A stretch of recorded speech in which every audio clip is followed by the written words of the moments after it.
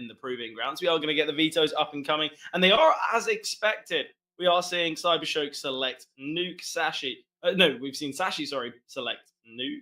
I assume, as it is CyberShoke's worst map. I'd hope it's not the other way around. CyberShoke picked Mirage, and then the decider being Ancient.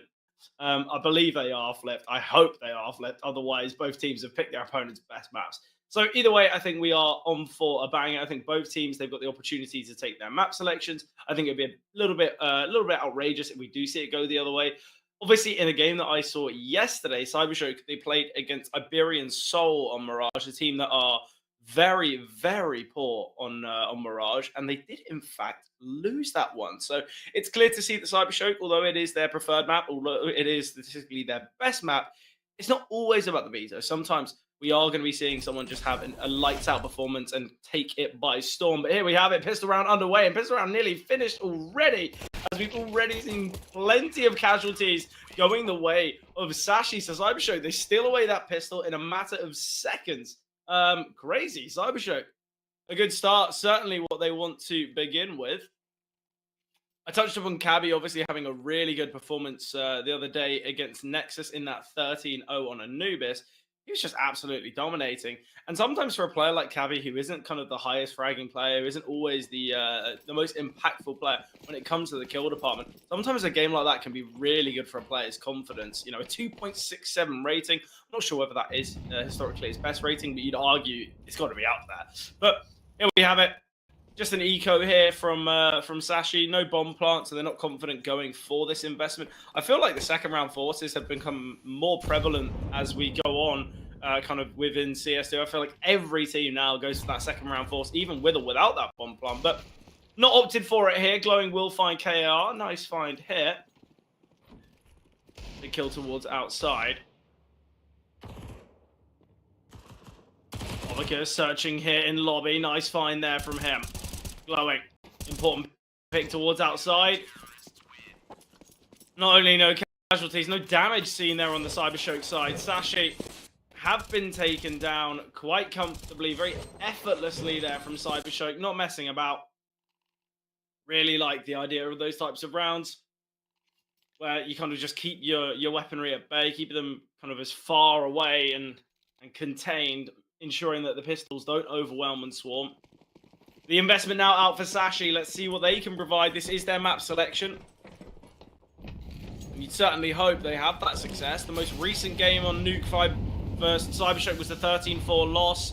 The most recent game for Sashi was a 13-2 victory. Just goes to show the real difference between these two teams on this map. But CyberShoke are already halfway to matching their performance against Iberian Soul the other day. They've got themselves 2 rounds already. And I think for CyberShoke, for a map that they have looked really poor on, for a map they win kind of maybe once a week, once a month kind of thing, I think getting the early pistol round, trying to gain some confidence is always going to be so vital.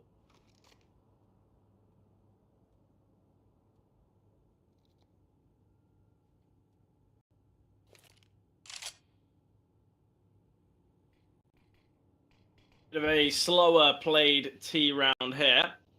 Just going to be creeping their way towards A. Blixie is playing towards top heart. He's in a good position here. I hate the fact there's only one defuse kit here for CyberShoke, because plenty of players could have invested in one. And actually, Blixie's position towards top heart, if he gets taken down here, this means the kit's going to be in a difficult place to retrieve. Obviously, quite a finite thing, but Blixie doubles down. Great finds with the MP9. And obviously, this is a bit of a bonus round. Cabby, an important find onto Glowing. That is the premium rifle taken down. Zyphon rotating in through main, but Notaneki's flank is excellent.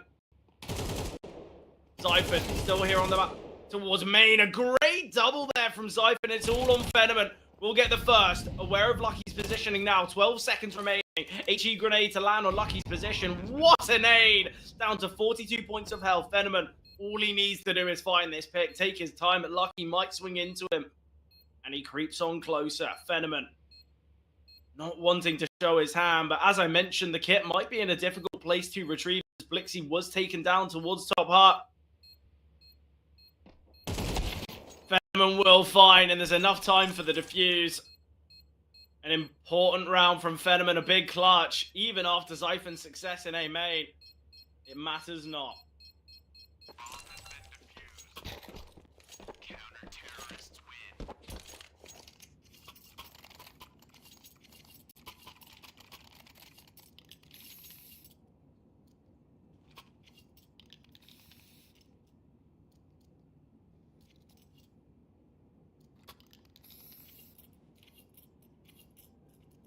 3 in a row though. CyberShoke with a strong start. And this is definitely how they want to begin things here. I think for a team that have really struggled on a map like Nuke, trying to silence Sashi early on. Obviously, there's certainly the idea that there could be this 2-0 on the cards. We understand the difficulties that both teams will face on their opponent's map picks, but possibilities are here.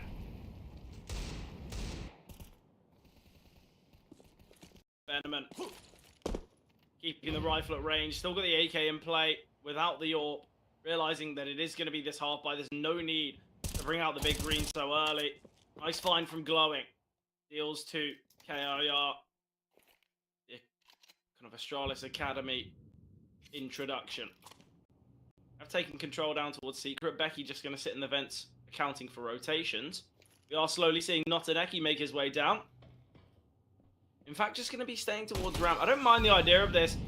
It's going to be an investment from Sashi in the next anyway. The loss bonus is so high. You might as well just play this as a kind of a systematic retake. There is no need to rush this. Notaneki does have a Molotov. Great HE grenade onto Zyphon. Molly to land as well. Going to force Zyphon out, but he will in fact peek into the flames. I don't mind the idea of that, trying to keep his opponents guessing, but it's a 5-on-3, and that's the rifle falling. It's Tech 9's remaining. Becky's been spotted as well. Notaneki needing to deal with it. Lovica slowly down the vent, and Cabby missed shots there.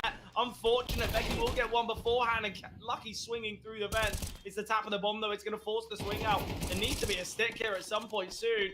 Lucky just needs to take his time. It's the 4-10-second defuse. Lucky has been forced back. We will see the defuse come through, but it could have got really awkward there.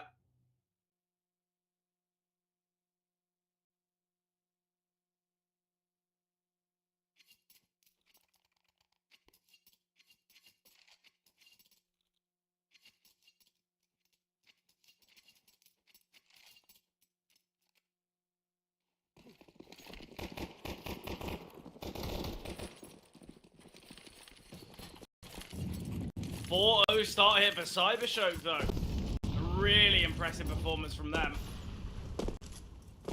Definitely what we need to be seeing if there's any upset potential. Obviously, I think both these teams have got a decent chance to qualify for the playoffs. I think when you look at both these teams on paper, we're seeing kind of strong performances from them. Obviously, though, the loser going to that 2-2 record. And actually, look at some of the teams there. You've got your Paravisions, you've got your ECLOT, obviously Ashram as well. Guns and Nexus. These are teams that definitely could have an argument to kind of upset in that 2-2 record. Nice find from Blixie though. Lucky searching here towards main. Cabby will find as well. Lovicus here towards Rafters. A great double from Lovicus. Cabby taken down as well. Man advantage now. Lovicus going to be searching. KIR here towards main. Needs the find. Does deal to Notaneki. 2-on-2, but KR is so low. No utility to deal with him as of yet. No damaging util, but the bomb is still dropped, and Fenneman having a slight look towards outside, wondering whether KR is going to take that risk. Becky, though, a lot of pressure for Becky. His teammate's low, and ooh, Fenneman, that's a big risk there. Shows his hand ever so slight. Molly drops. Fenneman peeking out into it, and will find KIR. 23 seconds on the clock. 1 versus 2 for Becky. A near impossible task. Although he isolates the first fight for Lovicus, we would have seen the swing from Fenneman. 5-0 start for CyberShoke. What a performance from them. Certainly what you want to be seeing early doors, because it gives Sashi so much to think about. I guess the important thing for Sashi is they are on the T side here. This is the unfavored side of Nuke. And from what the past has shown us from CyberShoke, they really struggle on the T side of Nuke. But again, I mentioned that a lot of the time, the map vetoes, they do come into account. They do come into effect. But if you have 1 player, 2 players stepping up massively in the way that Blixie and kind of Glowing are, and we're not seeing it on the side of Sashi. That's where we can see kind of quite a one-sided scoreline, and we can see the teams that maybe unfavored on a map pull through. Because yes, we get it, CyberShoke, they're not the best on Nuke. It is statistically their worst map, but within the same vein, they are well versed on this map. They played plenty of it. This is their 29th map of it in the last couple months. Okay, yeah, they got an 18% win rate, but they still know the map. They still know what they want to accomplish. They just struggle to do it. Yet in a game like this, it's looking far better for them. And I think it's because the individuals are hitting so heavy here. Zyphon tasked with heading towards outside. Zyphon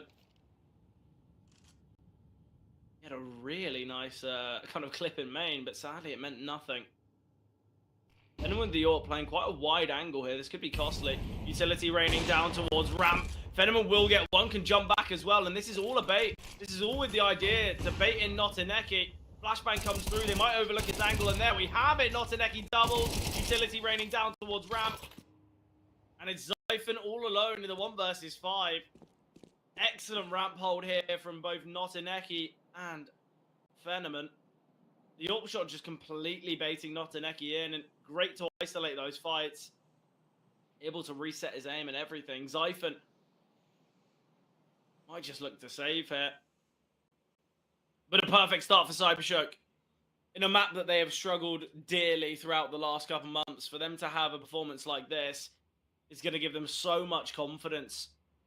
And look, there's still the opportunity for Sashi. We're not saying this game's already done, but if we can see 8 rounds in a row for CyberShoke without Sashi posting one, that's when we begin the conversation of, look, maybe we're seeing the idea of CyberShoke taking Nuke.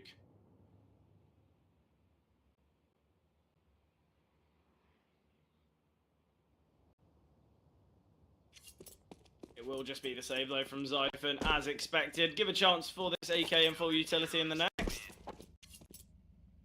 Lucky has enough to invest, but obviously he saved a little bit more to bring out the AWP in the next. But it will be the investment here. Lucky's got an AK. We can see maybe Galil's or Mac 10s on the rest.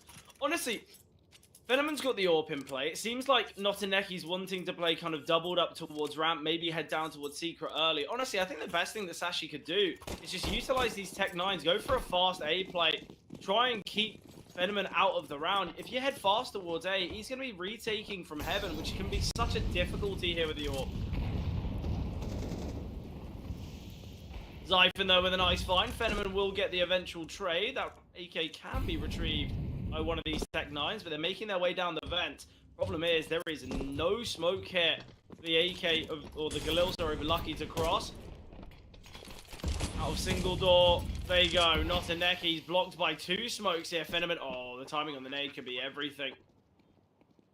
Lucky's got all this information. Lucky will strike. He can find one. Lovicus needs to get this trade. It's a 2 versus 3 against Tech 9 down towards the B bomb site. Lucky will find again, though. Great double here from Lucky, and now Phenomen and Notineki forced to save. It's not the most clinical of rounds from Sashi, but their game plan is to hit fast towards B. They've achieved that goal. And now for Notineki, all about saving. Lucky is in the back lines, but Notineki, he should be safe. Lucky can't go searching, can't go hunting, because the bomb will take him down. The AWP can be saved from Notineki.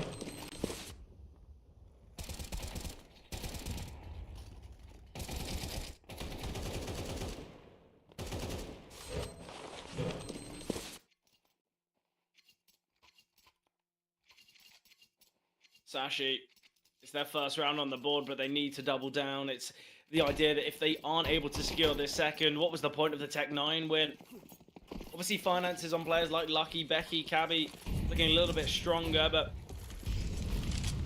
finances are the least important thing for Sashi right now. They are trailing by 5. This is their map selection. We've spoken about how CyberShoke really struggle here on Nuke. Not just on the T side, that's the CT side as well. Becky taking a lot of damage through the flames there. The rest of Sashi to make their way outside. And with no one playing from heaven, they are safe currently. A rotation down towards the lower side has been seen from Blixie, maneuvered down the vents. But Blixie doesn't really have the best of utility here to block or defend. No smoke, no Molotov, no HE grenade to even chip away or force them back. Just got a flashbang. This angle can always go overlooked. But Blixie isn't playing kind of on the right-hand side. Oh, no one holding. KR will find glowing, but Blixie with a speedy reposition. He's maneuvered now towards the top site. It's a great angle to be seen. And this is where Sashi, yes, they've got control down towards Secret, but where do you head? Seemingly it's going to be up towards A. 2 to make their way up the vents. Lovicus, if he can find Becky.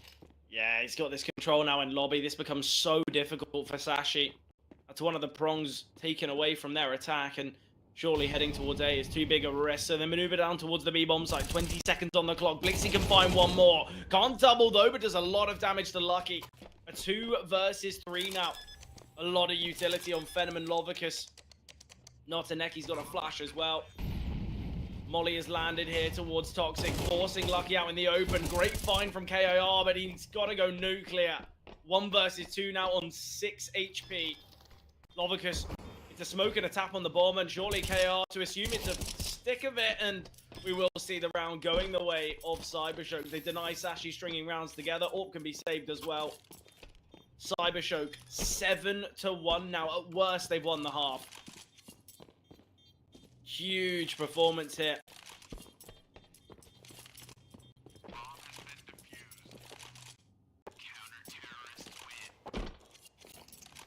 And this is getting scarier now for Sashi. I think they come into this map and assume, well, look, this is CyberShoke's worst, this is our best, we'll take this one, and then we've got a chance on Mirage, and if it doesn't come through, at least we've got Ancient to fall back on.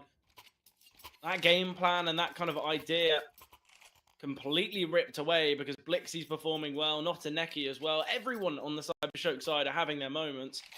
Glowing's gone a little bit silent in the last couple rounds. He's been sat on 6 kills for quite some time, but the scoreline's 7-1. Who cares about the kills? It's all about that team performance, and right now, CyberShoke are looking the better team. Becky's really struggling, 1-7.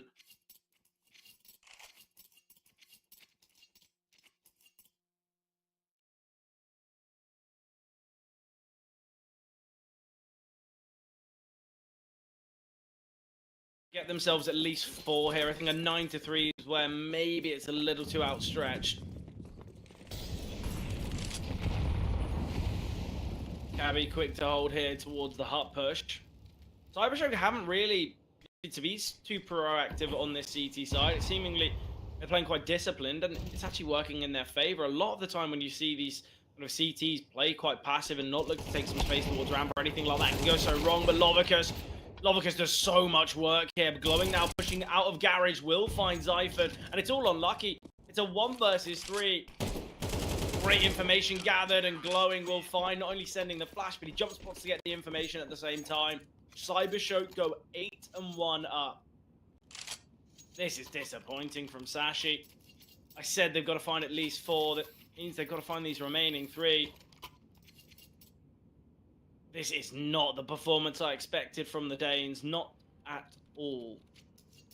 Obviously, CyberShoke, this is a far better performance to what we're used to seeing from them on Nuke. They really struggle on this map, but sometimes when you have kind of a game that holds so much weight and you know that Nuke is going to feature in the vetoes, to have a big performance can be so beneficial. Great from Becky here. He gets a triple kill, obviously one of which being his teammates, but a speedy play through A. This is what I've been begging for from Sashi. They've been quite disciplined and systematic with their approach to this T side, and it hasn't worked out too well. So, look, let's change up the pace, head fast out towards A, and it's panned out perfectly. There's no smoke here for Notaneki, so it's not as though we're going to be seeing any... Ooh, great information gathered there from Cabby. Nade will land on his position. Same to be said here from Notaneki. The molly to force him out. KIR, he is in the flank with a Mac 10 in hand, and will be able to find Notaneki, no issues. Still going to be an investment. There's some slight limitations here for Blixie and Lovicus. They've won 8 out of the last 9 rounds, and they lose 1, and they're not even with perfect weaponry.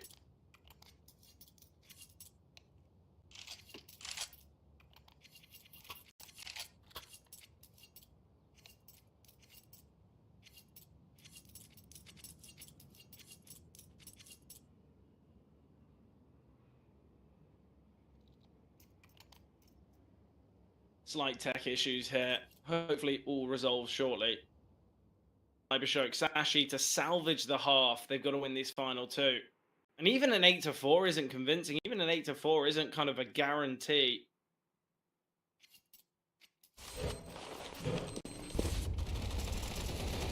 There's these entries here though from Becky.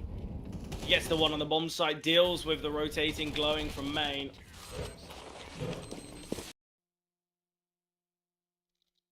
A great performance here. The fact that Sashi's rounds have come in isolation have just made things so tough regarding finances and everything like that.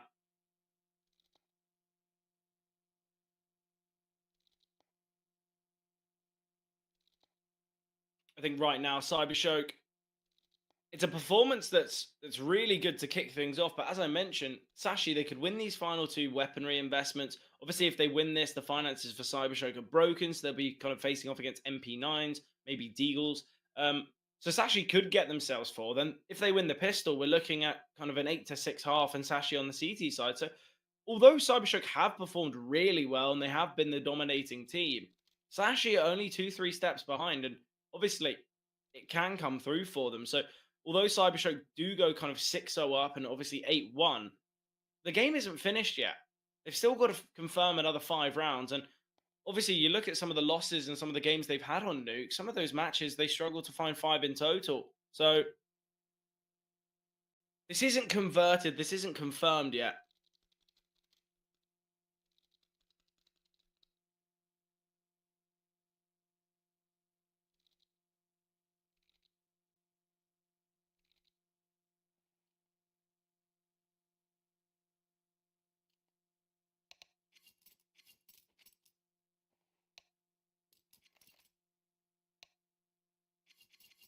I'm now taking though back into the action.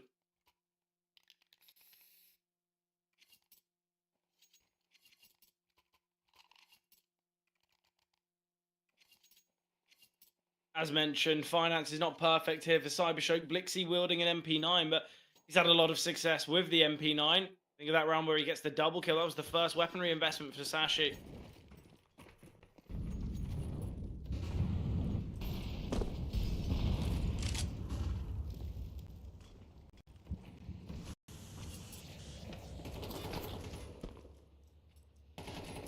See, a little bit of damage taken there through the smoke. Zyphon searching here towards outside.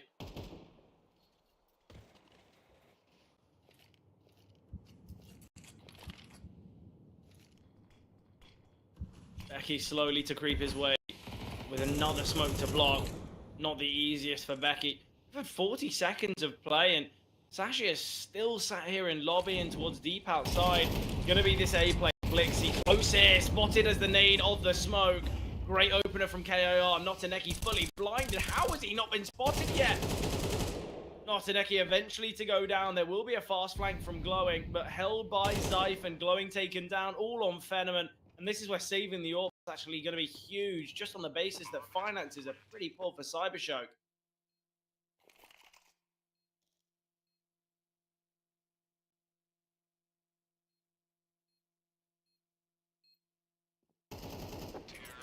Not Fenneman will be found by Zyphon.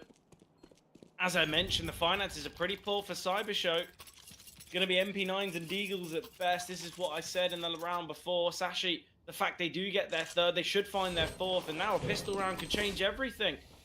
Obviously, this is all hypothetical. It's all conditioned on, I guess, everything falling quite nicely into place. But the entries there towards A are excellent. When we see Blixie go down because of the nade of the smoke, that's where we're saying, well, that's the first A defender falling. Notaneki's fully blinded, although he's unaccounted for at moments. He can get one more, but the entries are just too good. Fast approach down towards Secret. I love this play. We have already seen a rotation come through from both Fenneman, Blixie, and I want to say Notaneki. Blixie just jiggling here. The problem with jiggling in this position with the nade is you're going to get the information, but to throw the nade, a near impossibility. Blixie re-aggressing. Zyphon in a great position here. Not the best of sprays from Zyphon. Jumping across. Fenneman can only find the 1, though. They go 1 for 3 in that engagement. And that should give Sashi their ticket to a 4th.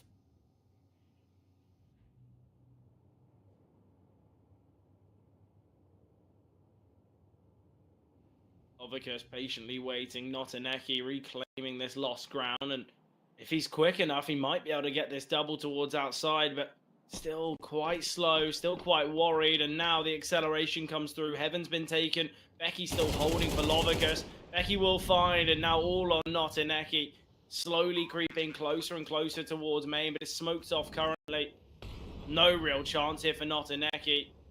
Not only is he got to deal with the two close towards Vent, but KIR to offer as a quick rotation. Another smoke thrown. And we'll give indication there's a player towards top hut, but not Aneki. Surely to fall in a matter of moments. Cabby will find Sashi get 4. And now this is where you've got to say the success of CyberShoke has slowed up a little. It's given Sashi that slight look back in.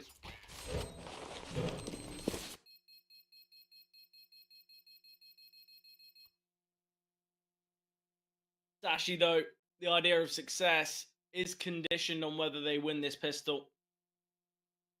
Without it, that's where we're seeing CyberShoke find 9, should be an expected 10th, unless if Sashi opt for the Force. And look, if they opt for the Force, things could go even further out of control. It could be 11-4 for CyberShoke. So I think right now, Sashi, they've got themselves kind of the building blocks of a Nuke victory, but they need much more than just a foundation. A speedy approach here towards ramp. Cabby isolated here.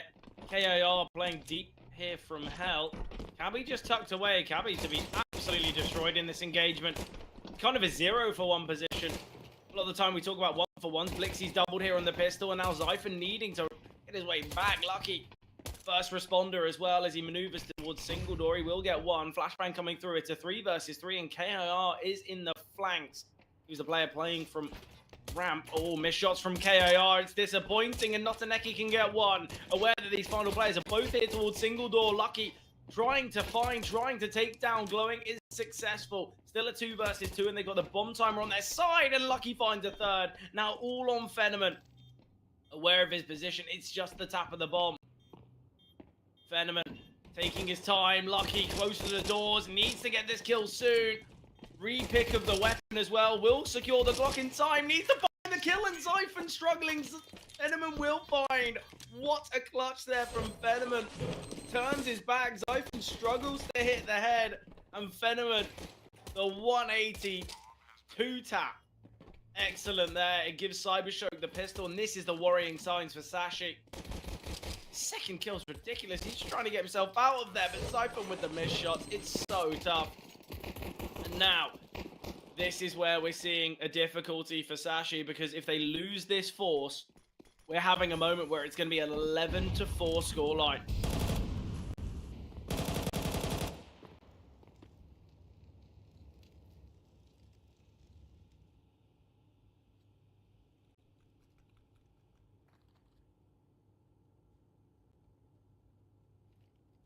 Double ramp setup. Zyphon playing here towards Garage, and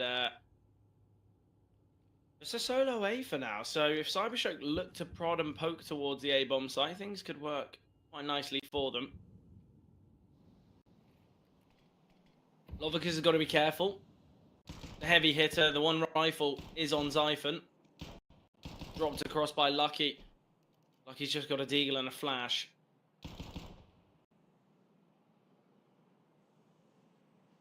Lovicus will just disengage, though. I don't mind the idea of this. Becky, KIR, the defenders of the A-bomb site. KIR has been spotted. Becky's dropped down. Oh, this is going to be devastating. The CT's really to struggle here. I don't really know what they're going to do. Utility dropped as well towards Heaven. This force buy looks completely disjointed and unmanaged here. Lucky will connect. He's 18 points of health. In the hope of saving a rifle, it becomes an impossibility, surely, to go down. I don't give Lucky much chance in this one. Blixie can find him. CyberShoke will get themselves 10. Now it goes to 11. Surely an eco from Sashi. CyberShoke just need 2 of the remaining rounds. They'll have so many opportunities. What a performance, though, from CyberShoke.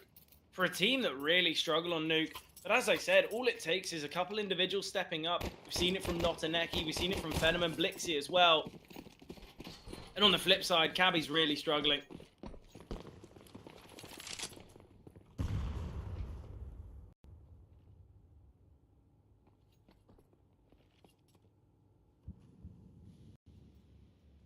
Becky going towards top part here with just the USP. We do have a couple Deagles in play. In fact, we've got 4.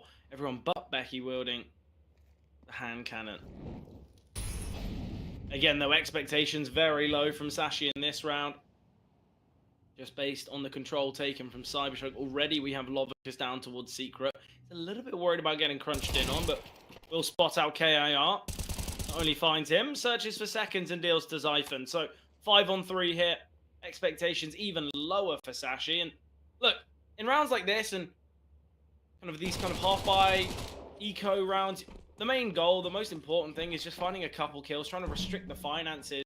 2,800 has been invested here from Sashi, obviously with those 4 Deagles, and they haven't really found anything from it. Glowing drops down the vents, accompanied by the HE grenade in the attempt to find there, but both these kills will be collected nicely from Phenomen, or at least you'd expect so. And we do see that very limited damage taken in total. I think Glowing, the only bit of damage that CyberShoke took was in fact from his own HE grenade. So a fair few missed shots. 11-4 now. Things get really difficult for Sashi. And look, I said it kind of in the veto stage. There was a bit of a mess up with the graphics. You know, the teams were flipped, and it said that CyberShoke were the team that picked Nuke, and I was kind of, you know, I knew there was an issue there, but maybe not. Maybe CyberShoke did pick Nuke. Look at the difference. Look at the outcome here. I don't think anyone expected it to be this scoreline, and Sashi are really struggling. Look, sometimes it's how it goes. You know, Sashi, first series of the day for them, early morning match. This is where maybe players just not fully awake, not fully ready for this game, because you're looking at Cabby, 4-12. Obviously, we know that Cabby's not the highest fragging player, but he's just put up his best ever performance in that game against Nexus on Anubis.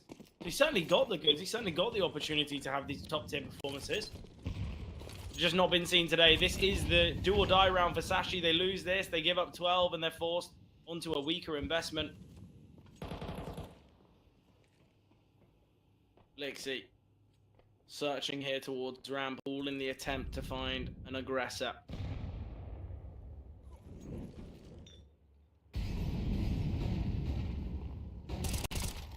Great find from Cabby. Lovely double and lucky there as a contingency plan.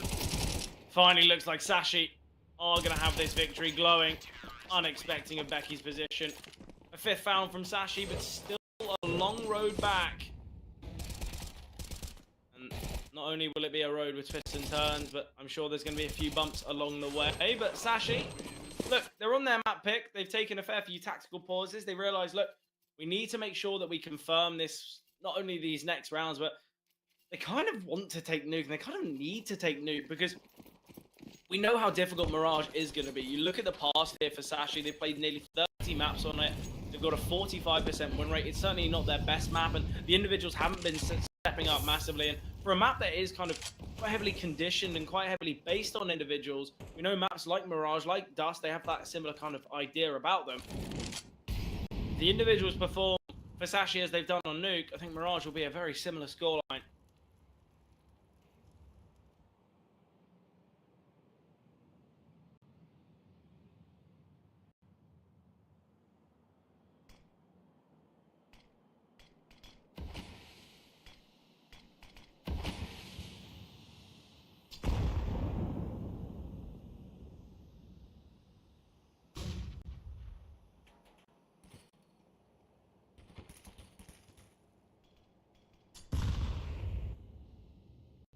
Lovicus slowly makes his way down towards Secret. We have already seen a rotation down from KIR. He's in a similar position. He's dropped this smoke. It's going to fade very shortly. He has got an HE grenade. It's going to be a play down from ramp, though. This opening kill holds so much weight because there's minimal time and there's not the speediest of rotations. They've taken ramp now. We have already seen Cabby falling off, but there's no defensive utility. There's 25 seconds on the clock now. Blixie try and be the tip of the spear. Will get taken down. Phenomen can find Cabby, an important pick. Cabby still alive for now, but Lovicus speedily making his way down. Lovicus can take him down. 3-on-3 now. 11 seconds on the clock. Becky could close out this round entirely. All they need to do, Becky, if he can find the bomb planter, it is round over. Doesn't go for the swing though. Becky not confident enough. He will get the first. Lucky rotating in. It's all on Fenneman. Shotgun AWPing now. It's Fenneman and he will get his second. 12th now found for CyberShoke. 7 opportunities to close out their opponent's map pick. But of course it's Fenneman when he's required in the clutch. That's when he steps up. 18 and 6. A ridiculous performance from Fenneman. That's the reason I highlighted him in the pre-show. He is such a talent, such an incredible AWPer. And he gives this team so much stability, so much confidence, because Fenneman, he can be in a 1v5. There's still that chance. There's still that opportunity. And obviously, Fenneman's still so young. He's 20 years old. It's such an exciting AWPer to see. But now we need 7 in a row from Sashi if they want to try and close this one out. There's weaknesses in the util department. This could go so wrong, but timing looks good. KIR will find one. And then just backs away. I think it's the right approach. There was many players close towards Hut there. Sashi were expecting a bit more of a brutality and a bit more of a fight here towards Hut, but it wasn't seen. KIR and Lucky to rotate down towards Secret.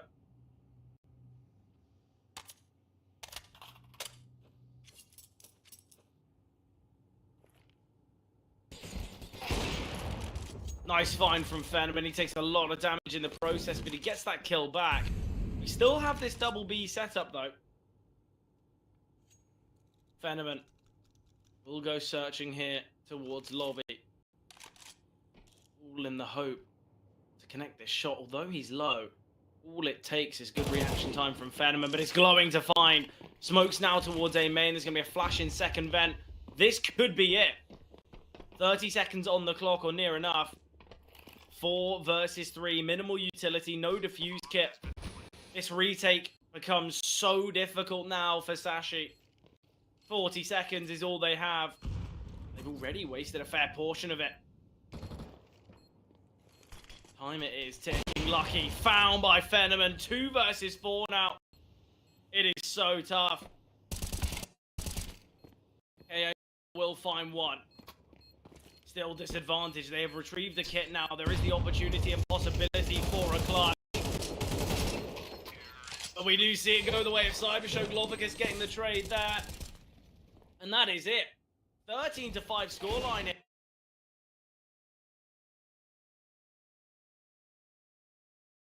Excellent from CyberShoke. This is their opponent's map pick, may I remind people at home. And now CyberShoke, they can have a lot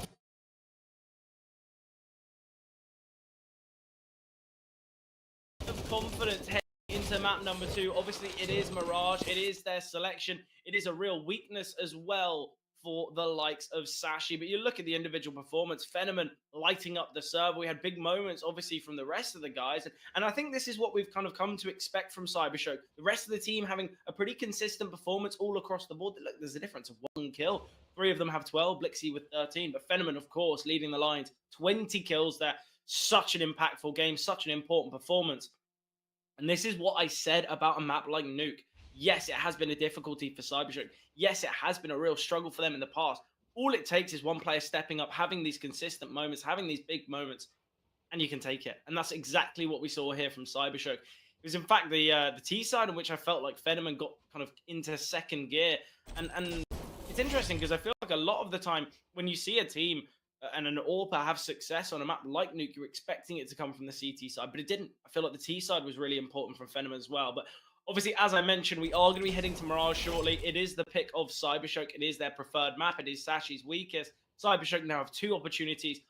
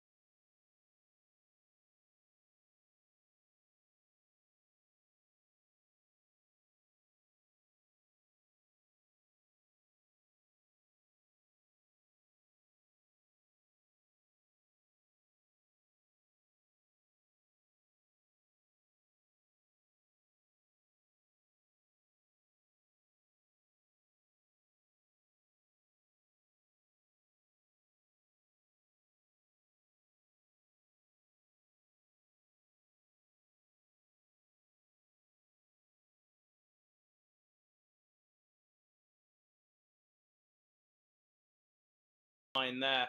Zyphon actually had a really tough CT side, 1 and 5. But look, not the easiest of games for Sashi on map number 1. Whether they can take it in the second is the question, and that's something we'll have the answer to in a short while. When it comes to opening kills throughout Nuke, there was obviously 18 rounds. 10 of those rounds, opening kills were found by CyberShoke. So it's not as though Sashi didn't have advantages in moments. They just somewhat squandered them. But it's a fast play from CyberShoke here towards A. Great find from Blix. He deals with Cabby. Not Taneki finding Lucky through the smoke. Bit of a fortunate kill, but it's a 5-on-3 already. Pistol round pretty much open and shut as there's no defuse kit in play. HE grenade landing onto Lovicus. The Julie struggling. Oh, KIR, he's in a 1 versus 5 within a matter of moments. Rounds have been going for about 20 seconds or so, and KIR has fallen. No casualties on the side of CyberShoke, and they continue their strength from map 1 here to map 2.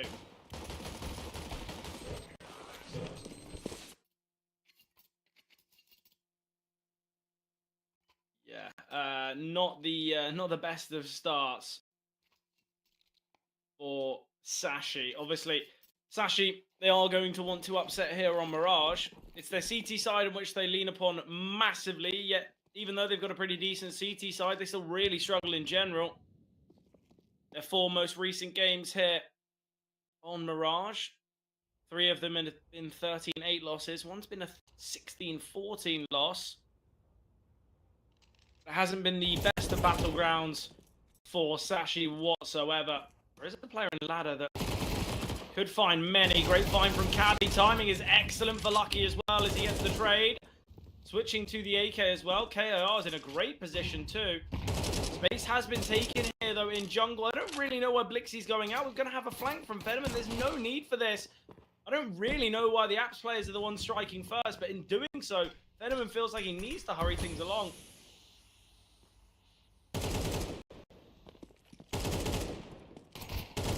Venom with just a Mac 10. This is spiraled massively out of control for CyberShoke. A great force here from Sashi, and Zyphon will find his second of the round. It's that ladder setup that's just so impressive. Cabby gets 1, then Lucky can swing for the trade. He can get himself an AK. We have seen this matchup plenty of times, CyberShoke against Sashi. When it comes to series victories, CyberShoke are 3-1 in the last couple months. Every time Mirage has featured, Sashi have lost it. But today could be a different day. We could see Sashi upset here on Mirage, and they've started things off nicely. Glowing does have the hero AK, the rest on Deagles and Tech 9s, but the Tech 9s could find. Lovicus will get the trade onto Cabby. That is a weapon that can be retrieved now, and it seemed like Zyphon wanted to get aggressive in middle, but thinks twice about it. Not Taneki, still residing in Palace, waiting for kind of an over-aggressive Becky. Could open things up here towards the A-bomb site.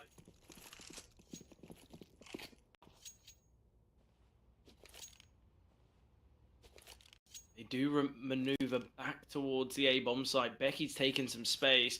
The rotations are going to be so slow here. Glowing, if he finds this kill, if there's no casualties towards ramp, this round becomes so difficult, but there it is. Glowing will find. We will see Zyphon be able to rotate towards CT in time, but weaponry's been switched across. Now it's Lovicus wielding. Glowing with the Deagle. No smoke towards CT. There's going to be a flashbang over the top. Zyphon needs to find plenty. There's no trade potential there for Lovicus whatsoever. That's the AK falling. Notaneki will get 1 from Palace. Close by is Glowing, but he's found by Lucky, and Lucky continues. And it seems like Lucky will. He finds 3 there on the retake. I don't really know what Lovicus is doing there. He's the hero AK, and he's the one that goes searching first. Such an unnecessary fight there for Lovicus.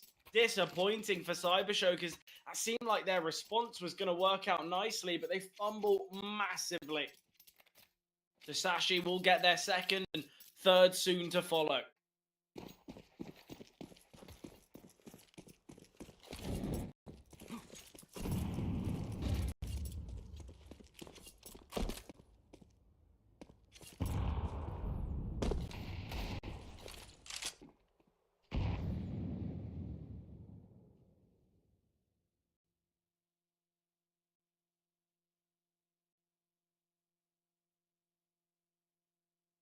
Is just the Deagle here alongside a fair few Glocks. It's going to be a play here through B. I don't mind the idea of this. I think it's the only chance of having any form of success. Just a waterfall out of apps. KR is playing a nice angle, but oh, KR, oh, what a struggle. He's got an AK in play and he puffs his lines massively. AK has been retrieved from Fenneman. Now Fenneman goes searching a great angle. This is a 5-on-3. Look, I know they're unarmored. I know they're just pistols, but there's still a chance. There's still a world. But we're allowing the Glocks to go first. We really need to see Fenneman look to strike. Lovicus in the backlines can find one. Able to cross to retrieve a rifle. Now he's got a Molotov, but there is a smoke that can land on the bomb. Oh, they've opted to smoke here. The fuse is being stuck. Lucky will just win this round, though. And we see the round go the way of Sashi. A few casualties in play. I don't really know why Fenneman goes so passive there. The pistols are never going to win those fights uninterrupted. You need to see the AK looking to play a little bit more in the forefront. Or you need to see the Glocks just play passively and they play down the time. But CyberShoke, they give those opportunities, they give those fights back to Sashi, and we do see the rifles victorious. Lucky's having a really good start. He's 6-1. Zyphon as well, having a good performance. I said the big issue from Sashi was the fact they weren't hitting heavy. They weren't performing well on map number 1. But look, players are stepping up. This is where CyberShoke, there's still a game to be had. There's still an opportunity for Sashi.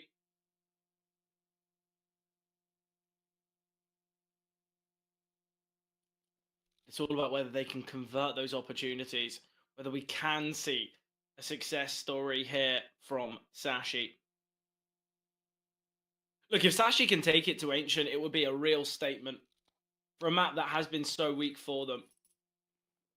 Obviously, Sashi's Ancient isn't perfect either. Their Mirage is a little bit better than their Ancient. I guess this is a better chance for Sashi to find a map, but obviously, it goes in tandem with this being by far CyberShoke's best map, not only regarding sample size, but win rate as well. Anubis could have featured too. I think that's a map that has been quite successful as well.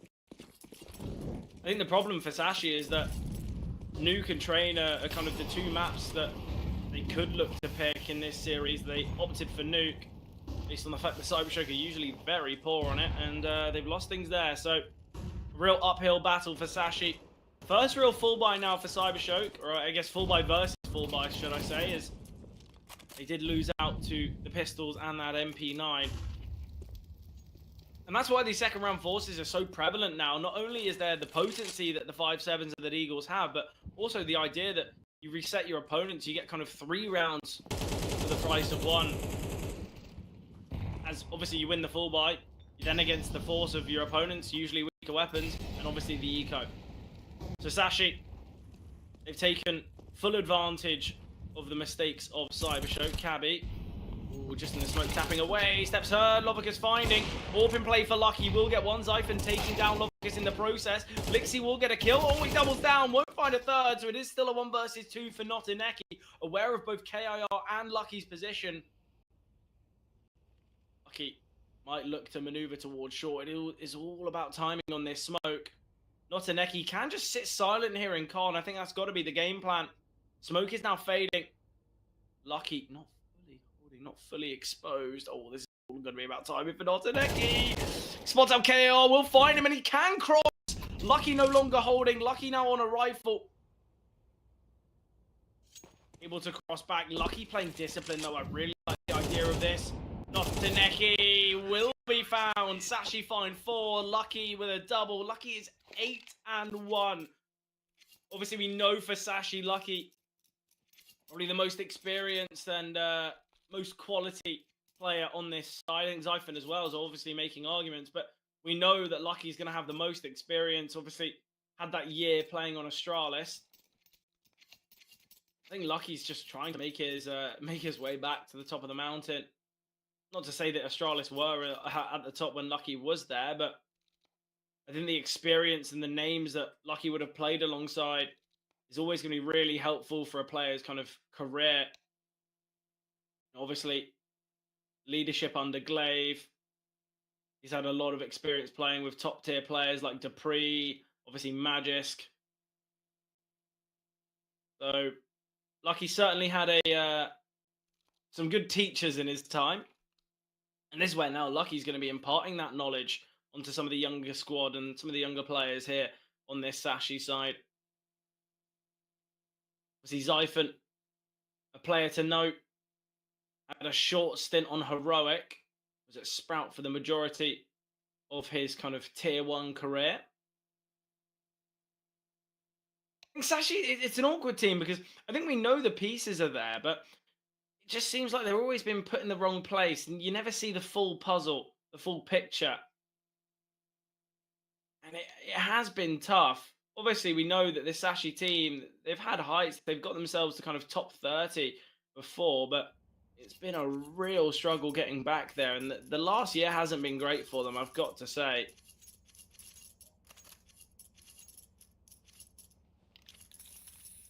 Technical issues over round beginning, and DK on Lovicus. CyberShoke to fall on Mirage in back-to-back series. It could be devastating for them. Obviously, as I mentioned, their most recent game against Iberian Soul, they lost 13-6 on this map. So just to show that CyberShoke certainly are human when it comes to this map, when it comes to this game. Into the smoke here, gonna spot plenty of the T's out in the open, and Blixie searching for kills here. Will eventually be confirmed by Noctaneki, and the idea of taking CT is so important, but the bomb is yet to go down. Finally to be planted now. Disadvantage here in this post-plant are CyberShoke.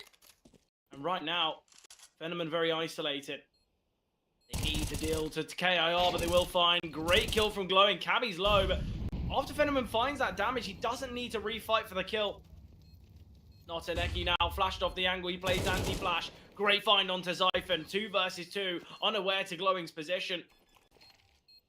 Not the full stick of the bomb, but it is the spam through, and Noctaneki will find Cabby because of it. Lucky still patiently waiting, but with those shots coming through, realizing he's off the bomb, but it's a full stick. It's an attempt to defuse in the smoke, and Lucky will be able to get it. What is going on? They both have rifles, they're too scared to reload, and Lucky gets the first and the second. What a disgusting round from Lucky. Not only finds the defuse in the smoke, but gets the double in the end to take all the weaponry away. Devastating for CyberShoke.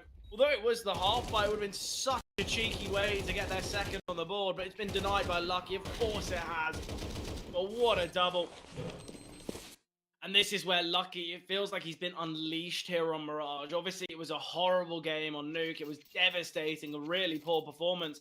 And now, this is where all we're going to see from Lucky is this level of confidence, this level of threat that I think we have come to know and love. And I think a lot of the time when a team lose their map pick, when things look so dire, they look so down in the dumps, usually it will be because of their teammates, because of the individuals to try and dig themselves out. And look, Lucky, he is ready in this one. 10-1, a ridiculous performance from Lucky.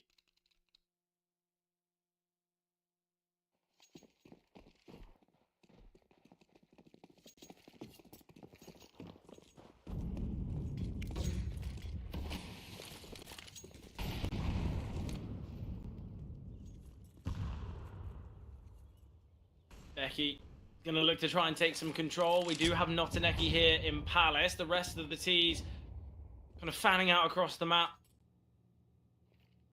I believe that's Blixie holding towards Apps. We've got Lovicus creeping through under, Glowing already out middle, and Phenomen waiting patiently. Phenomen does have the AWP in hand now. So, look, this is where we could say there's going to be a difference. There's going to be a change because Phenomen was incredible with the big green here on Nuke.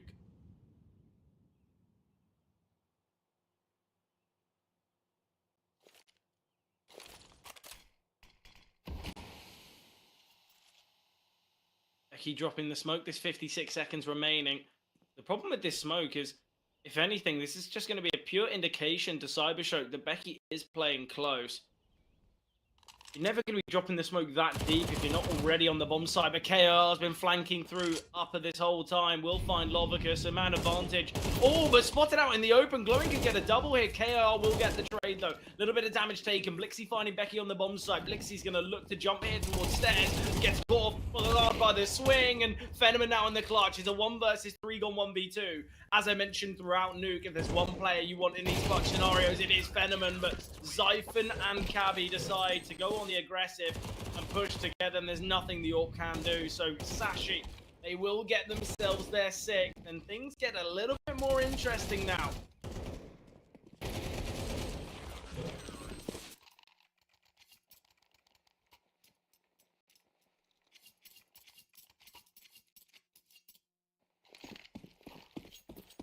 6-1.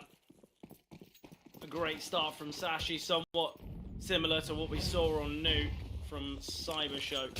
Again, it's this half bite with the hero AK, not a Neki, the one wielding in this one. The airstrike of nades landing in window, but no one residing. Cabby waiting and patient on his spray. We'll get one, doubles down. Oh, why are we overlooking short here, CyberShoke?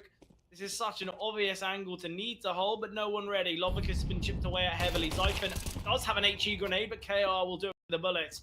Still disadvantaged, heavily glowing. He's at a 2 versus 4, but he's feeling like it's a 1v4. He's very much isolated, but glowing will get a second. Not a Neki firing as well, and it's Lucky.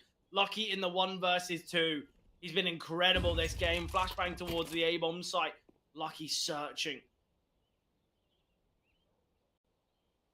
All going to be about timing here. Lucky not spotting the shoulder. I think he's seen now, but not a Neki. An incredible find. No AWP to be saved here. At least they might not be able to find it. It was a 5 versus 3. It was a 2 versus 4. Once Lovicus goes down towards jungle, that should cut the ties. It should cut the rotations. But glowing, it's this double here with the tech. Combined with not a Neki finding 2 on the bomb site. In CyberShoke, they will get their second.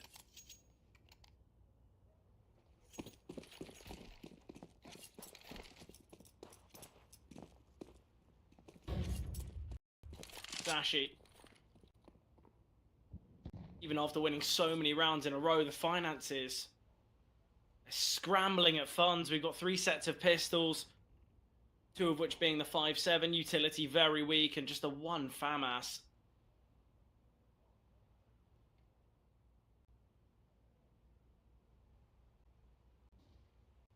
Not a Neki.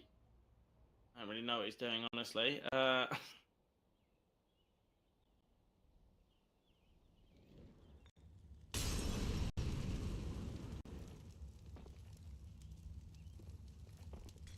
CyberShoke seemingly to head back to the old faithful of Mirage, just a set of A smokes. If in doubt, bring it out. I don't mind the idea of this, but we have got a bit of a gamble from Sashi. So CyberShoke, although they are going into the stack, they've got the preferred weapons, they've got the utility, and they've got the time to do it. It's not as though they're going to be rushing their way through the A-bomb site. And Molly and Sandwich going to force Cabby out into the open. A double from Cabby, but we will see not a Neki's Molly find. Blixie deals with Becky on the bomb site, and Lucky now tucked away. All on timing for Lucky. He can get the first and the second, and it's Phenomen in the clutch. He's still going to be keeping this AWP in hand. Can switch to the AK if he decides. Nice HE grenade, and it will be the AK in play now. Molly coming through. He's isolated, trying to find these picks, and the 5.7 will connect from KAR. A huge clutch for Sashi. Although they've won so many in a row, it's needed a clutch to bring this one back, but the double there is everything from not only Becky, but Lucky as well. Crazy shots with that dig, and sadly for Phenomen, he's just not quick enough to get that AK in hand and to hold the angle. So 7 now found from Sashi.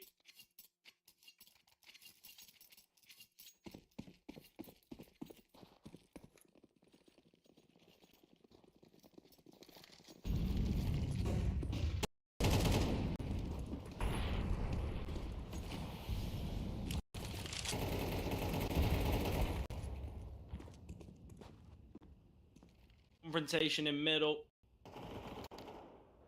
It does now lead to a CyberShoke advantage. Blixie's 1 HP with not a Neki finding. It's KR needing another clutch.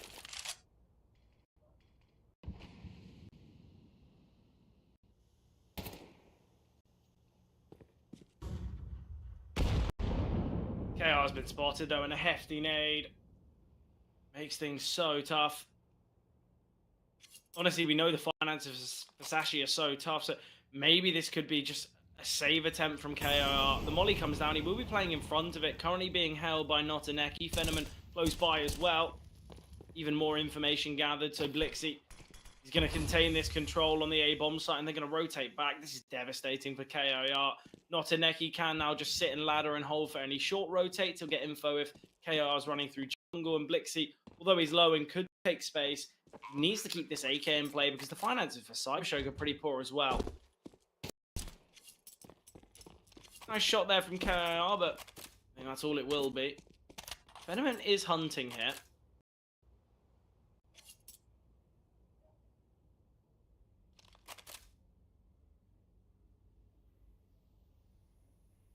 Third found though from CyberShoke of Obviously, in previous games that we have seen for Sashi, it's their T side that has really let them down. So although they have had a really good performance so far on their CT side, it is not all confirmed yet. You know, you look at their one of the most recent games against Passion UA, Sashi, they got 7 on their CT side. It was a 7-5 half. They ended up losing that game 13-8, only achieving 1 round there on their T side. So I think we have come to know that Sashi really struggled. Obviously, in another game against Passion UA, it was the same result. They got 7 rounds on the CT, but just 1 on the T side. So Sashi, although we're seeing them in the lead, although we're seeing them not only 4 rounds ahead, but confirming the half, I think we know that Sashi capitulate on their T side. And honestly, 7 might not be enough, which is crazy. And when I say not enough, I don't mean not enough to win it. I mean not enough with a chance. That's how poor their T side has been at times. AAR progressing through under. This is the full investment here from Sashi. Attempt to retrieve the AK. KAR will be successful for that. Fenneman, though, patiently waiting, tucked away, and it's just going to be the save here from Sashi. There's no benefit for going for this. They can cut off rotations, can cut ties, and with the finances being pretty poor here for CyberShoke, this could work out quite nicely here for Sashi. Obviously, it does give up a round, but at the same time, they weren't going to win it anyway. The take was too tough.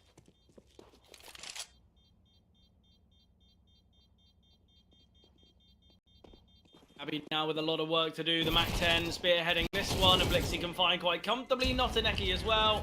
No casualties to the bomb. CyberShoke can survive, can keep these AKs into the next.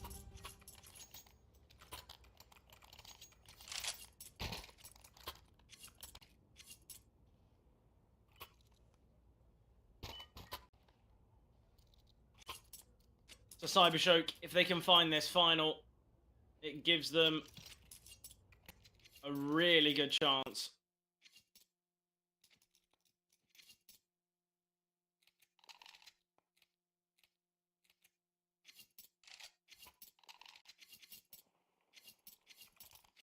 Sashi employing their first tactical pause of the map. And I think they realise it too. They've had games where they've got 7-5 halves in the past, 8 rounds on the CT side, and they've still lost. So this is where Sashi really need to secure this. But you're looking at the weaponry, you're looking at the utility, very limited. Yes, Zyphon's got an AK, but Lucky slowed up a bit. He was, what, 10-1? He's now 12-6.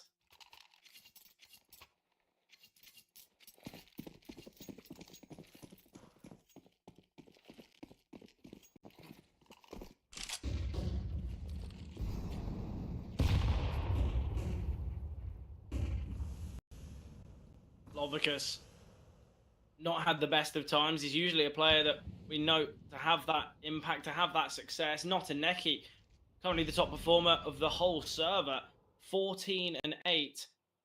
Even after Lucky's successes, still being surpassed by one of the CyberShoke players. The Molotov, Becky's going to be forced within. The smoke, in fact, dropped here by his teammate.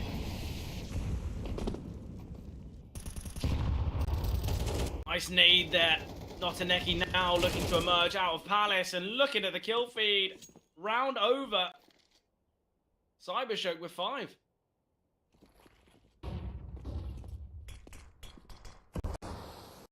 Ridiculous scoreline from what it once was.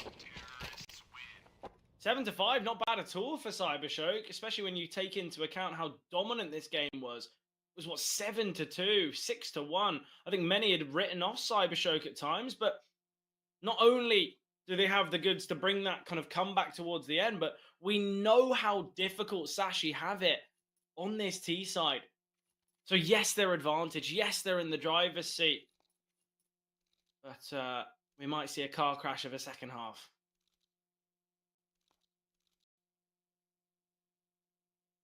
CyberShoke now on their favoured. This is where things get really interesting because Sashi, if we see their T side of recent, this is where it can look so tough for them.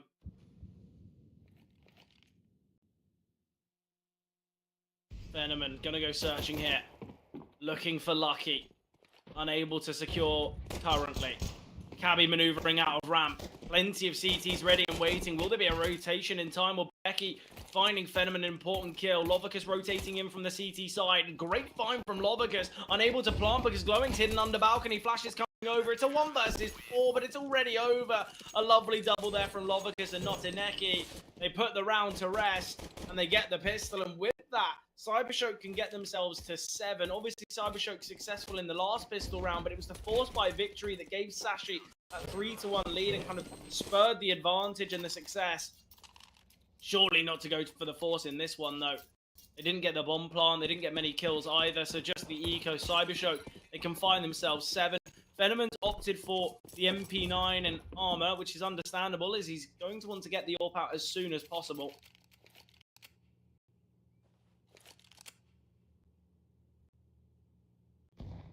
It is going to be this waterfall out of Palace. Notineki's got that information. We'll go 1 for 1. He can get 2, in fact. Excellent from Notineki. But the bomb plant, look, if that's the main goal from Sashi, that's all that really matters. KAR, all that remains. He's currently in T-spawn. Unfortunate. But that's now 7 found. Fenomen with that double kill as well. He's made so much money. He could drop this MP9 across. We'll retrieve the rifle as well. There's going to be an AWP in play for Fenomen. Same can't be said for Lucky, though. CyberShoke. This is where not only they can take the lead, but kind of reclaim control of this game. Especially after that 6-1 scoreline. 6-1. It's now 7-7. Sashi. All of them flat. You can pinpoint the success of Sashi. Lucky was 10-1. He's now 12-9. A devastating performance for Lucky. It's fallen off massively, and look, CyberShoke have taken full advantage of that.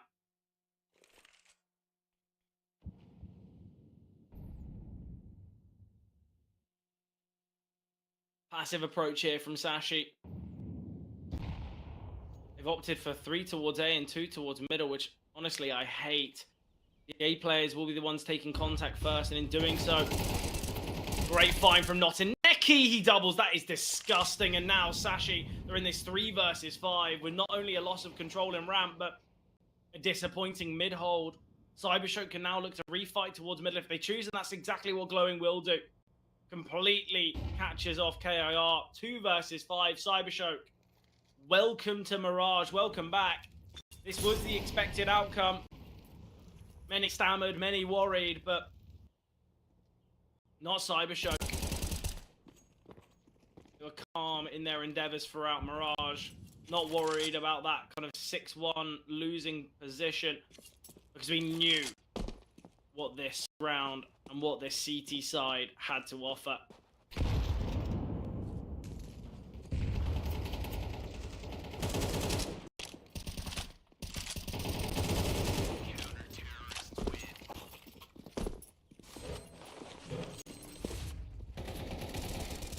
Great finds from Notineki here. Absolutely excellent towards ramp, and that just confirms the round. Second tac pause called from Sashi, and you know why. Things are not going to plan here on Mirage.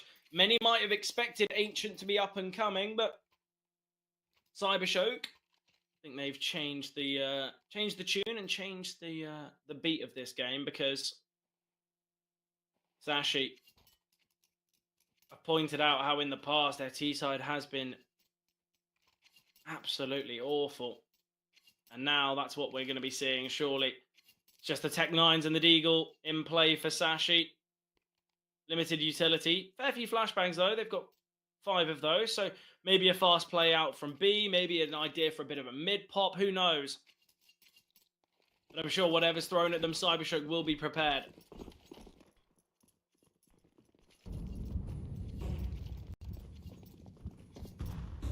And it is going to be that fast B pop, as expected. KAR can send 2 flashes out the window. We can see 3 coming over the top. Blixie dealing a little bit of damage early to KAR. It is going to be this fast play out of B. Blixie Great decision making here to play towards bench. The T is trying to swarm onto the bomb site. Lovicus now holding. A bomb plant is the goal, but Lovicus denies that. Lovicus so worried about short, and understandably, he's very isolated here. We still have Fenneman posted with the AWP. Mind the idea of this peek from Becky, but Fenneman prepared for it. And the molly on the bomb site will deny any chance of the plant. Glowing confined there with the rifle.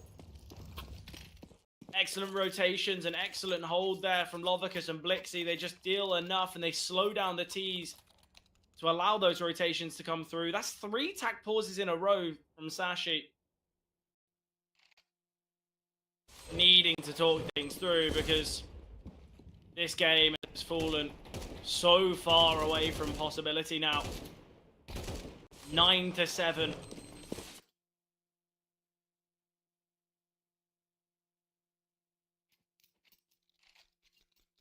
Real difficulty now for Sashi, but look, it's their own doing. They had that excellent start. It was 6-1, yet they just don't capitalize off the back of it. They just overlook CyberShoke's success. But again, you're looking at Becky, 5-14. He's having a tough game.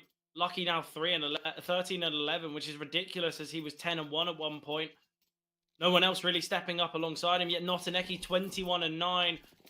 Again, this CyberShoke roster, time and time again, we'll see it where one player lights up the server, has an absolute worldie of a game, and then the rest of the team are just doing what they need. This is kind of the CyberShoke way. Someone just steps up, someone having a bit of a life game, and everyone else just having impact when needed. Glowing close to the smoke here. Zyphon, will he realize he's trying to go forward, trying to go through, but look, Glowing will get one. Great trade from Notaneki. Trades have seen in middle, but it will go the way of CyberShoke. So a 3 versus 2 in favor of the CTs.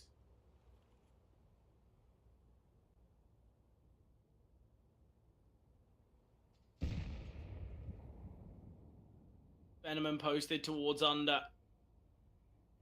Lucky and Becky to go shoulder to shoulder in top middle. A great setup here in con though. Notaneki. Oh, Notaneki's going to go searching. This could go really wrong, I've got to say. Fenneman, is he going to spot them? But Fenneman will get one. Becky needs to double down here. Will get the first and the second. He puts Blixie in the clutch. Becky, a huge round this could be. He needs the 4K. Questioning as to where Blixie resides. And Blixie going loud here. I think he's heard the steps of Becky. Realizing he's maneuvered towards default. Becky, great off angle here. But he's heard he's been dropped off. And Blixie confined. Double digits now acquired from CyberShoke. Only 3 more needed for them to close out the series and make that progression to the playoffs. What a flick there from Fenneman.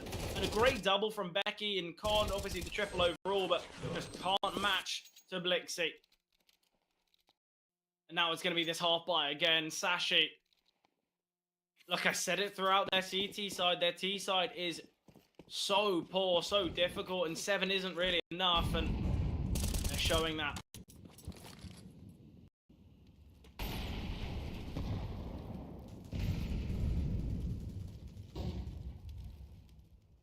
Disciplined here are Sashi, awaiting unnecessary aggression, but we are seeing a bit more discipline from CyberShoke in this one with the knowledge that it is just this half by Zyphon.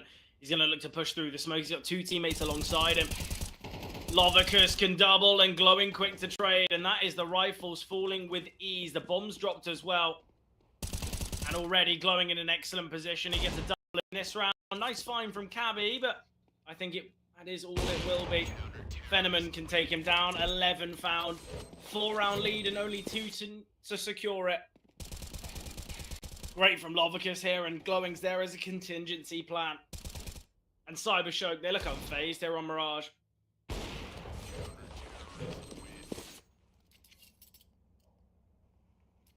And now CyberShoke, they just need 2 more, but their CT side flawless currently, and doesn't look like that will change. Sashi really struggled on this T side.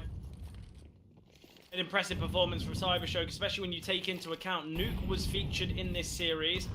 This was a 3-mapper. This had 3 maps written all over it, but CyberShoke conveying that you can take your opponent's map pick, even if it is your worst. All it takes is a couple heavy hitters.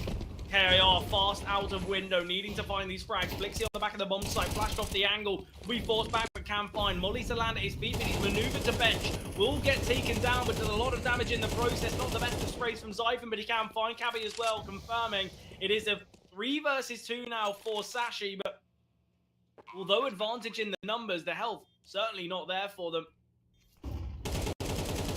Great find from Zyphon though, and not a Neki. He's not even going to give this round a look.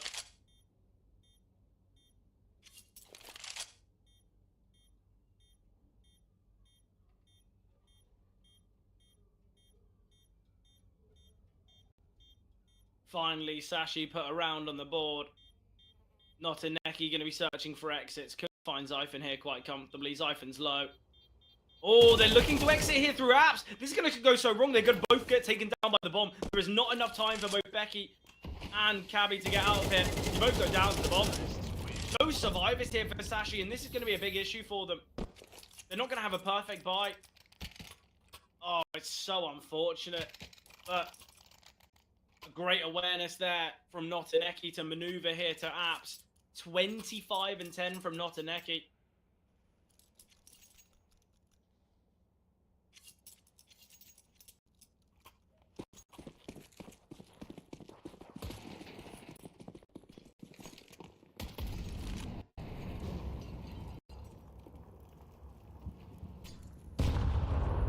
Zyphon, early nade onto his position. It is going to be this A play here from Sashi. It's going to be this fast pop. Lone defender here towards A is not a Neki, but he's the hero. If you want someone to be on their own, it would be him. A great double from Notaneki, searching for a third. Lucky will get the kill beforehand, but a lot of damage to KIR. Venom peeking and finding. He gets the double. Blixie takes down Lucky as well, and CyberShoke secure 12. They booked themselves a spot in playoffs, and they've got 4 opportunities. Sashi, they've only found 1 round on this T side, synonymous to their 2 most recent 7-5 CT scorelines against Passion UA.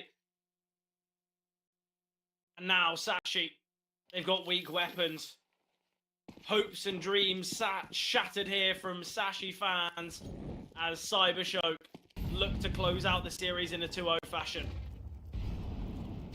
A great performance from CyberShoke though throughout. They have been so effective. It's a AAA setup with Glowing close by in jungle. And as the T's look to push out through this smoke, they go into the hands of Notaneki. Molly landing towards balcony. I think it was meant to go under, but KIR pushing through. Great find in con. Notaneki gets one. Cabby with a trade. Cabby can double. Glowing finds one in the process, but Phenomen's Orb. Of course it features in this round. A 2 versus 2 now. He drops the smoke to try and allow himself to get out of there. Blixie rotating through short. Bomb is planted for CT, but Zyphon, you might feel a little bit trapped. Lucky going fast here through jungle, needing to re-wrap, needing to be the hero. The smoke, in fact, will allow them to creep on out. Double nade. Oh, and the double nade do so much damage to Zyphon. Blixie finds him through the wall. It is all on Lucky. 1 versus 2 now. He finds the first, but taken down by Phenomen. And that is the game. That is the series. That is the playoffs going the way of CyberShoke. An impressive performance from CyberShoke throughout, but we've got to say it was Phenomen on map 1. It was not a Neki on map 2. An absolutely disgusting performance from him. The type of performance that you'd hope for, that you're begging for if you're CyberShoke. And again, it's an even performance throughout. Lovicus with 14, Phenomen 15, Blixie Glowing both with 16 kills, but not a Neki with 28. This has been the kind of the crazy thing about CyberShoke and what features in nearly every series. It seems like 4 players all doing enough work, all doing kind of their team justice. And then there's one player who is absolutely just destroying everyone. 28 kills in such a short map, in such a quick game. Dominated both the T side and the CT side and has given CyberShoke their spot in playoffs. Congratulations to CyberShoke, deservedly making their way to the playoffs. Sadly for Sashi, they will go to that 2-2 spot now. But look, I don't think Sashi were persuasive. I don't think they were convincing enough to kind of give the series. It's not as though they were unlucky or anything like that. They just didn't play well enough, and sometimes that is how the cookie crumbles. Obviously, though, we still have plenty more action here in the Proving Grounds. We still got 4 more best of 3s to be seen today. Obviously, the next being Paravision against Dynamo ECLOT. In fact, that isn't a progression game. It's an elimination game, which does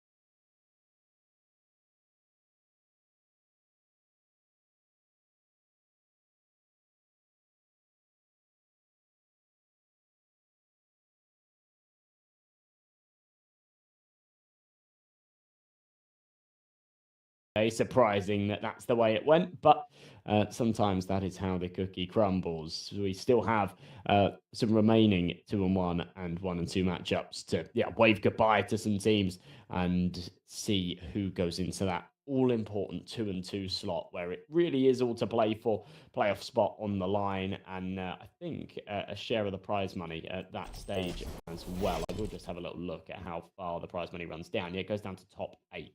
So yeah, if you make it to the playoffs, you're not quite guaranteed it. But if you win your first playoffs game, then there's a decent little payday. So always nice to see. But yeah, this has been an interesting road to get here so far, and I think that that's sort of going to continue going into today.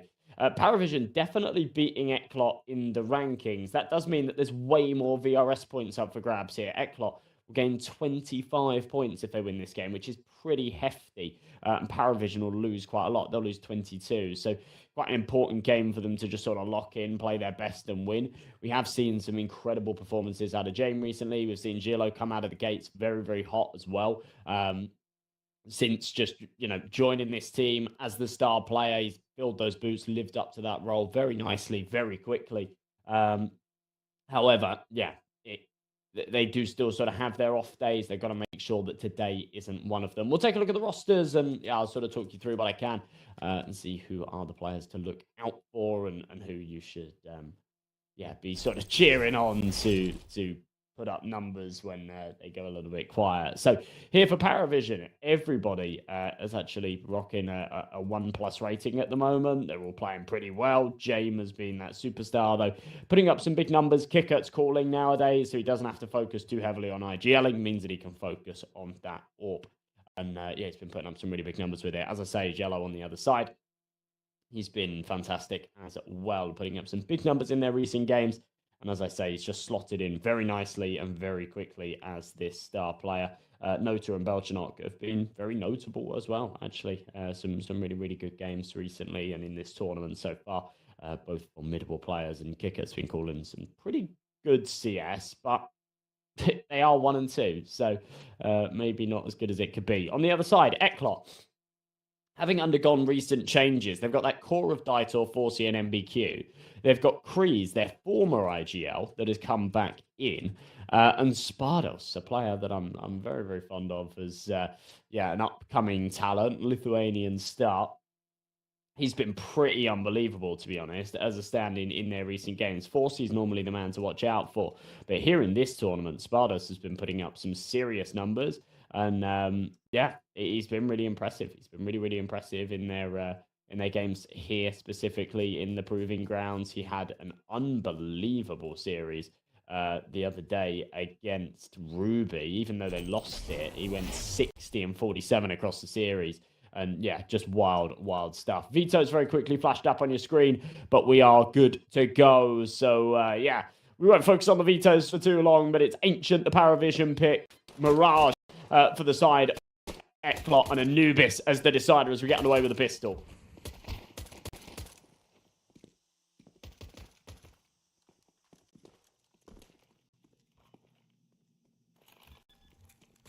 Well, he trades back and forth, puts a man advantage here for ECLOT, but the bomb site lost, so they've got to go in for the retake. There's no kits, so this gets tricky. Kreese, nice headshot.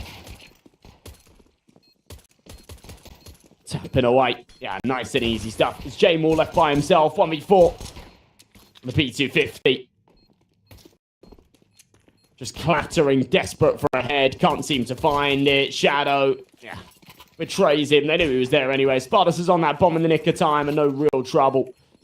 As ECLOT will take their first. And a very good start to their opponent's pick.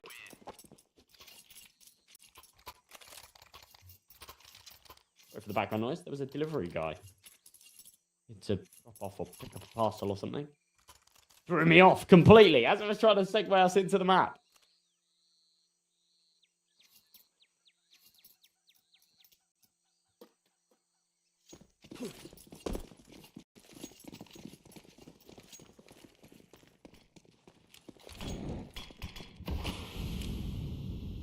So,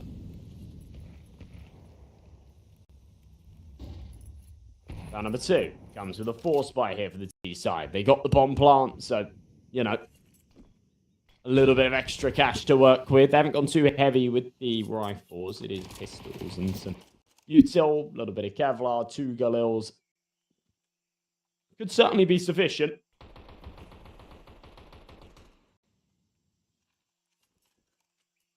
Notes up. There's an eagle in hand. Head spotted. Can't take out MBQ. First domino falls here for the T side. Spardos rattles off a couple of shots. Just warning cries. Into middle. Should try and progress forward here. Catch them on the timing as they execute into B. It's a little bit slow, so it does seem like it'll just be this important flank on the retake. There is still a man in Donut to be careful of, but Spardos has taken Cricket. And still maintaining the numbers of the CT side. It doesn't last long, but Daitor claws it back. That's one of the Galils now down. Belchanok, having taken a lot of room in Donut, he says to James, come and join me. We've got a free A bomb site. Not going to be as easy as it seems. The CT's already clued up to this. Flashbang's brilliant, but Belchanok's better. Attack down to 12 HP, but somehow still manages to escape. HE might just finish him. It will. Slam dunk from Daitor. Lovely little left-right action to make it do a perfect arc. James takes the contact. He's just going to run away. Daitor doesn't have a kit, so this gets tricky. Knows that he needs to stick around for this, and James is just toying with him. Oh, this is ridiculous. Taps it again. James, it doesn't 100% know that he doesn't have a kit, but just plays that to perfection.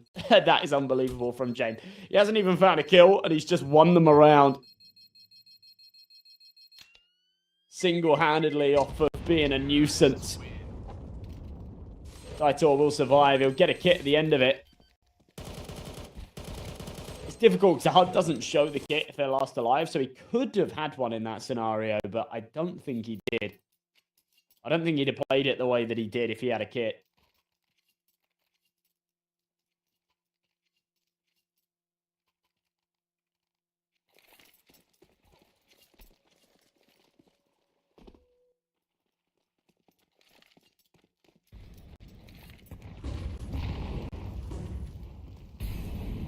Belchanok. Galil in hand. The rest with... yeah, mainly Galils as well, to be honest. 3 Galils, 2 AKs on the other side. ECLOT, with a force of their own, of course, looking to give Paravision a taste of their own medicine, but it is also just a result of awkward economy, meaning they're on double eco. So we do have to hit. Cheap. Blow that smoke open. G-Lo.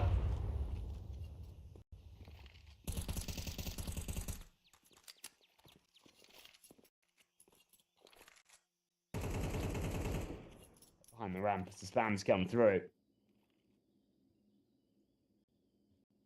He's got his work cut out for him. Oh, this is one of the pieces with the AK. Got to do the damage. Kicker instead will be the one to spearhead it. Opening advantage found. The spam's back a decent crease. Good for one. Make that a second. His teammates falling around him, but he's holding the line down nicely with the M4. This flank from the 5-7 could shut it all down. Spardos does tons of damage. Doesn't finish anybody off, but buys time for Kreese to line up 2. Transfer for the 3rd, not quite there, but Belchanok's on 3 HP, and Kreese makes it an ace to clutch up for the 3rd round. And they do give Paravision a taste of their own medicine. Back-to-back 1v1s. And it's the hero rifle, the save from the last, that does everything here for ECLOT. It was a lovely little distraction play out of Spardos. If he'd committed to the fight, he probably could have found at least 1 kill, maybe 2, but that wasn't the plan. It was all just about trying to pull the attention away so the Kreese could have some room. Tees up his teammate perfectly.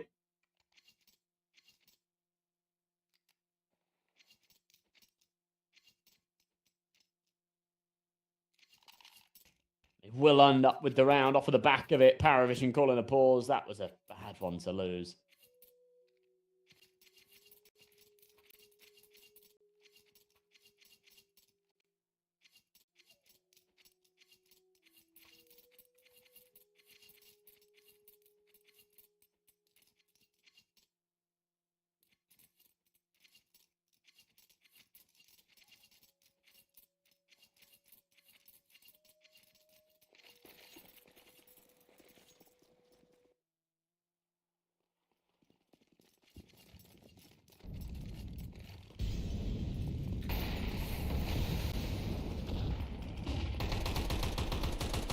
W then into the cave. Kicker. Popping a couple of shots with the Tech 9. Nobody receives it. They do get that room. Confirm that it's clear. And work their way back. Just playing mind games here.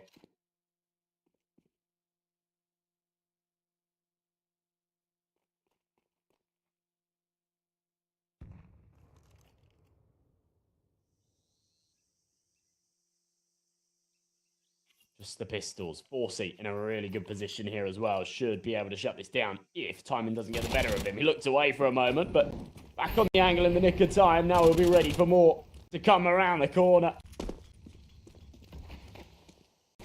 Peppers off a couple more shots. Belchernock half. Kick it, tiptoes through. Oh, what an entry. Forsey still doing the damage, though. He's now got MBQ to come and join. James has caught another. But a man advantage for the CTs. Couple of kits. No real util. There's a single flashbang, but the pins are in from a donut position. Should be enough to finish things off, and it will. Pretty perfect scenes. As ECLOT make it 3.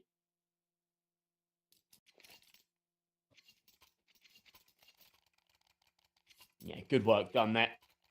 Forsey with a nice double. Does exceptionally well to stay alive with that from us for as long as he does.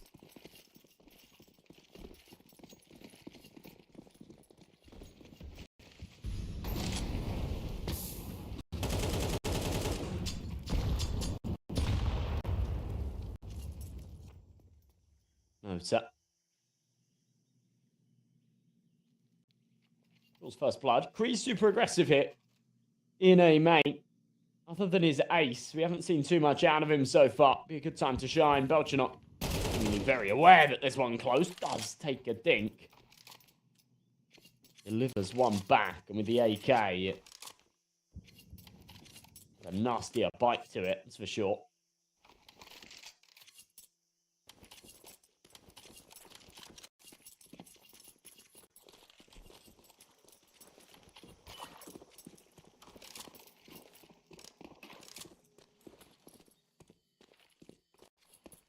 Two-man advantage. Stack up on the A side. ECLOT called this wrong.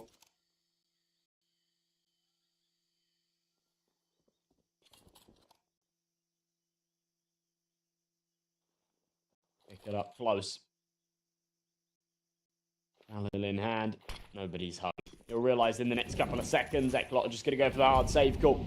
They'll have kind of enough money to buy into the next. I mean, Daitor can drop one. Also, you'll probably be able to do the same. And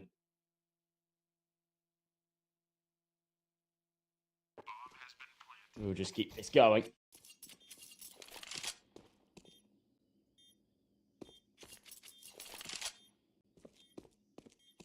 So, one will go boom. Second on the board for Paravision. Slightly better stuff so far.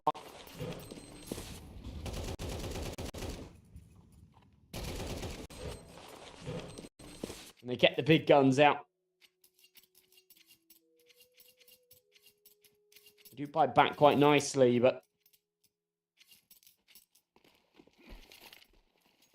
there is something to be said for the fact they've still got enough money to reinvest here. So buy in play. M4s across 4. Kree's on an MP9. Only Molotov into the ramp will impede the progress of Paravision if they wanted to send it up B. I'm wrong.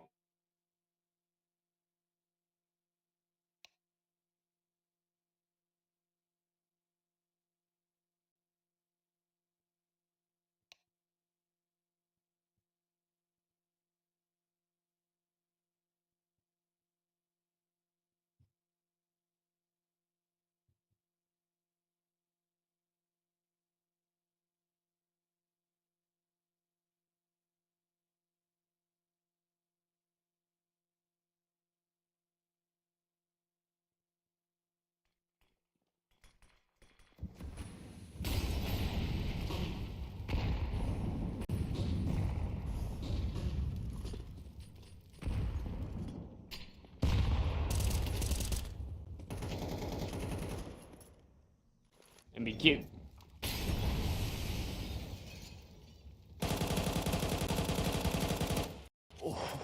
Oh, that is filthy from Crease. It's a good start from MBQ, but the numbers traded right back very quickly. The hands of a spam like that. Pretty brutal.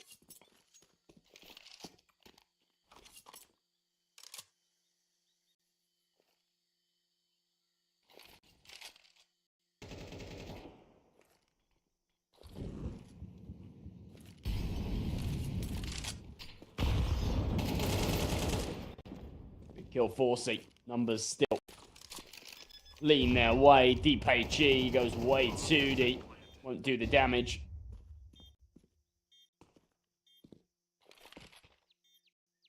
Shallows round this corner. Well, the fact that he's just throwing his mouse in the air means he's been traded. Has managed to take one down before he falls, though. So Nota just here towards the ramp. The boys on boot camp struggling to get things going on their map pick.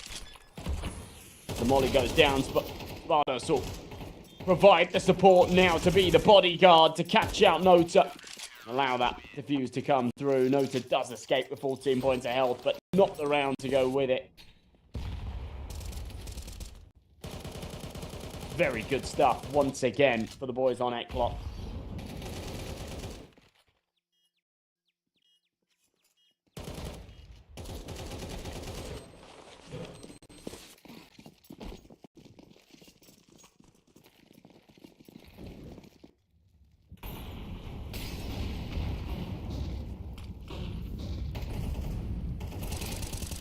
Flashbang's over.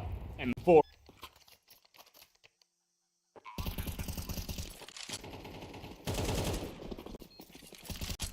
Go through the smoke. Shallow. Gonna be boosted up.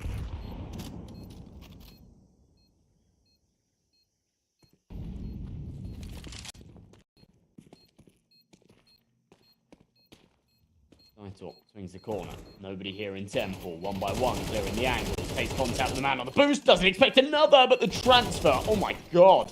Nighthawk showcasing some real mechanics there. And 6-2, ECLOT. Pretty perfect stuff. Look at this again from Daito. Transfers towards main. And then in the same spray, flicks back up. And finds James as well as the second man on the boost.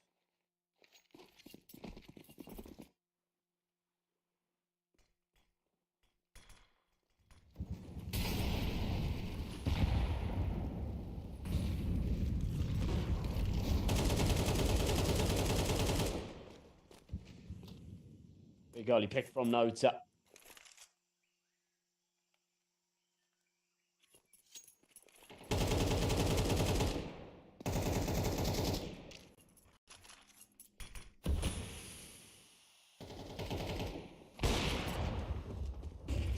Shot Forsey.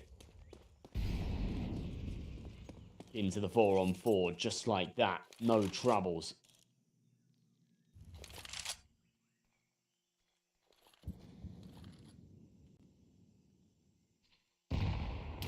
Vision are keen to claw this one back, but very aware. Not always that easy.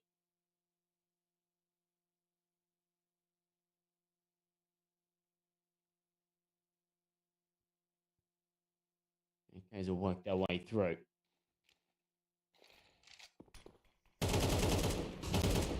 A lot of space to be found here. Daito denying at the door again. 3 kills to his tally. Wants a 4th. Swaps to the Tech 9. Can't get it.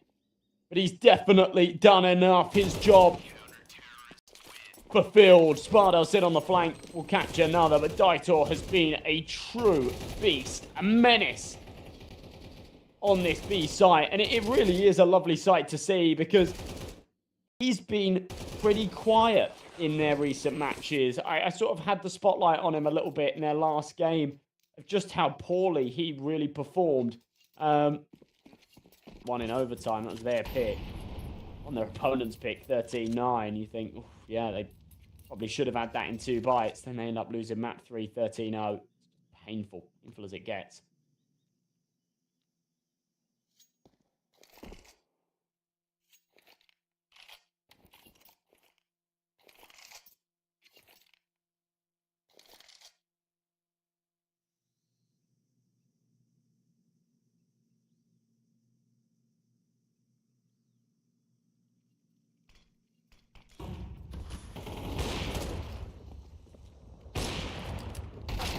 Shots. Forsey ends up with 2 again. Holding the line perfectly. Always just making it enough. Making it plausible for the retake. Belchinock's here on the site. Daitor waiting for the timing. Whether that be from contact or whether that be from tapping that bomb. Orp does spot him eventually. Not like he played it well, but not well enough. Richie in. Orp still locked in. He knows that the last is there as well. Swings out. Wow. Okay. Very, very nice stuff from Nota. Ends up with 4 there.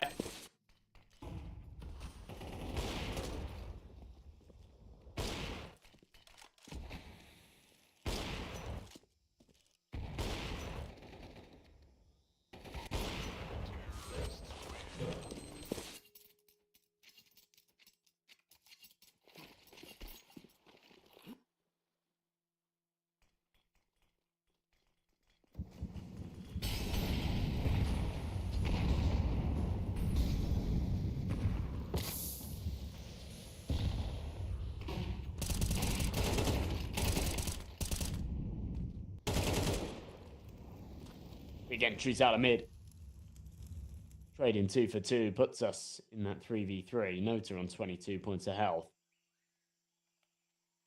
Does need to be careful, but they're grouped up as a 3 and they're hitting towards A. Sparta's got an aggressive here in main. Give them some info, but it does sort of put him out of position if he presses too hard. At this point, yeah, start walking back. Forsey hears them up on the site. He won't be there quick enough to deny the plant, but he should be able to catch a freebie kill after the fact. And yeah, he's even less expected once that bomb's actually gone down. They think they're in the clear. They've got that breathing room. It's not the case. Head spotted as he jumps across. Smoke into the donut to isolate these fights. Kickett's going to play right through it. Bardos knows he just needs to stay alive here, but as he takes the contact, Orpa is a little bit slow out of tempo. I'll have the info, they're both on site, but Forsey can't connect. And yeah, it just feels a little bit disjointed there. That was a 3v2, should have been winnable.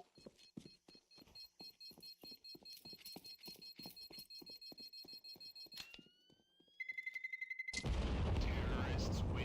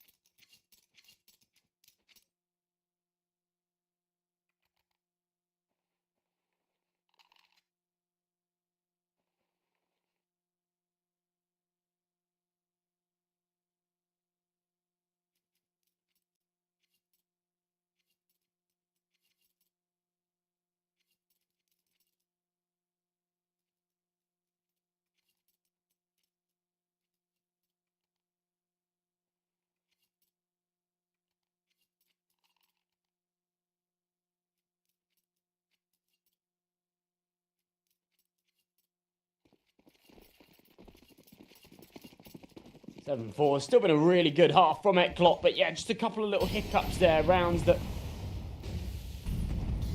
sort of think should go their way. They don't end up happening. Oh, God, Kreese. Super aggressive. All right, this is gorgeous. A round that had very little investment behind it with the MP9s, but pace, aggression, and willpower to get it done. It goes 8-4. ECLOT, this has been incredibly tidy. And yeah, you know, there's a couple of little losses. The one just there in the 3v2 that they couldn't get done. And it's actually the second one of those that we've seen. There's also been lots of scenarios where the numbers have been the other way around and they've won it. So I feel like they sort of split down the middle with some of those little upset rounds. You've got to sing them all the praises. Daitor, Kreese, MBQ, putting up a great game.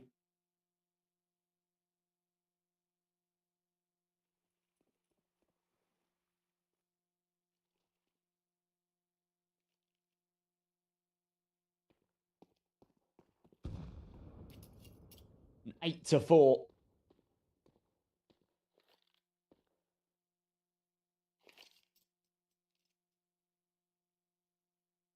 ECLOT looking very, very good.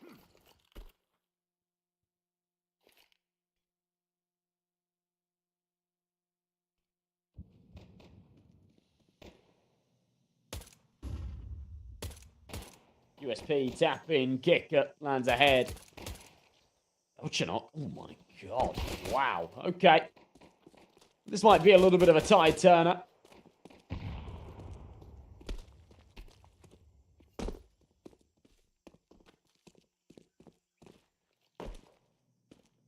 So it's into a 4v2 after Spardos eventually trades one back, but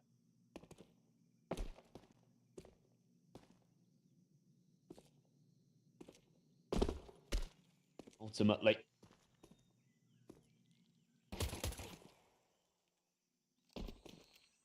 it feels like a bit of a lost cause. Bomb plant would be the jackpot. That's not going to be easy as they walk into the stacked site that are swarmed around that C4 itself. They take the contact, Kicker will come and join the party. 14 HP, but they got 3. The trifecta, a Bermuda triangle here in A main. The second Kreese walks into it, he will surely disappear. As the legend always says. Elbow spotted. Kind of missing. Eventually they'll convert. Nota and Jane will finish things off. So 5th on the board for Paravision. Pretty comfortable pistol round. 4 players staying alive is what you want to see.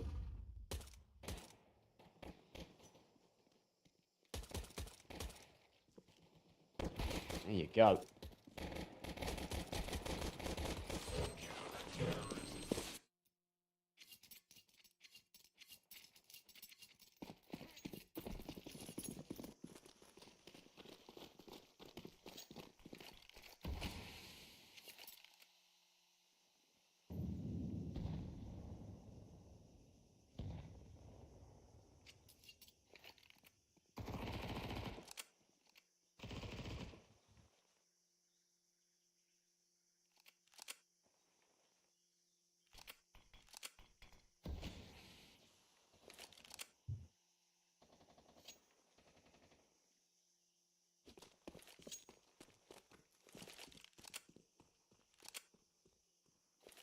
Lead go here for ECLOT. They'll let this one go. We'll see the scoreline hit 8-6. Not sort of major cause for concern yet. The next buy round will be very, very important.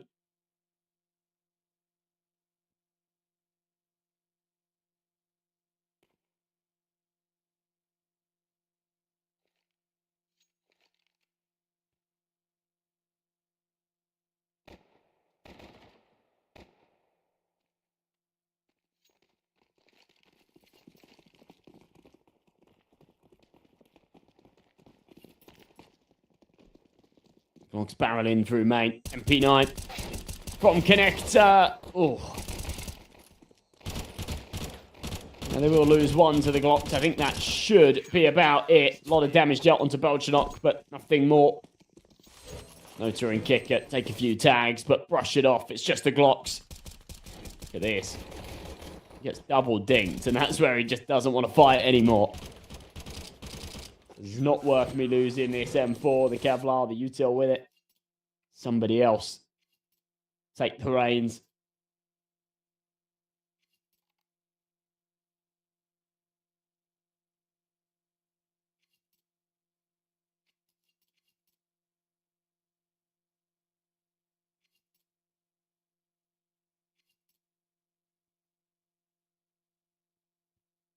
Quick Tactical pause here for Paravision. Knowing they're going to be up against the buy now. It's important that they win this. Keep this little comeback going.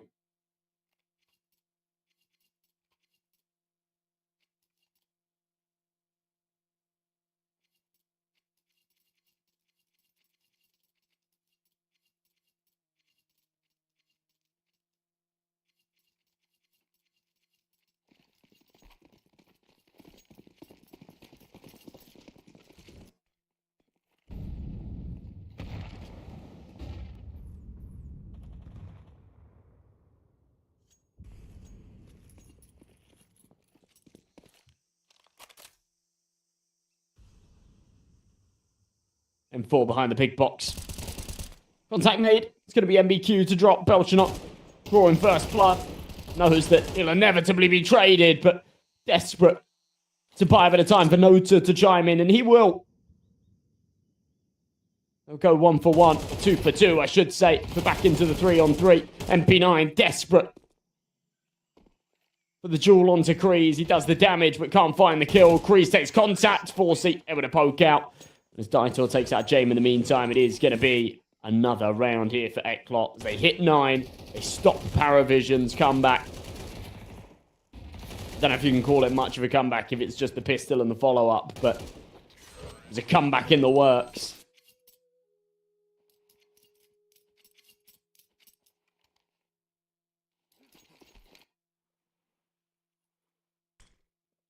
Not one they were able to do a whole lot with.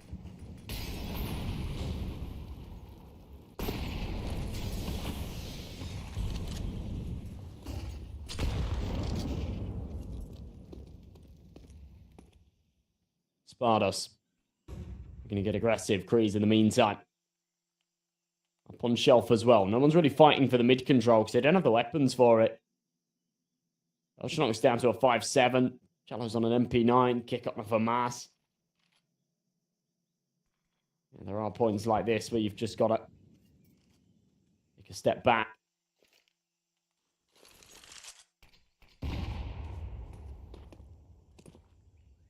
Back up on the sights a little bit.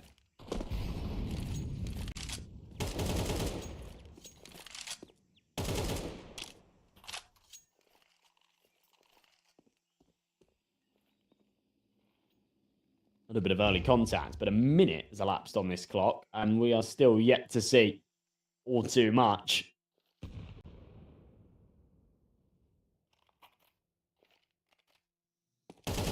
Seconds. MBQ, big kill. Looking to follow up. Yeah, it's Kreese to do so. Man advantage. Spardos keeping him busy there in the cave as well. Knows that Cello's close. MP9. They win this fight. Now his cover's blown. His teammate's dead. Forsey with an assist onto Kreese. Won't matter. Daitor and Forsey get it over the line. 10 on the board for ECLOT. Money really broken now.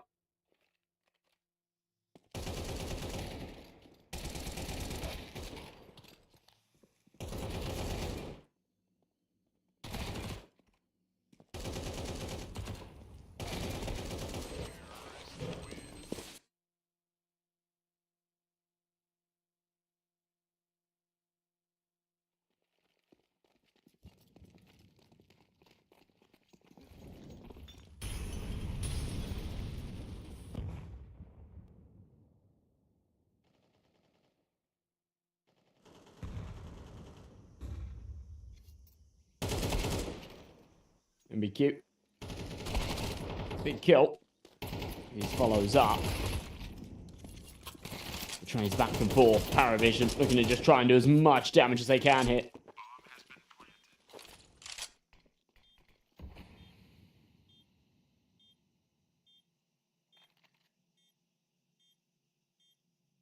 Us back into the 3-on-3. So low on health. Belchanot and Jane won't be touching this. It's just about trying to hold on to those rifles.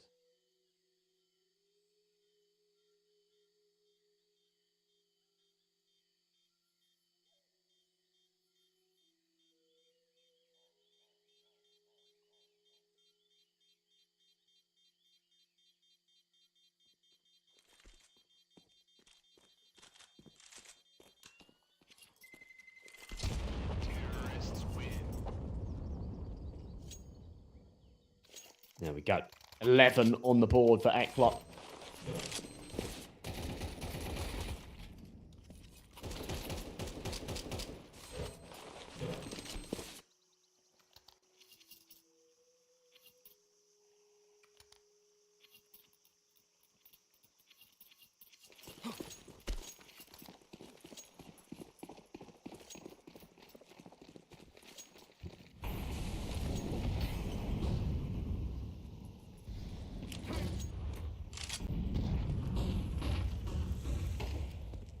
Okay.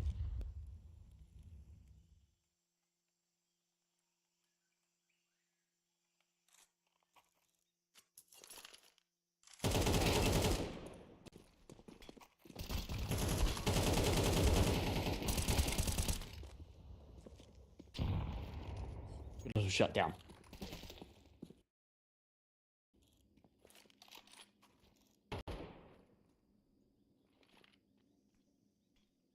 Sit back to the 3-on-3. Forcing. AWP in hand.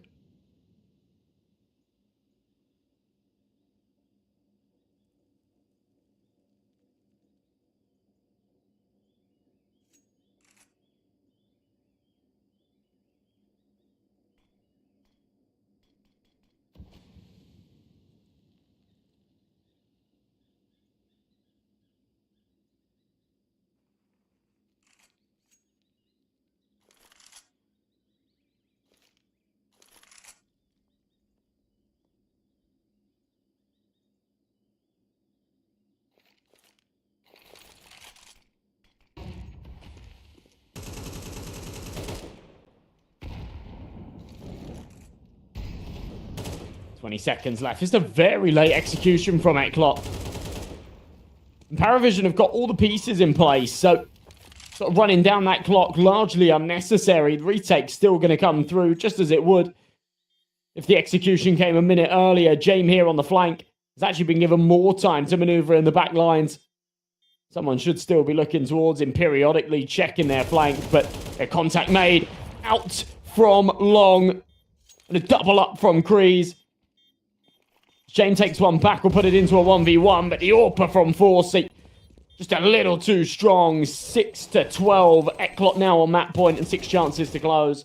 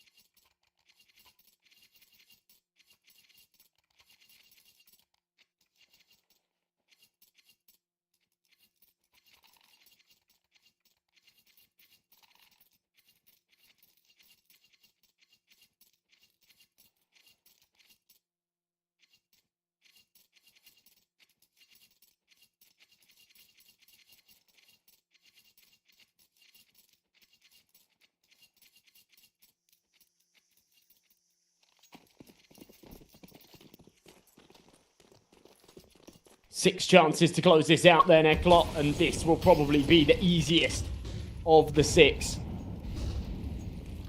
Paravision really don't have a lot of money to work with. Fire at the feet of MBQ. Kreese coming to join him from up top.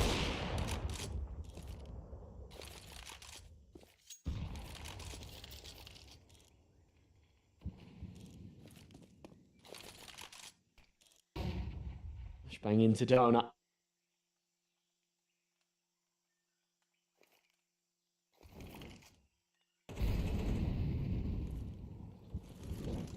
Minute left to tick, just meticulously clearing out the angles. Not around to be making a mistake in. You don't want to give Paravision any hope here. And not only does closing this out without complications give you a bit of breathing room, but also with a scoreline like this, it just leaves Paravision a little down in the dumps before going into map 2.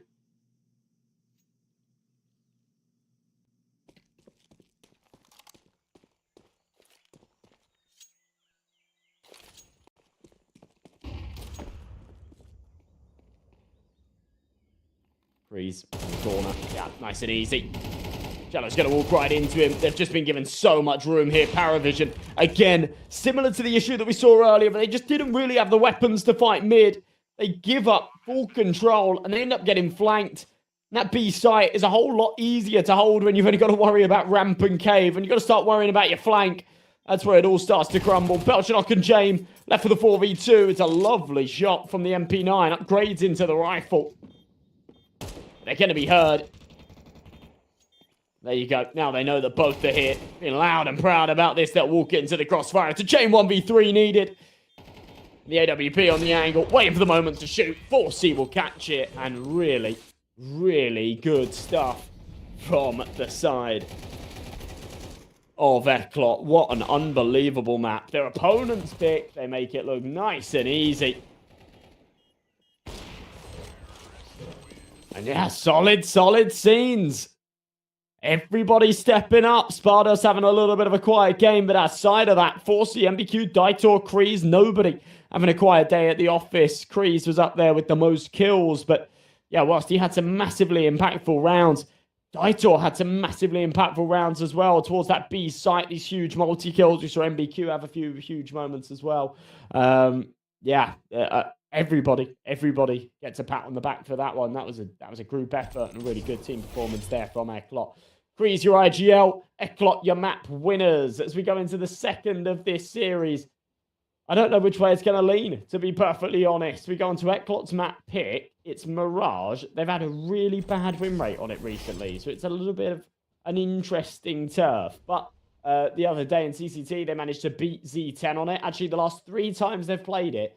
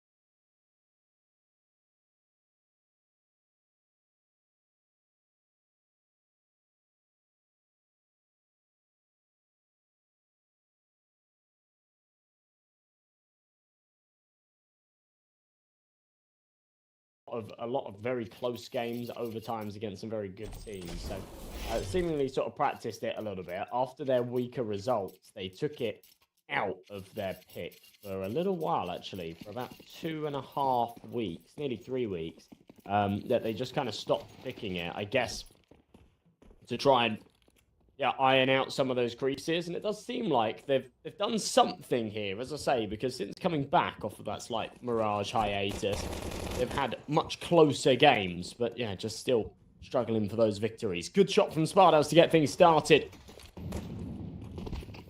I believe in the series that I was sort of glazing him earlier, saying how good he was.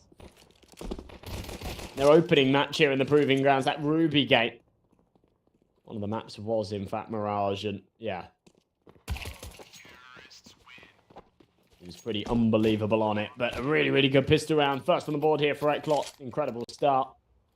Yeah, on that Mirage pick last time round, Spardos had 32 kills. He went 32 and 21. So yeah, definitely someone to keep an eye on here after a bit of a close, a little bit of a quiet first map on Ancient. Definitely someone to put the spotlight, the microscope on a little bit.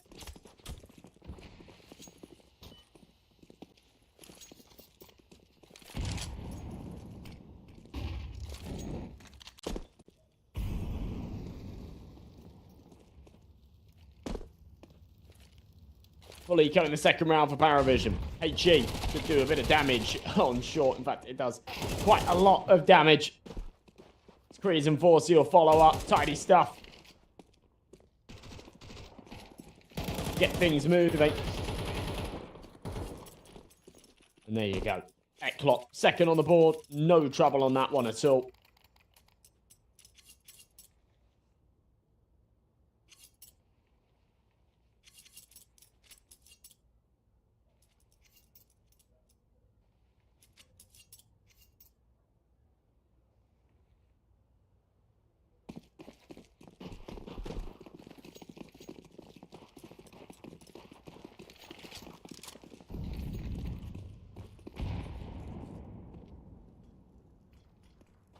Okay, in hand, 4C. Keen for the fight.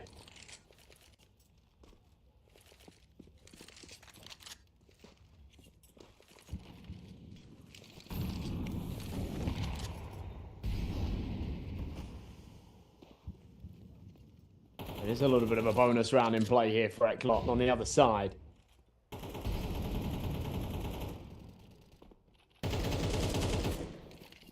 Rifles out in full force. A lot of damage taken. Dight up. Needs to be careful.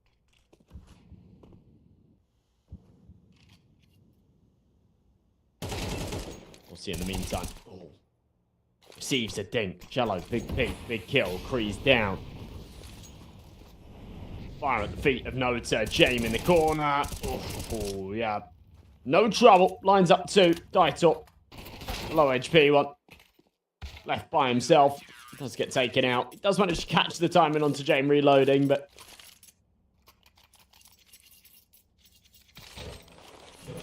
yeah, it's a clean round win for Paravision. And yeah, both teams have sort of somewhat changed their rosters. I'm not sure it's too much of a parallel that you can draw in terms of like having those same contingencies, because Jello came in like, what, 12 days ago. But he's been absolutely fantastic. Yeah, he's come in, he's been brilliant.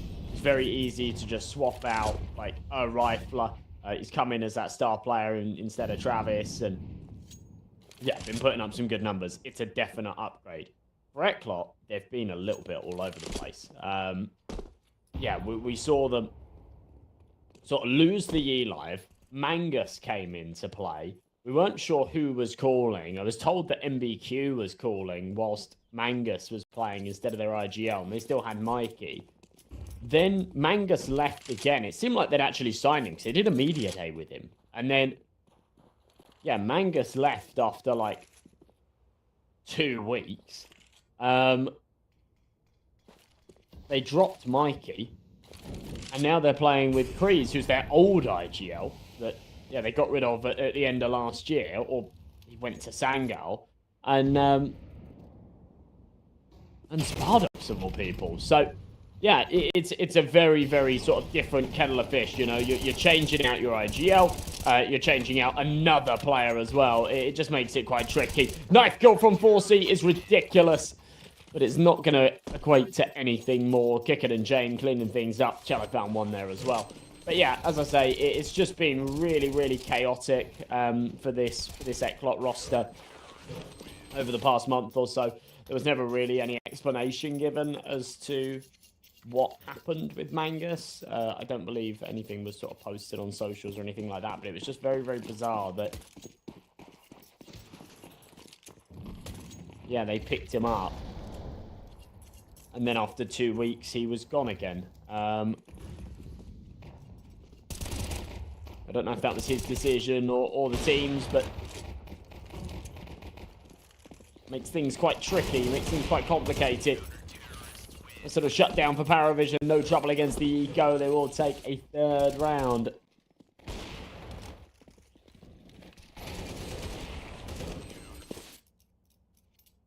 You gotta remember as well, in that brief 2-week stint that he was actually part of the team, they had a fair bit of success. I mean, they bombed out early of TCT and Galaxy Battle, but they won the Rainbeck Cup. They won one of the biggest tournaments that ECLOT have won in a little while, to be honest, and on international competition, and kind of discounting some of the regional MCR tournaments. So it's the biggest tournament they've won of the year, 100%, without a doubt. Biggest tournament they've won of the year, 30k first prize. They had to beat some big teams along the way as well. 2-0s. They went unbeaten, actually, as a playoffs invite team. 2-0 against Sashi, 2-0 against Gun 5, 2-0 against Passion UA in the grand finals. There's definitely something there with Angus part of the team, but to be. Bardas down early.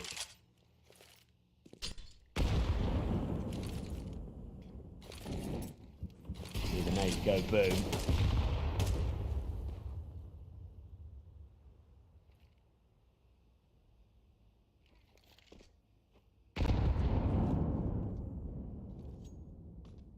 Around the corner, not going to be seen for now. MBQ looking for the fight, does get it. Nota drop. That's not good trade, but Kree's back the other way.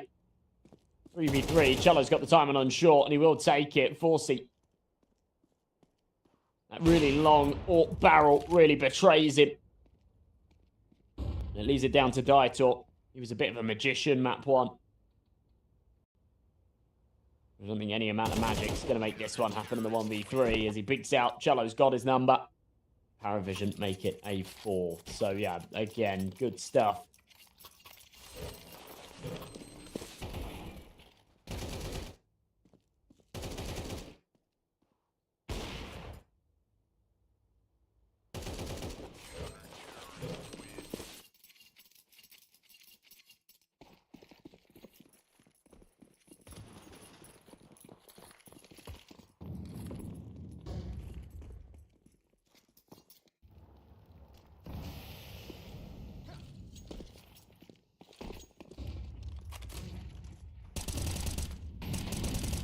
Out onto the site then. Oh, Chinook. Pulling together the first. It is just the pistols, so trying to pull together any damage that they can. Not going to make all too much work here. Tapping the bomb, but can't commit to the plant. Spams through the smoke are a little too strong. That'll put a bow on things there. Nothing much more to be said about that round.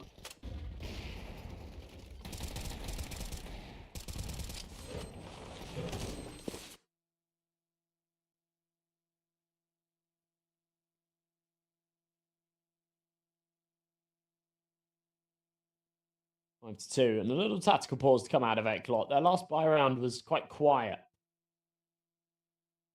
They know they need a little bit more here.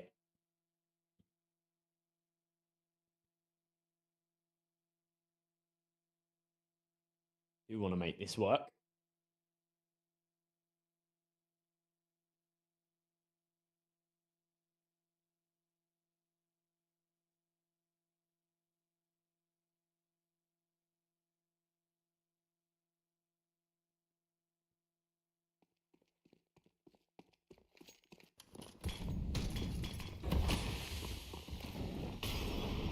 Okay.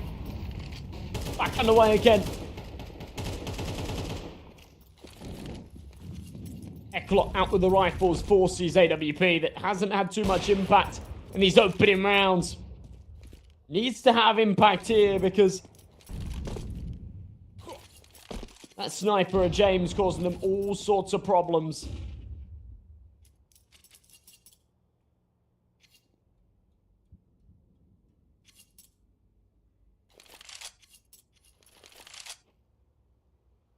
Veto working his way around and down.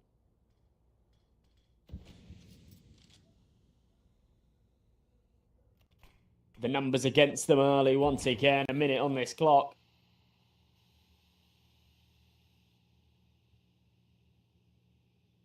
Definitely a lot to do here.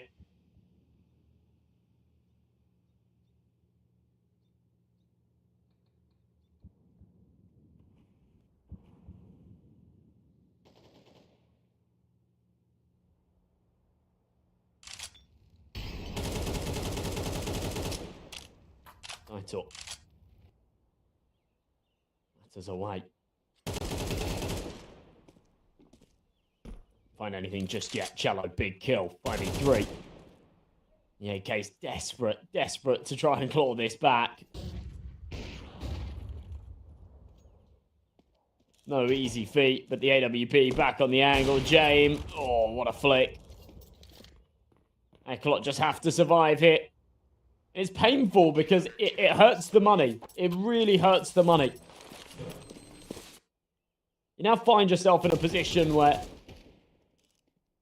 yeah, the cash is all over the place. You got two players that got no loss bonus from that last.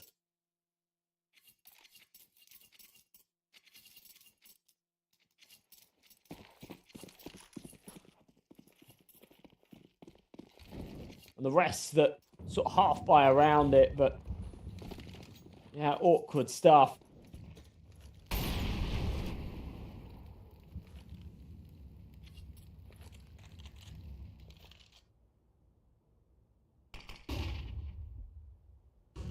Horsey up on the angle.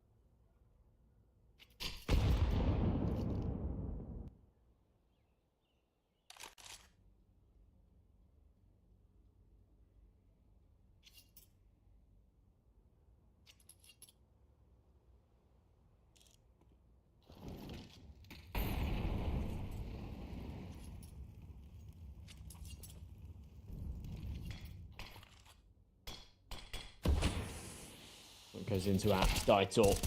Just get spammed through it. It's painful. Rounds like this where you just feel like nothing can be done.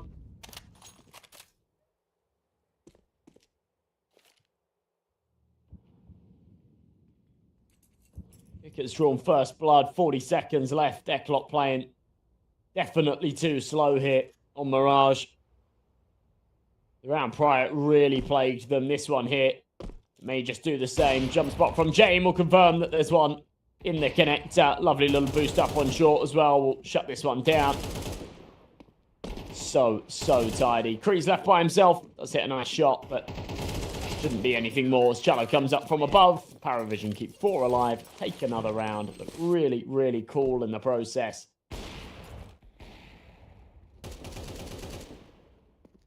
Just look how composed this is. Every single gunfight without fail.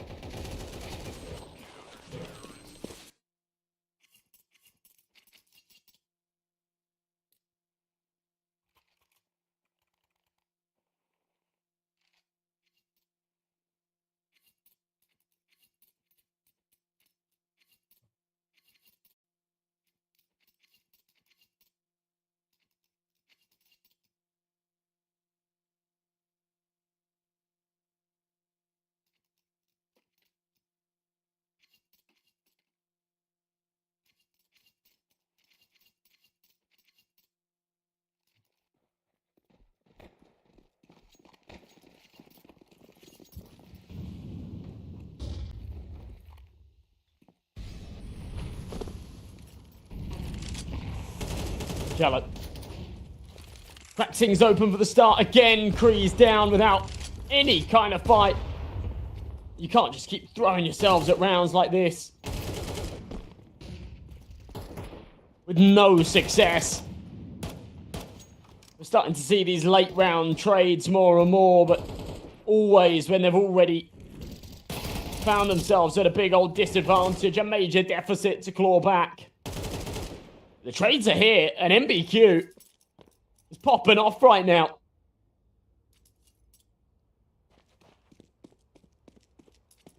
Couple of important kills going his way.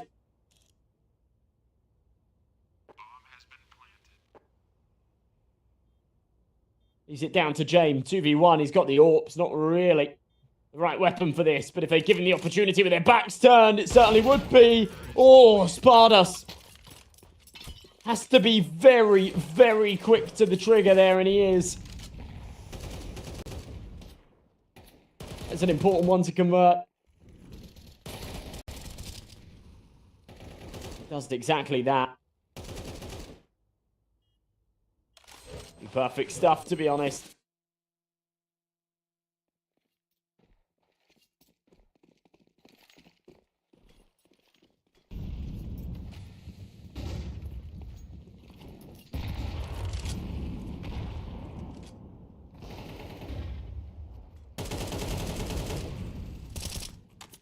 Hang on a minute. All of a sudden, we're back in business. Mega double entry. Nice little trade back from Nota, but that is all we'll see for now.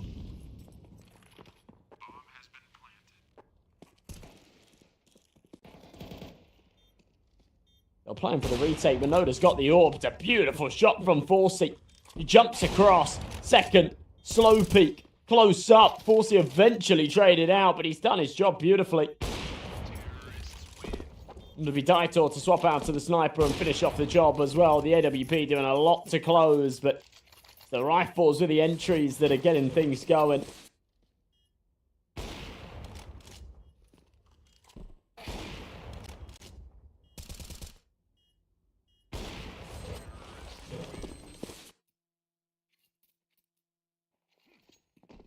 Pretty massive round from ECLOT.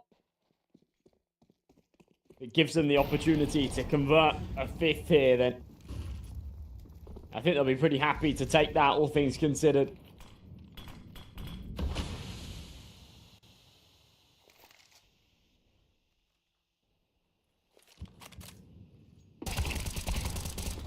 Oh, Chinook. Oh my god. Okay, well, wishful thinking, I guess. No chance at that one there. Daitor still wants to fight, but can't do so for much longer. Good trades back. It's kick up for another. A cheat to come into the palace, but it is just Forsey alive. 1v3, and it's the final round of the half, so there really isn't anything to gain by saving. Blows open the smoke, goes for another pot shot, won't connect. Just got to try and reel this one in, but there's one close, and he won't realise. So Nota, only a matter of time. Osa takes him down. 8-4.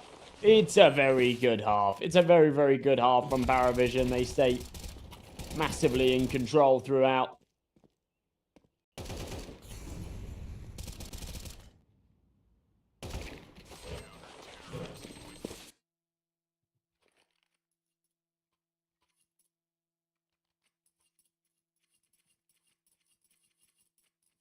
Can't help but feel that maybe there's still a way back in here for ECLOT, but yeah, it hasn't been great for them so far.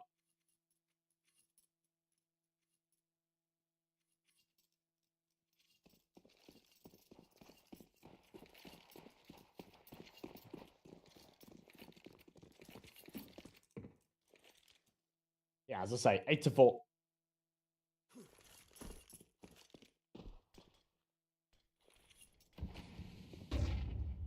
What to be done here? Spardos in CT. Massive headshot. Oh my god. Woo-hoo-hoo. Okay. 2 shots fired by him and his 2 headshots. Kree is able to deliver on that front too.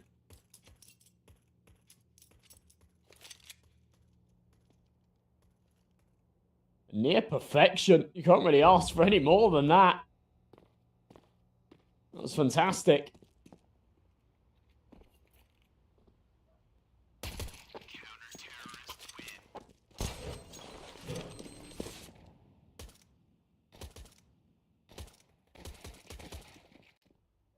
That again. Really, really comfortable shots. Comfortable round.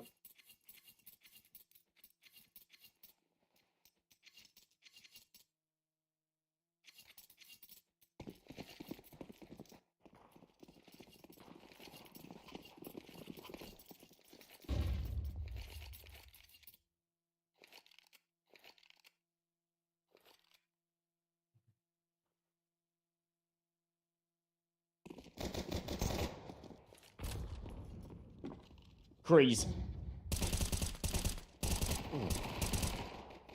They're in the corner. Nothing that can really be done for Paravision. It's a nice little two-piece out of Crease. He does get traded. Not bad. So we will go 8-6. Paravision's lead waning quite quickly.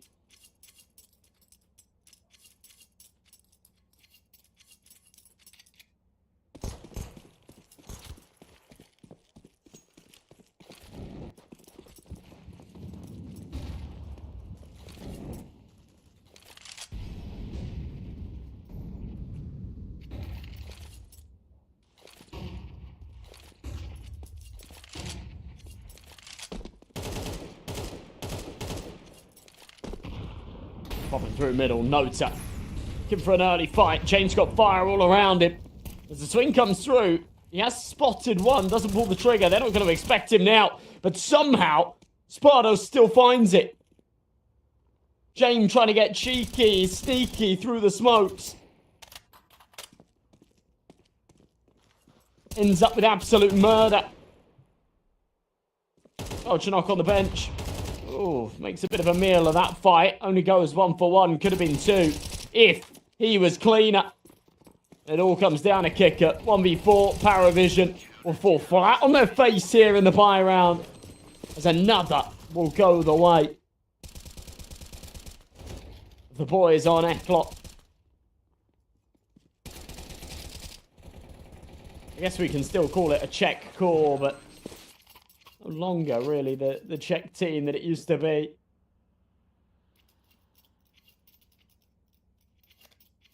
Some imported talent. A Swede calling the shots. A Lithuanian putting down some important kills. It's interesting because Spartus has been playing with that min-late roster. With Amanek calling, and like aid kit. They've kind of like bounced around with sort of 7 different players, but Aaron, Tomiko, Lunatic, and Esperanto have sort of been part of that team.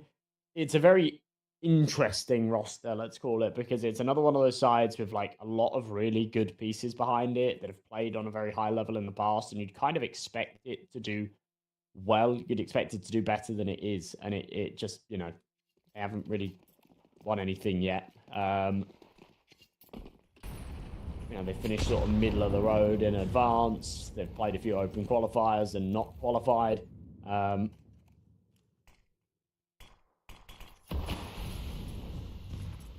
yeah, it would be a bit of a massive step up if it was more of a permanent addition going into this ECLOT roster.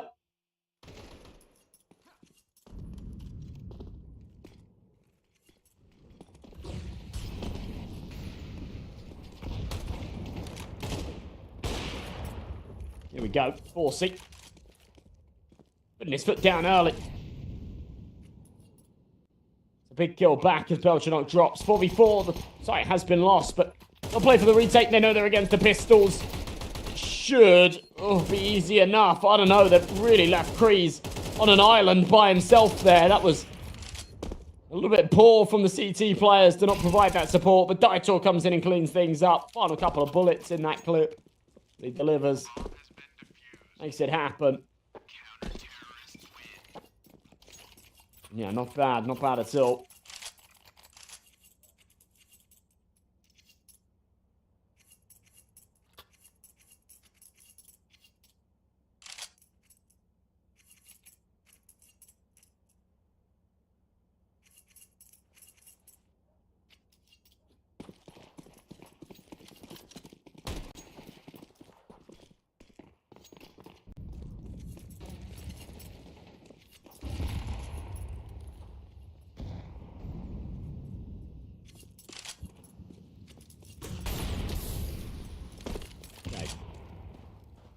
All tied up then at 8 apiece.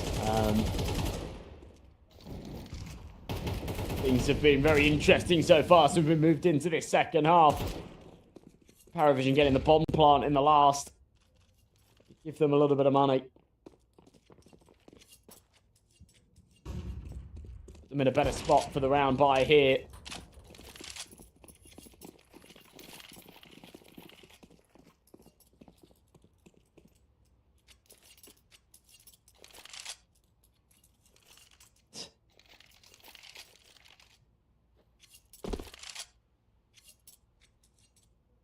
He dropped up. They are going to go for an A execution. Look at this mid setup. ECLOT. I've got 3 in mid, 1 top con. You've got this sort of crossfire going on where 2 players are watching under, 1 on top mid. They'll be on the fast rotation for the A retake, but they will give it up without much of a fight. We saw the retake work nicely last round, but it was against the pistols. The HE blows it open. Yeah, nice little sightline for C. Will draw first blood. Second pot shot through the smoke. Actually came exceptionally close onto Cello, but doesn't quite find it.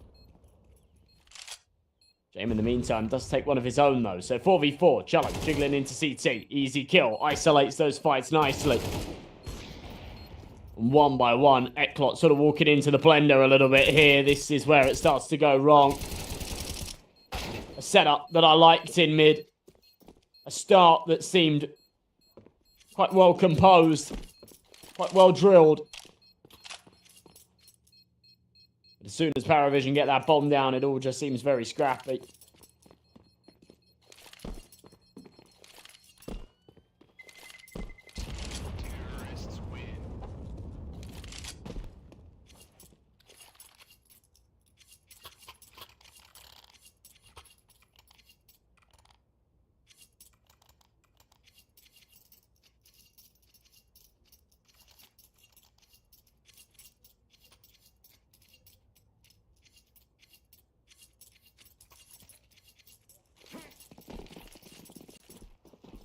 So 9-out, Paravision.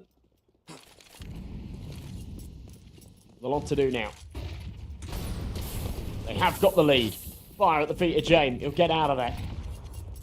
It's a bit of damage, but not as bad as it could have been. ECLOT. After that early UTIL presence, they're happy to just kind of give up space here in middle. Winter, in the meantime, works his way out.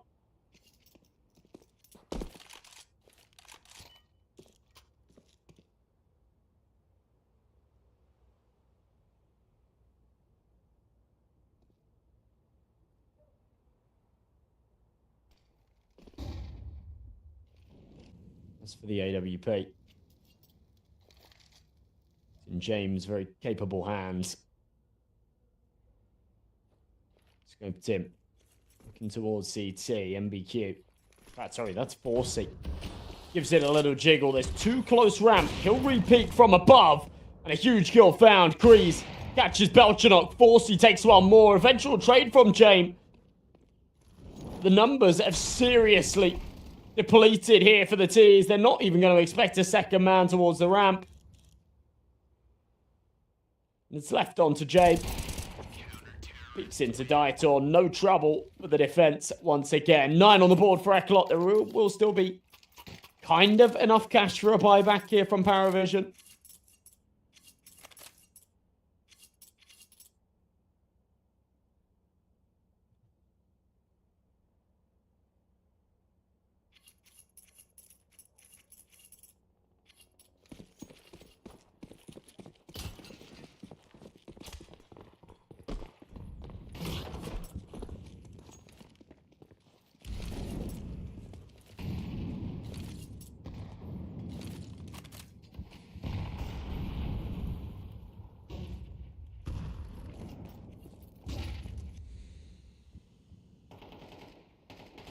Minute 30, kicker. Hoping that someone's trying to activate here in mid, trying to get aggressive of the sort, but ECLOT played a very sort of dynamic setup here when it comes to mid. They've been keen to sometimes take space and be quite aggressive, and at others really just play a very passive setup and give it up.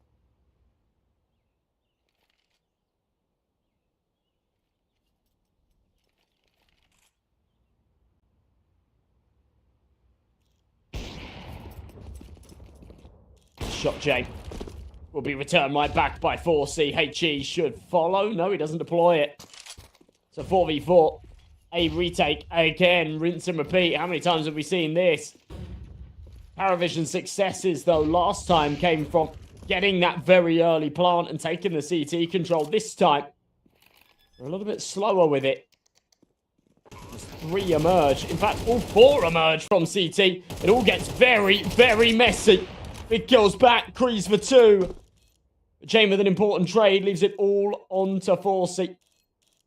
A 1v2 for him to try and maneuver here.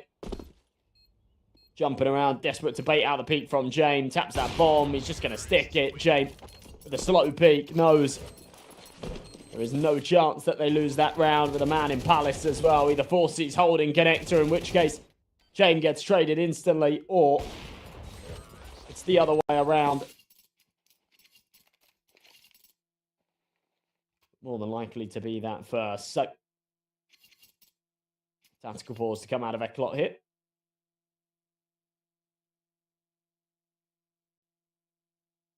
Success in small bites.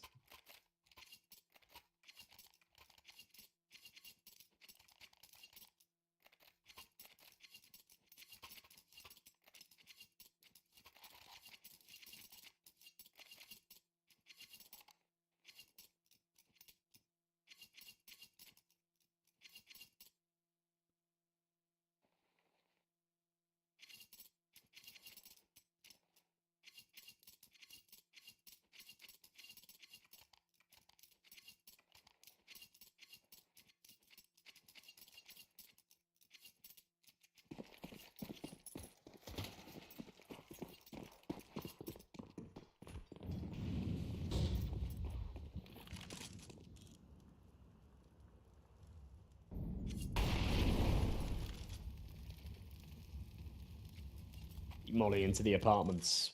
Fire will burn. Shallow holds from range. This is a really important round from ECLOT, to be perfectly honest. They've gone for the investment. There are some contingencies. 4C's down to a scout. Sparta, son of a mass.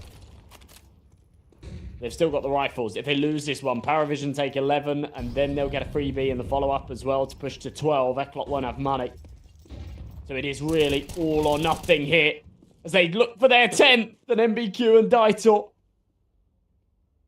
seemingly hand-deliver it with a rock-solid B defense. Good swing out from Nota, but an instant trade out of Kreese. Good little crossfire between short and the lower mid. Bottom connector position. All on to James.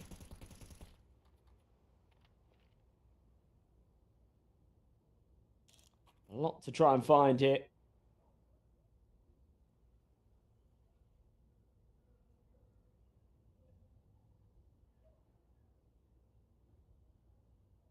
One v 4. In reality, he needs to just hold on to this AWP, but definitely easier said than done. With 17 seconds left and nobody pressing too hard for the hunt, I think he will be allowed to survive, but the spams are coming through. He's definitely under pressure here. They should know that he's in the apartments. It doesn't surprise me that they don't press for him because the money's not great, but oh yeah, after time, this would be brutal. Oh, wow. There you go. 4C gets a cheeky little upgrade into the sniper. James goes down after the clock expires. I'm not sure what that's going to do for his money. We'll get a little glimpse in a second. Yikes.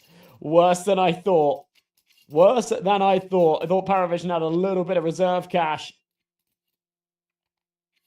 But of course, trading rounds back and forth in the last leaves them without that. What a painful, painful end.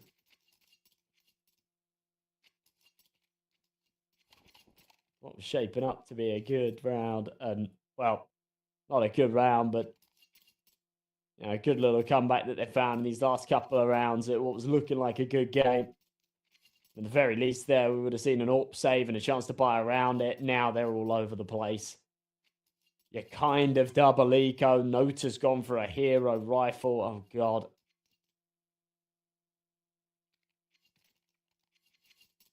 They haven't really left themselves money for the next. They're praying they can get this done here. But Belchanok with no Kevlar, Jane with no Kevlar, a couple of pistols and armor. Nota has to do the heavy lifting. He's been quite quiet in this map so far.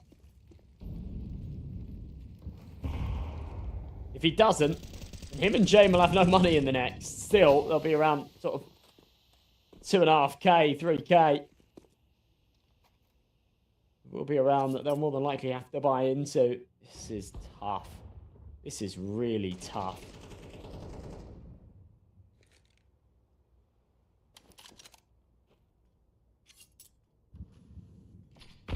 Like this. An awful way to lose control and lose a game. Good reaction out of Nota. He will confirm his position and maybe now are baited into a bit of a false call that they're on a buy when that's actually not the case.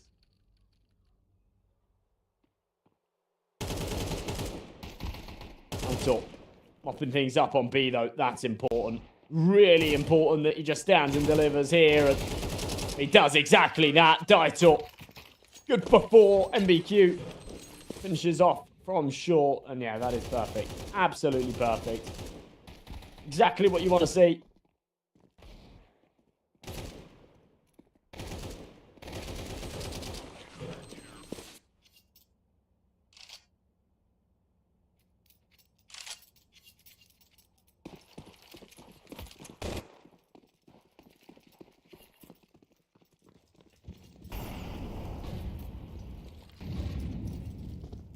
Okay.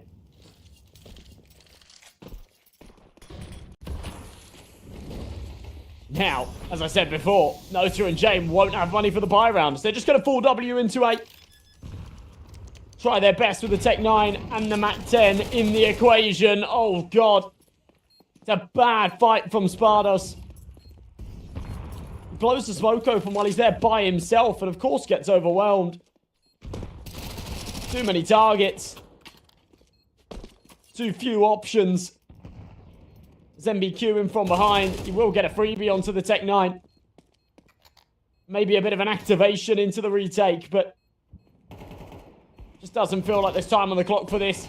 Becomes about maybe doing some exit damage, or perhaps Daitor could get on this defuse right here and now. Is there anyone to stop it? It's Cello, but he hasn't got the bullets. There's no time on the bottom anyway. He'll go down with the ship. An expensive round for Paravision. A hell of an attempt, to be fair, from ECLOT at the end, but jeez, I mean, you just wish it was a second earlier, don't you? ECLOT could have had that one all day. But chaotic, last minute. Doesn't work in their favour.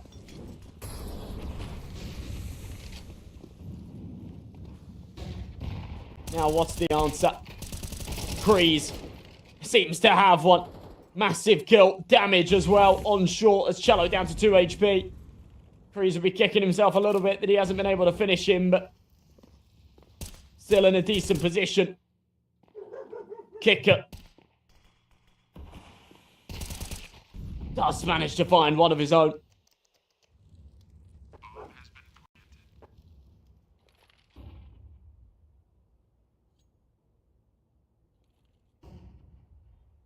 The 4v3. Bomb peeping away. Paravision. This actually should now become 12.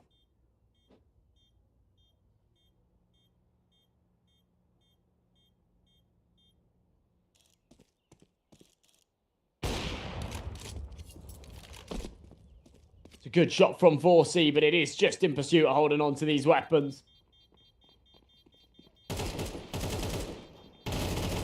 They'll do a lot of exit damage. They will do a lot of exit damage. They'll make it as expensive as it can possibly be for Paravision. They will still have a buy for this final round of regulation, but a couple of players really strapped for the money. Felt like a perfect start from Kreese.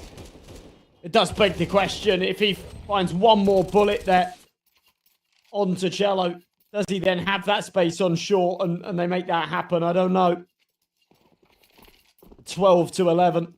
Paravision just about inch ahead, but it's been a back and forth trade of rounds quite consistently. Paravision have known when to up the tempo. Their faster plays onto the A site have worked nicely. We saw a faster one onto B there that just about converted.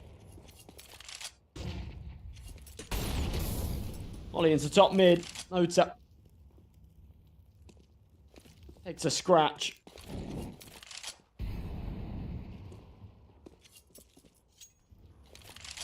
He throws a firebomb of his own. Kreese is there. He's been a real menace. He's had one hell of a map. He sometimes just pops off like this.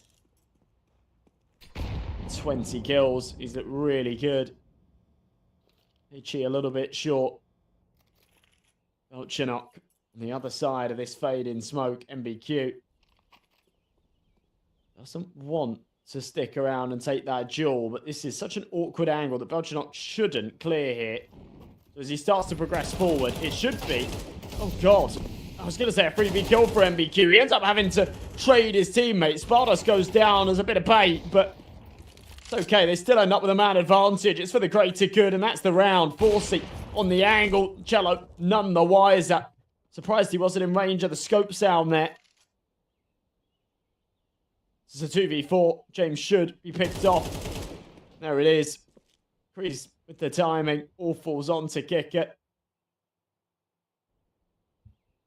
Can't help but feel could have been the regulation map win here from ECLOT. But once again, they will go to overtime. And for those that have stuck around since the start of this map or the end of the last, you'll know what I said about ECLOT here on Mirage. They were having some rough results in it. They were quite consistently picking it and struggling. They then took a little bit of a break. 2.5 weeks where they didn't play it. And since coming back, every single game has gone 16-14. It was a 16-14 loss against Ruby here in the Proving Grounds. It was a 16-14 win against Zero Tenacity in CCT. And then a 16-14 loss again to Gun 5 also in CCT. So it does feel like it's written in the stars here. It would be ridiculous if that's the scoreline again. But which way does it lean? Feels like they're due a win. They're pretty deserving of it, but I would also like to see Paravision take this the distance.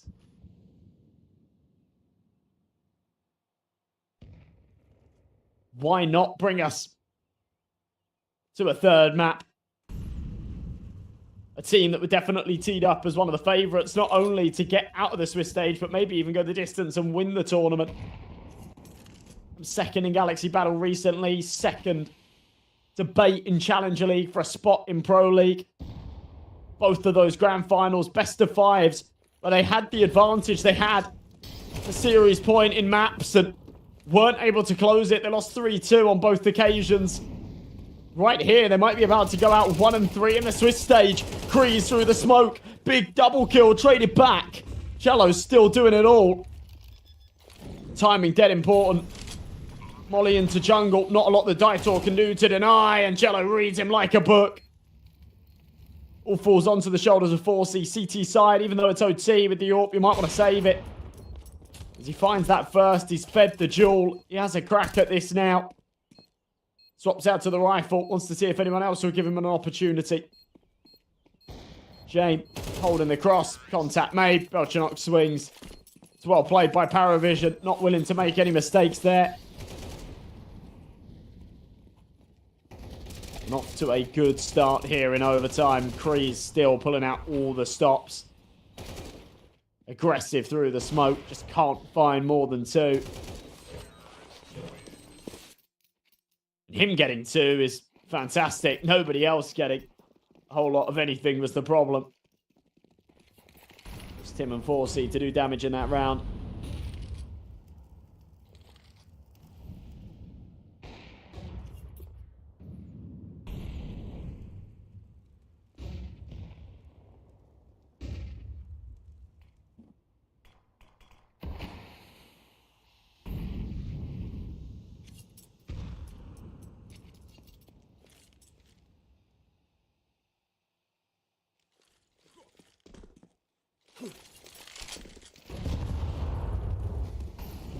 She'll blow the smoke open. Nota gonna try and lead the charge here onto the A site. It's a carbon copy of what we saw in the last round. ECLOT having a play for the retake, but they are a little bit closer this time. And maybe they blow these smokes open or spam to try and deny that plant. They will do exactly that. Bomb plant not denied. Spardos finds the kill. It's just a tad too late. Still, the numbers in their favour. Good reaction out of Kreese. Nota missing his shots and a little bit slow. So at 5v3, this should go ECLOT's way. They'll have to make some serious mistakes here. As they progress forward, you'd have to feed the fights one by one. The spacing off. And Belchenok ends up with a double. James Orp. An awkward tool for the job when the smoke is deployed on the bomb. Diffuser there, diffusing off center, spams, not connecting. Spardos gets it done. Surely doesn't escape with his life. Oh my god, he does. With a slither of health and just knows if he diffuses on the edge of the smoke, it's a dangerous game because if it starts to fade, he's dead. But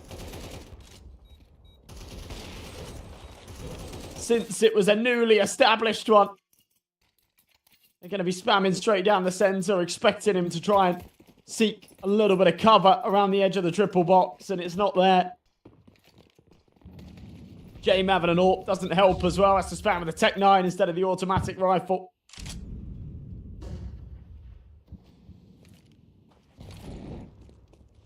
Can 2-0? Yeah, definitely can 2-0. See if they do. On my prediction, 16-14 ECLOT. That's what I'm feeling right now. They've got to sort of keep up the weird scoreline habits that they've had recently. But that was a real opportunity for Kreese to find the top mid kill. He does still end up with one. Traded out the other way. Paravision do have the advantage here. Shallow. In the apartments. Big swing. Massive kill. Smoke will go down. He doesn't care. Yeah, just full W out. Look how huge he's been in these last few rounds. Another two-piece. We'll put them ahead at the halfway point. Belchenok finishes off the job. 20 kills for Jallo.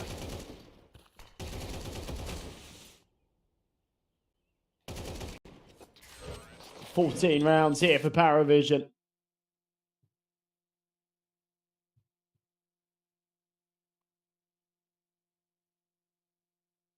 Three in a row needed for ECLOT to close this one out without complication. Keep up that ridiculous scoreline streak that they've had for their last 3 visits here on Mirage. As for Paravision, yeah, it's only 2 to get this one done. 1 round had secured double OT as well. It wouldn't quite follow the pattern, the theme that we've seen, but wouldn't be opposed to it. Peichi goes in. Flashes over the top. One pops around the corner. Molly into sandwich. Full W here from ECLOT. As they'll run down the Paravision strat. Fast paced on the A site, surely. Oh, I was going to say, not going to clear Ninja. They do. Such a bold move for Belchenok to sit in that corner. It doesn't pay off for him this time round. So we go into a 4v4, but Spartus and Daitor desperately low. There's hardly any util left. They're going to play this one together, and they do. The 2 low HP men. Serve up a nice little tower there on the bin. Get it over the line for James. It's a 1v4. They're all desperately low. But one that he can't touch. The Quadra below 30 HP. It'll go the other way.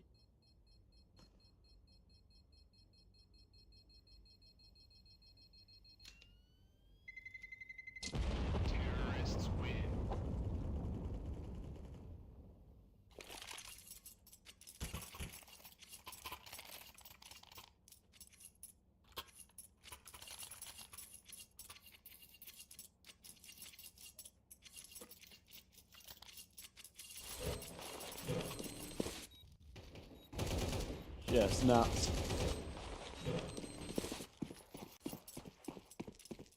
What do ECLOT do now? Such thin margins when it came to that last round.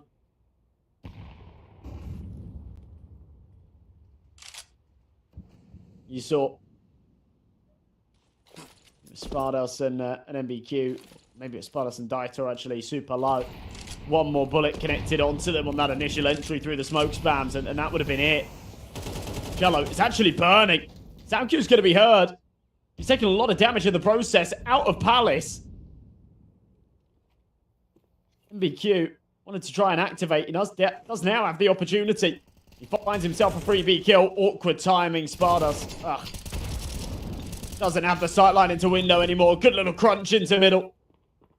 But all three will be confirmed to be there. James. It's the cross shot. Yeah, bombs down on short. I was wondering why there wasn't a smoke. That's why. It's weird that the bomb's gone short. When a success was found on A.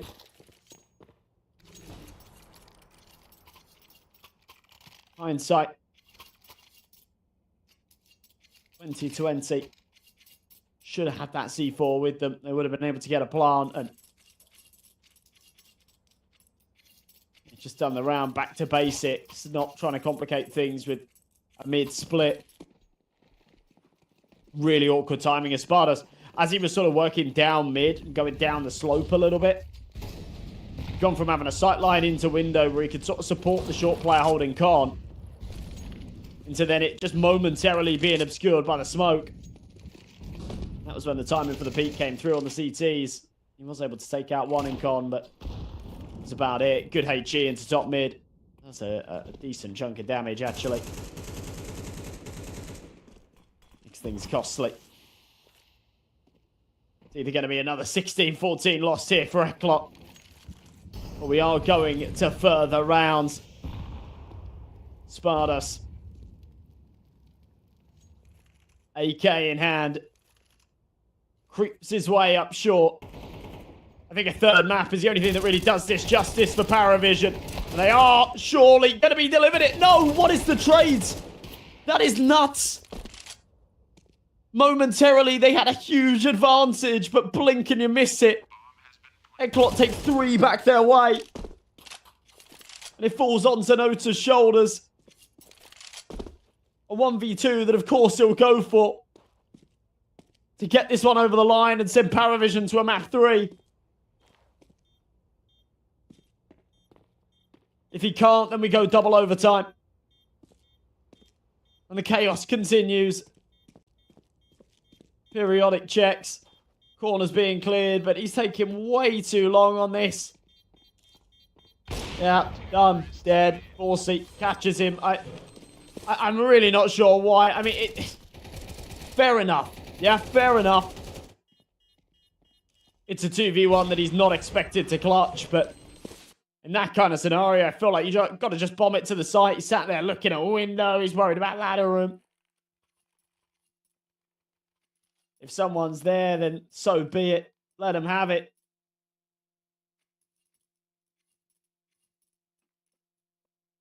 If anything, it'd weirdly favor you if someone was window. You could then take the easy fight with a site player.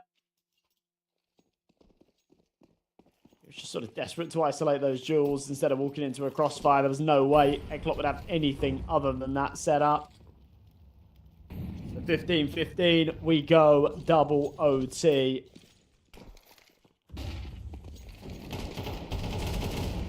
It's an interesting flash they keep throwing here in ramp. It's like a cool little sort of lower pop flash for the CT player, I guess. He'll get caught by the lamp flash. That one will get you if you're there on an AWP. Nota Belchanot, really good start. Now that the pressure's off, it feels like the foot comes off the gas a tad here for ECLOT. But maybe right back on it again as Forsey finds the important kill. Got a bit of room to go for the plant. He doesn't want it yet. He wants to find this fight. The problem is in that time, we're seeing a ramp flank. So, honestly, they need to wrap B here. They're taking too much time. Forsey needs to be aware. Someone is coming in from behind. Kicker. Yeah, timing through jungle. Ugh. All goes wrong. They were at a disadvantage, but when they had that little bit of breathing room, that's when they needed to capitalize, and instead The deer in the headlights. They sort of go quiet. They slow down. HG might actually finish him here. Yeah, well, bang on the money. Kicker doesn't even need the bullets.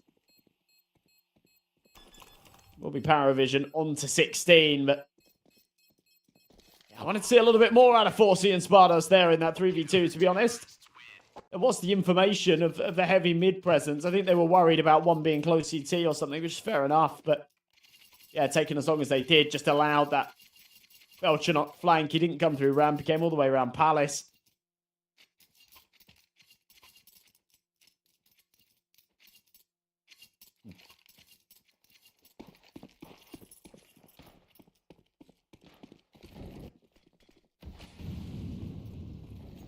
I have seen it all. I have seen it all, and that round did surprise me. Shallow. It's a good entry onto Kreese. It just feels really weird how, like, Paravision can stay super composed. Yeah, they can stay super, super composed and give us, like, brilliant rounds. And yet, moments later, just, like, an absolute mess, yeah?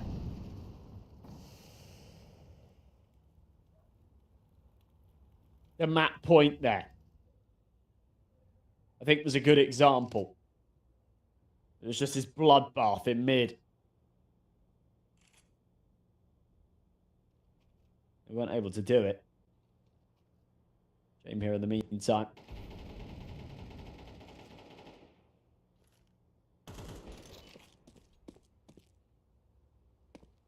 Into middle. It's Cello instead. Still popping heads. Once more. Oh, won't be allowed it. That's okay. It's a difficult fight for Spardos, so expends his bullets. Easy trade. MBQ takes one as well. That'll be that. 17 to 15. Paravision now pulling ahead.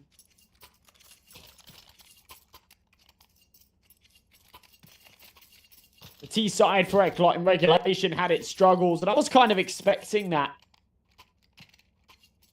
to remain the case as we went into OT. Wasn't too much of a problem in OT1, but right here, causing some issues. Maybe time for a little pace change. When Paravision was struggling on their T side, it'd be a rush A on the menu. It often worked nicely.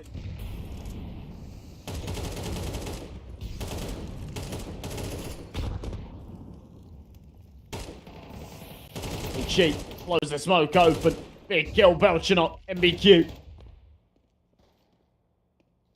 In the meantime, instantly bites back. Flashbang over the top. And Molly will actually cause Shallow to go elsewhere, but ECLOT can't make the same mistake again. Love the boost. Yeah, that's brilliant. Jane doesn't expect that at all, especially considering he was dead silent. He was waiting for the sound cue. Okay, ECLOT do take one. That is an important round win and dealt with nicely. And now we're back in business. Exactly the same halfway point scoreline as we saw in OT1. ECLOT now need that 3 in a row we talked about before. 19, the magic number. They cross their fingers and hope for the best.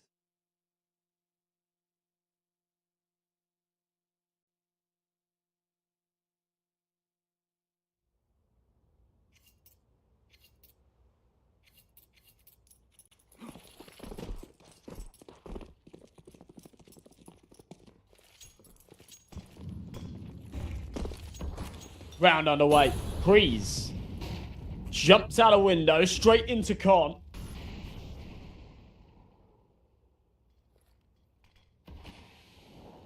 It's as fast an angle as he can take. Kicker does take a tick of damage from the mollies. That would have been heard, but they're not able to do a whole lot with it. MBQ taken care of.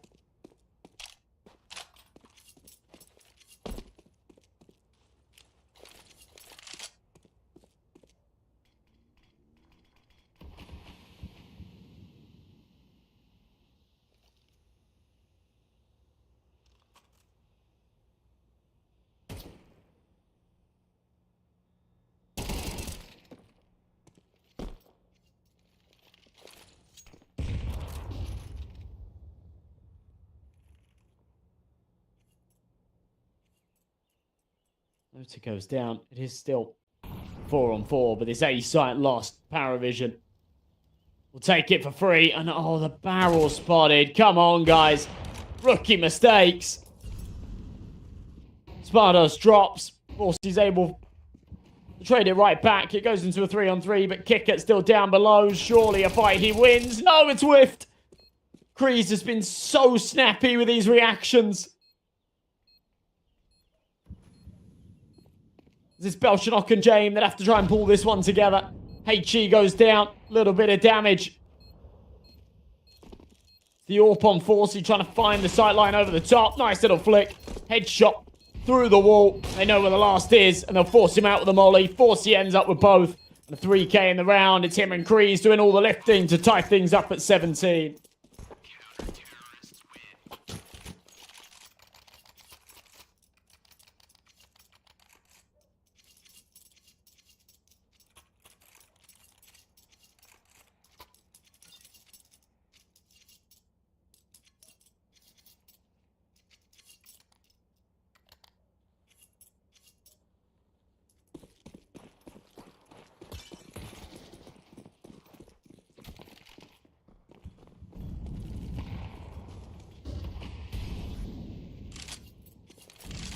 Through all of this, ECLOT somehow manage to pull off a 2-0. I will be incredibly impressed. Good entry from Nota. Should be traded. Oh, no. There's been a few scenarios like this where, you know, when there's supposed to just be a clean trade from ECLOT, they make a bit of a meal of it. And it ends up going 1 for 2 instead of just 1 for 1. Back into a 3-on-3 here.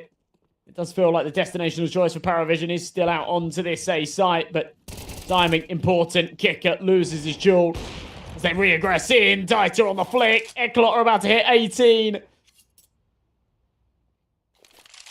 It's followed the theme of overtimes, but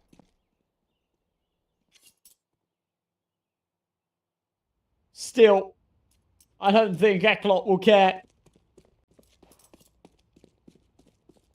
As long as they can close this out against Belchanok, they will finally get that map point that they've been waiting for. They've not had an opportunity to close out this game yet. Series points been looming around them this entire time. Paravision have had chances. They've had a few chances now to close this one.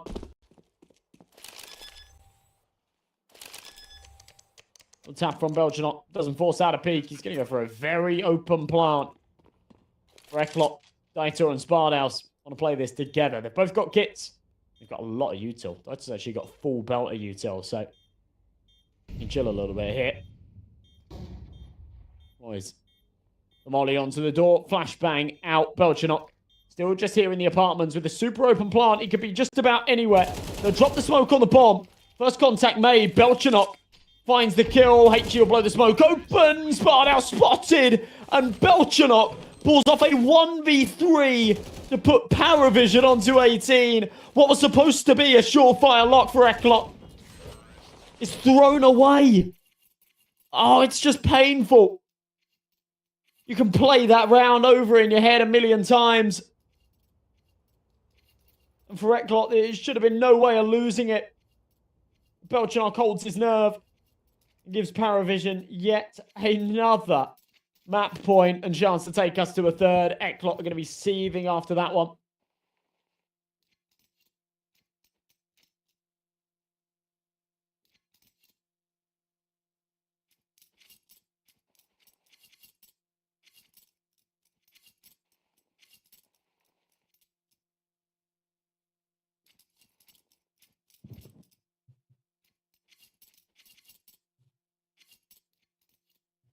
After the little pause, we're back in business, but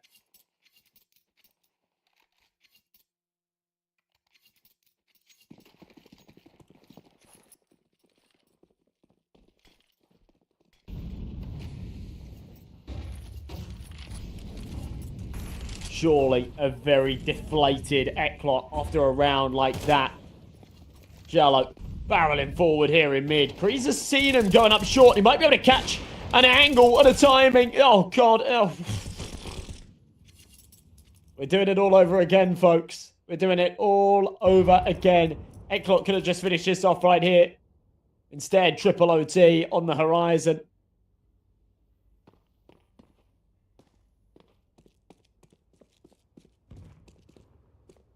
Unwilling to give this up, and Paravision seemingly unwilling to win.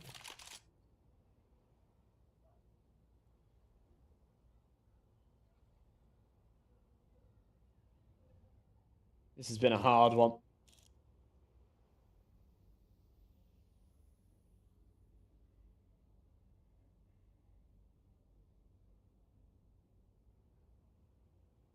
A difficult game to just shrug off. For either team here, somebody's got to lose this map.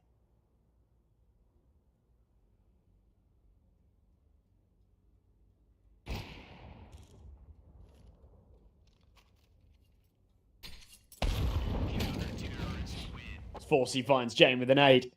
There will be no such heroics like Belchanok pulled off in the last. No 1v4s this time round. Absolutely. Incredible scenes. Pulling out all the stops when they need to.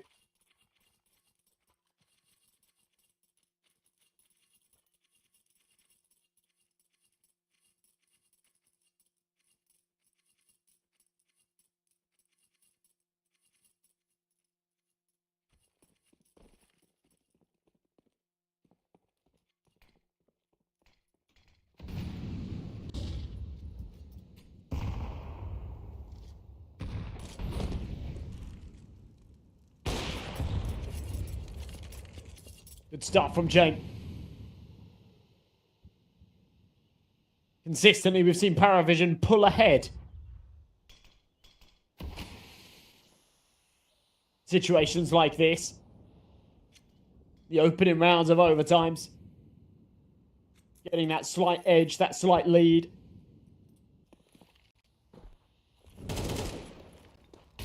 Got to do it again here. Should be a little bit harder. Maybe not.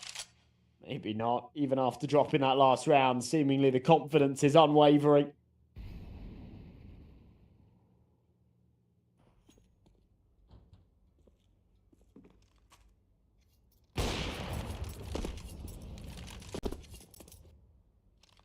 And at 18 apiece, we will see Paravision pull ahead again.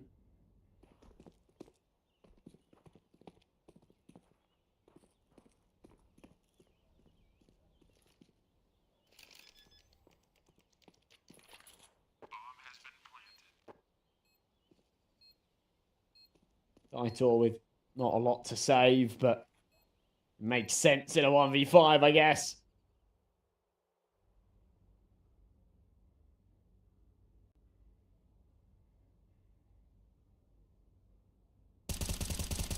It's going to be one they'll let go the other way.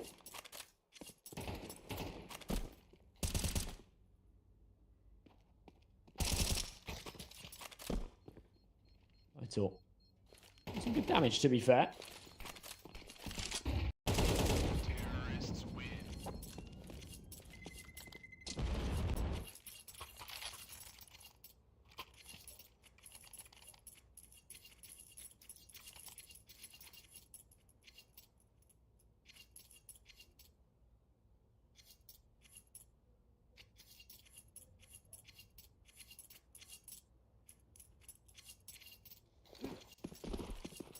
To 18.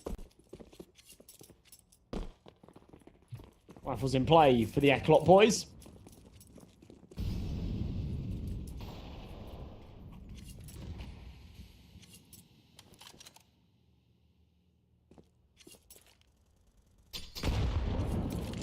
She goes deep. Jalop. Decent chunk of damage. Flashbang's going to follow it up as well.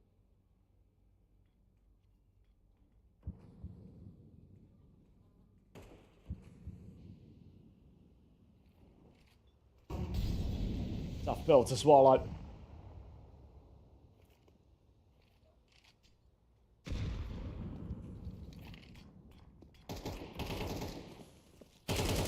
Noto will swing wide and take out MBQ. It's a good start to the round. Paravision, again, look to just take these opening two. It's been exactly what we've seen so far. Did actually see a little glimpse of Daitor caught there. No reaction to it, but they'll still find the kill nonetheless. Molly goes into bench. Nota finds him from short.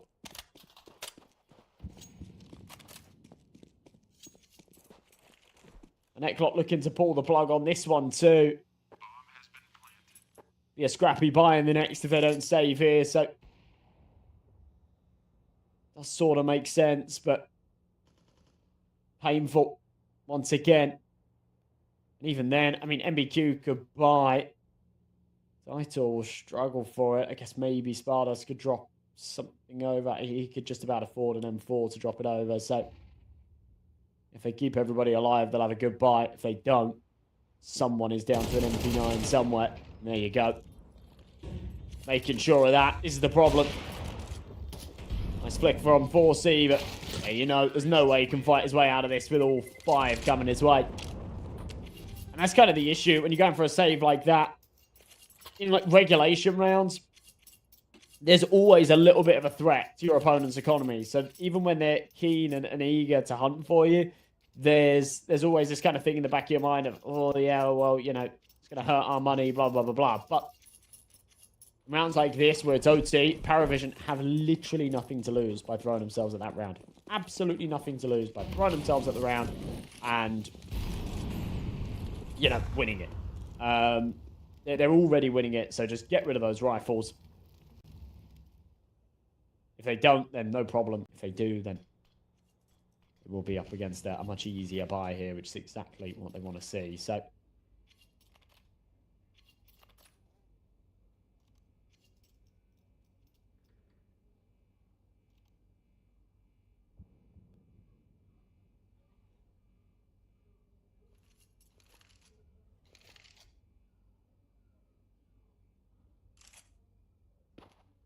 shallow.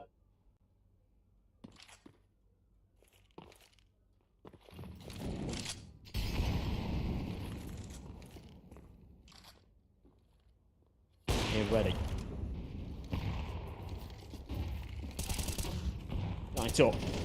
You're on short instead. We'll shut them down. 4C. Here in the corner on the site. Has to go big and ends up with 1 and a lot of damage. Maybe enough. But knows he wanted to. Knows he really needed to there.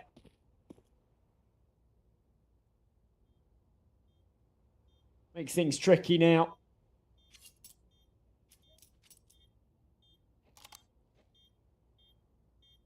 Spardos will boost up Kreese. This will be the first time we see one of these teams take 3 in a row here in overtime. That might just be the difference maker, to be honest. James connects the shot. This one does look like it's destined for a map 3 as James pushes Paravision onto 21 rounds. They will have 3 chances to close it. In this second portion, this has been a real marathon of a map. An endurance test for both teams, and that won't change as we go into map 3 as well. Also, they'll have a little bit of a breather in the middle.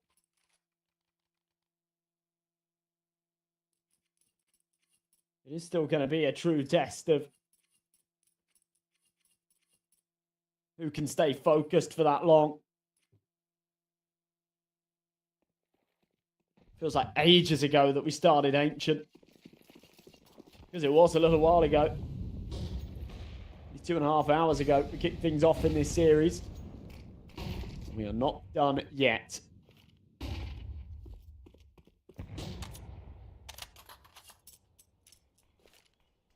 Smoke into middle. To deploy as one of his own.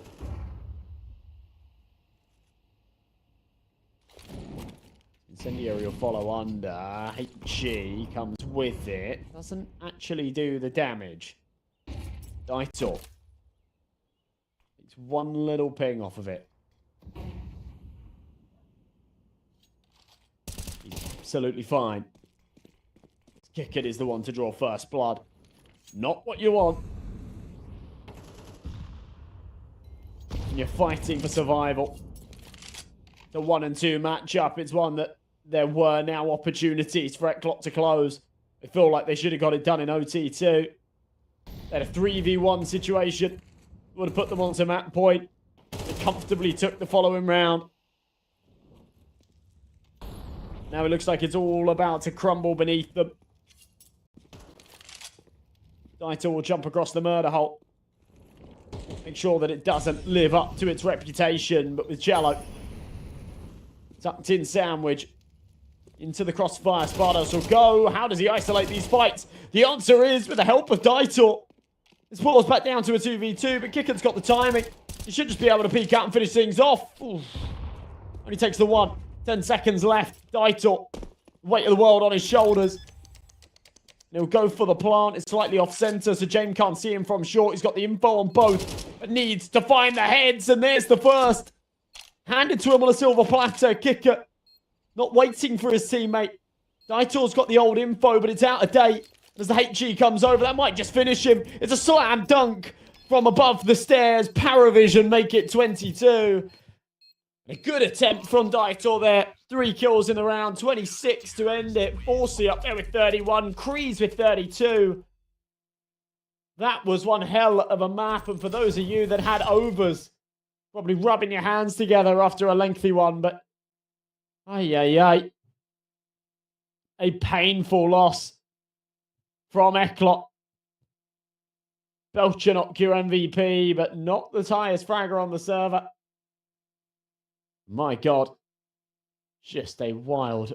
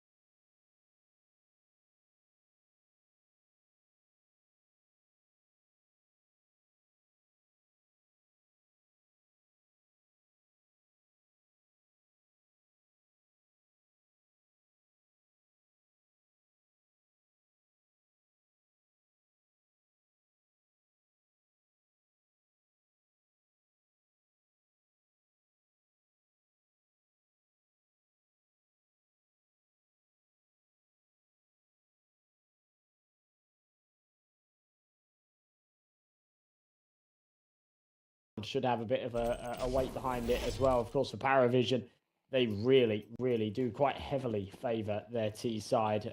Now, that's to be expected. Most teams at the moment do, but yeah, we're talking 62.5% versus a 40% round win share for their defence. So definitely wanting to get that T start, wanting to get those early rounds on the board. We will be kicking things off with a knife. It's Paravision. Oh, look at this. You can see so much of the time you just sort of like, throw yourself at it. You win the knife round, great. If you don't, it doesn't really matter. But it's maps like this. It's decider maps in an elimination game like this, where you're on a map like Anubis or Nuke, and both teams really don't want to lose the knife. So it's like really patient. It's really, no one wants to be the initiator. No one wants to make the first move. Daitor, I'm not going to be able to clutch that one up. So it is going to be Paravision taking the knife round. They'll get the pick of the sides, and they should be starting on their defense. CT half will do them some favors. As we will be ready to get underway with the pistol round in just a moment.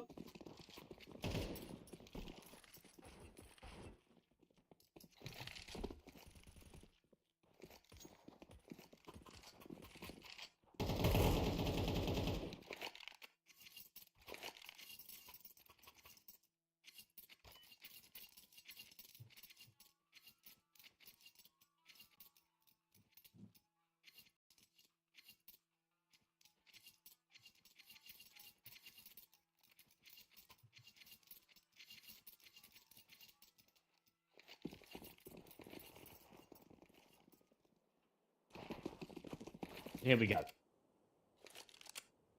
Pistol round underway. Daitor and Kreese have been dropped over some Julies. MBQ, the sacrificial lamb, to buff up his teammates. Two of the harder hitters of this series so far. They both popped off on map 2. But right here, Daitor goes down without much of a fight. It's a triple push into mid. Leaves B super vulnerable. So Paravision will take the space off the back of it. Belchanok holding the flank. Might be fighting off a little bit more than he can chew here as the trifecta comes his way, but 1 for 1 won't be too bad at all. They'll still have the man advantage. They have that bomb beeping on the site and the information where 2 reside. The last being MBQ from the CT spawn. Glock catches the timing, catches the head. Cello mops up as Paravision take the pistol. It's a good start here to the decider. And as much as neither team would be happy with losing that second map, and it's always going to be disappointing when you go down in that kind of way. If you're on ECLOT right now, you've had opportunities to close on map 2. You've so narrowly fumbled it. If you then end up, and then you're here on map 3 and you're on your CT side and it's all looking a little bit bleak and you lose the pistol and you call a tactical pause. If they now end up losing this series and getting eliminated, it's going to hurt. It's going to really, really hurt. Whereas for Paravision, if they lost Mirage, it would be, that was a bad day at the office. That wasn't a very good game from us, but on to the next, I guess.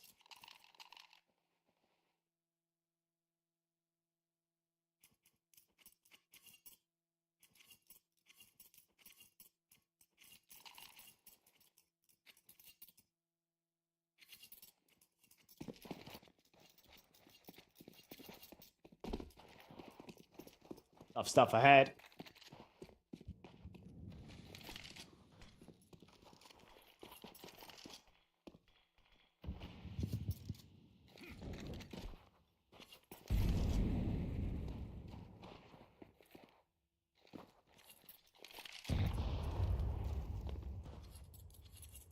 It's going to be a full spy from the CTs. ECLOT coming into this with what they can. 4C tucked behind the door. Flashbang in. It's a brilliant pop flash. But oh my. Spidey senses. He plays off of his 6th sense there. Crosshair placement was perfect and just pulls the trigger when he hears the sound cue. Doesn't hear a whole lot of anything with the ringing of the flash, but his timing is bang on the money. He does find the entry onto Kicker despite being full white.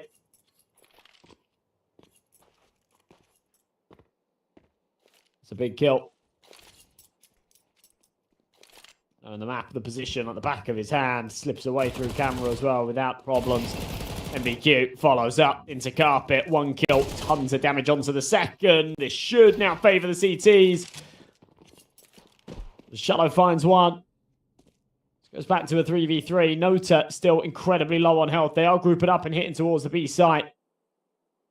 What is the game plan here for ECLOT? They've read this all wrong. They're about to crunch into middle. With the wrong call. Nobody's here. Go back to B. Ah, yeah. It's a gamble stack that's not going to pay off. Now a desperate retake, but they don't have the tools for this.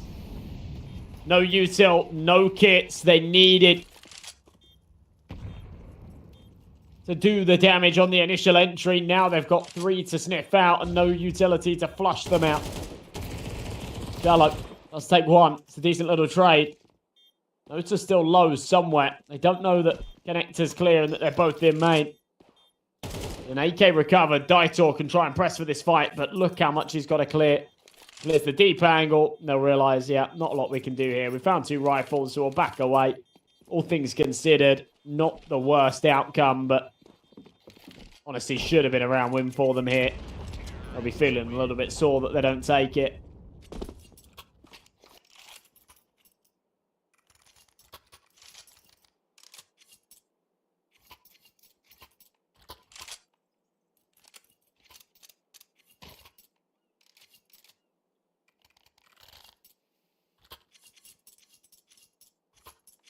Two to 0, Paravision narrowly hold on.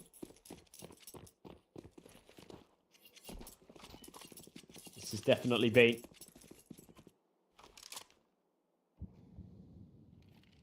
far from a walk in the park for them so far. Up against the 2 rifles again. It does seem like CT's want to somewhat force around it. So we'll see Spardos with it. Eagle and armor. Good start. Forsey dead. Spam's good. Chance to go and recover that rifle, I guess, but MBQ's fallen in the meantime as well. Just landing body shots to the Eagles. It's not enough. Shallow low. Kick at half. Game just tagged.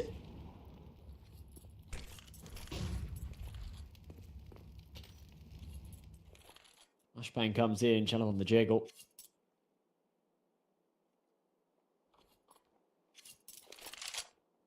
Knows he needs this. Nota's going to tiptoe forward.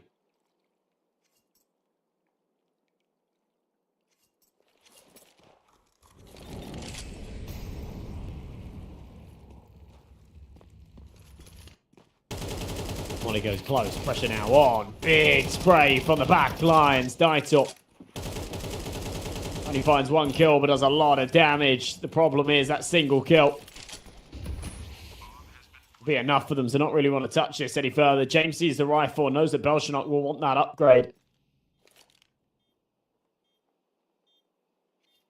Doesn't really want it falling into enemy hands either, but not a lot that you can do about it. Spardos will go and grab that Galil kicker.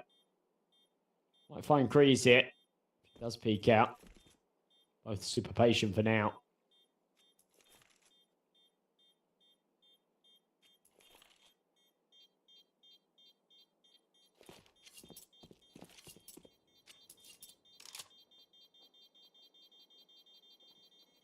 There we go. 3rd round on the board. As anticipated, but again, one that could have gone wrong. Sound a little bit cleaner, at least for the T side. Sorry.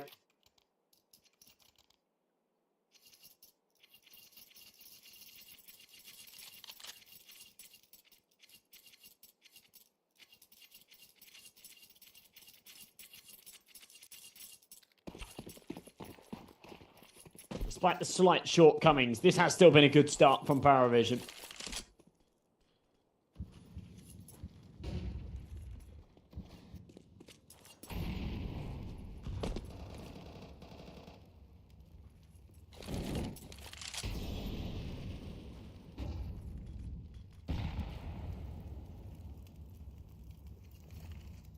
Three-0 lead. Conservation of the rifles in the buy round.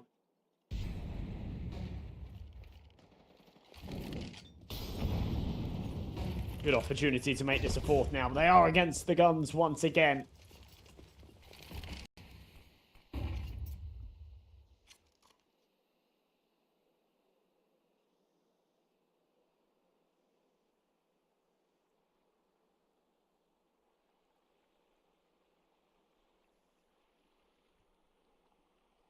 Just a little bit more on their plates this time round.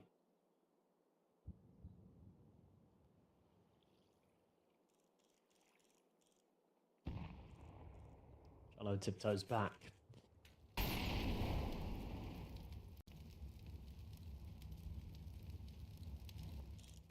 Ollie down early, 4C on the AWP. Big shot. It's Nota. Ball in first. Spardos there for the trade. And a 5v3 straight off the bat. ECLOT posting up a strong defense now. As Jane will catch a fadeaway.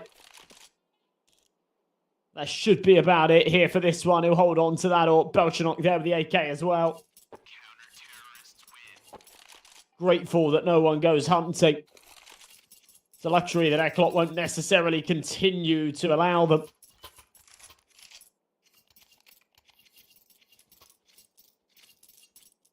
But for now, the money not great, so they will just hold on to their what they have, hold their horses.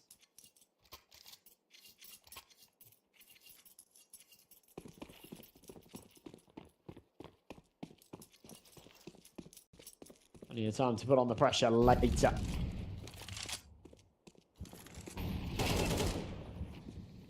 Big start, lovely shot, kicker.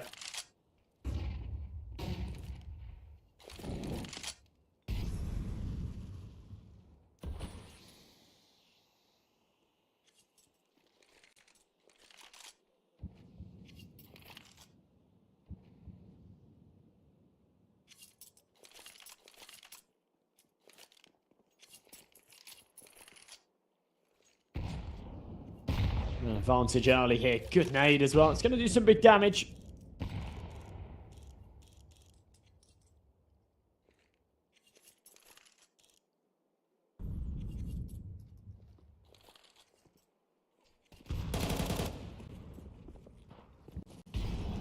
It's followed up with another.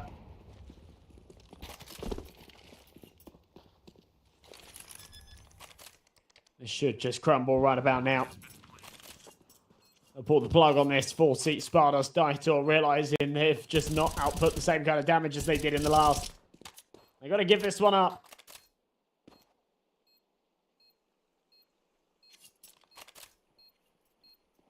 A harsh reality to have to face, but one that is presented to them.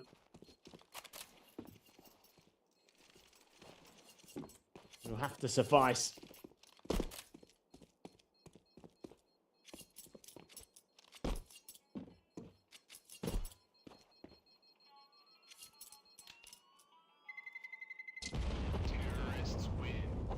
So a fourth round here for Paravision. They're going to keep the rounds coming. They're going to keep this as dominant as it has seemed. The round prior was just a little hiccup, a bump in the road of what may just be a one-sided affair from them. We talked about how potent their T-half so often was. I expect to see at least an 8-4 from them here, to be honest, especially now with how things have started. They won't be in the clear just yet. They'll be against another bite. CT stacked up. James looking for the early fight in middle. Hang on the crosshair of Daitor. Through the X-ray, but he's through the other wall. He's on the B side.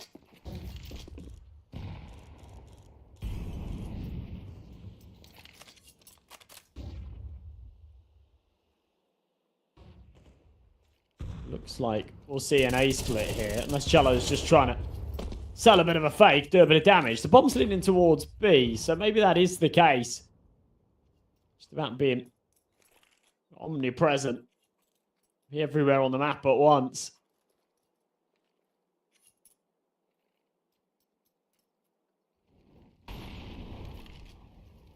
Start to work their way towards connector. Kreese. hear these sound cues, will relay this information, but he's waiting for his timing, his moment to pounce. Now, yet to make his presence known. Spardos on the bomb site, trades one back. Still needs more. Big headshot in the second swing, eventually taken care of. So a trade even into the 3-on-3. Still pretty plausible here for the CTs, though, if they want to give this one a go. Kreese is low on health. MBQ worried about his flank. Util up, so will waste a lot of valuable time. With every second that passes, this becomes less and less viable. The contact's made. Big shot from James. Cello follows up, and yeah, Kreese. No option now but to back off and hold on to that orb, and he will not be granted the luxury. HE finishes off 5-1. They're keeping the players alive as well after a little bit of a shaky start and going into the 3-on-3.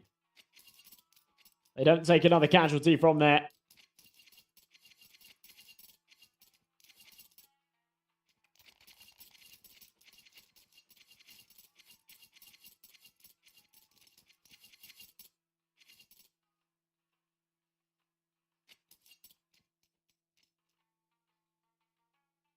Pretty excellent stuff out of the side of Paravision.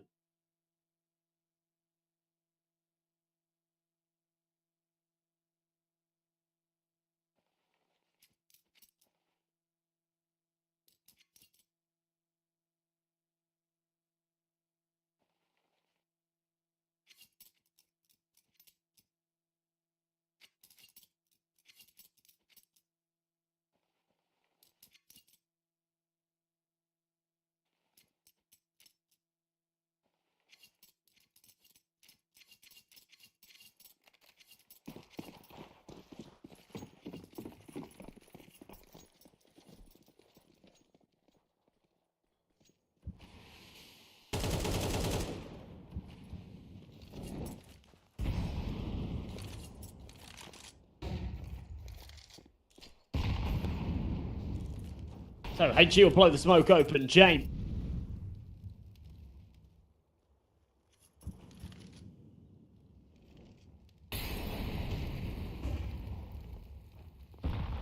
For something that will not come. Kreese on the other side.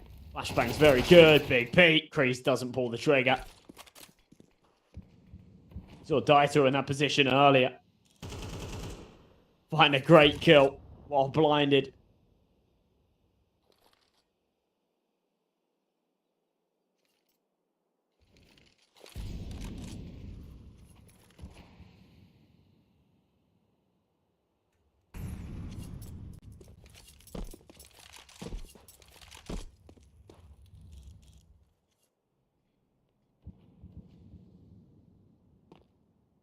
Forty-five seconds left on this clock. Spardos does see one jump across to the doors. Doesn't want to stick around. That AWP will take care of him if he posts up on an angle. Pressure on the B side, but the molly's coming over.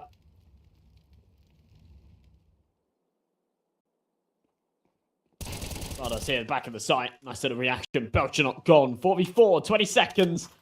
Paravision about to split A. All of the pressure will be on to MBQ here. Try and hold down this 4. He's got support coming in the form of 4C, but he goes down with nothing. The C4 will be planted in the nick of time. AWP on the angle. Jade makes light work of that fight. This is what I was talking about before.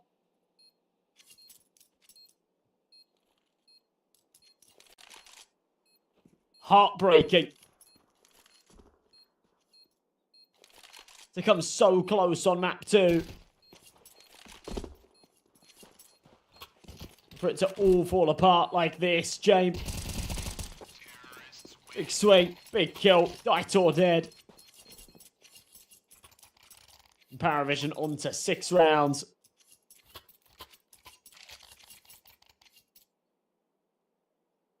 Not breaking a sweat.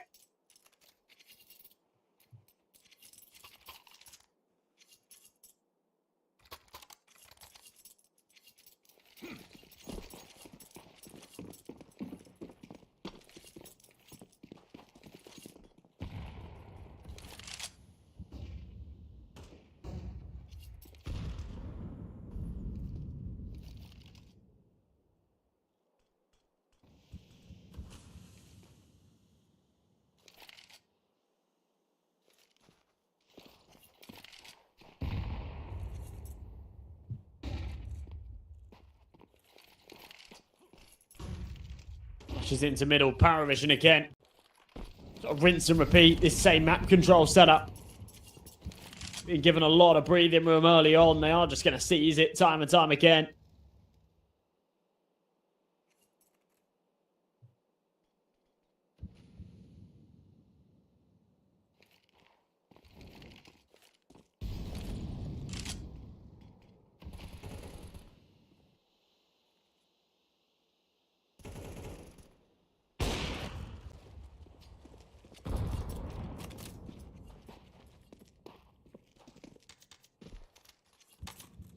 Only util damage, 40 seconds. Again, this is just so slow.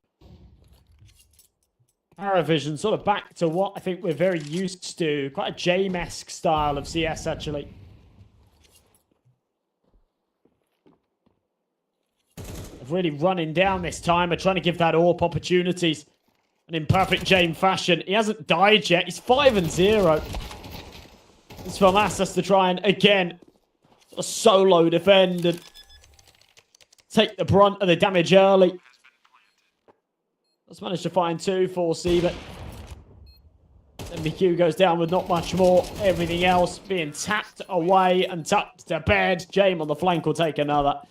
Paravision 7-1 up. James 6-0. This has been painful.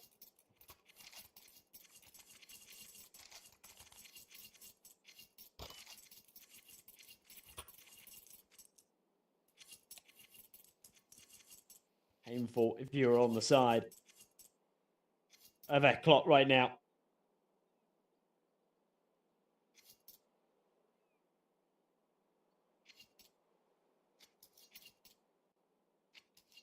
A horrible loss to potentially have to just take on the chin. I think that, you know, they're showing so far in the tournament, it is nothing to grumble at.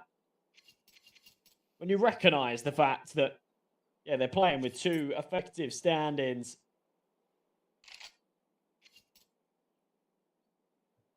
They've put up close performances against good teams. I think you can definitely cut them a little bit of slack here, but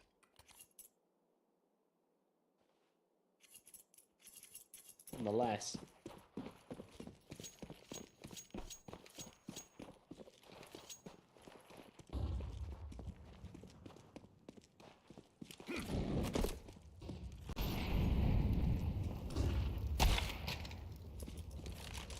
Certainly shot from Jane.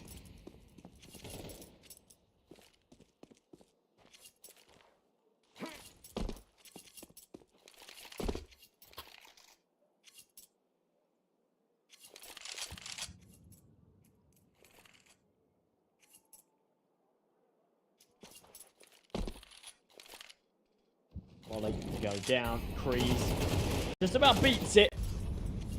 Somehow survives, but can't go back through the flames, so has to just stick around here. They'll know this. Eventually, he'll be able to slip away and escape.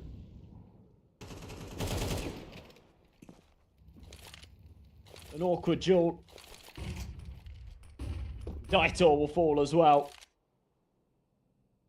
Horsey here with a peek. Surely to come out of connector. Just jiggling for now, but with a 3-man disadvantage. They've got to start clawing back these numbers. Where better to start than right here? A fight with Jame imminent. This could be James' first death.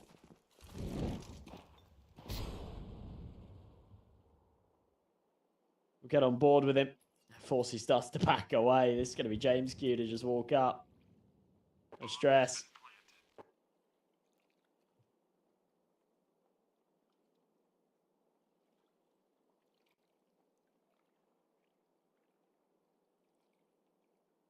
Nice and easy.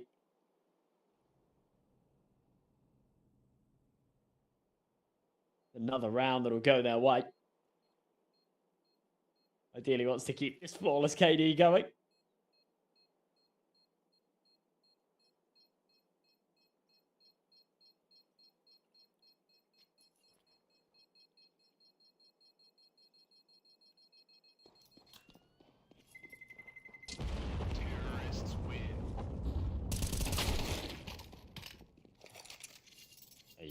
Nice kill from Nota. Finishes off the job. And yeah, they will survive with one. So Kreese gets through an M4, but the amount of damage, the amount of impact that's going to be able to have in this next round is up for debate, I feel.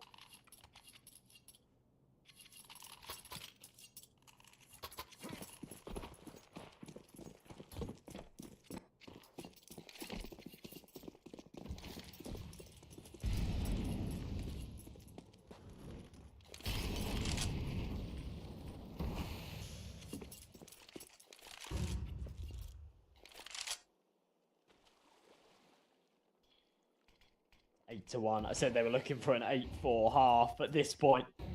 Absolutely. Shooting beyond that.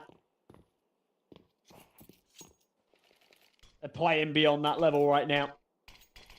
ECLOT looking lost here. We saw in the knife round how desperate both of these teams were to get that T-side start.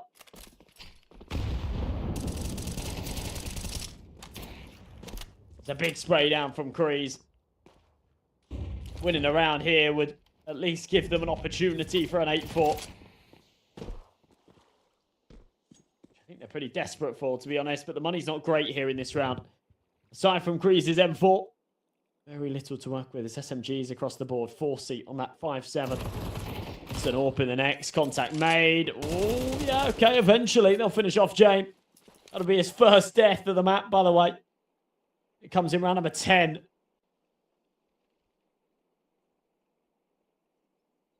Horsey on the bottom site, about to be under a lot of pressure here. Just come over. AK, hard clears him. Jello. I love how drilled he is when it comes to like his disciplines and entry pathing and whatnot. You find some players that get a little bit flashy, a little bit hasty, and you know, sort of awkwardly and quite half-assedly a lot of the time clear these angles, but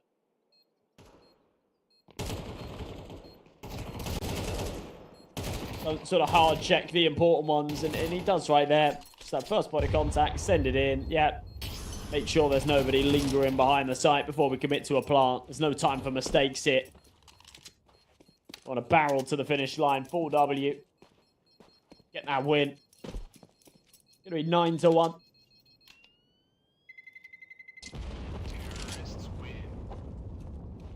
And even if they have a really good T-side at this point, Paravision's mission is to not really give them a T-side to play.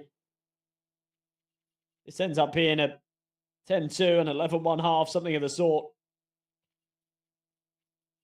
ECLOT aren't even going to have the opportunity to show us. Their T-half has really got any kind of substance behind it.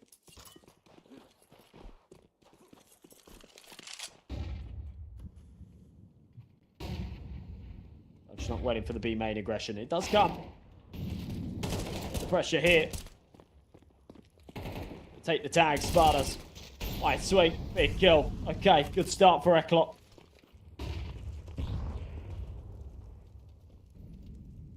It's been a little while since they've had an untraded man advantage at the start of a round like that. There's another. Well, now all the stops with a little aggressive prods here. Spardos tagged down to 4 HP. Might want to swap out, to be honest, with Forsey for that AWP, but as the kills are coming through elsewhere, I think they can maybe just relax for the moment. Not have to worry about it all too much.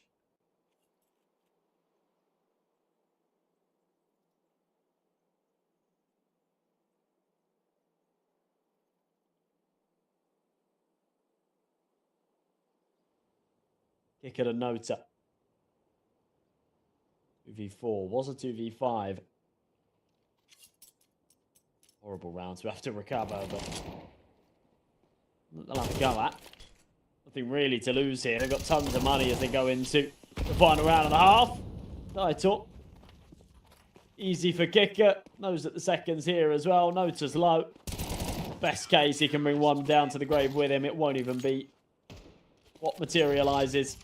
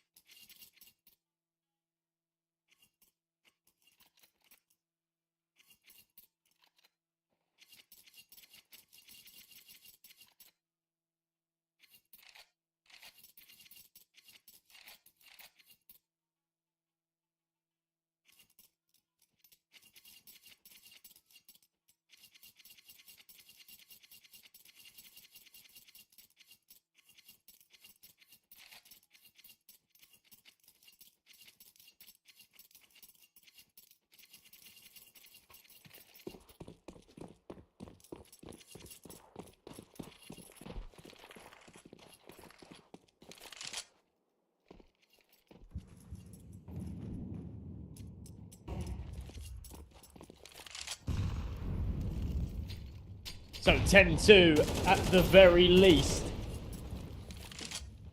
Here for ECLOT, they want more, but Jello says no. A wildly one-sided first half here to the third map. After an incredibly contentious series up until this point.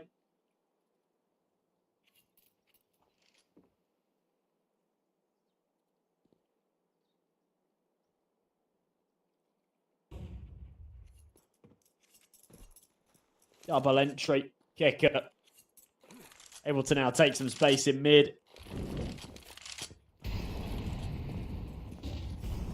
Molly goes onto the pillar. They'll push out with it. Oh my god, Cello's still going. 3 kills to his name. Maybe an ace to come. There's still 2 alive and kicking. Fire at the feet of Sparda, so sound cue would have been heard. HE. Oh my god, it's back on the money. Cello's done so much damage this round. In fact, I believe he's actually the only man to have inflicted any.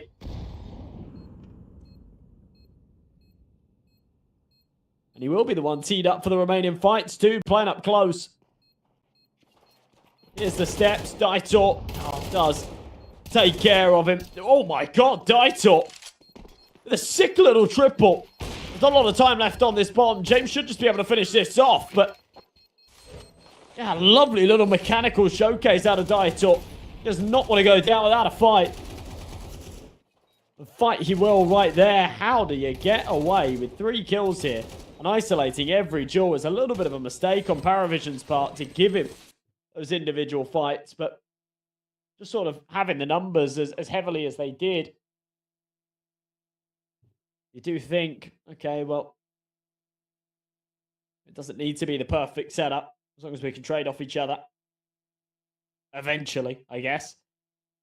The time was run down low enough as well. It just wasn't really possible. Cello's had one hell of a map, though. It's at 16-6, 127 ADR. A true force to be reckoned with. And one that ECLOT have not had an answer for. 10-2 down. Second half pistol. Worth its weight in gold. They'll walk into a mid-stack and into the blender.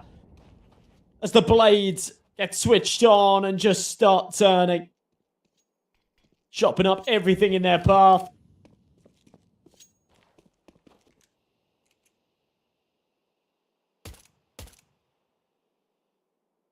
Squishy like bananas, easy to blend. ECLOT don't even clog up the machine. Runs as expected. One blade picked off, that was Cello, but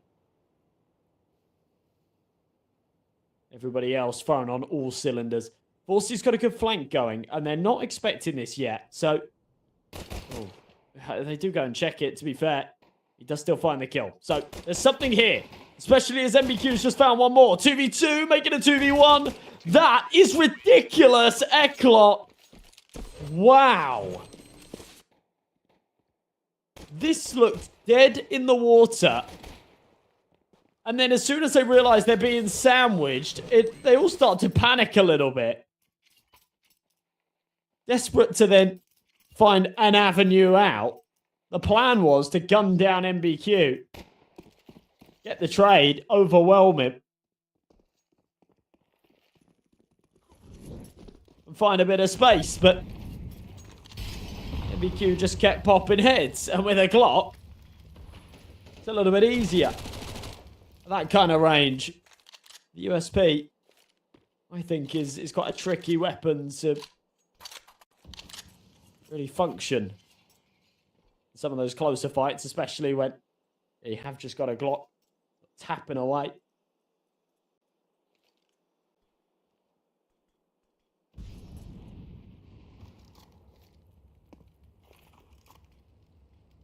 Bullets flying at you. There'll certainly be some bullets flying at them here. Full eco for the CTs.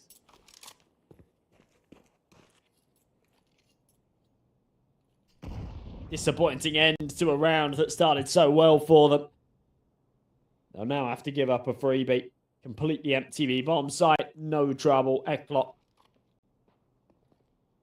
will be able to get the plant and they'll send the wolves hunting.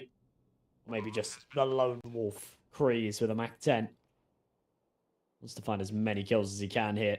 $600 a pop. For kills with this SMG.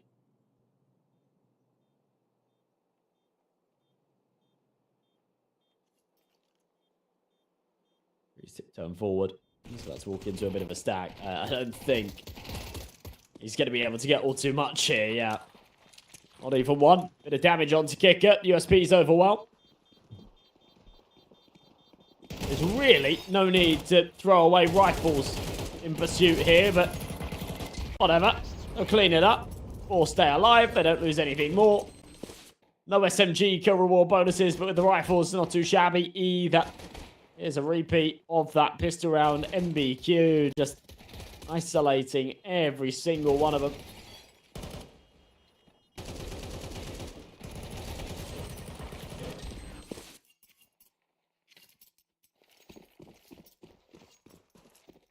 ECLOT now can start to get some wheels behind their T side. It was a must-win pistol round.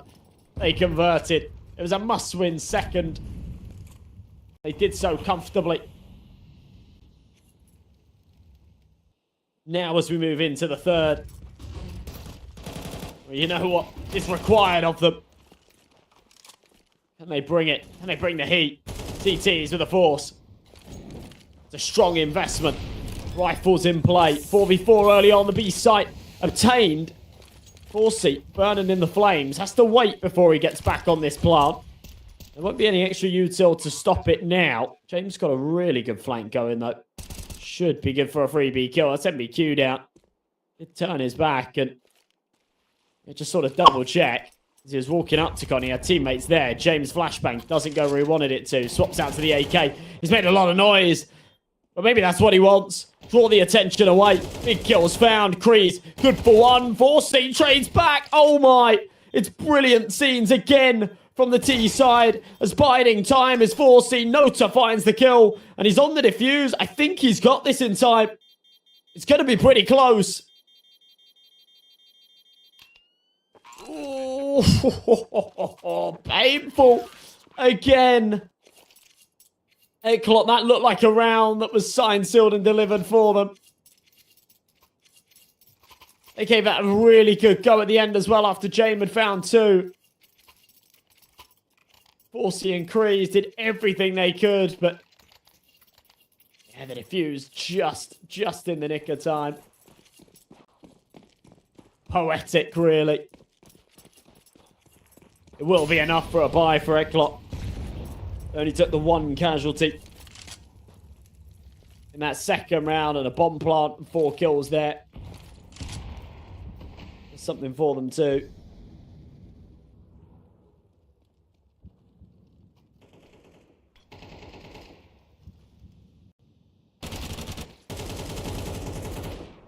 Nice entry kicker. Traded back 4v4. ECLOT need this one. We all know it.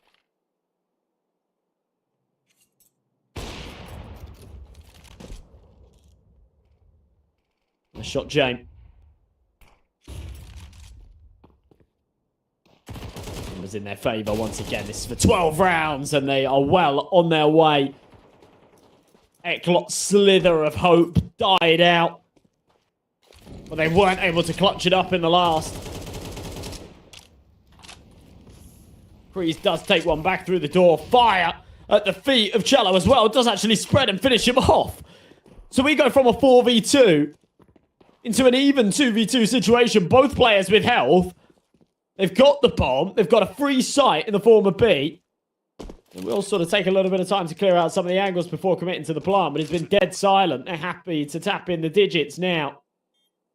Realise that Nota and Jame are playing this together. In on the retake. 2 flashes and a smoke.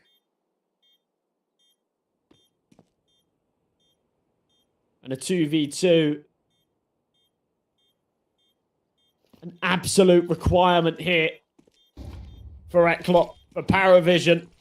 Optional, I guess, but one that they'd really like to take. And as the kill comes through, the bomb is no longer planted for Connector. Jame will hit the flick.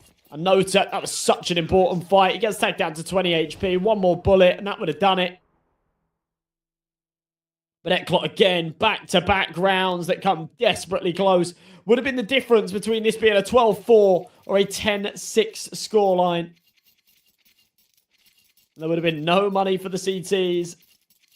A really good opportunity to make this 10-7, 10-8 and beyond. So often just the way it goes, but...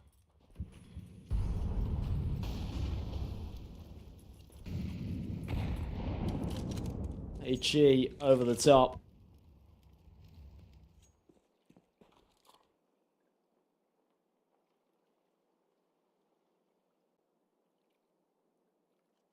MBQ trying to work his way through this smoke. Into connector, they will go. Belchanok at the back of CT. Contact made. HE over the top. Greaves will get this plant in. But Paravision, well, what was going to be a 5v5 retake is now actually a 4v5. But they've certainly still got the firepower advantage. Spardos in the meantime has found an M4, but he's miles away from the site. He's got to come back and join the party. And it is truly about to be a party here if they go for it, but they won't. The plug's pulled. Jane will stick around for maybe someone trying to hunt or an exit, but they'll allow 5 here for ECLOT. Yeah, Dame is fed a freebie there. Daitor with not a lot to lose. Him and MBQ just on pistols.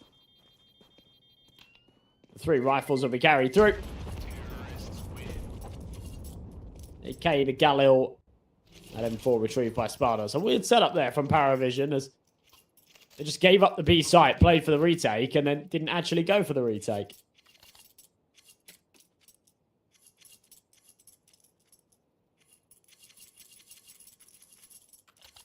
Still, 7 chances to close this one out. Paravision will still feel the wind through their hair.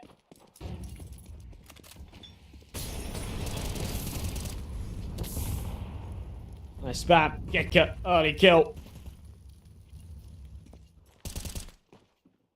The M4 will rattle off a few shots. Both ways.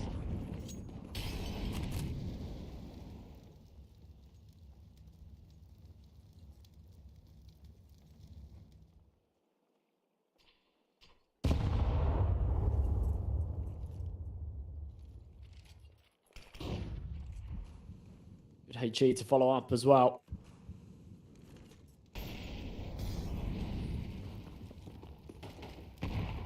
He's in. AK working forward. MBQ knows what's required of him here.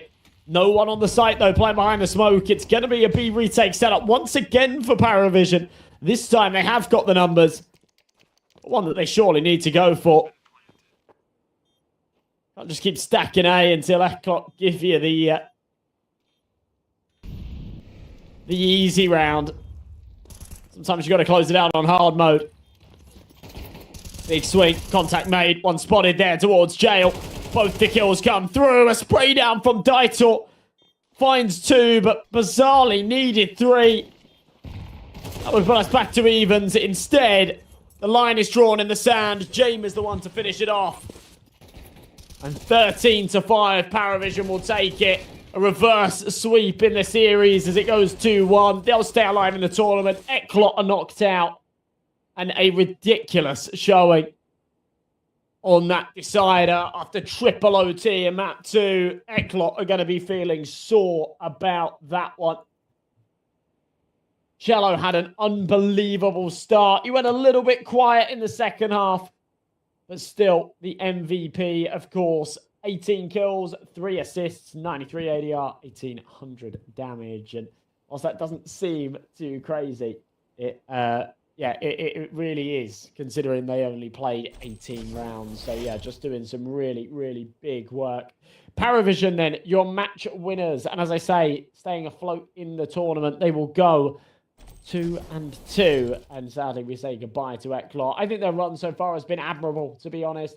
A team that came into this tournament with 2 stand-ins, right? 2 stand-ins and very, very little... very small expectations, I guess, but they've put up some really, really strong games against some really strong teams. And 1-3 is not the result that they were hoping for, But yeah, there's obviously a lot that this roster needs to do to take a step back and sort of rebuild a little bit, work out what pieces they keep moving forward. It's so hard because in the current Counter-Strike space, it's very difficult to do that. You know, you have your VRS ranking. You really don't want to lose points. You don't want to not accept invitations. So you play these tournaments. But then if you haven't got your full five and you haven't got it figured out, then you lose games, you lose VRS points, and it all gets a little bit tricky. They don't lose too much for that game there. They were definitely the underdogs against Paravision. I think they only lost 7 or 8 points for that one. But still, yeah, just a disappointing one. I think they were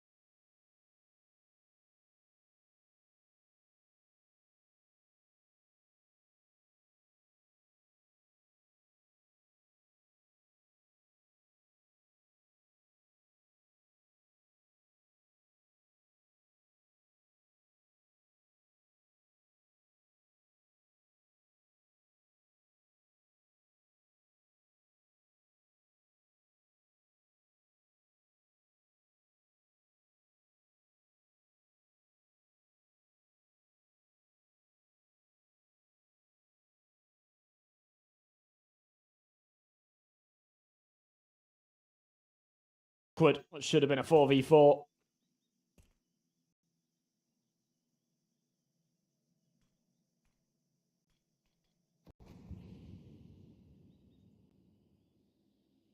Time in the meantime.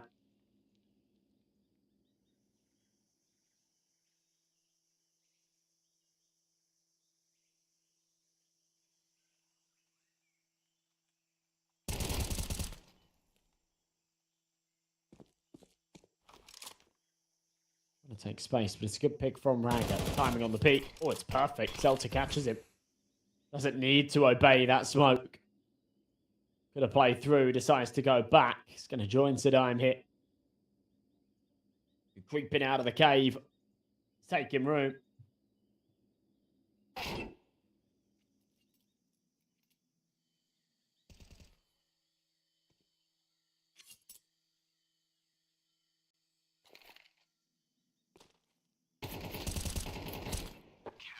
Easy stuff. Zella finishes it off. Lovely, lovely pickings. Yeah, it's just a very awkward fight there as Texi is sort of scrapping it out.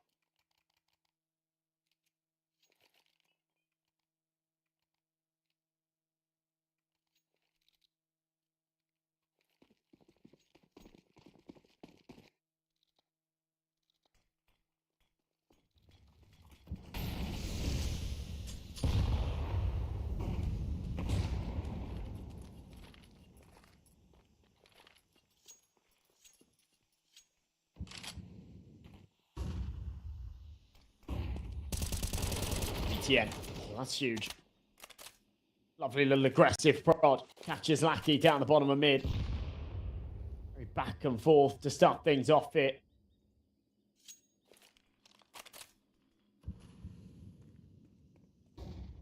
Shouldn't been a real scrap.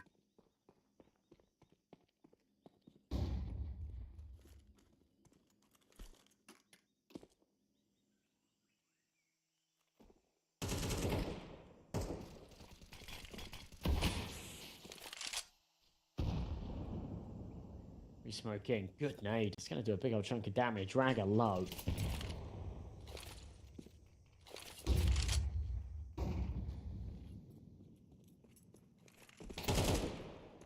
Shot Celta. Just been really slow, really meticulous. Both teams desperate to inch ahead, but it's the shutdown on the bottom side ultimately that gets it over the line for Nexus. Just really, really comfortable stuff. That's what you want to see.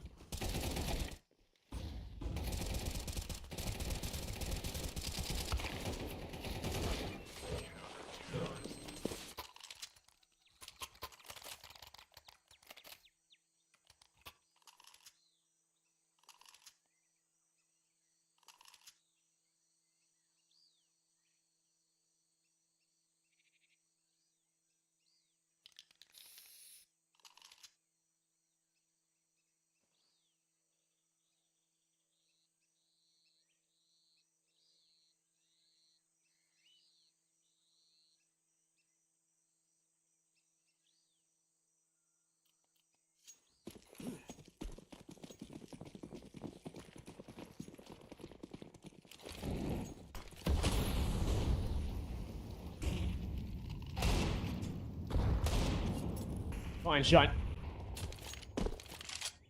Nice headshot. This thing started. Tap back from sound is very crisp. It is just against the pistols, so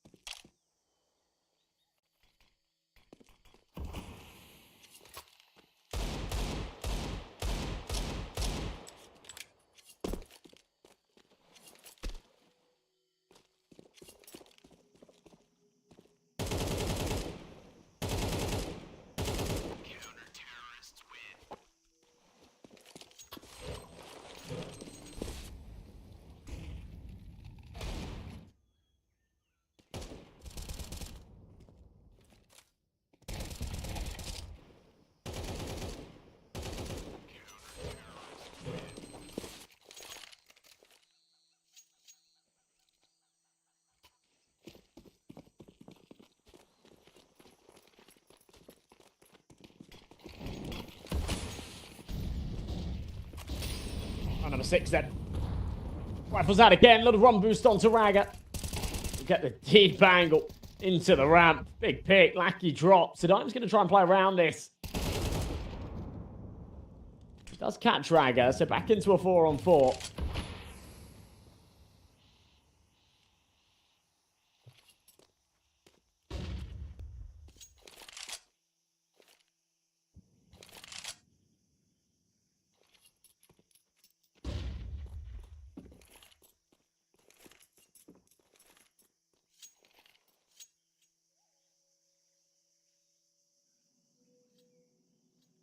The Nexus in the lead here. It's a lead that they want to hold on to. 4v4 with the guns across the board.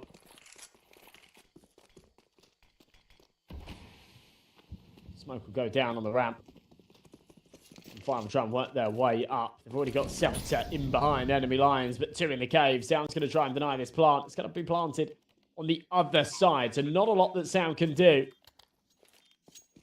He wanted to go in for the spam in the corner. He could have done so.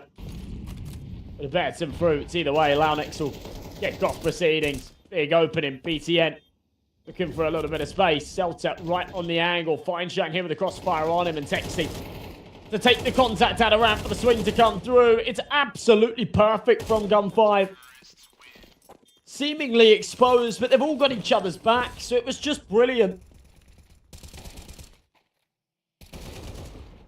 Individually, every fight going their way.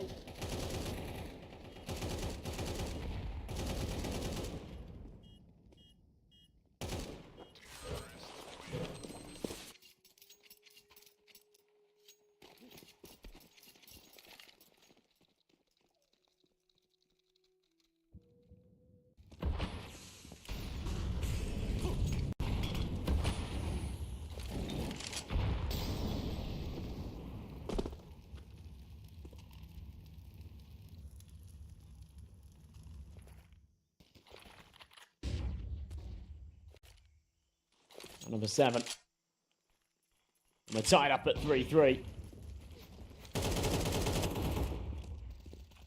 Even with the man disadvantage in the last round, Gun 5 carved a path to victory. And Zello, just to make sure that doesn't happen again, Lackey dropped early. This is the Gun 5 map pick, so they are semi-reliant on it going their way. Dust 2 up next. Doesn't fill me with tons of confidence for them. It's a good Nexus map. Both teams with a fairly deep map pool. Smoke drop. Sadime knows Launex is going to be trying to play in front of that. It's pretty perfect. The bomb will go down. Fine shine.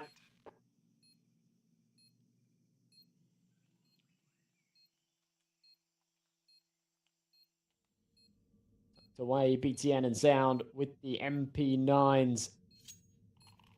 Honestly, a lot on their plate. Celta.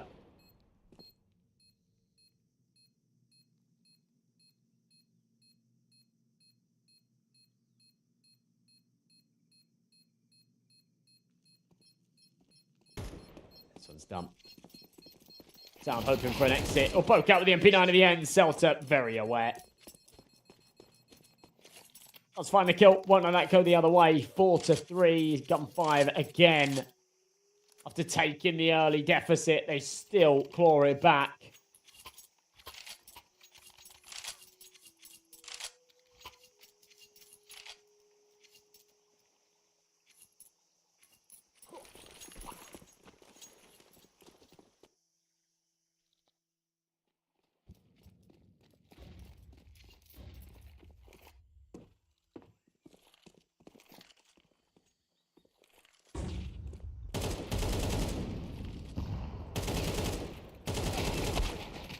Sadime. What's up with the triple? Wow. Okay. All right. Tidy stuff.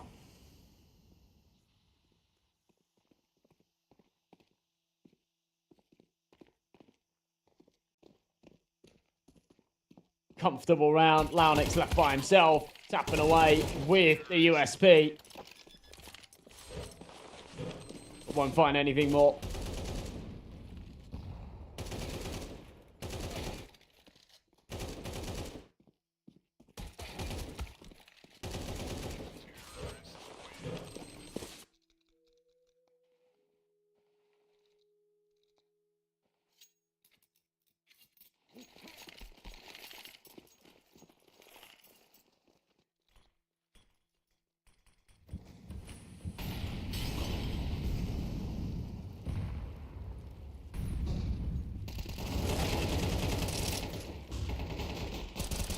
Lackey.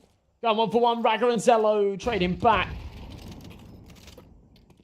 HG's going to blow the AK straight to them as well. Little hand delivery of the rifle. Once again, it's another scenario where Nexus have got a man advantage, but Gun5 have got the bomb site. And here on A, they've had a pretty high success rate. They look to make this a sit. Contact into CT. Sadime doesn't overstay his welcome. But on the re-swing, Stello mows down both. All on to Fineshine here with a 1v4. Ollie goes over. It'll buy a little bit of extra time, but nothing more than that. Smoke goes on the bomb as well. Just to not waste any more seconds. And, well, a fourth converted for Nexus. No real trouble. No kits, but that's okay. They were quick enough.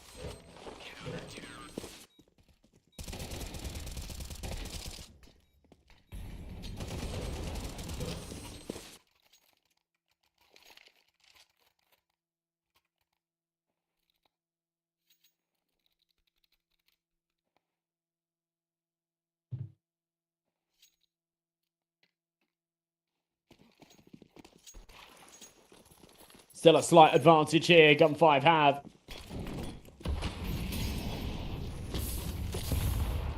Grenades come in. Pressure down. Ragger in the corner. Oh, lovely shot. Texio drop. Deep HG. Sadime. Seems a bit of damage from it. Nothing too crazy.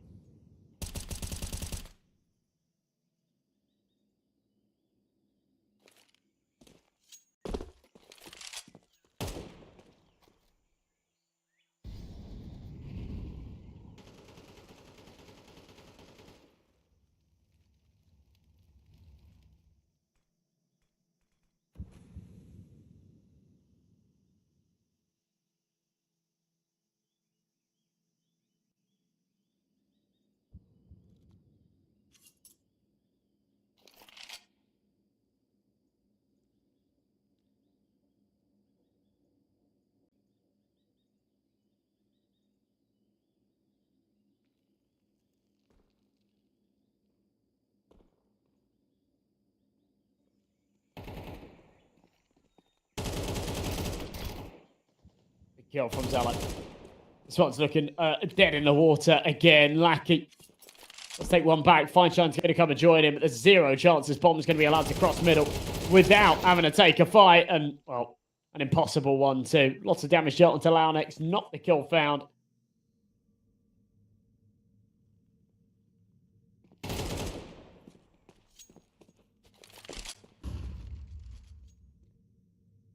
Lackey left alone.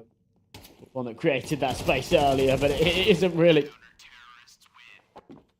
giving much when, yeah, they know that the bomb's on the other side of the map, and the second it gets out of their sight, they're quick on the rotation, so...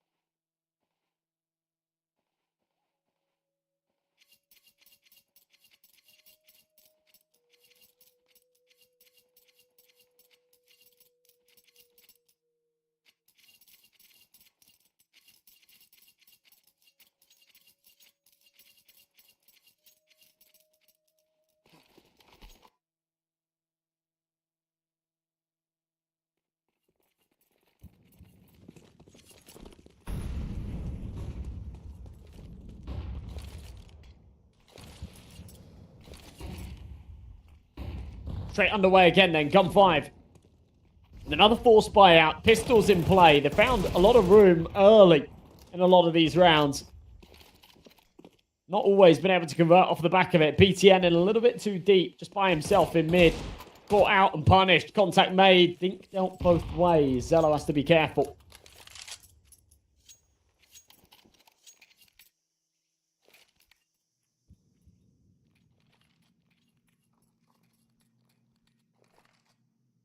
Round number 11.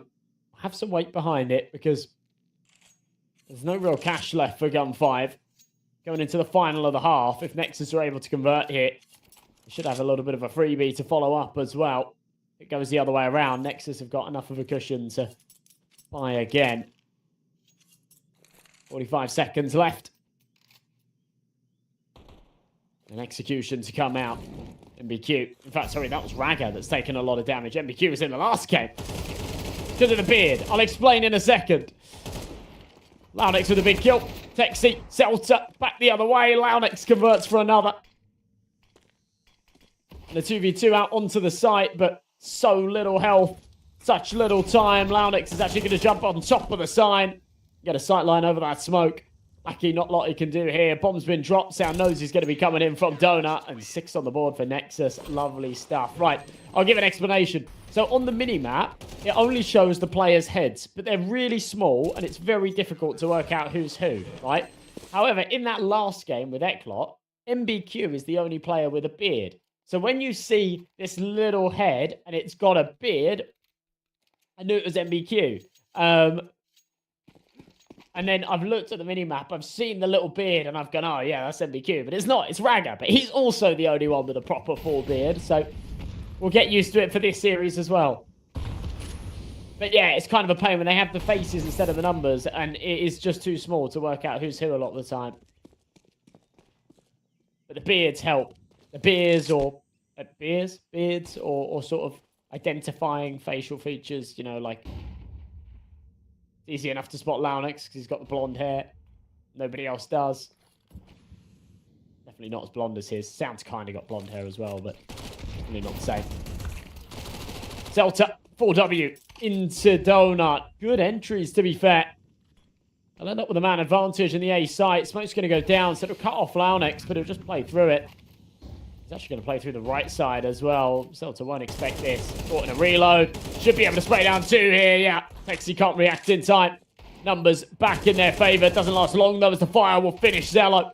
But swings and kills come in flurry, whatever. I don't know. 7 rounds. I don't know where I was going with that one. Mega stuff from Nexus.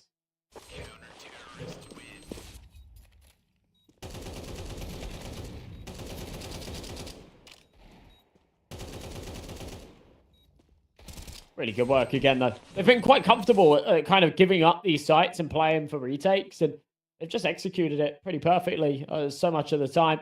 Some of the earlier rounds, we saw them have slight issues with it. We saw a couple of rounds where they had a 4v3 advantage and they lost, but once they seemed to patch up those holes, they were back in business quite nicely. 7-5, lead on their opponent's pick. XU's been a bit of a beast in recent games. Putting up some decent numbers here, but he's not been that superstar that we have grown used to.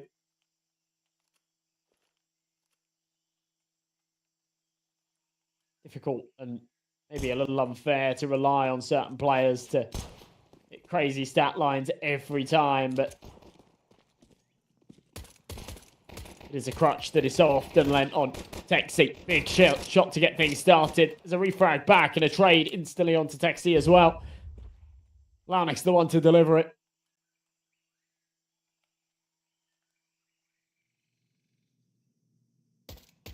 Oh no, jumping up. You're still got to look towards the red room. That is a huge mistake. A man advantage goes the other way. Now Fine Shine Shawleys need to deliver. He's doing a lot of damage. He's got a lot of bullets, but eventually overwhelmed by the Glocks. Sound and Launex should at the very least be able to get a plant hit with Celta on 1 HP.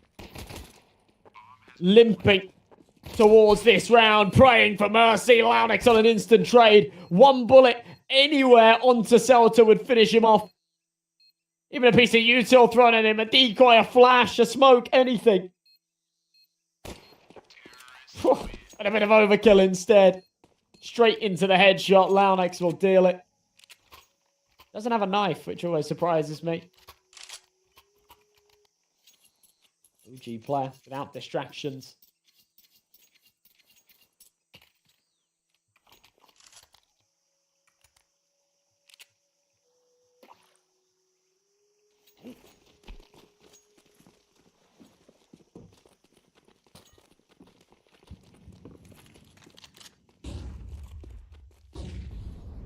Barreling out into middle. Gonna be the Mac 10. Hungry for some early space.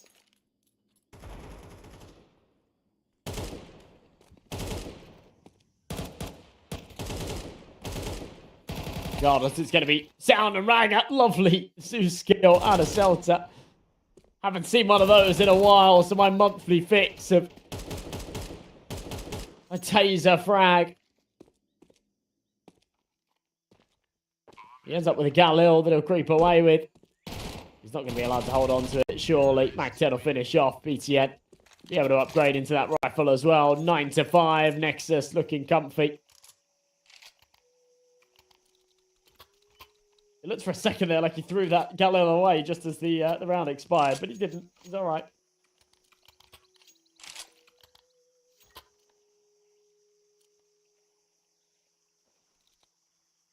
I am also interested in this Paravision game drama, by the way, that you were all talking about in the chat. So keep me updated too.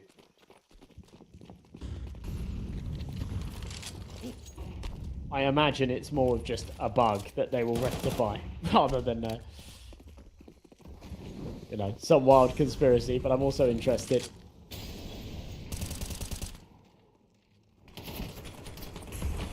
Smoke into donut. Fine shine.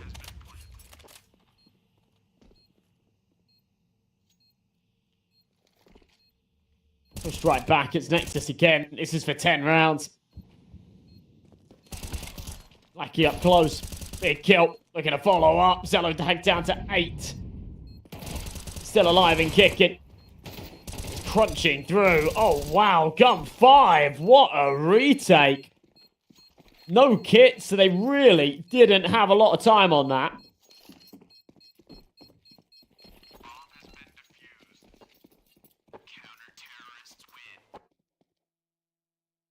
Gun 5, make it 6. Deny double digits.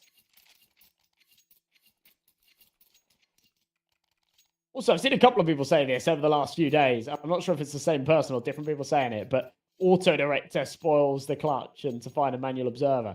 What if I told you, we do have manual observers. They're just really good, and they catch the action, and they watch the right people at the right times.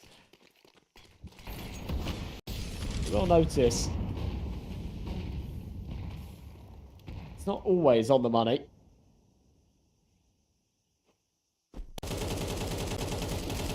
Just over the top. Launex, Dragger. Oh, wow. Okay.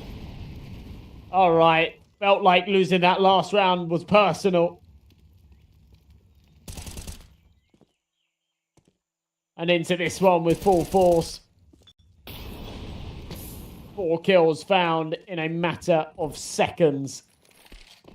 He's fine shot with the 1v5. He has found 2, to be fair. A bit of room here.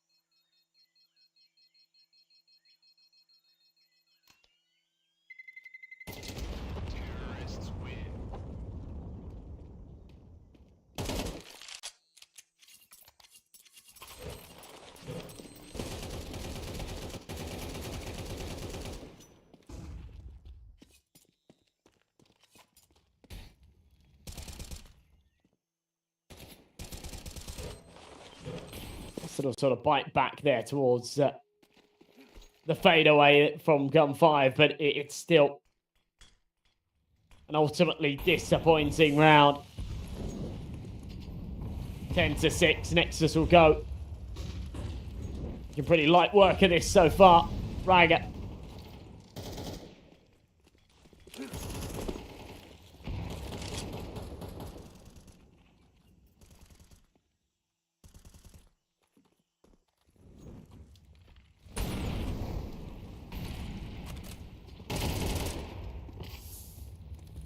shot back from Lackey. Sharon, fine shot.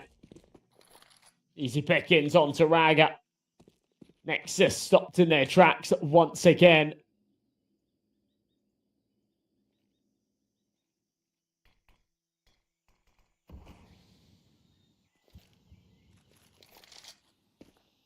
There's a two-man advantage here for the CTs.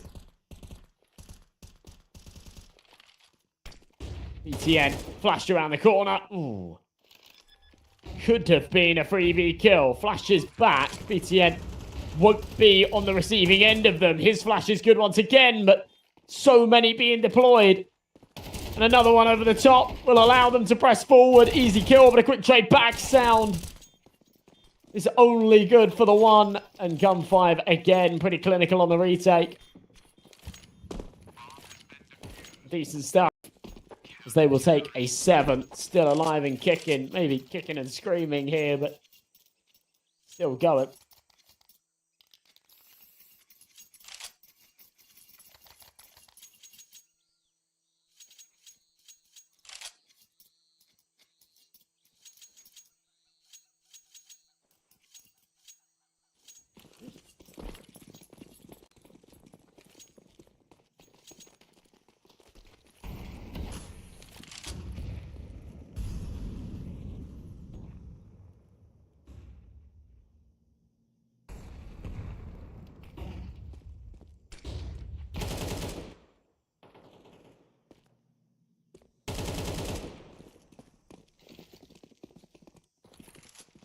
Sentry's out, fine shot.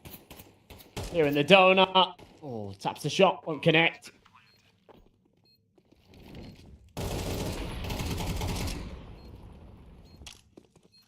And 5 just following up again with another round that they give up a bomb plant, but the retake is just bang on the money.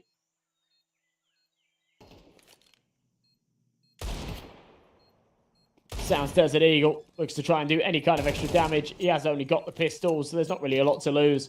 Ends up falling to Celtics rifle instead. A little upgrade on the sidearm for him. 8 rounds on the board. Nexus still stuck on 10 here. This could slip away. This Gun 5 CT side has really got some wheels behind it.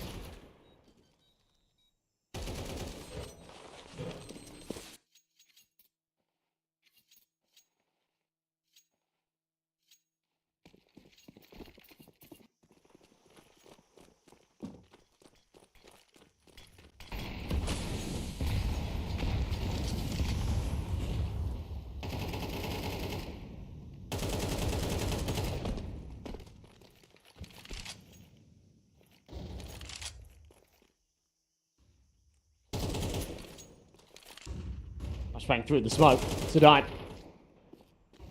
was off a couple of shots of his own. Raga in the meantime under a bit of pressure as Lackey pulls one back. 4v4 double setup out of the cave, pushes it to a 3-on-3.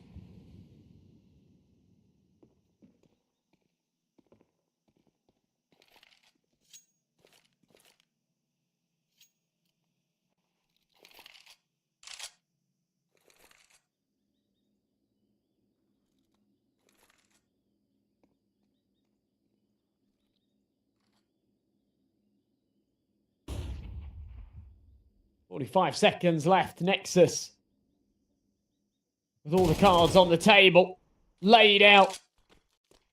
And now they can start betting their chips.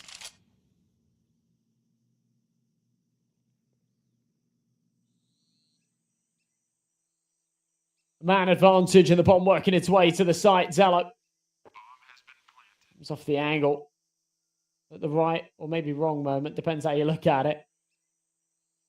Einstein might still catch him. Just on the wide swing. Zello knows what's up.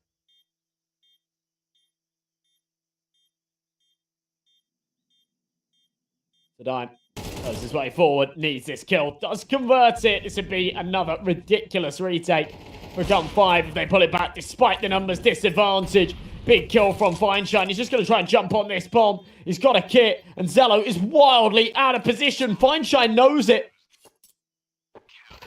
Having taken the contact with him on the A site so long ago. It's really well played from Gun5, and a little bit of a fumble from Zello, just trying to keep that all busy. Thinking that the round was already chalked up from there. It's not the case. 10-9 we go. Nexus calling a bit of a pause. Yeah, that was bad. Gotta know when to reel it in. Instead, they play an effective 2v2. As soon as Feinstein left Zello, he needed to just full W, knife out, start running. He was a bit too slow with it. He was worried about Feinstein holding towards the red room, giving him a problem as he crosses to mid, but ultimately the bomb was far enough gone that the priority was just get the round over the line.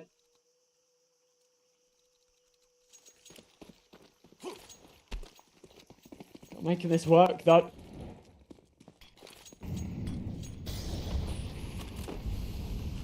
She's over the top. Morley. Front of the elbow smoke.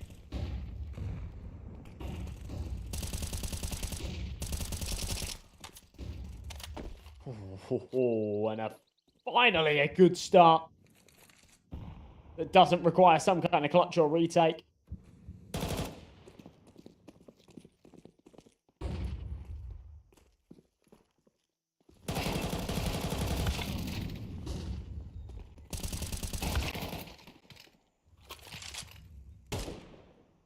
Plays back and forth with his BTN. He's found 2. He needs 4. Oh my god, what a shot. That pushes it into a 1v1. The man that's often sort of semi-criticised for his lack of fragging ability. He's having another good game here. Sometimes he really does just pop off. This would be an unbelievable clutch for him to pull off. He's low on health, but he's now got so much time. It's between him and Texi. 3 to his tally. Needs a 4. Tucked aggressive tempo. Texi's making a lot of noise. Back turn. Oh no, BTN. I paused the trigger a little too early. Could have had the timing there. Instead, stuck behind a molly, and it should just be a full defuse here for Texi. No, he's going to tap it instead. BTN's got a bit of time now. I don't think he realizes BTN's as low as he is. Texi eventually will get it going his way. He's got the kit, so that's okay. 10-10, we will go. The expected outcome, but one hell of an attempt from BTN now. I want to see this shot in the replay. We'll get there eventually. Oh, no. Okay. That was the highlight of the round. That little jiggle into short.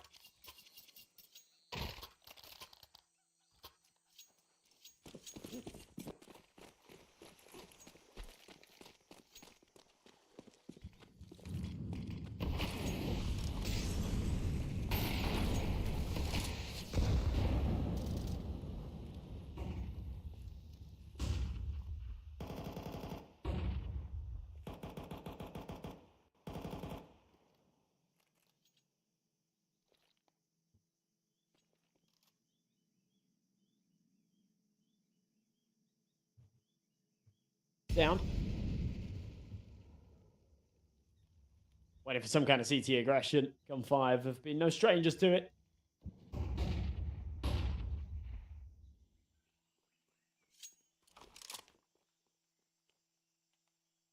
Seeing that shot again on the replay from BTN. So crisp.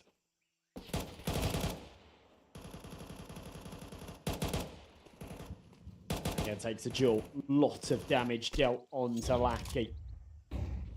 Nexus have come wildly close in so many of these rounds.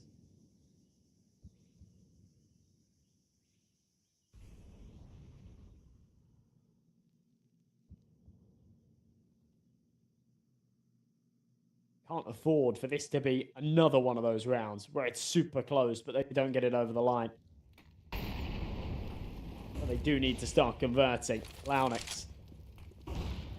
Close. Fire at his feet. Flashbang out. Ragger's the first to fall, though.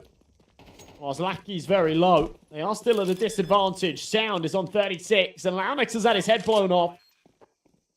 So 5v3. They've got to try and hold this line. Been decent at recovering awkward situations, but another one required here. And a wide swing out. Zello with an important shot. The sound drops. It's a 2v1. Lackey's still on 2 HP as he has been throughout the entirety of this round. But it does not matter on the AWP. Somewhat negates that health, and Sadime's able to finish it off with the one tap. 11-10. Gun 5 actually take the lead here. It's just ridiculous.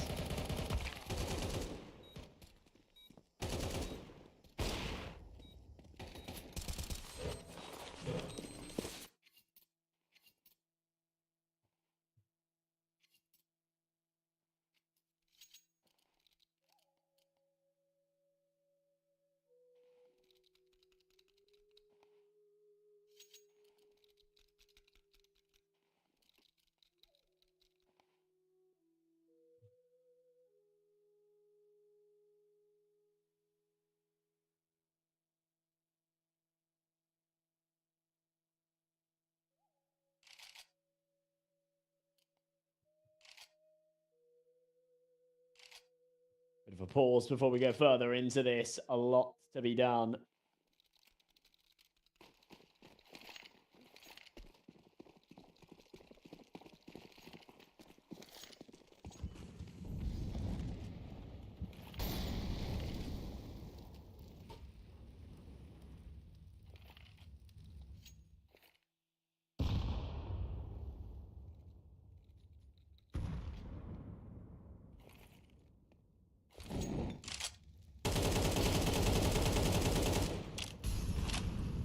Through the wood. Fine shot. We'll blow the smoke open. Get a sightline. Big flick onto Launex. That's a huge kill. The price they have to pay, the ticket entry onto that B site. There's a nasty surprise. A surplus charge waiting for them. In the back. Texie only ends up with one. It sells enough of a distraction. Denies and delays that plant. It all starts crumbling. BTN left with a 1v5. There's been a lot of damage dealt. They're pretty low. He does find one in the chaos of it all. He doesn't have the bomb. He doesn't really have options. This could have become 5 onto 12. It's been a ridiculous recovery for their map.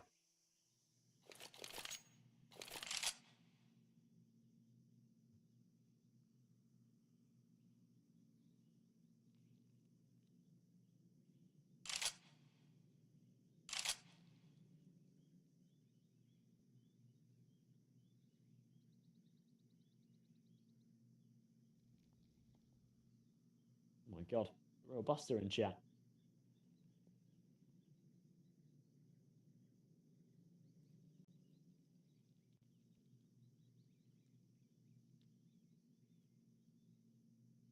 Counter-terrorists win.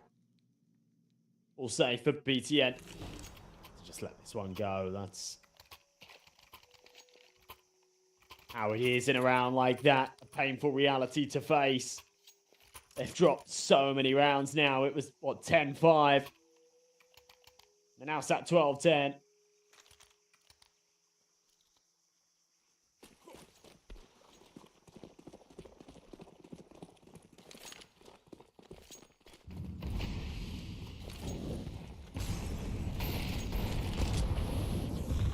Pushed onto the box. It's BTN. Ooh. Fight, doesn't get it.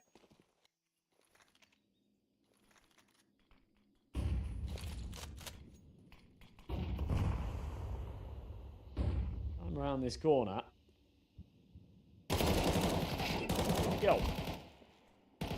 Going back the other way with a bit of extra damage. He's still going to be the man advantage here. Make that 2 for the CT side. They have recovered this beautifully.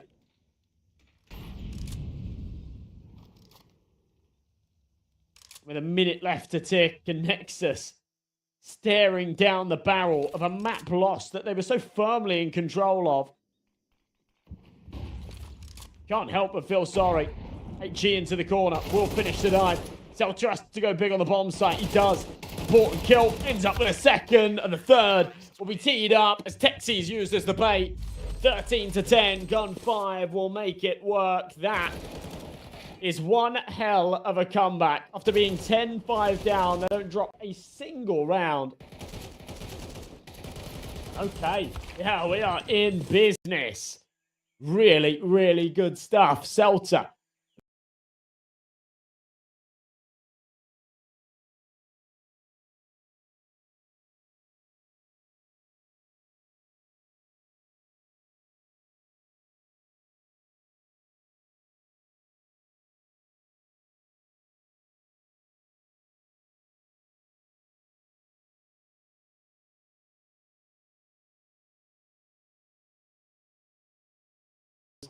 Yeah, MVP going to Celta. He was doing it all, finding the kills, calling the shots.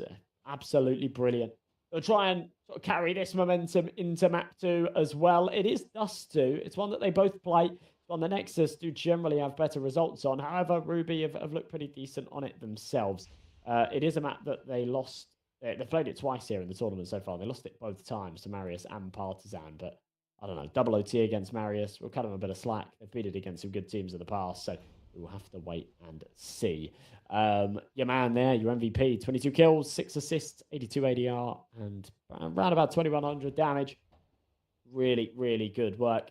But yeah, we need to just see if they can dig deep and find some of the same performances that they did on previous matches here on Dust 2. Wins against, Alliance, Static, Paravision, Metasport, and Amiga in there as well. One that went quite far at the major. That is wrong on your screen. Map winners were not Nexus. Yeah, there we go. It's all right. We know. We all know who won the map. It's chill.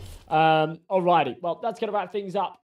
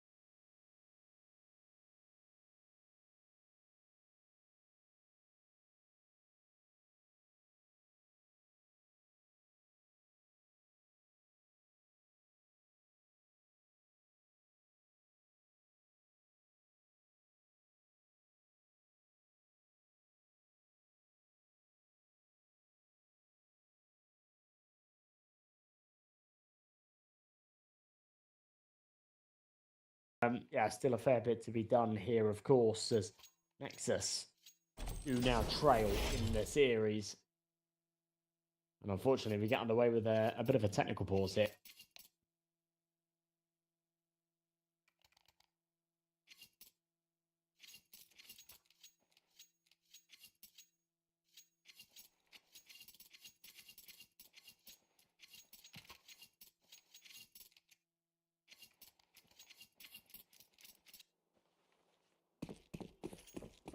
Doesn't last long, though.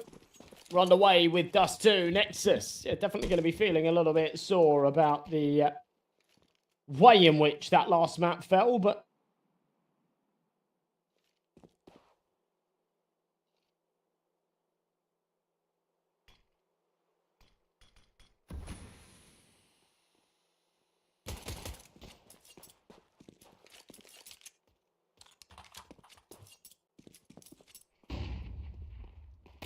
Texty down in the lower tunnels. Rattling off some shots with the Julies, but forced away. Somehow escapes with his life. Actually plays that very well. After going in a little too deep and almost being caught with it. I think he does exceptionally there. To escape with his life, still hold the position.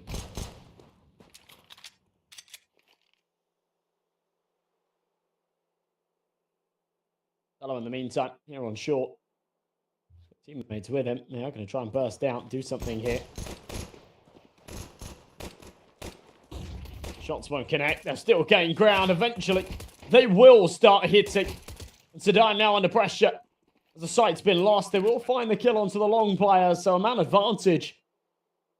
They press in for the retake. Texi here with the Julies, Launex. In hand, picks good. Oh, trades a little bit scrappy. 2v2, doesn't last long. Sound. On the reswing. Catches Celta down to 13. He'll want to fall away and save.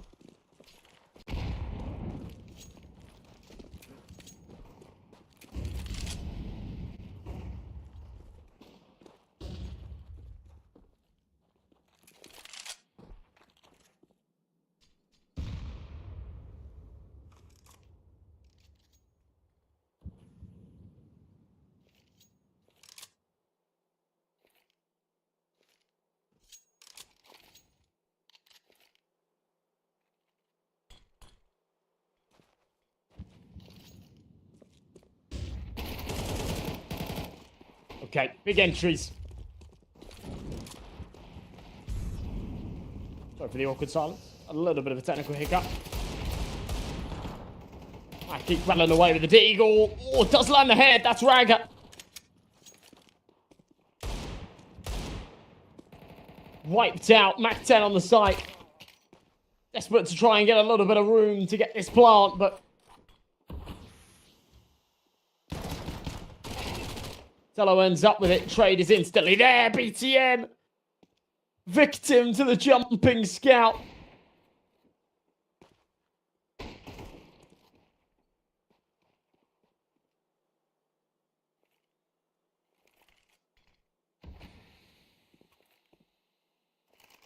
A 2v2 around that Nexus really need to convert. Always painful to win the pistol and lose a follow-up like this. Fine Shine and Texi. The Scout and a Deagle to try and pull this together against the rifles is just a little too hard. Or maybe it's not. Maybe I speak too soon. Sexy lands the head. AK recovered. 1v1. Decent idea where the last resides. He's looking towards the elevator. He knows he doesn't have time. The second that he presses onto that site and commits to that fight, he won't get the opportunity to save the AK, but well, Sound's going to find him anyway. And it'll be the second on the board for Nexus, but a very, very expensive round.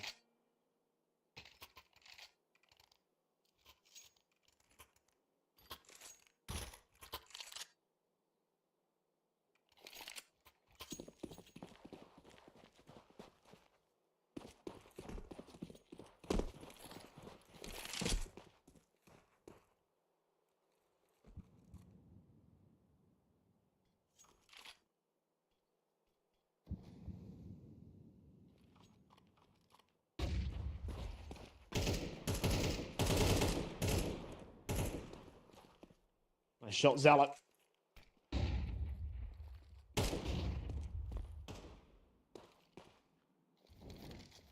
Just up against the eco here. Gun 5 shouldn't have much.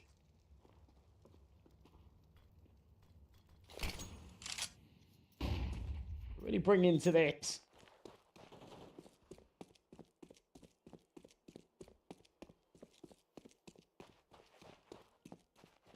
Two-man set up here on B. Could do a bit of damage. Texie can bait him in. Celta can catch one from the side. There you go.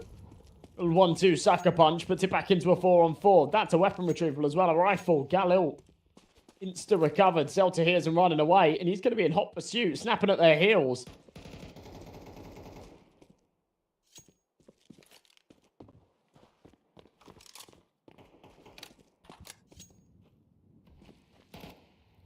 Unshot. Eagle in hand. Oh my god, what a shot. Advantage now leans in their favour. Doesn't last long, but a 3v3 still. Saddam, 1 point of held. The flank comes in. Fine shine. Yeah, anticipated. Wiped out. Leg from Texie. Spotted. Dealt with. Saddam left by himself. It is going to be a third here for Nexus, but one that has come with a couple of casualties.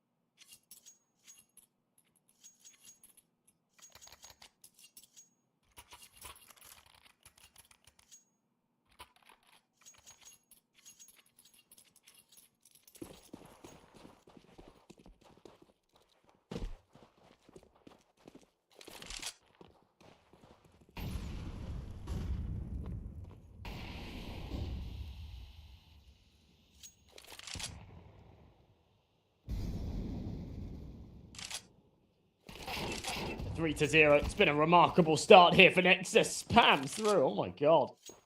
Actually do a lot of damage.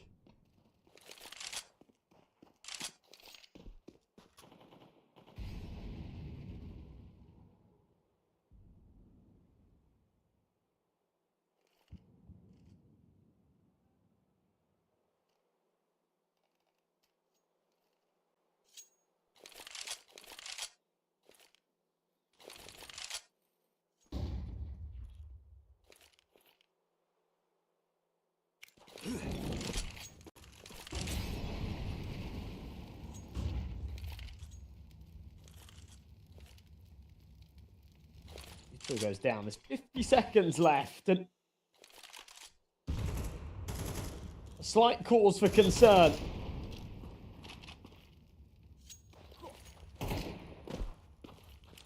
As Nexus are playing this very, very slowly. This could absolutely start to go wrong.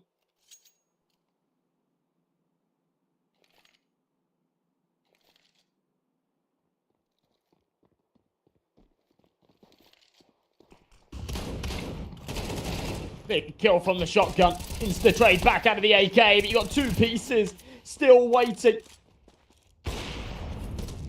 to deny at the door. Raga able to trade it out. At least he'll get the plant, I think. Oh, gold, no, it's denied.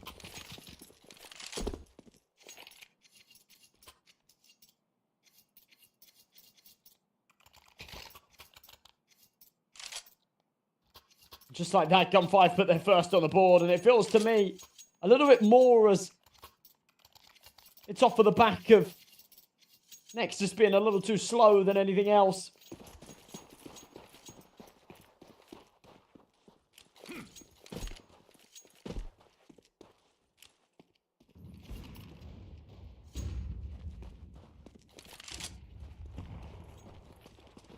Raga, Desert Eagle, popping a couple of shots in. HE's going to go over the top on the short, but it's a little premature. No one on the receiving end of it. Some shots go back the other way. Texi drops a smoke in. CT's putting up a rock-solid defense here. Just only against the pistols.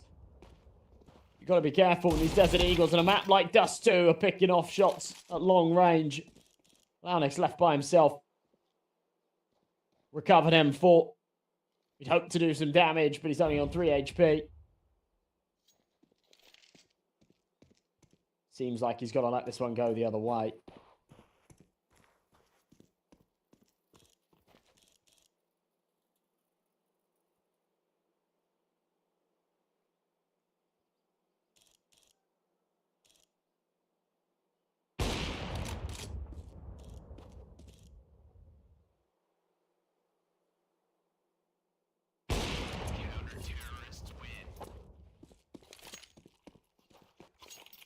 So second, reasonably comfortable. I think they've done quite well there after trading straight off the bat and it going into a 3-on-3 and to keep 3 players alive and it not to sort of get out of hand.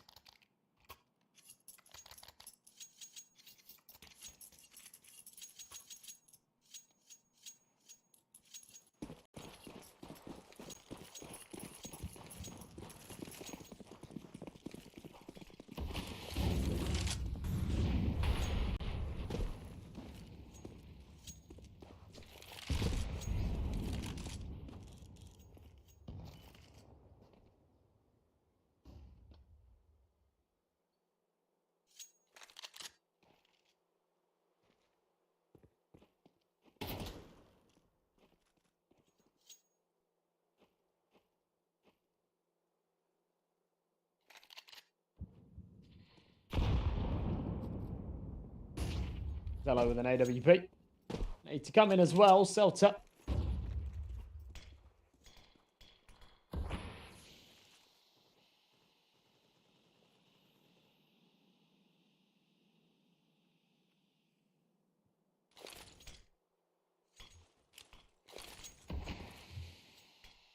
Minute left to tick. Gun5 looking to tie things up at 3 apiece. Rifles out in play, but such little util left. As the smoke's blown open by that HE grenade, Sadime got to put a firebomb behind it and start to maneuver his way around. Sound with a very quick entry. Puts it into a 4-on-4. Gives them some space here towards 8. Rotate coming over. They got 2 on long already. They're not willing to fight until their teammates are in position. Down below towards CT. Smoke will go out. They can try and play around it. Launix. Oh, good timing. Does end up with a freebie onto Texi. Not so much of a freebie as Texi turns around, but still a kill that'll go his way.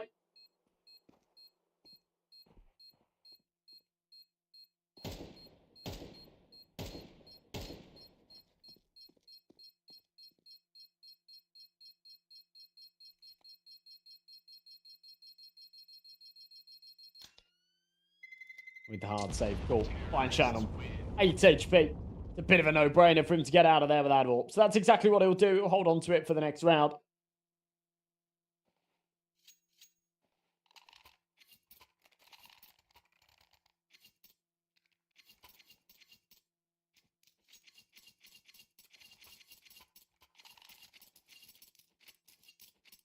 somewhat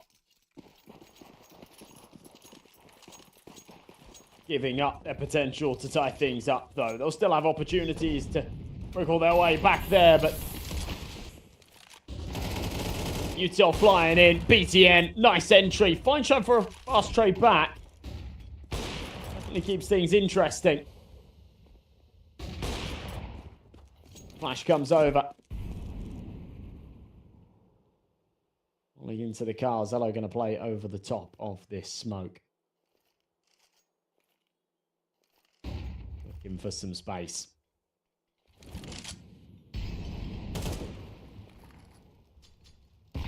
Rolling onto car. HE will blow this smoke open. Lownix. Fire at his feet. Flash over the top. He's got a lot to do here. AWP ready and waiting. Big flick. It's Lownix down. The molly will follow up. Firebomb going back the other way, but Lackey's going to go for the wide swing through it. It's another easy kill. A 1-for-1 that he'll take every day of the week.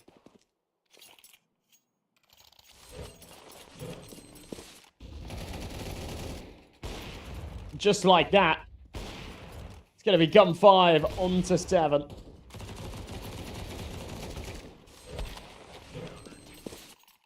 Is it? No, that didn't look right. The score was at... I was like, when I said that, I'm looking at it going, they're not on to 7. What am I talking about? But that's what the score showed on the replay. They are not on to 7. They're on to 3. The HUD's just giga trolling me. And it's really difficult, even when you know that the words that are coming out of your mouth are wrong. There's like this brain fog that you get as a commentator when little moments like that happen.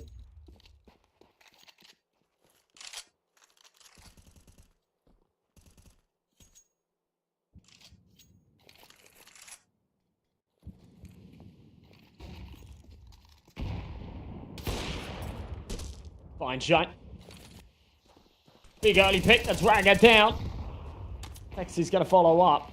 It's a man advantage here for gun 5 once again. Now they will be looking to draw the line at 4 apiece.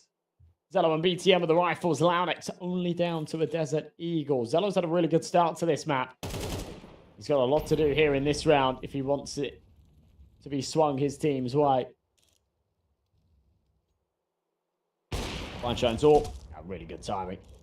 Gets the info from Lackey that Lownix is running down mid. I don't think it was quite in his sound cue range, but Molly out onto ramp, takes his pattern a little bit further back, so not going to force him.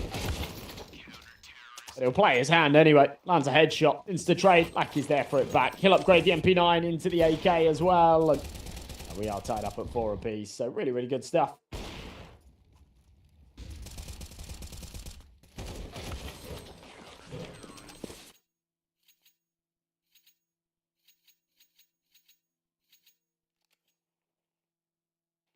Nice and easy one will lean the way of gun 5. They should be able to take a 5th hit just against the eco. Chance for a 2-0. I think gun 5 would be very happy with that coming into this series as the underdogs. Really weird play there from Texie. I don't know why he's done that, but you know, sometimes your star player smells eco frag, smells blood in the water and just sort of throws himself at it, but yeah, bizarre into the firing line, taken out by the Glock, but that's the only casualty that they will receive. Everybody else trading out, no trouble. A lot of AKs recovered here for this CT side as well. So stacked up almost to the max hit. They'll have money in the bank. They're tied up. Oh, sorry, they're not even tied up. They're 5-4 now.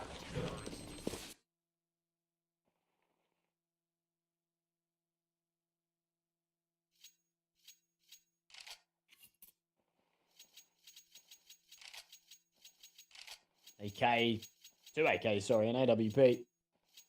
Couple of M4s. Bit of buys you can really ask for here for the CT side. Everybody with the kits, Kevlar, helmets, all util. Average of about $5,000 in the bank.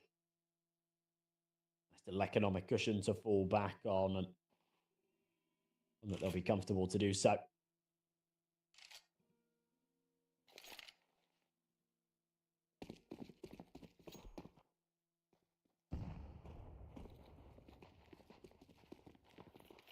Into round number 10 we'll go.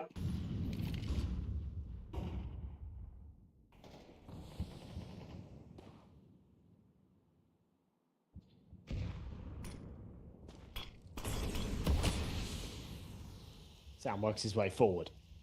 AK in hand.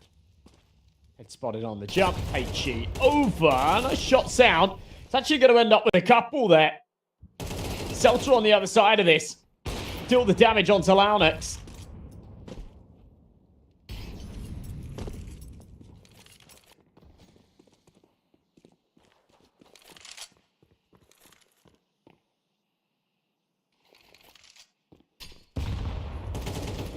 She blows that smoke open. We'll just barrel forward. Big kill from Raga. You're trying to play around this smoke.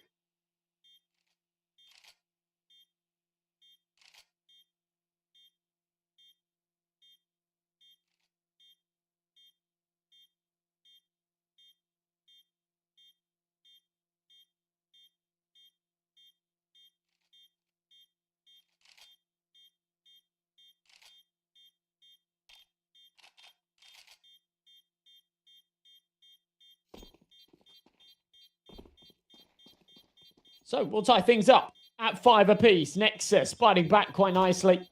4 players staying alive. AK's out. I said before, Gun 5 have got a good cushion to fall back on. So I'm not going to be too worried just yet. The buy will come in again. But CT side, it's their choice of the sides on their opponent's pick. They do want to be sort of pulling ahead a little bit. 6-6 would be okay. 7-5 is really what they're looking for.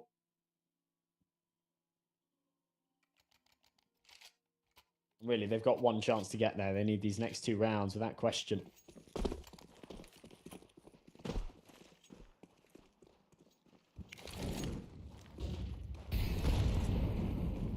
HG's going to go over into top mid. BTN working his way down. Flashbang round the corner.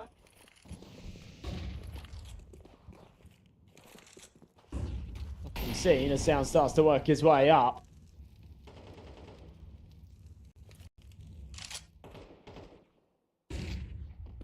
He dropped over, flash goes high, M4.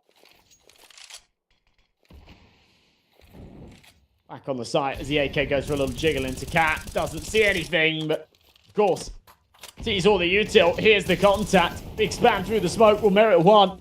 Zaki follows up for another. I'm going to dance around these flames at his feet, but still alive and kicking. Launex trades back. Tim and Raga doing a whole lot of lifting here. Zello with 1 to add to the tally as well. Orpa misses the shot. Fireshine knows there's a chance that there's pressure coming in from behind. Shot missed. He did have an incendiary. Could have deployed it. HG. Oh, that's big damage. It doesn't finish off Zello. Molly will force Ragga's hand. He's out to the open a little bit. Easy enough fight though onto Fireshine. The last man standing is Celta. He does take 1, but it's the trade. Really good recovery here from Nexus. There was a stage in which, at this point, they were in a 3v5. The triple trade going in their favour.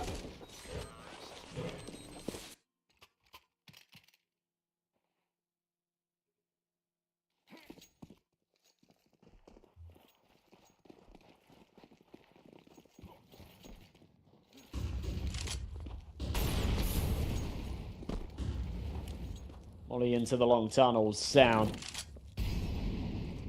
One of his own into car.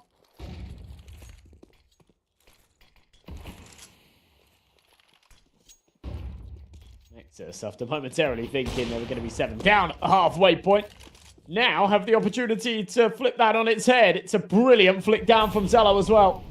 The first CT smoke missed. They had to expend another. Get it landed right, but I think this one perfect with no gaps, which is what you want. Big shot Raga. Desperate to try and pull back the numbers. They went for a flash swing through that CT smoke. Raga takes another. That's Gandalf. Sadime's head popped. Texi and Celta left with it to do. Final round of the half, so they will not go and save. But a 2v5 seems impossible. They're just going to sit and evaluate their options. As the util fades, will start to work their way up. Bomb already halfway ticked, though. What a shot from Celta. Right through the box.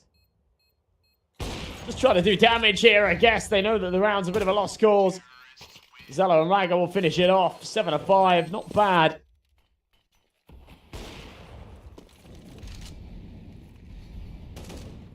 Very much felt like we were going to see Gun 5 either pull away or at least tie things up at the half.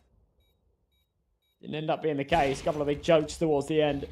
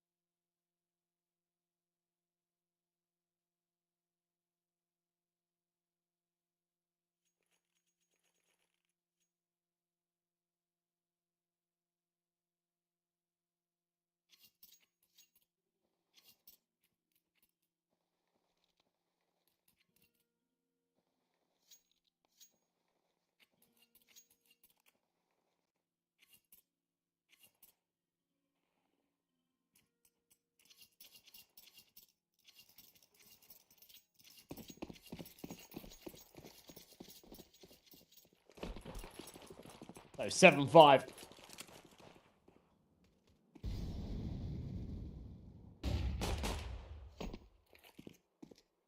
Chance to pull away here.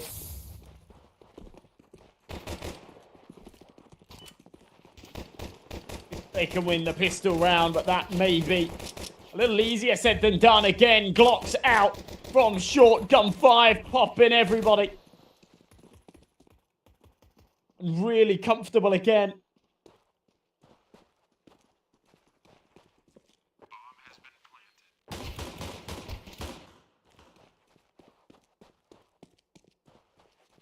The bomb's going to go down. BTN and Launex have got to try and pick this back up. And they're realizing, just as I think we are, that this feels impossible. Launex with the Jawlies, hoping to get out of there.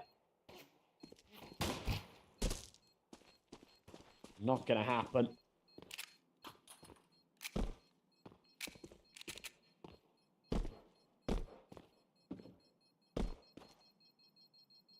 Launex will escape with his life.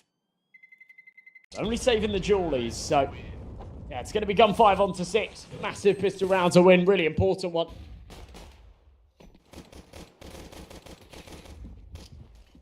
Off the back, some huge entries out of short.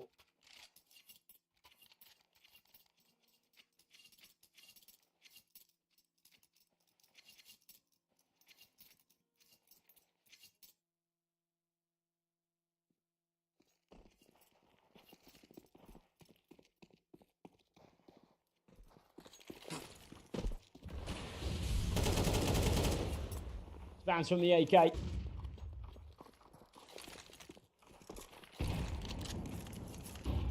Early on, 2 Mac-10s.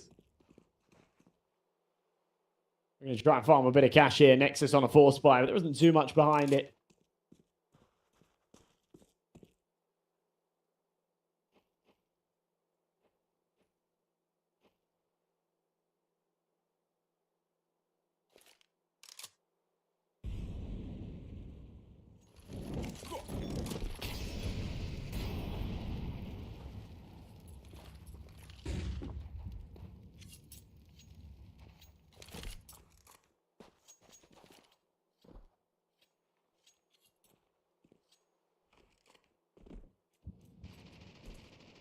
So much time expended on this clock early on. And again, it's just dead silence here from Nexus. Sound around this corner. He's got the Jawlies.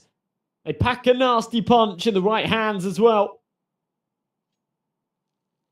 Could find a crazy multi-kill, but I'd absolutely favour the chances of the Mac-10 around this corner. And yeah, A little showcase of why the automatic weapon often prevails. Launex and BTN still keeping things going, though. No scope through the smoke connects. And that's it. Round done. Nexus back in the driver's seat.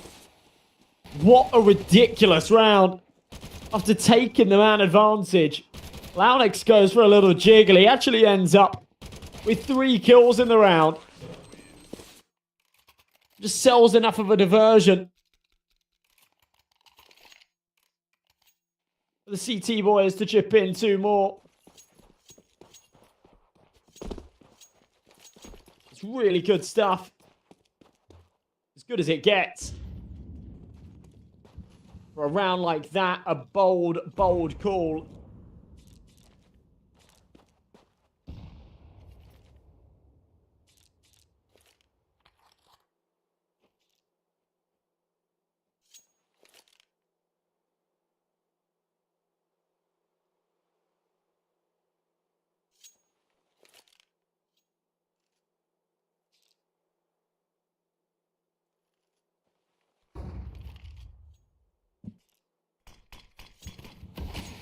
Smoke down. Ooh.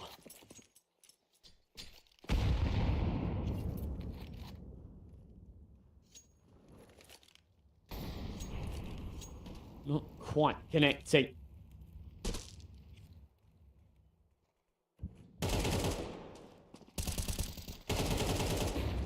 What to be done here? Sound. Zero shutting it down. It's a nice shot from Texi out of short, but AK should be able to return the favor, and he does.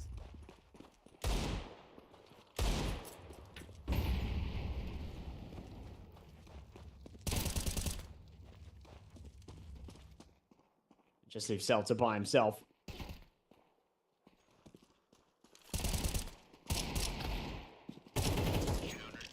Sound to finish off Celta. 9 on the board here for Nexus.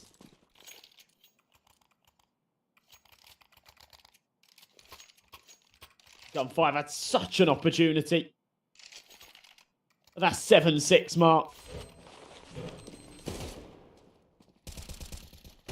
You just convert the second round and tie things up. Have a real opportunity here on Dust 2 to just take this in 2 bites instead. Those chances fading away, drifting in the wind.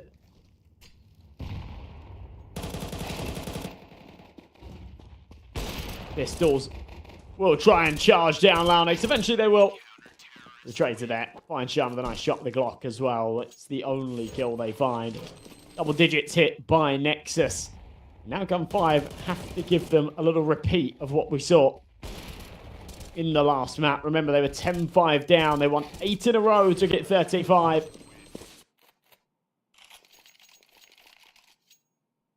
Similar storyline here. 10-6. Fly back out. One Galil. The rest on the AK. Zello on the AWP on the other side.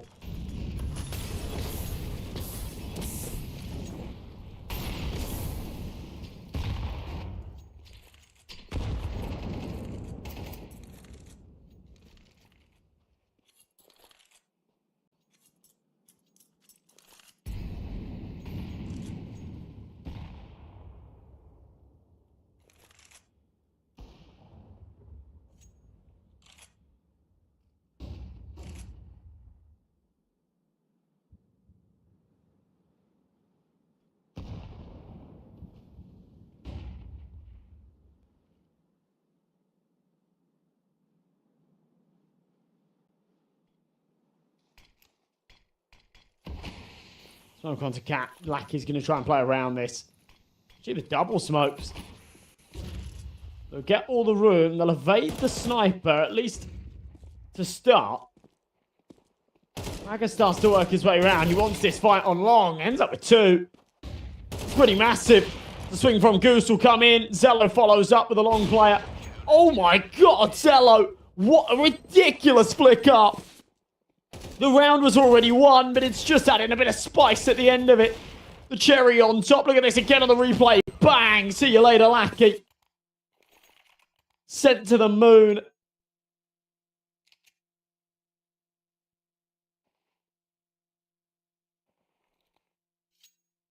11-6.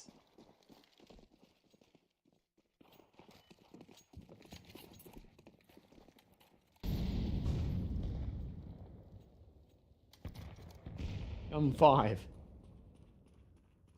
Down to the pistols.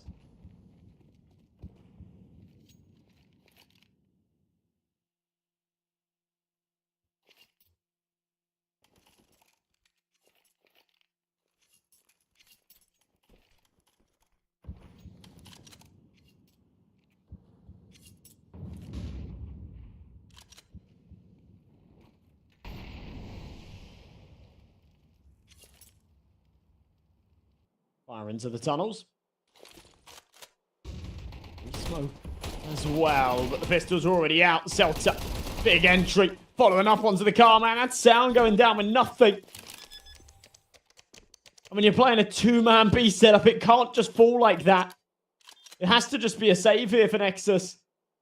A painful one to give up in this kind of fashion, but one they just have to shrug their shoulders and go, we didn't do good enough on the entry. We've got to let it go the other way. 11-7, the score will go. Gun 5. Oh. Okay.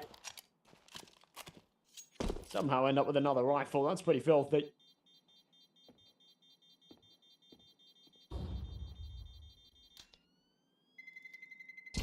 Terrorists win.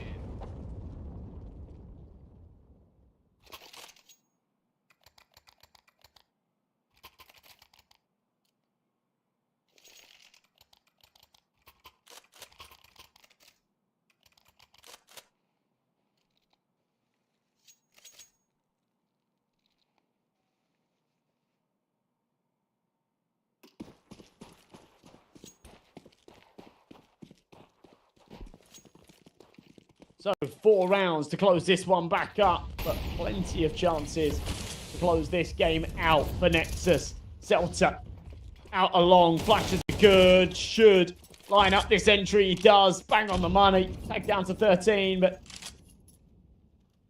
he's doing all right. The man advantage will make up for that. BTN comes to join the party, Lackey here in middle. Oh, it's bad timing. Did you not see the leg? He hasn't got a teammate there to watch his screen and say, you saw something there, my friend. So he will be caught out by Sound, because Sound definitely spotted him. That's a bit of trigger discipline. BTN lines up too, I don't think he meant to. That one was deliberate. This will be 12 rounds here for Nexus. Looks like a third map written in the stars for this one as well. It's fine, Shine. Still putting up some numbers. He's had a really good map so far. Had a pretty good series. He will eventually connect. Trade out BTN on 2 HP. 1v2. Doesn't seem plausible. As he swings out, Nexus will finish it off. So, 12-7. This has been good. This has been very good.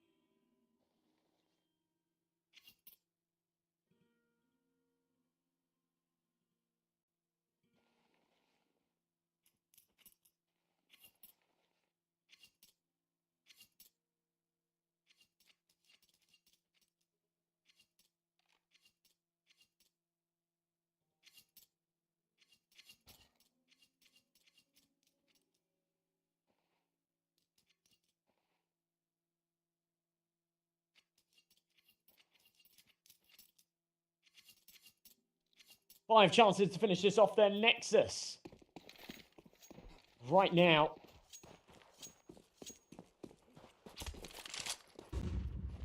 Been very, very good.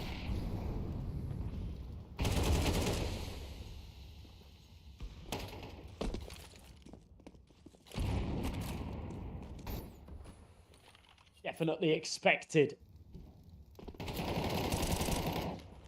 to close this out without complications. I mean, we'll see how the remainder of this round goes, but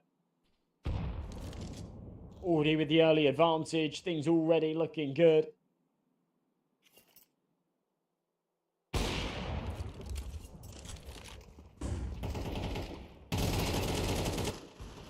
Sound follows up for another.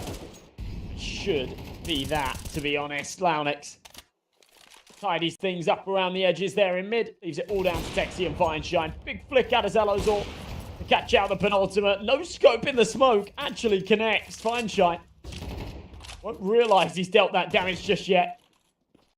It is there. Hinchi into the lower tunnels. BTN one swing and close. So really, really lovely scenes there from Nexus. Just taking their map pick as convincing as it really gets.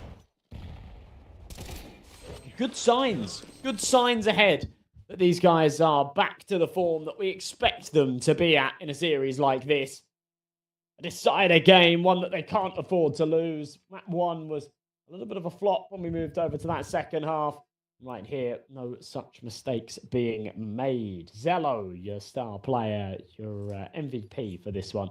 18 kills, 4 assists, 93 ADR, just short of 2,000 damage.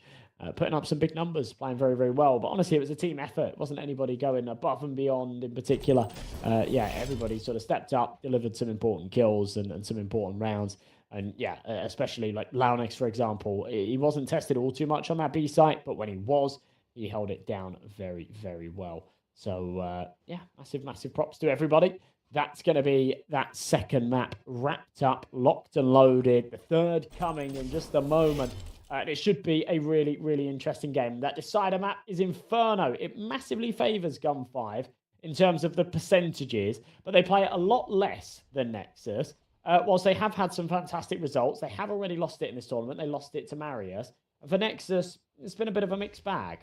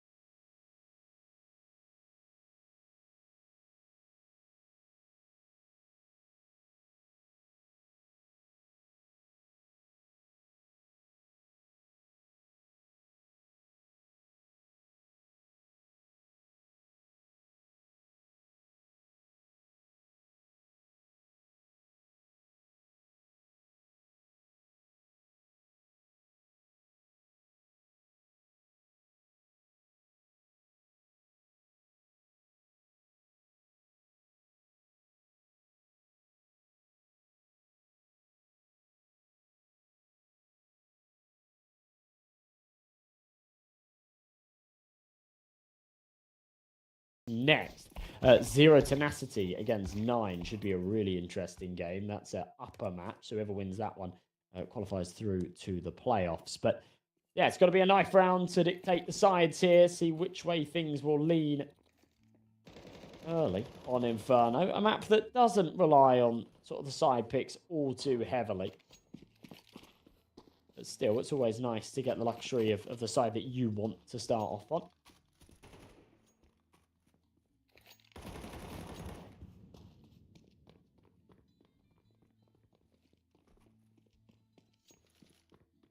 Okay, we're back to me for a few seconds. I'm not sure why. A couple of little technical issues, I believe. So, yeah, I'll just sort of keep waffling, I guess. In terms of Inferno, we talked before about the fact that Gun 5, in terms of percentages, have actually looked a lot better on this map over the past couple of months. They've put together some quite nice wins, but it is one that they never, ever pick into. They are always picking Ancient or Dust 2. And on like 1 or 2 occasions, Mirage comes up. But outside of that, this only ever comes up as an opponent's map pick or sometimes floated as a third. That means that it's one that they don't get too many reps in on. It's one that is a nice little sort of surprise when they rock up and they do well. But in terms of that sort of consistency, in terms of the expected level of form, the strats that we might see come out here, you do lean towards Nexus for some of that depth. Decent early entry. Zello, big kill onto Lackey. Launex follows up elsewhere. This is an interesting start. A 2-man advantage straight away. Sunshine manages to claw one back. Lexi up in the apartments. Nice headshot. Flagger down. Turns. Oh, Launex almost.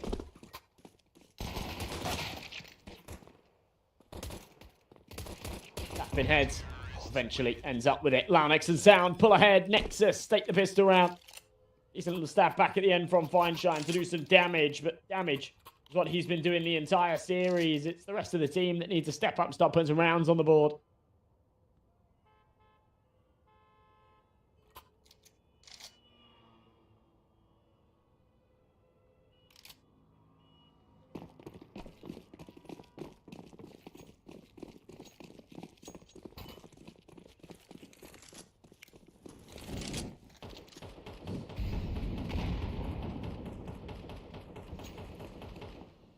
Ollie into the sandbags. Okay.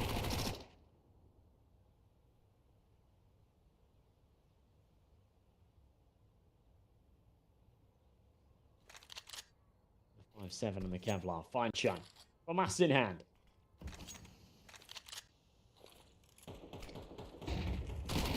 She comes in.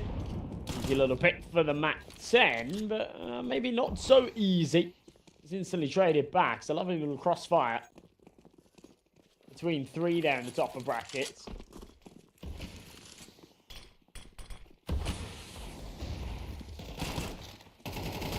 Do ultimately end up funneling into the B side of things, but Celtas retrieved Mac 10, does big damage, denies Zello the cross.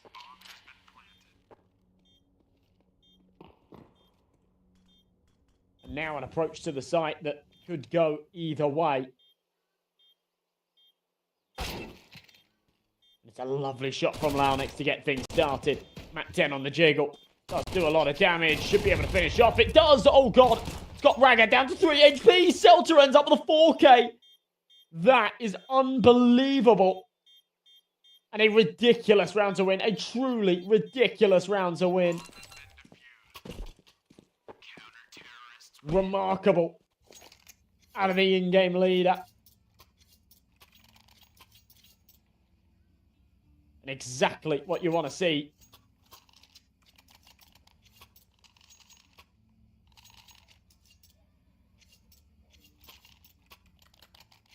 Beautiful scenes to tie things up at 1 apiece, and a technical pause before we go further.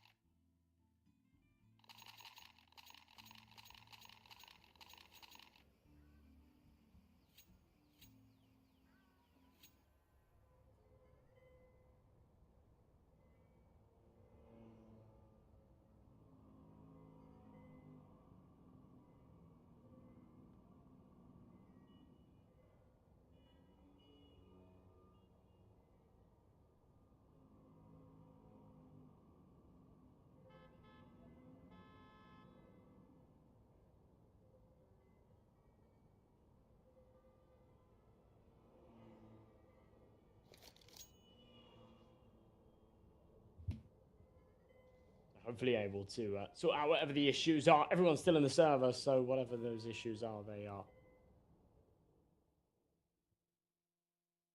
Hardware, something like that. Unlikely to be server-sided. Okay, we're back on the way.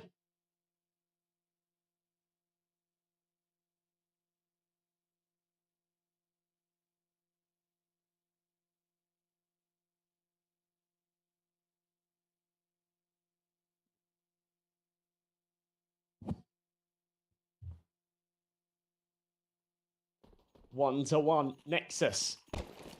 The pistols out for 3. Raga and Launix. Got a Mac 10 and a Galil to work with. Texi goes super aggro.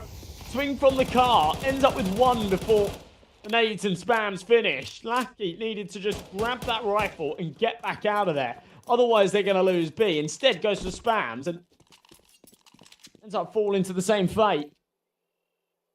MP9 up close. He's been hurt. They've given an M4 to BTN. This is a bad round from Gun 5. Some poor decisions being made, and it's going to cost them. Get the skill onto Raga. There's a round to be had here, maybe. Doing so. He's only got the Mac 10. Onto him down on B. Maybe there isn't a round to be had, maybe. This is just got to be the hard save call.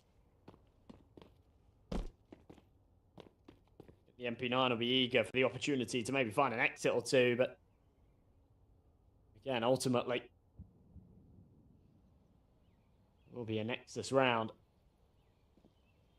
A bad one to lose. Bad one to lose from Gun 5. Weird decisions.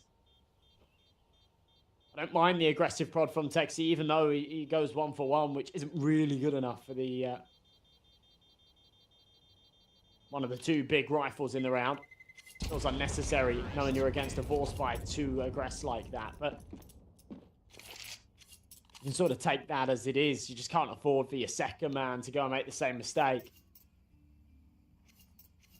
Into another tech pause here. This is snail's pace, this game.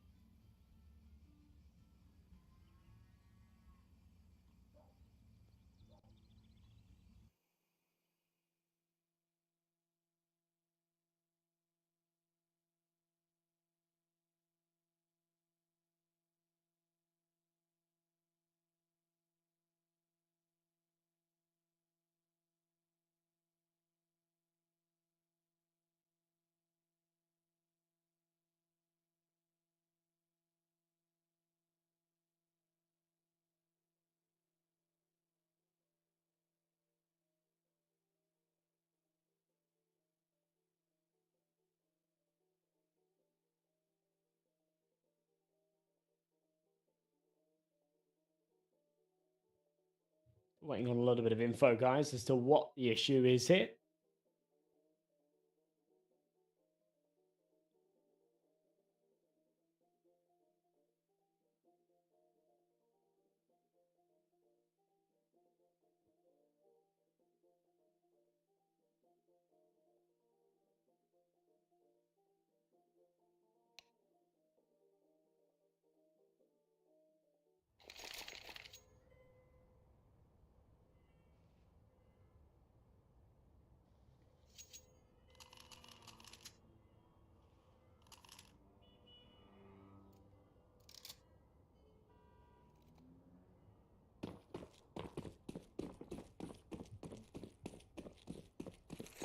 All right, ready to go again.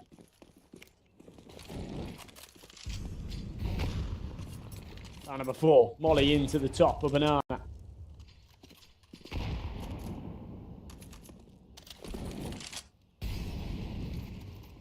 MP9 around the edges. Up top here in middle. Couple of weapons saved from the last, so a reasonable buy here. Or Gun 5, considering.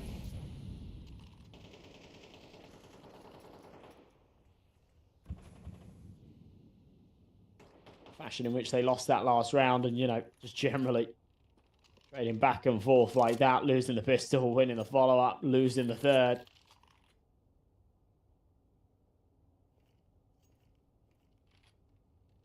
In a game of volleyball so far. Table tennis, whatever you want to call it. Bounce back and forth. HE into Boiler. Decent amount of damage. 5-7 up close, surely. Doesn't. Teeter the other way again. A flip-flop map. Eventually a bit of stability. Zello ends up with 2. ETM with a single. Lackey by himself. Smoke dropped. He's going to full W into this. I like this. Aggressive, but Zello ready. Nexus. We'll make it a third. Yeah, not bad. Not bad at all.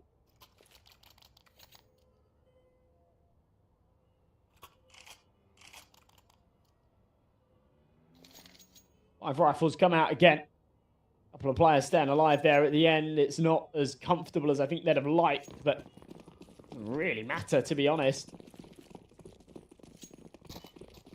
Priority is getting that round over the line, and that's exactly what they do.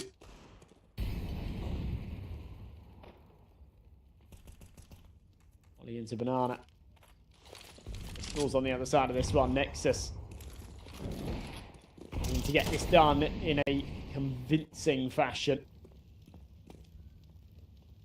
This map so far have been a real drag. Be a cool time to just put their foot down.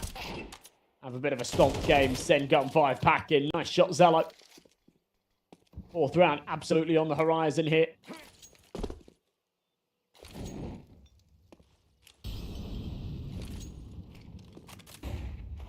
Gotta reach out and snatch it.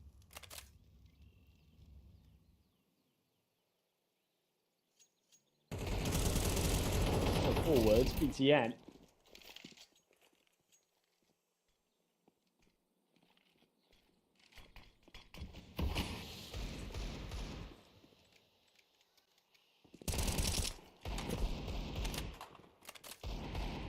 To go. Comes up with another.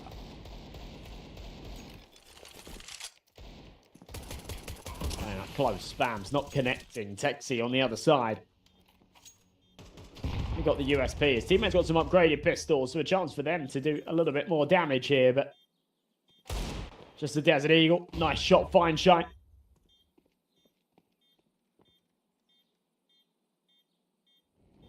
Definitely keen for more if it comes his way, but the fire at the feet. Denied any opportunity. I mean, keeping them locked in here is quite important. You've got 2 in the CT. 2 outside of Banana. Cutting off an exit path, cutting off that blood supply. Nice shot from Fine Shine. The Sound tries to escape. 5-7 and follow up for 1 more at the very least. You should really swing here. Nothing to lose. There you go. Damage dealt. Could have had the repeat there, Celta, and would have had 1 more kill with it, but either way, making that expensive. That was the goal.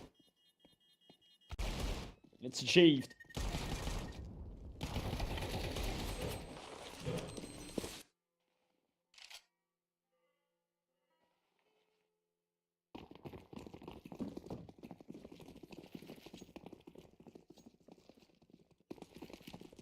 Four to 1.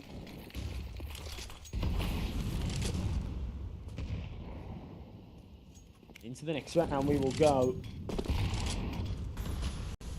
Rifles out for gun 5. Not without a couple of little contingencies here. Lackey's down to an MP9. Just the team on the rifles, but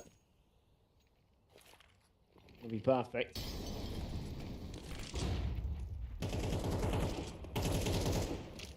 Bang goes over the top. Wow, next.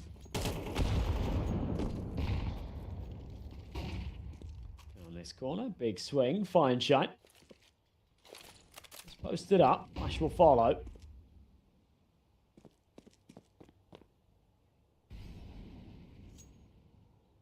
He's looking to be given a fight here, but no one giving the satisfaction. Eventually, a little bit of contact. I think he'll take definitely more damage than he gives off, so forced to tuck away.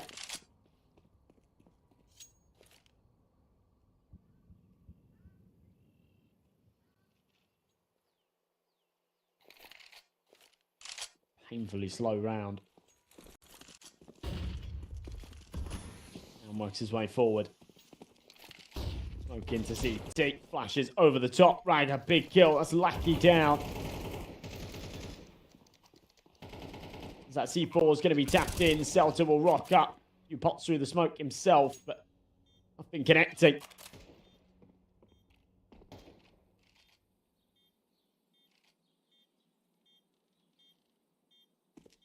In a little bit of trouble here. Has to fall away. It's going to be Nexus onto 5. Making really light work of this. You know it's going to be a hard game. You know it's going to be a contentious one. That's that final game of the day. 9Z10. I'm expecting that to go the distance as well. Crazy as it would be to have 3 mappers in a day. 9 full maps for me. That's where I think this might be headed.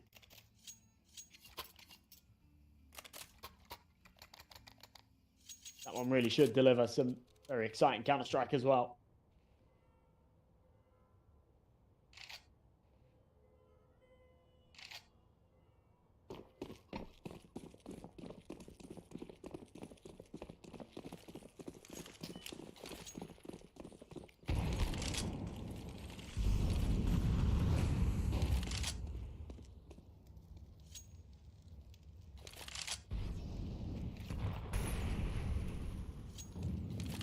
Another round. All rifles saved for gun 5. Remember, they kept 4 alive in that last. Just unwilling to really touch it. Does mean the economy's there. Continuing the spray. I'm not sure where those bullets are going and why they're not connecting. But Texi does manage to catch a sound before he falls. A couple of times now where he's got aggressive to the car and been punished for doing so. They need to find a better way of taking some banana control and sort of being present here without giving up these early fights.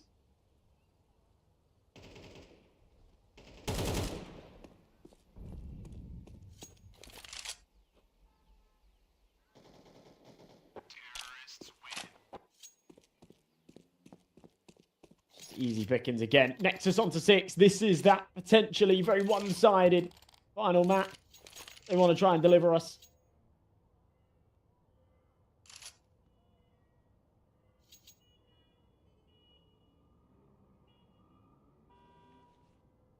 You see a little bit of a tactical pause first.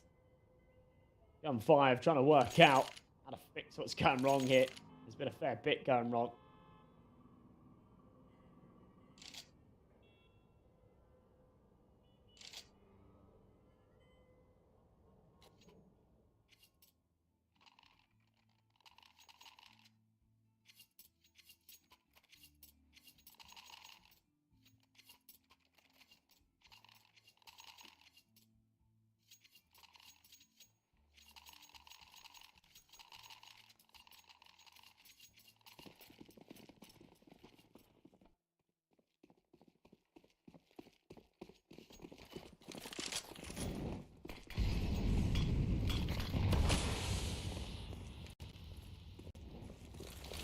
Down, trying to find space again.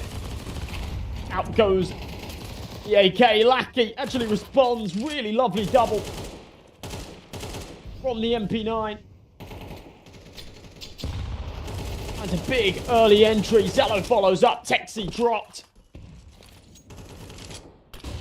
The flashbang popped over the top. He's trying to carve a bit of room and recover around. It's looking a little bit lost. It's Texi the first to fall again, by the way, for the CT side. He's having a little bit of a rough ride here.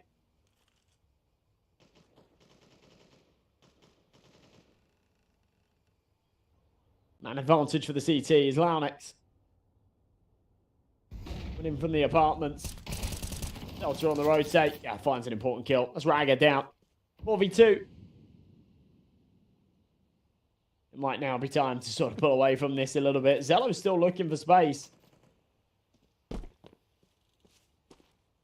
Pushed all the way up to the B site. If he can win this fight onto Lackey, they might actually have a shot at this. Timing really everything. He knows there's a chance that it could be one. Oh, God, this timing's been unbelievable. Aki should swing out and deny this plant. Yeah, he will. Zello thinking, how? How have I been timing like that? That is ridiculous. That is absolutely ridiculous. Painful.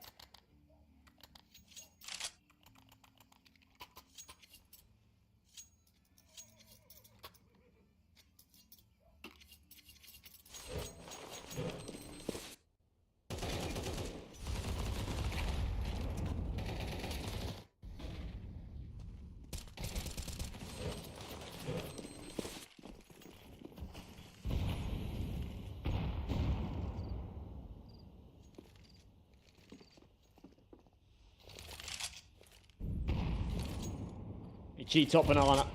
Another one to follow.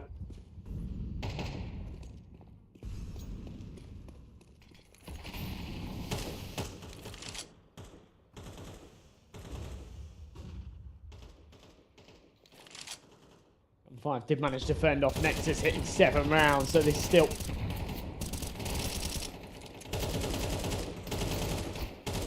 sells itself to an opportunity for Gun 5 to get back into this half, but a 3v3 finds Shine with 6 HP. The C4 is going to go down towards A. A little bit of a mission for Sound as he wraps all the way around the back, but he is a little bit slow with this. He was thinking that someone was going to be kept busy on the site for a little bit longer. They went for the fast rotates.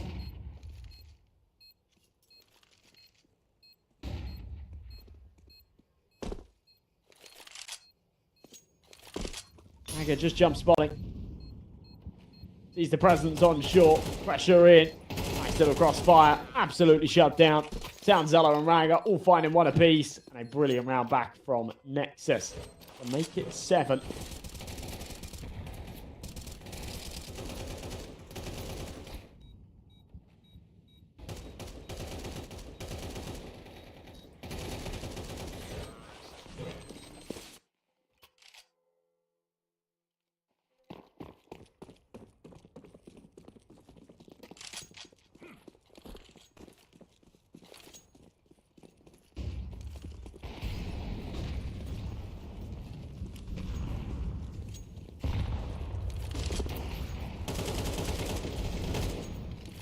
Big early fights. Wow, Raga and Zello. Just absolutely steamroll there on the A site. Nothing in the form of resistance.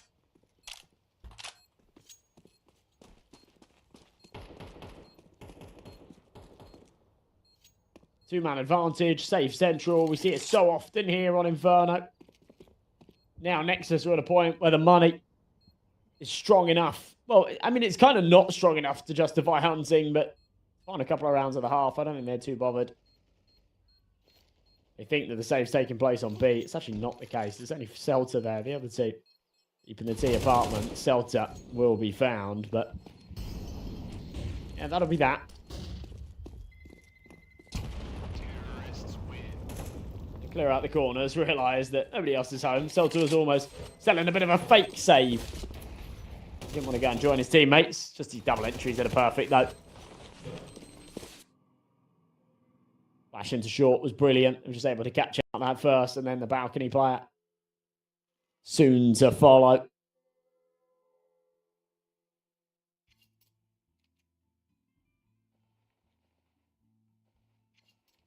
It's 8-2. Nexus will sit. Gun 5 calling a pause. Talking things over. What is going wrong here? How do we fix it? This has looked bad so far.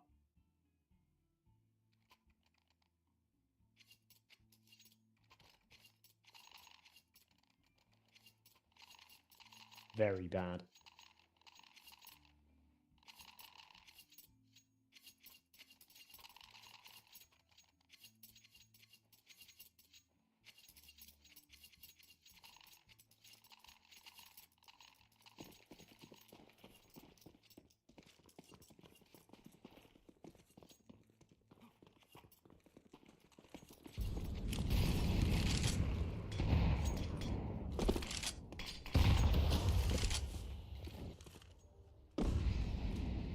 Okay.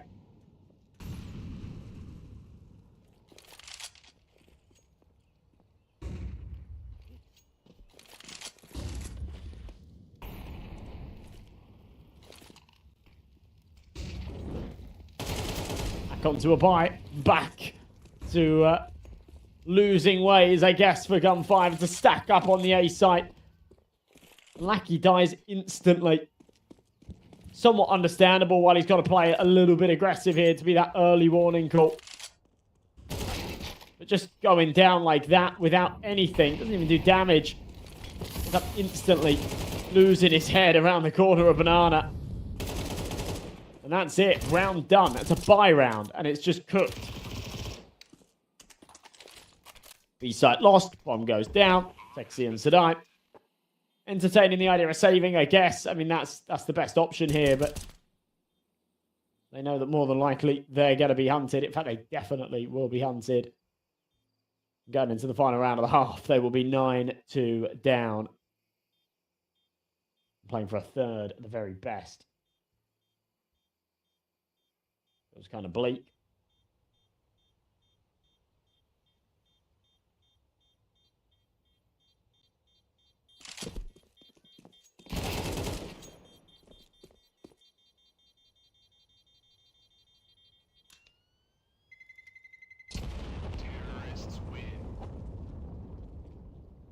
The Taxi will survive. 9-2. Nexus, yeah, just making really, really light work of this, aren't they?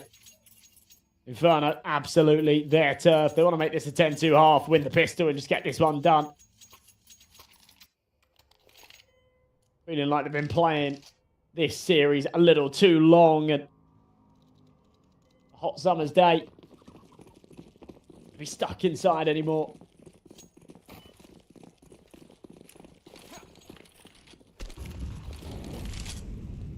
Double digits potentially on the horizon. A buy back here for Gun 5. That one save rifle in the last for Texi does actually allow them to then get one more rifle out. Instead of having 3 SMGs, it's just the one onto Lackey.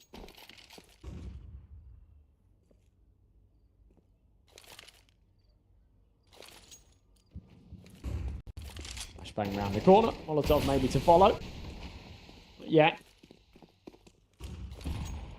Gun 5 want to try and re-establish a bit of top banana control. In doing so, Nexus will just say, that's all right, we'll just go A. Confirm that there's 2 of you there on B. You're not playing that solo defense we've seen in the past. Now, routine stuff.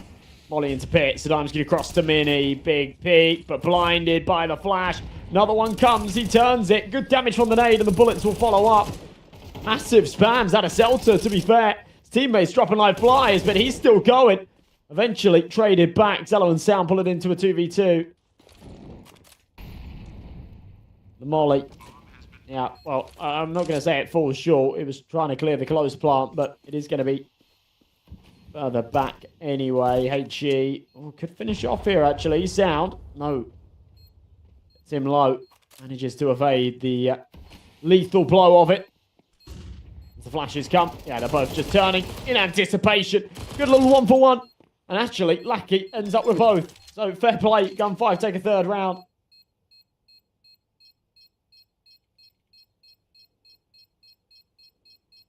Still far from a good half they're going to be feeling.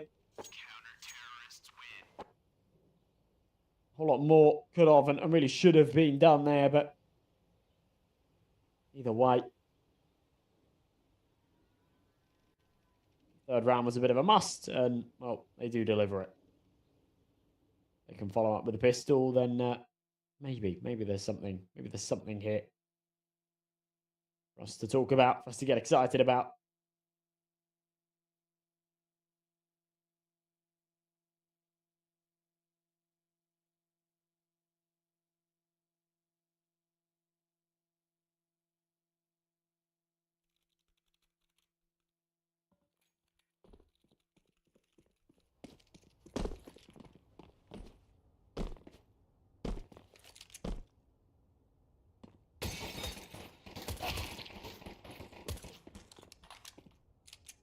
Start out of Zealot. A lovely little bit of aggression. Big headshot.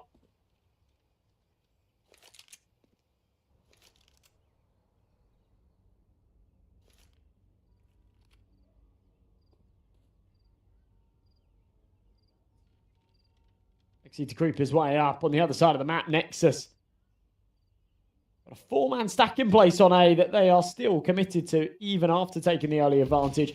Now with a minute left on this clock, they'll start to rotate one over, and a really well-timed smoke out of sound, actually.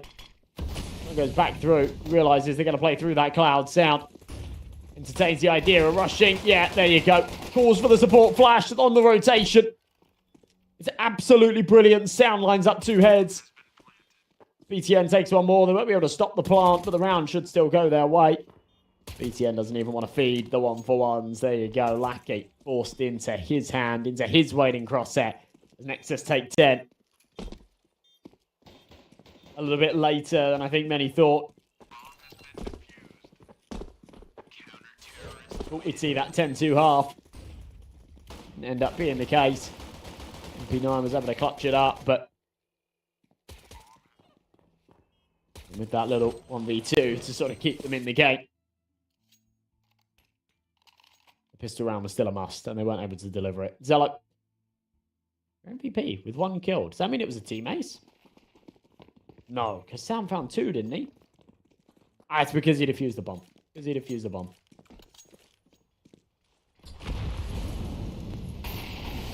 Always forget that's a thing.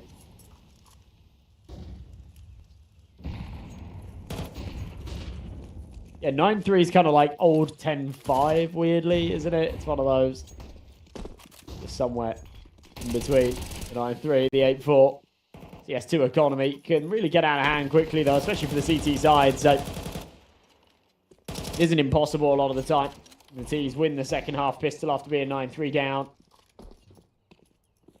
Build up a bit of money. CT struggle economically.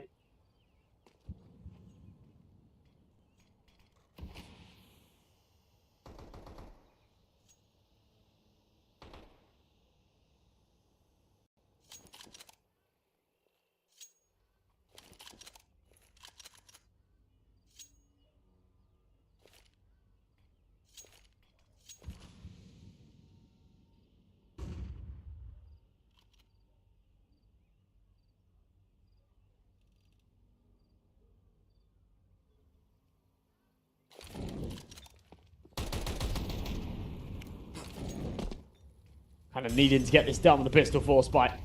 Not surprised that they've gone for a force here. It feels like drop into the eco, let them have 11 rounds. Just doesn't sit right. It's a lovely drop-in shot from Texi. Some wings on those Deagles. As it lands when he falls. There's another one to follow up that'll allow the bomb plant as well. Retake coming. Smoke on Moto, so having to just sort of sit put for a few seconds for now.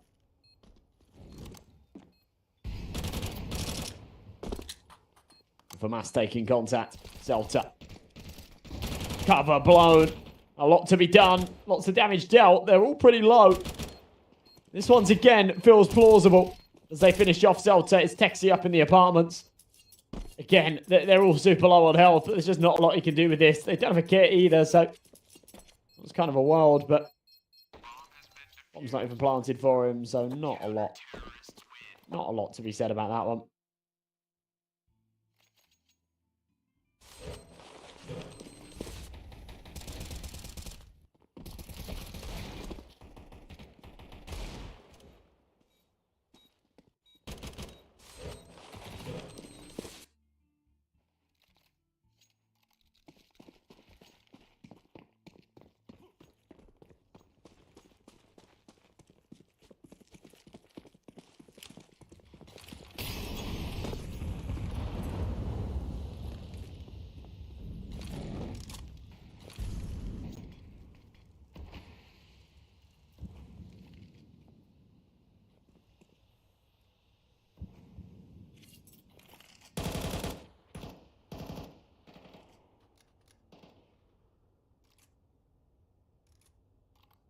We need 20 on this clock, Nexus.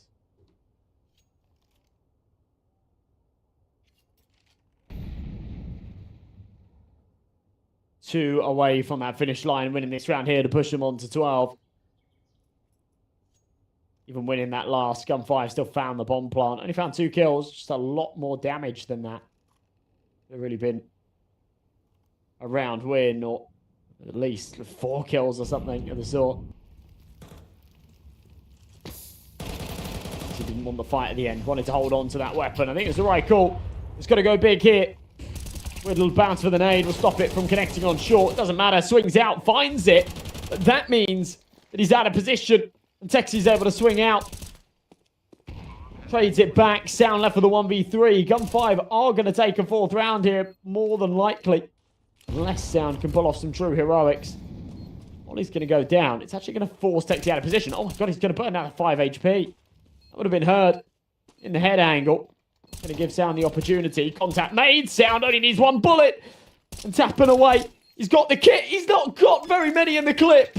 But he still manages to connect. The final bullet left in the mag.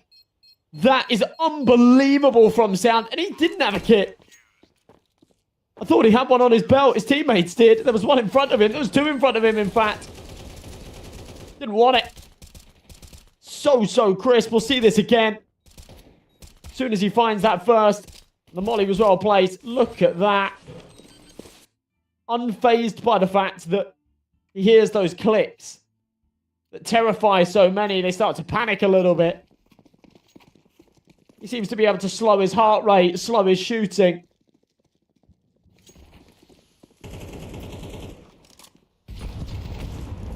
Everything goes at half speed. He just lines up the head, taps it, no trouble. Lovely little sucker punch to send Gun 5 packing out of the tournament. After winning map 1, I think they were rubbing their hands together, hoping to stay afloat, but this has been a miserable decider. A map 3 to forget about, but one to learn from. And watch the demo. Work out what was going wrong. Work out how to fix it in the future. This one is cooked. Celta and Texie all by themselves in the 2v4. Celta is finding a little bit of room here. They'll walk up to A. It is completely empty. Launix has got aggressive into the apartment. It's actually BTN to find Texie, I don't think. Yeah, Celta's not going to expect Launix so fast on the flanks. He wraps out of the boiler room. So absolutely perfect stuff. Nexus will make it 13-3. And, well, I mean, we're definitely off schedule, but that next game was then rescheduled for 6:30, and we finished just in time for that one. So 13-3. Really dominant stuff. Sound and Zello putting up a great performance, but ultimately it was a good showing all round from Nexus. It's difficult to sort of focus and highlight any particular individual performances, bad or good, when you're winning a map in that kind of fashion. 13-3, super comfortable. Your MVP is still going to be Sound, those 17 kills, 4 assists, 98 ADR, pretty impressive, and 1700 damage, almost more. Yeah, awesome stuff. Nexus, your match winners, so they'll hold on. They'll move into that 2-2 bracket. For Gun 5, we sadly say goodbye. Now, obviously, their run would have been different had they have won that Marius game, but I think that that's going to be in the back of their minds as just, a match that they shouldn't have lost. They ended up losing, and yeah, they find themselves in this difficult position. It was a hard-fought tournament for them. They didn't go down without a fight in all of their best of threes. We saw a lot of 3 mappers, but ultimately, yeah, just not enough. That's going to wrap things up for our 3rd series of the day. The 4th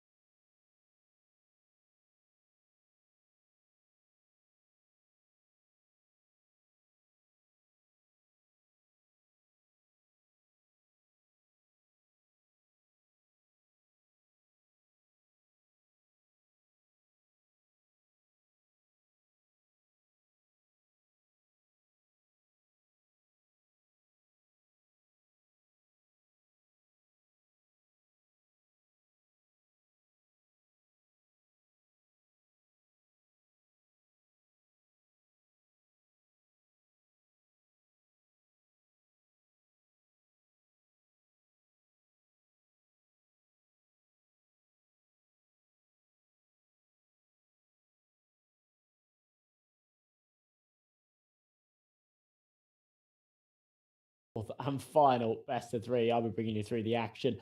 Yeah, back-to-back 3 mappers going the distance. And to be honest, if you want a break or an easy one, I've got to say, I don't think this is going to deliver that. I think we're going to a third map here as well. 2 teams that are so evenly matched. And it should be a very, very good game. Just a few points away from each other in the rankings. Zero Tenacity versus 9. Z10 side, you've got AVN, Joffo, Nemanja, Madden, and Brute Monster. A very interesting team with some great pieces. Brute Monster on that AWP, always one to watch out for. Nemanja calling the shots and often putting up some big numbers. Madden, your most recent addition, that key piece coming over from Tier 1. But yeah, looking very, very good since he's come into this side. Over on the flip side of this 9, Bob XD, Rouse, Kragan, Favon, and Seeger actually playing here, which is kind of interesting. These guys just came off of the back of a LAN, actually. They came top 4 in the Glitch Masters.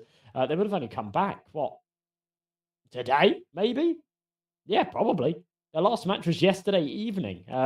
It was sad. They made it to the upper bracket finals. They lost 2-1 to Fnatic. They lost by like 1 round, and then they did the same in the lower bracket finals as well after going to map up. So, yeah, just pretty painful for them. But, yeah, a decent event from them. They were playing with Modo instead. So this is kind of interesting. This is where, yeah, having CJ, who's just been dropped by Saw, kind of adds like an extra level to this because obviously they have...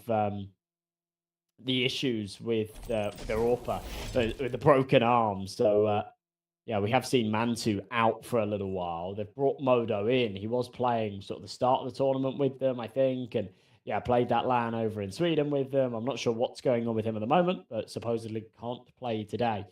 So it does mean they've got CJ, who's a very, very formidable player. Don't get me wrong, really, really good player. But, yeah, I don't know what that means for the game, if I'm honest. And in terms of just having, like, you know, not only a stand-in, but not even the stand-in that they've been playing with for the last few weeks. We'll have to wait and see. Veto was up on your screen very quickly, but I was sort of waffling over because there were some storylines to build. Anubis picked first by Zero Tenacity, so no major change of scenery there. We're back on the dusty map. Inferno up second. Again, no change of scenery. We've seen both of these maps come up today. And then that third and final decider, if we get there, at least will be a refreshing one. It's Nuke, the power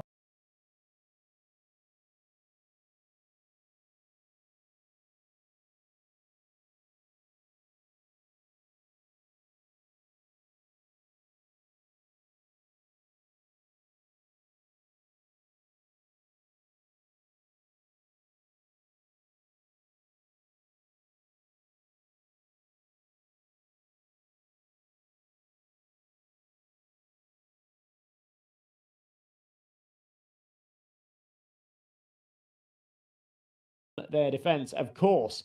9 fancy or favor their attack, as do pretty much every team at this level at the moment. So, yeah, trying to get off to a flying start, win this pistol, get some rounds going their way early, and they will be very, very happy. Seeger to lead the charge here. Glock up close to A main. It is just the one defender. It's Choffo behind the pillar. There's a lot of util on Rouse. I doubt he'll deploy his molly to clear this location. So there is a real chance that Joffo can pop a couple of heads, and on the swing, oh, dealt with very quickly. Nice entry out of Bob XD. Just going to keep barreling forward. Glocks will jump around the corner, and Bob ends up with a triple to get things started here on Anubis. Rouse will take one of his own. It leaves Nemanja by himself.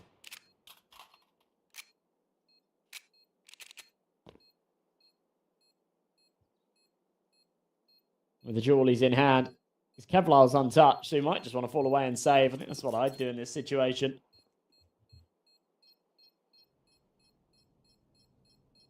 Exits shouldn't yield all too much, so... yeah, get out of that. You have to fight another day. Terrorists win.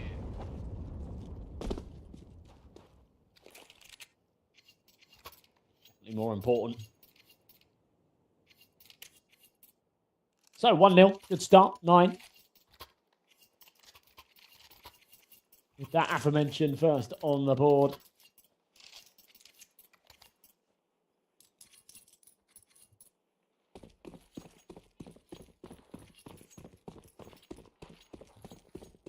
remember, today has been a bit of a sad day because we've had to say goodbye to teams. We've had the 1 and 2 matches prior to this.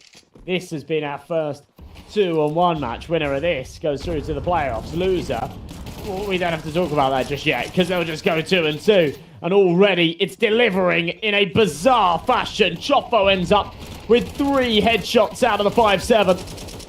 Looking to trade back. No opportunities. Bob XD, who is a monster on the entries in the pistol round, is wiped out and kicked to the curb here. It's pretty sick.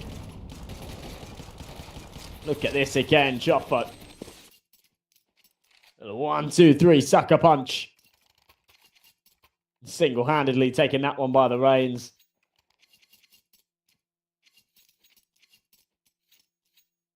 A bizarre round victory, but one that they will take every day of the week.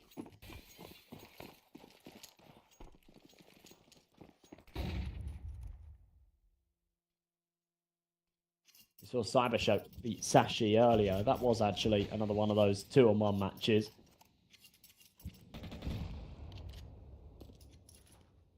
Loser of that, I think, will play Paravision, maybe.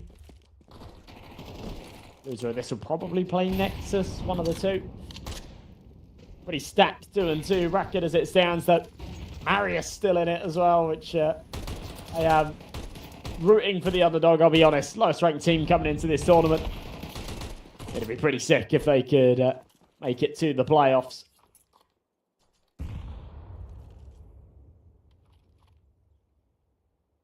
Nine, though, back with a force. A little bit of damage. It's only on to AVN. Everybody else still with a full head of health and an advantage here.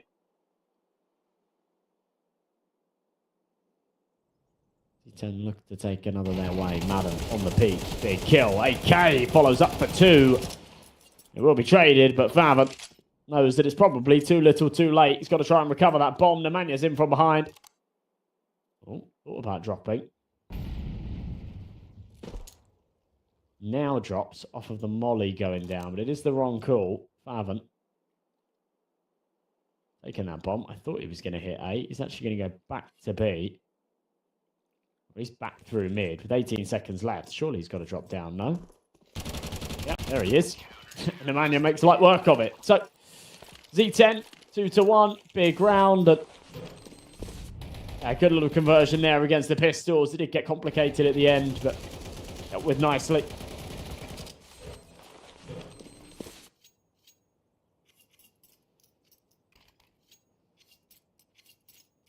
And 9 finally down to the Eco.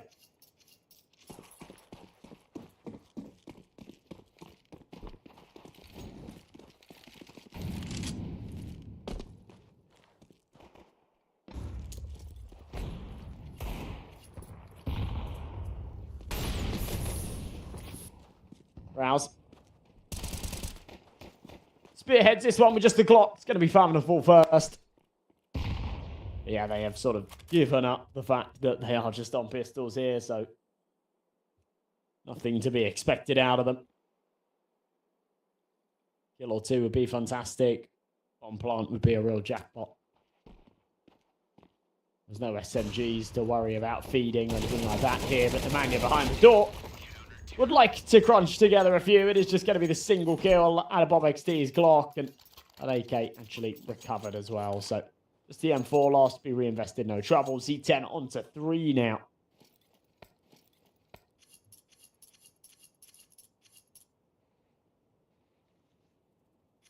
Yeah, not bad once again.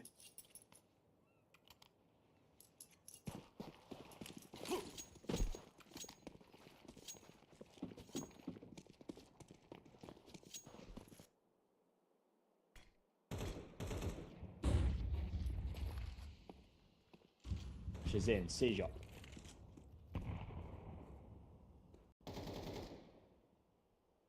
Fair bit to do.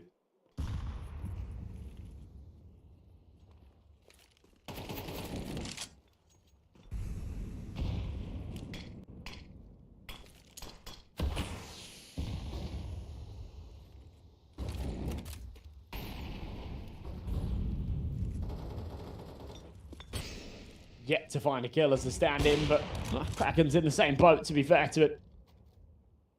XD firing off shots as he has been throughout the map so far. He found a 3k in the pistol. He's found a couple since then as well.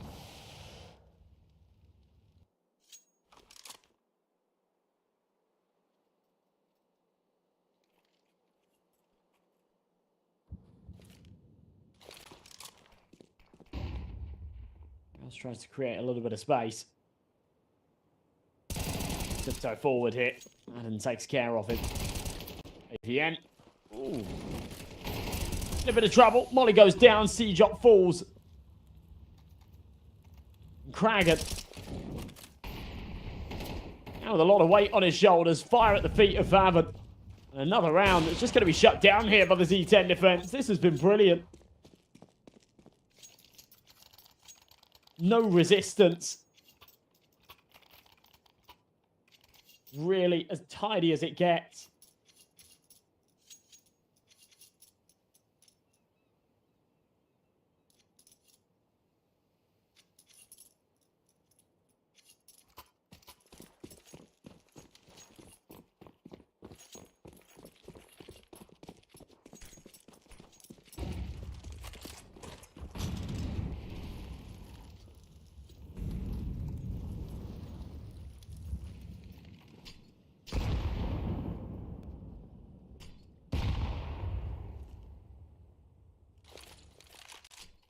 Shield blow the smoke open. Oh, massive flick from Brute Monster. Adam's out here in the smoke as well. They do actually pre-fire him. He starts to panic a little bit. Goes 1 for 1. That's okay, to be honest. Given the circumstances, given the numbers that they've still got to work with. Smoke goes down. Brute Monster playing behind it. Does get a little gap, and that's all he needs. AVN will finish things off, and really, really good once again. Z10 onto 5. 1 casualty taken. Absolutely fine. Yeah, brilliant work being done, to be honest.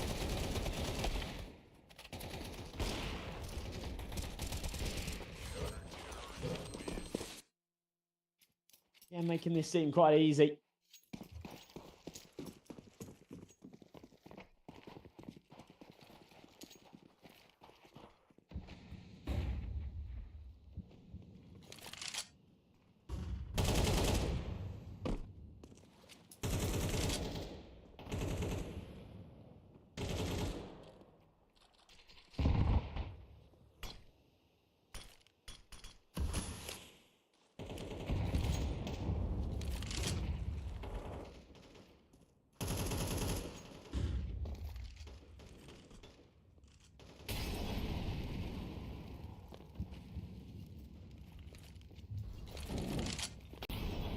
Gets a molly towards the pillar, just tucked in to connect to Nemanja. Oh, beautiful headshot.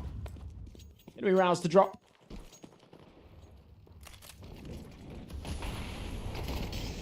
And on the other side of this, he's taking spams through the smoke. Faven take G, or does actually finish him. Sends him doing cartwheels into the wall. I thought it was maybe a little too deep. Not the case. Boosted up here. Brute Monster, that is sick. And Kraken might not necessarily know that he was on that boost. Might just think it was a random lucky shot through the smoke. No, he knows it was a boost. They anticipate the second. Bob XD and Faven line him up.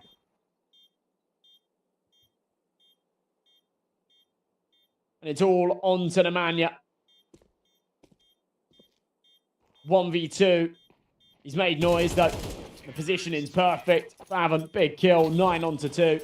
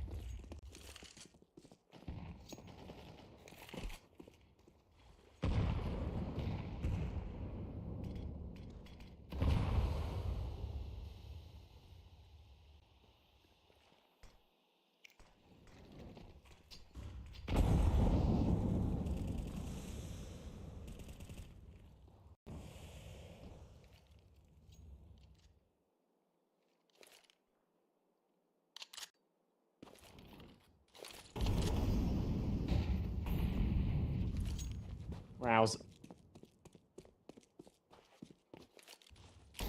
So Mac 10 in this round, but the rest on the big guns. WP round this corner. Ooh. Flick doesn't connect. Fire at the feet of the boys on the other side of it. HG's going to follow up as well. I think the heart's broken because that would have done a big old chunk of damage.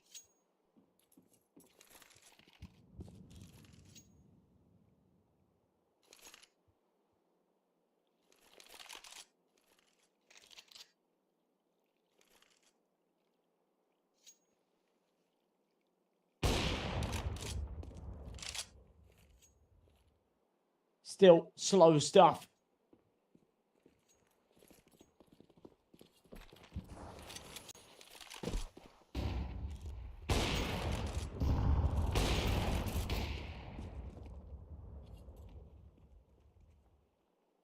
There we go. All right. Yeah, HUD's just doing HUD things, but it is a shutdown on the A site.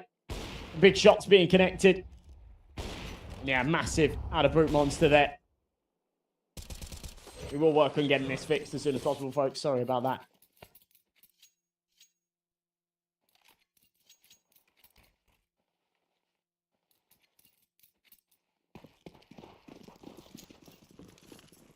It's going to be a 6 down, though, for Zero Tenacity. Those of you that aren't keeping count. We might have to keep count for a little while. Get out your pen and paper. 6-2. Still looks like somewhat of a buy here for the T side, but a couple of players down to the pistols. HG blow that smoke open.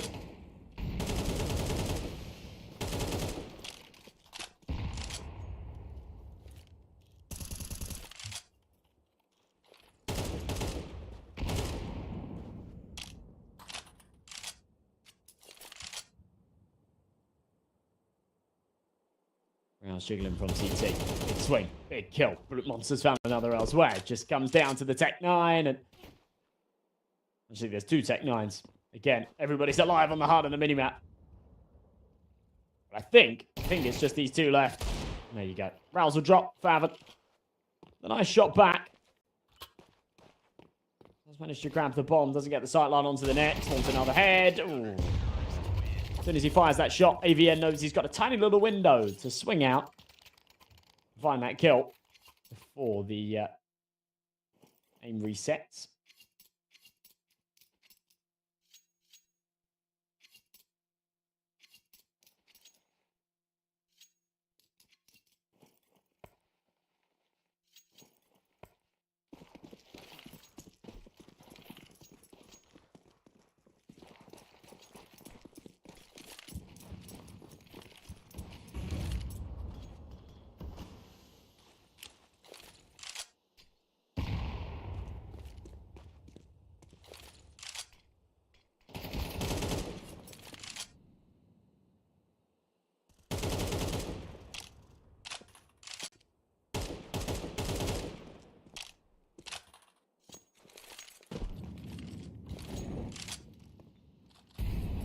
Shots. Battled back and forth, but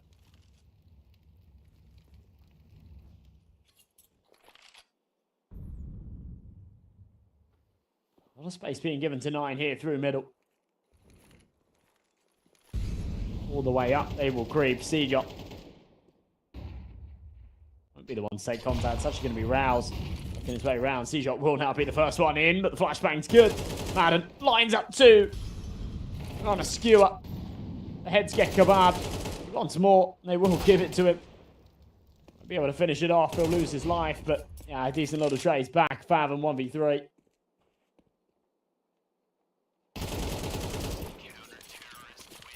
Even will finish off the job. 8-2. This has been an unbelievable CT half here from Z10. It's their map pick, but it is one that 9 play. It's one they're supposed to have a good T side on as well.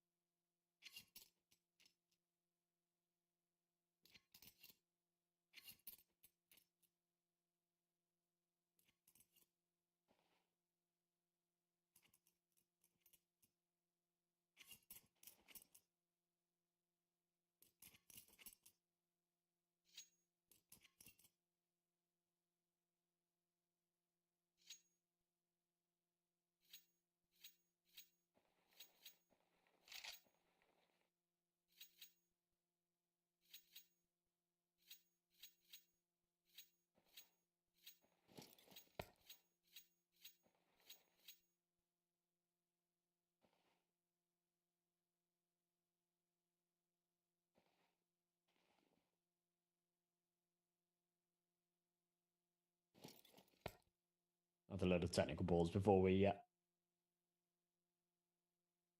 underway with this. I'm sorry, folks. We've been plagued with them today, I know.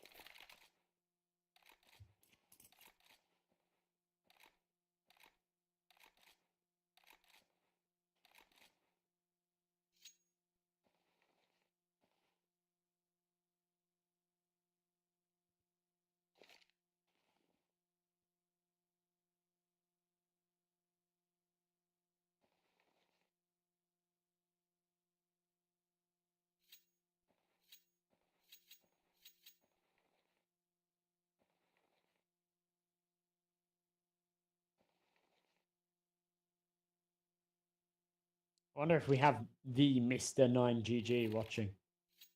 There's a lot of the time he's here, Mr. 9, watching the games.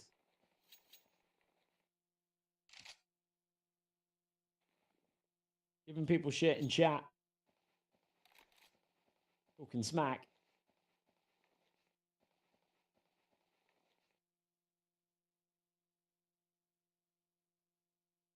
There's people talking smack now. He's nowhere to be seen.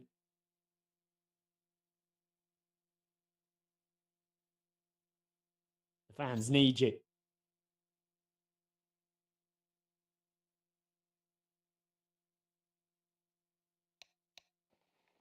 It is important to note, though, they have literally just come back from LAN. I imagine they travelled back today because, yeah, they did have their last map last night. I think it kicked off at about 4:30, 5 o'clock, something like that. So,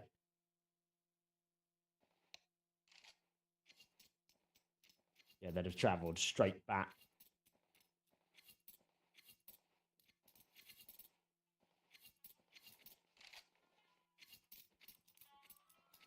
Probably this morning. And I mean, it's allowed in Sweden, but the weird factor is with that is, and this is possibly why Modo's not playing, possibly to do with like transport delays or something getting back. But obviously you've got a Swede in Bob XD, so that's fine. He probably just, hopped on the train, got in his car, got back home, whatever. The two Danes, it's not too far, but for Favin, he's got to go back to Germany.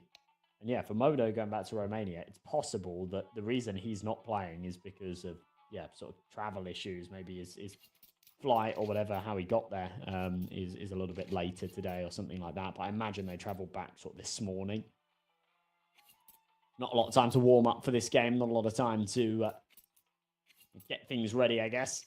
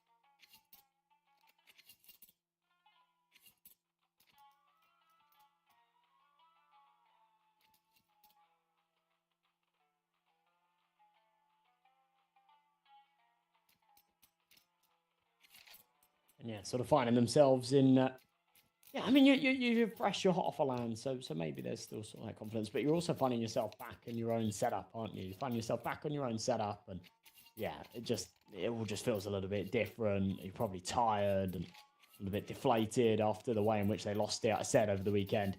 Yeah, it was kind of brutal. They made it to the upper bracket finals. They lost it 2-1. The games were super close. The second map that they could have won it, it ended up losing 13-11. And then the same goes for that lower bracket final as well. So, yeah, definitely could have made it top 2 or even won the thing. And, yeah, just falling short of that. So, into round number 11 here. Zero Tenacity making this look pretty easy so far.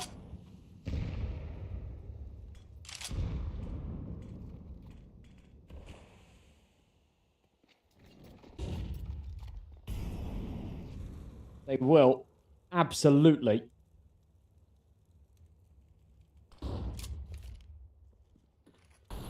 be coming away with a very good half here, but a chance to extend that into a really great one.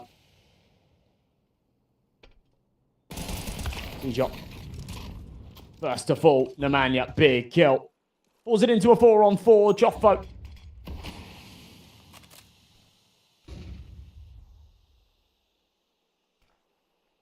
To come around the corner here. He is just on the other side of this smoke. For the fight to take place, Rouse is there for an entry. Joffo does take one. This is a retake they'll probably go for. There's not a lot of reason not to. It's penultimate round of the half. They've got plenty of money. One man strapped for cash is Nemanja, but Brutmonster's got 10k. It can be dropped, no trouble. Little jiggle, timing, important. Does save AVN, no trouble. Easy kill. Madden will then just go and save this AK. Yeah, I mean, CT side, not something that they can buy. And there's not a lot of real hope in the round. No prospect to winning it. So back off. Let 9 have a third. Again, this has not been a good half from them at all, but third round is something.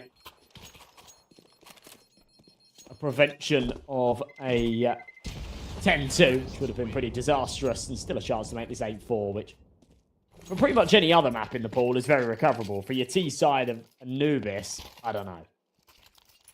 It seems like that lengthy pause sort of did them some favours. They come back and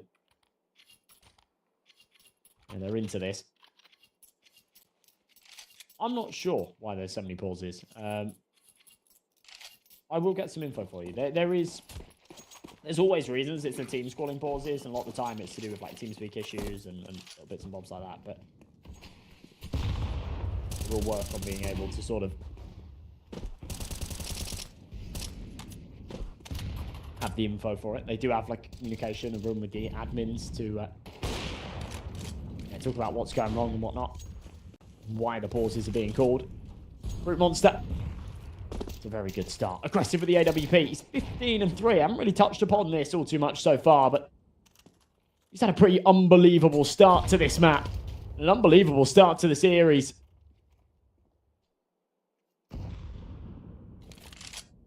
The AWP truly firing on all cylinders. No answers back for it just yet. Joffo has managed to find one. It's an insta trade back. He'll catch C-Shot as well. Just falling like flies. Brute Monster adds another to his tally. Been a ridiculous game for him so far. A KD of what, 5? Something like that as we go into this second half. 9-3. Really, really comfortable stuff. 9 just looking a little bit lost, a little bit disjointed.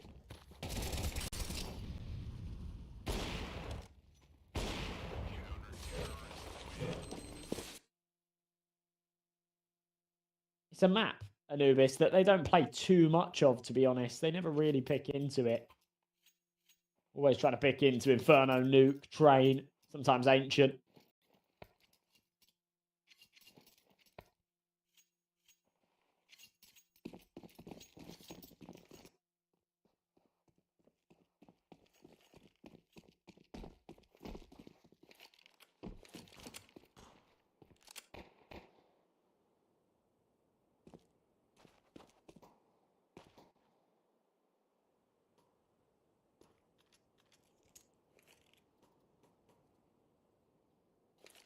Second half pistol. Worth everything here for 9 if they want any chance of pulling this one back. AVN. Be close in the corner with the molly. So, yeah, as they press up, that is kind of a freebie kill onto him because he's got to switch back to the gun. It's a good early advantage. They're going to keep pressing here on B and give Nemanja the opportunity to trade it out. Take it back the other way, but lose control of the B site in the process. I'm pretty surprised that Joffo throws himself into main the way that he does there. The bomb dropped. Is that why? We can't really see it because it's covered by the dots, but that would make sense. Yeah, I think it is. That's why they have to pressure back for the main control. It does fall onto Brute Monster. He's been unbelievable, and if there's anyone that's going to clutch this round, it would be him right here. But a 1v2 still. C-Chop takes him out. A desperately slow performance from the stand-in until that round. He was on 1 kill. 4 to his tally, pushes it to 5. Not bad at all. Arguably, if he's going to step up, that is the absolute time to do it.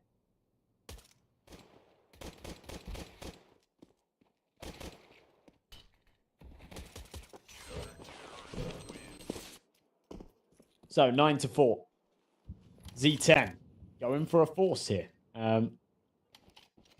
Not what you always see from a T side after losing the pistol with no bomb plant.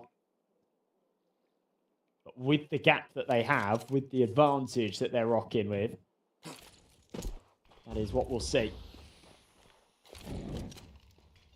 The final game of round 4. Whoever loses goes 2-2. Joins the pool of teams that are already there. Sashi, Paravision, Nexus, Marius, Astrum. A fierce stack of sides. Nemanja just selling the fake there in mid. It's so messy. That even just running out with his knife out at the end there and just keeping the MP9 busy for an extra couple of seconds. Actually really important. That's quite a lot for them. Bob XD. Yeah, very aware that Madden's crossed. I think you might have heard a sound cue there. Brute Monster takes one with the Tech 9. That'll be that.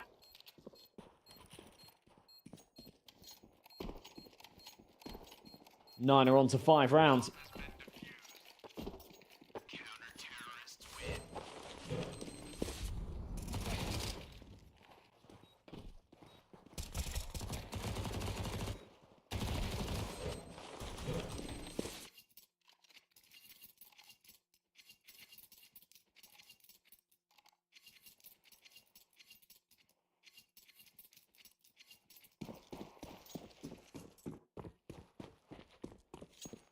I kind of like the way that 9 have gone about this second half so far, though, realising that the deficit that they're at, the way that some of the individuals are playing, you kind of got to get them fired up and get aggressive and take a lot of these early duels.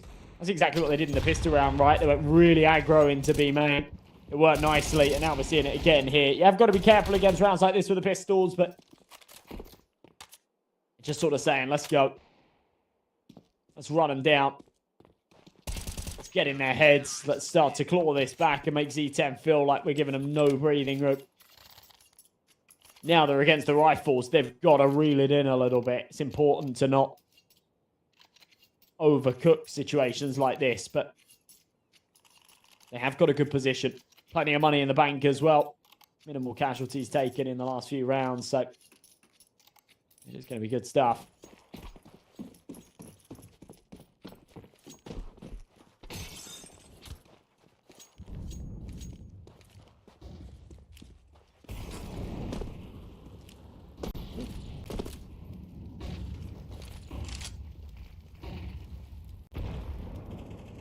It's very weird that the Nemanja's just running in with his knife. I see it caught up on stream, right? And as much as that seems very weird, he didn't have any bullets. And he's only got a Tech 9. So the second he starts reloading, the MP9 just swings him. He knows that. So even though it's kind of, you know, it's kind of troll to do what he did. And arguably maybe you want to just kind of jump around the corner but stay behind the doors and try and reload and pull a bit of time away for the MP9. He knows he's dead there. He's whiffed his fight, and he knows he's dead.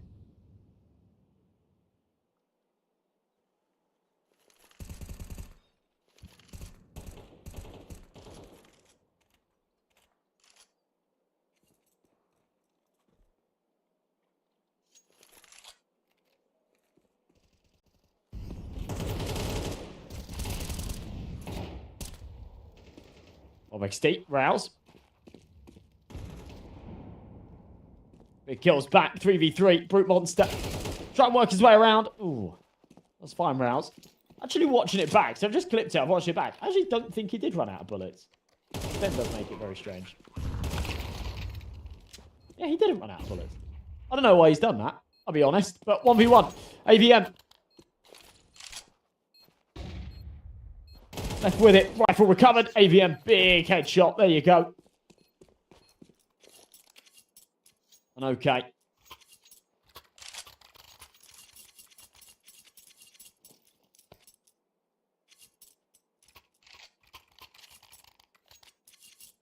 Ten to 6, Z10.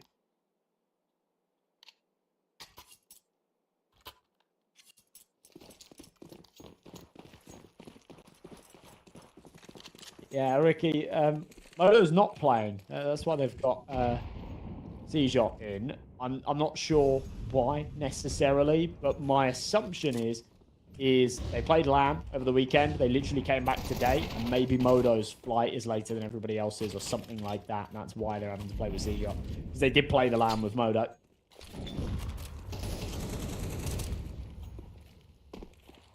The shots pop through. Joffo.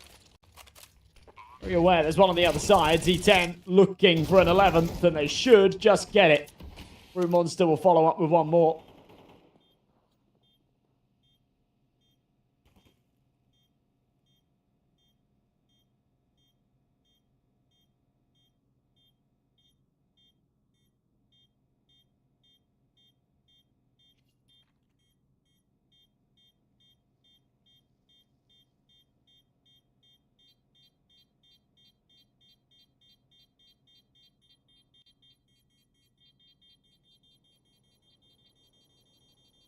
The site's going to go up in flames. CyberShoke and Rouse will hold on to their weapons.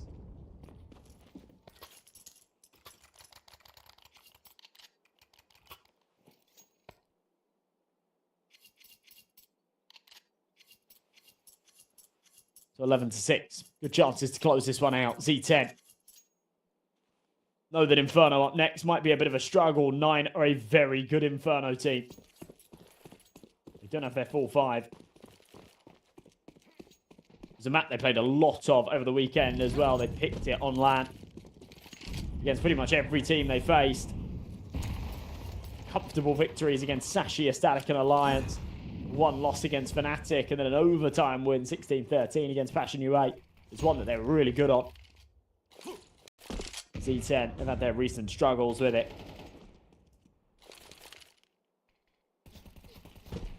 Wins against the weaker side of backs, but everybody else over the last few weeks has been able to get the better of them. Go back a little bit further, go back into the sort of start of May, end of April. They were beating some big sides. Wins against, actually 9 being one of them, back in May. Wins against Passion UA, Astral, Sheep, Cole, Chimera, some big names. Yeah, it's going to be a tough cookie to crack.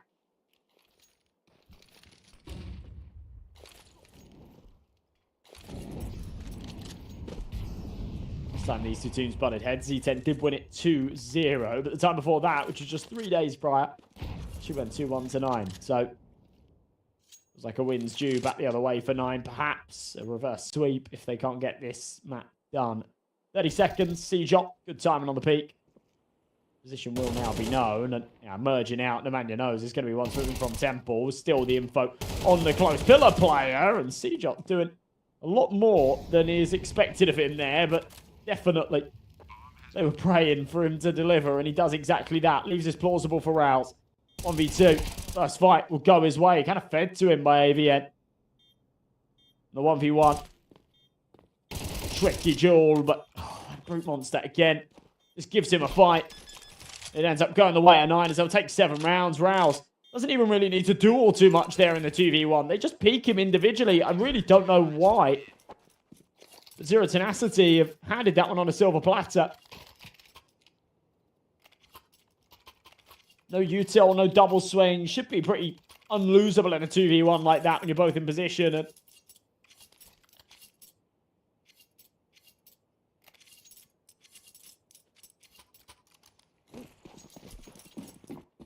Not what we see.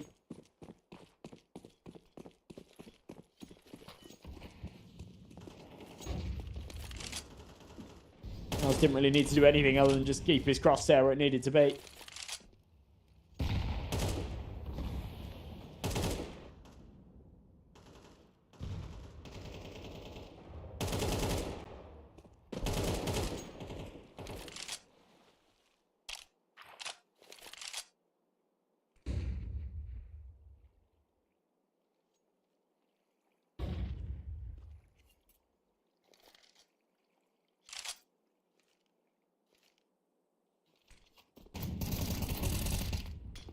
CyberShoke.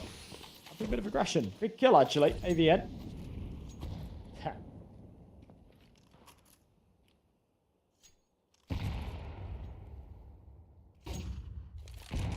Speculation in the chat is gold. Maybe. Who knows? Big kills. Bomb XD lining up too as they come out of main. Z10 have seemed to have lost the wind in their sails after losing the very favourable round in the last. CyberShoke causing them problems on B and Rouse to clutch it out. Now a 2v4 to recover. Was a 2v5. Emmanuel found that first, but tagged down fairly low in the process. It's a nice little off angle from Kragan. Got support there from the side as well. Brew Monster misses the shot. Easy, easy trade. 11 to 8, 9. Really back in the picture here. Looking very good.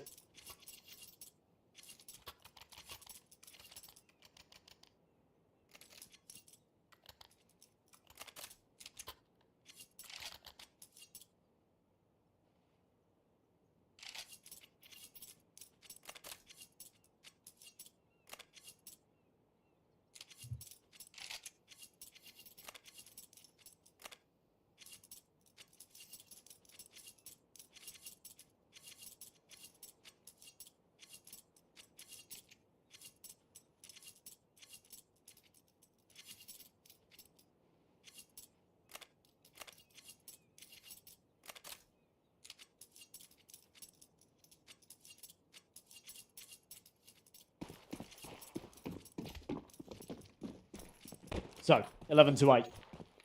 Z10. The weird buy here. Madden's gone for a hero rifle. Nemanja got a Galil, but has a little bit of extra cash behind it, so it's okay. It's definitely more justifiable.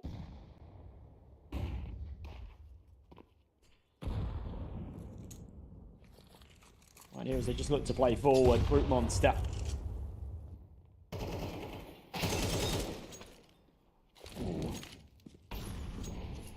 Back on with a big shot. Okay.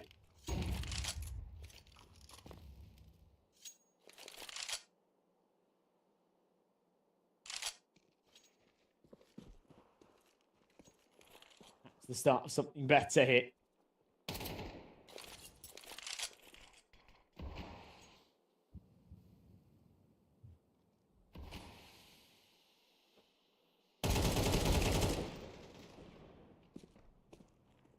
Made 1 for 1.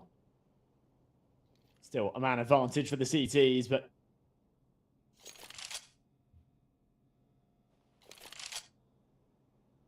they found so much room. Look, they're all the way up onto the B site, and CyberShoke's got aggressive into main, so he's kind of going to give up this space. They might not necessarily expect him here, but everything's so quiet. They'll plant safe. Got a little bit of breathing room. Kragan, big kill. AVN dropped, but Brute Monster still doing lifting. He's down to 1 HP, but if he can find Kragan, he'll be happy.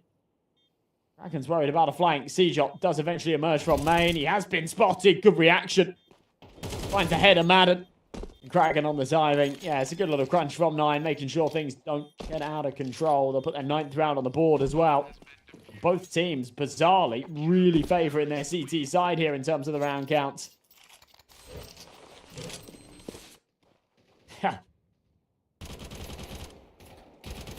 Hello, you lot. Yeah, I read chat. I've got it open all the time. A lot of the time, you guys are just wilding. But, yeah, who have people got bets on? I I do not use prize picks. Sorry, I don't bet on the games. I don't bet on the games. No one's told me I'm not allowed to, but it's frowned upon. You're not supposed to do that. So.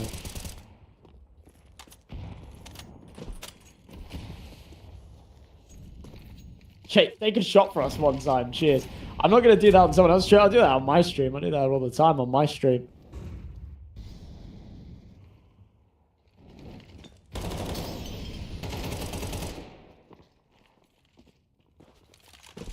The TO says they're okay with it. Maybe I will. I got in trouble. You get in trouble for it otherwise. Every time I commentate, games go to OT. It does happen. It does happen. I am cursed. And I don't get paid any extra when it goes to OT or anything. So it just, you know, it's just a rough day for all of us, other than you lot that have bet your overs. And you're rubbing your hands together.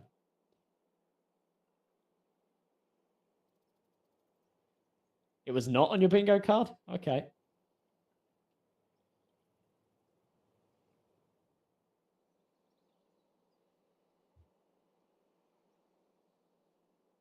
The man yet. 1v5. We get taken out by Famine as he re-emerges. So there you go. 11 to 10.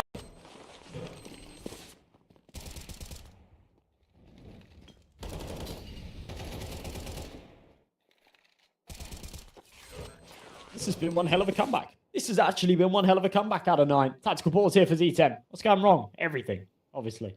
Round after round, just kind of being beaten to a pulp. They've had a couple of moments where they have been able to take some space, but even when they get that plant down, 9 just run circles around them. The retakes are so often not even necessarily needed. You think back to the round where they had that 4v3, they gave up the B site. Had they had taken the fights, they probably would have still won the round, but it's just about sort of giving it up and saying, it's okay, even though we probably could still win it without letting them plant. We'll kind of give them that little bit of room just to ensure that we definitely win the round and we take minimal casualties. We can keep those AKs going, which for the CT side is obviously doing them a lot of favors. Got 3 AKs in play, and yeah, they're just playing very, very conservatively and very sort of head screwed on, headstrong. Good CS. Chatmod laying down the hammer. I don't even know who it is. Not me. Sometimes I get given mods so I can just be a power abuser and ban people, but I haven't for this tournament, so you're lucky.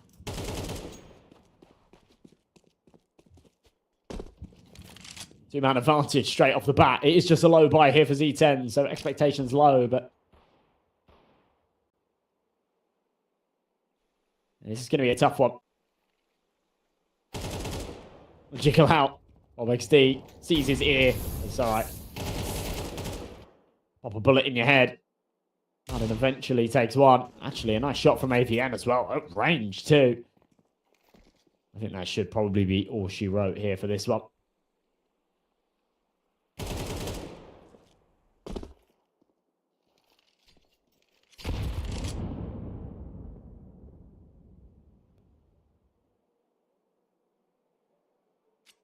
AVN starts to work his way forward.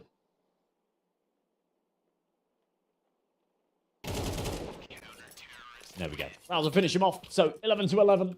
Decent stuff. Would make way more money betting whatever I get from casting. Like, I guarantee you I wouldn't. I guarantee you I'd bet wrong and lose way more money. Don't you worry. I'd find a way.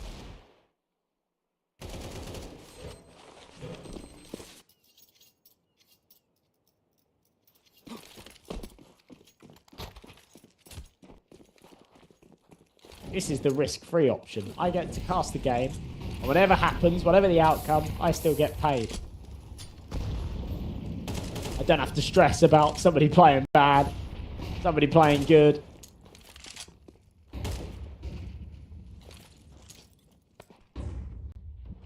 I get to chill, chat with you lot.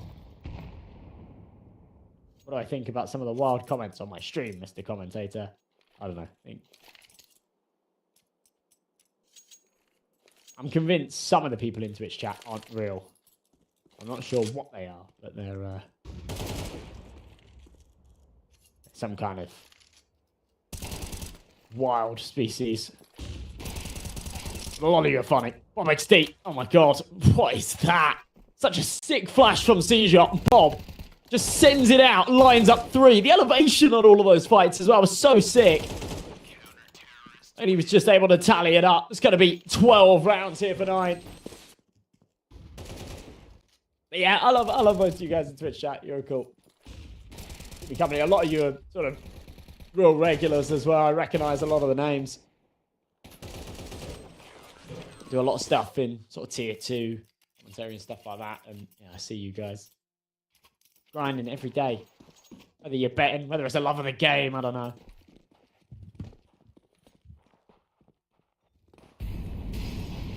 Much love to all of you.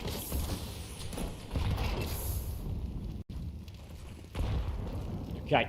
All right, the feet of the Mania. This has been a major choke from Z10. Left with one more round needed from 9. It's an unbelievable showing out of Bob XD in the last round. And it's been an unbelievable showing throughout the map for him. He's on 25 kills as he adds one more. Trades coming out from cameras. Z10 not willing to go down just yet. A 2-man deficit traded back. Chi into the camera. AVN will jump up. Have an angle taken. For Famine and Seizure, it's a round of course that they'll go for. They have to. It's the final regulation, but they're not going to expect Brew Monster to have been sat in that camera smoke. It's absolutely perfect. A 12-12. We will go overtime. Written in the stars. And I got to watch this back from Bob XD. This was so sick. Bam, bam, bam. See you later. Previous round.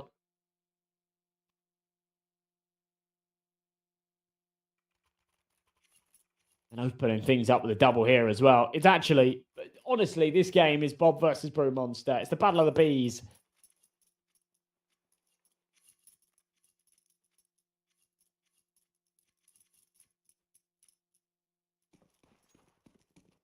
Hope you guys are enjoying emo only chat. Some of you just can't behave. Not me. I didn't do it, as I say. I don't have the power.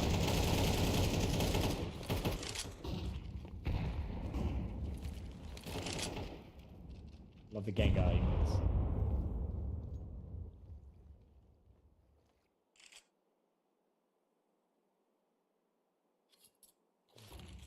Okay.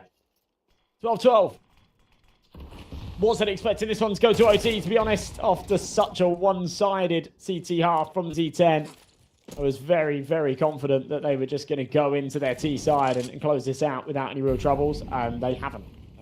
It's been quite the opposite. So, I really don't know. I really do not know. Which way this map now leans.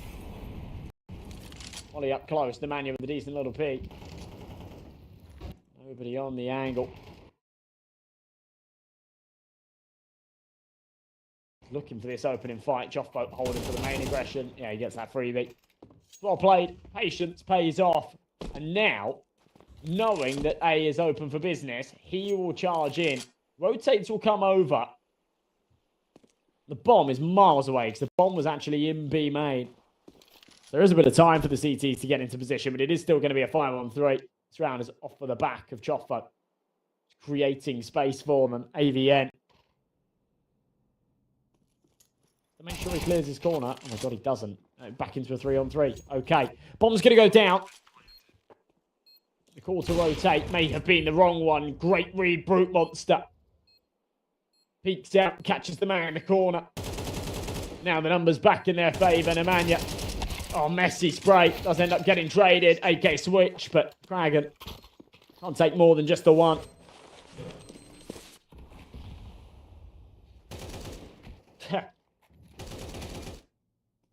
Emo only with Nightbot timing everyone out. It is crazy work. I'm sorry.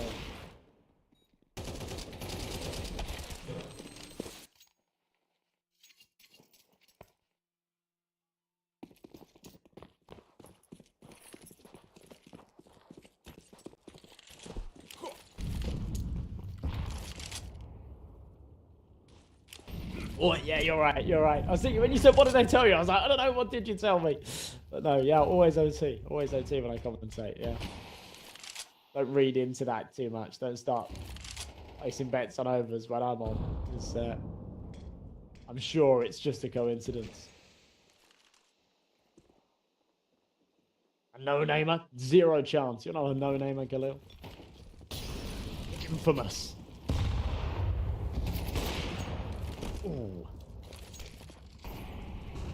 Big seizure. Doesn't quite connect. Madden here in connector.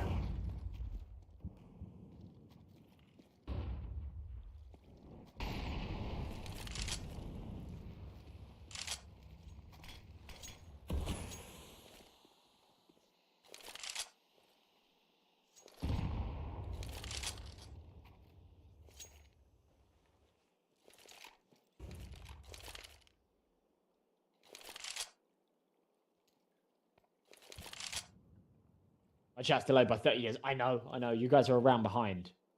For good reason. Otherwise, stream snipe or whatever. Big kills, Brew Monster, Nemanja. Smashing heads as they come out onto the B site. Keen to get this one going. As although it's overtime, it does seem like Nine are going to try and save their weapons here. Rouse and Bob XD without too much money. Wanting to go into the last with some cash.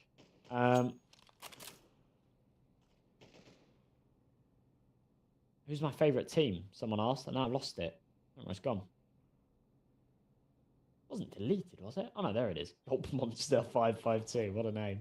I don't really have a favourite team, as per se, especially not a tier 1. I used to support Mouse. Used to be fond of them. Went to a couple of events, got next players and whatnot. Thought they were just really cool, but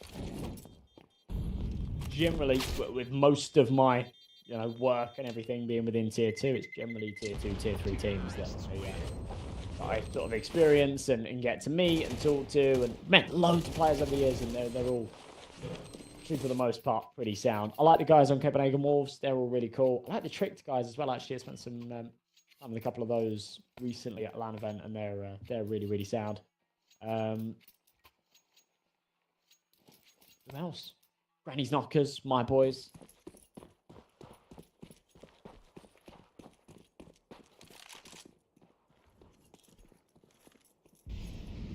Show some love to the Genox.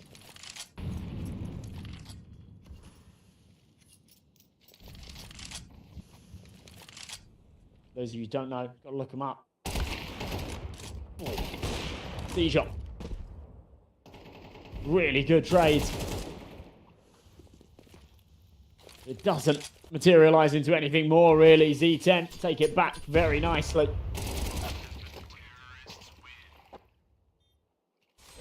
And that is all. They will put ahead of the pack at the halfway point. Fighting down hard as soon as we go OT.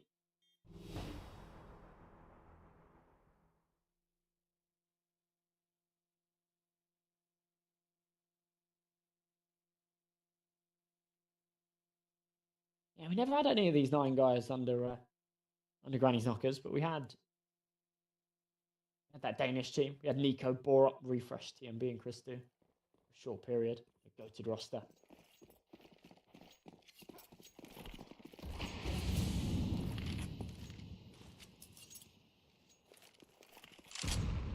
So, as soon as this has gone to OT, Zero Tenacity are just locked back in.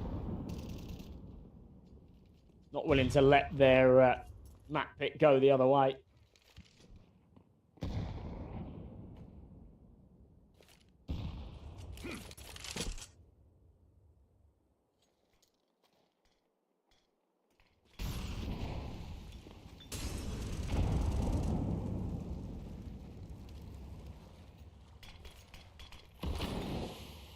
Down, Madden.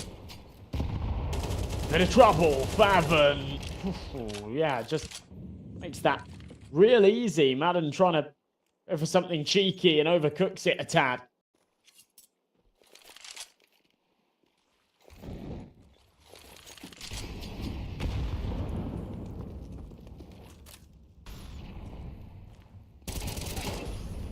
Okay, down.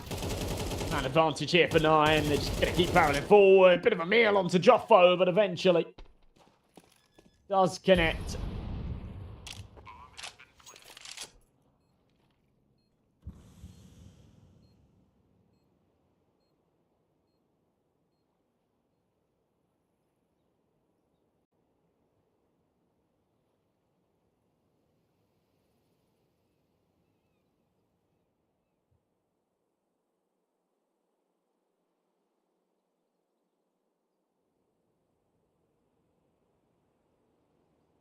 Leaves it down to Brew Monster and AVN to just save. I mean, on the CT side, even in overtime where it does feel like the money at first is unlimited, it really does deplete quite quickly. Keeping hold of that AWP is an important piece, especially when the round is just pretty much unwinnable. So, yeah, they'll back off.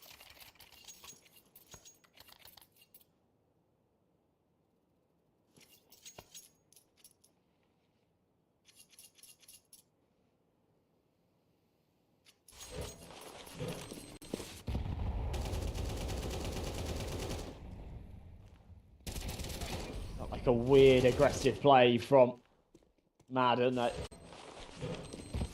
100% sure what he was trying to go for there. I think he was maybe then going to call for a flash and try and play through that smoke, but just ended up paying the price. Joffo on the other side of this.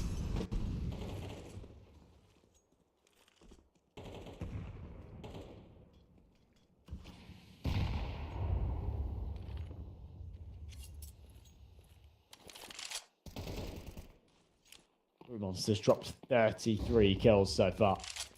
This has been an unbelievable map for him. Bob XD on the other side. Since going to overtime, actually, it's really slowed down. It's a lovely shot from Kragan. And a prolonged play here.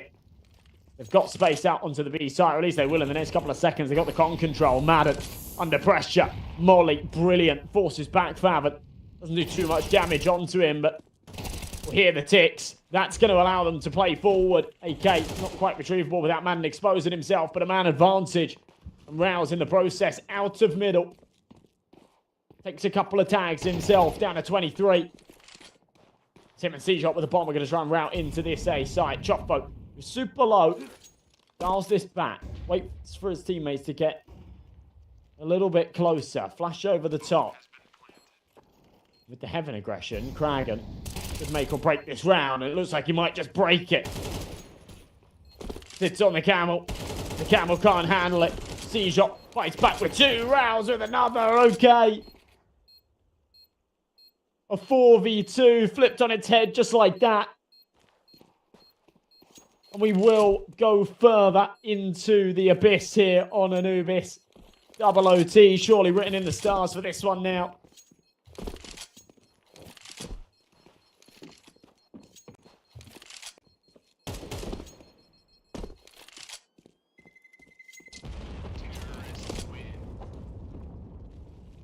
Oh, I don't want the emote only mode either.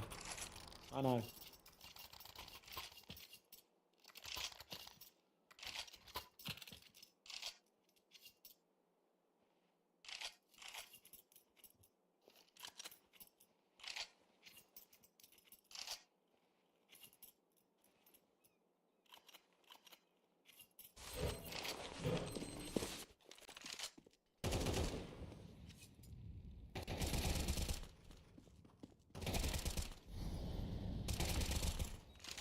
Really crazy to me that after that kill came through onto Kragan, the round didn't convert off of the back of it.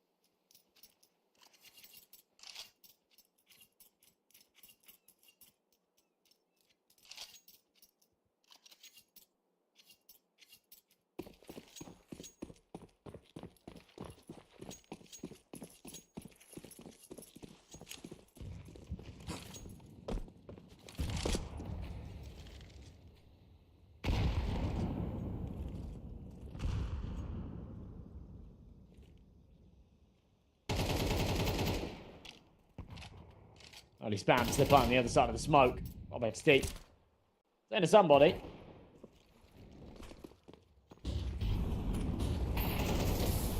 Yeah, me a flashbang in and let's try and play into this A site. We've had success with it in the past. Wind me up and watch me go. Actually don't think he's found a kill yet in OT. It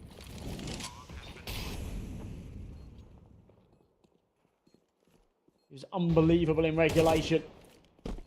Flashbang into main. Kragan will confirm. There's one close. Falls in for the support to take care of him just in case he fell. There was a second man in the form of CyberShoke to trade it back, but it does seem like we are going to double OT here, folks. 5v3. Unwinnable. With the timer as far gone as it is, surely. AWP connects. A little crunch in. Couple of kills found. AVN has actually doubled this up. The bomb's planted so open. And whilst the kills do come through, there is just not enough time on that clock to get it over the line. So a chaotic scrap once again between these two sides.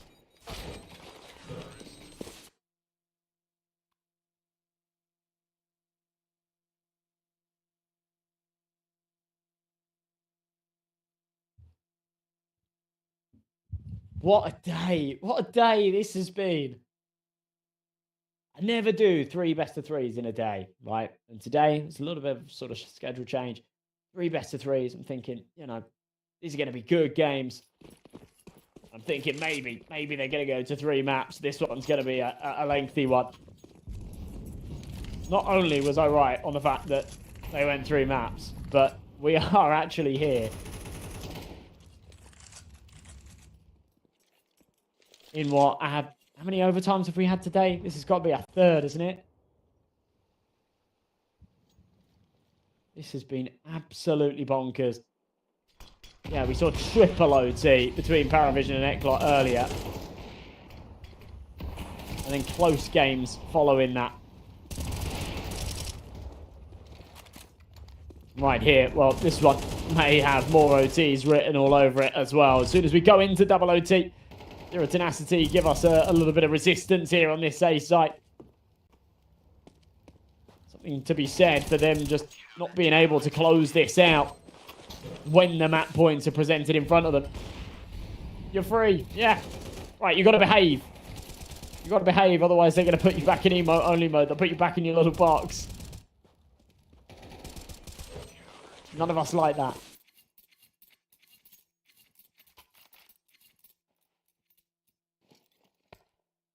HLTV says headshots, but I'm not sure where. On there somewhere. If you do, yeah, there you go. Do advanced stats. HLTV shows it. Whose headshots you want to know? I can tell you, but it's going to be sort of 3 minutes delayed, I think.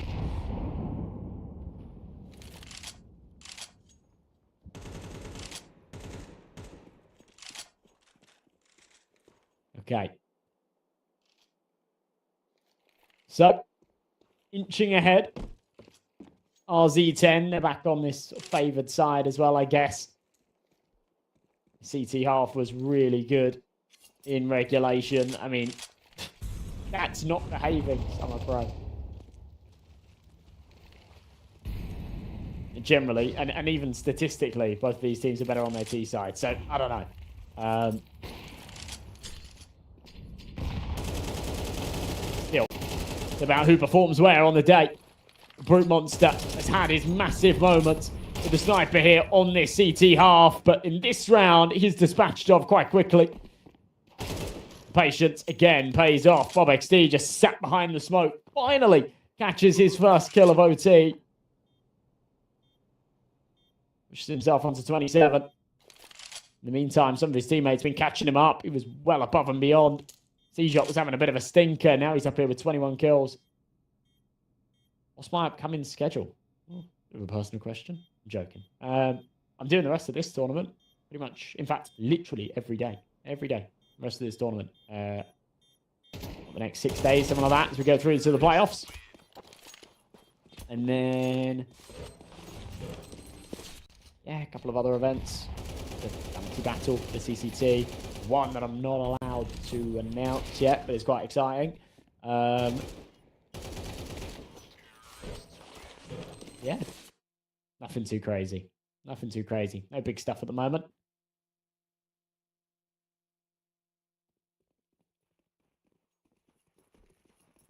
Hopefully that changes. I'd like to be back doing big stuff again, but...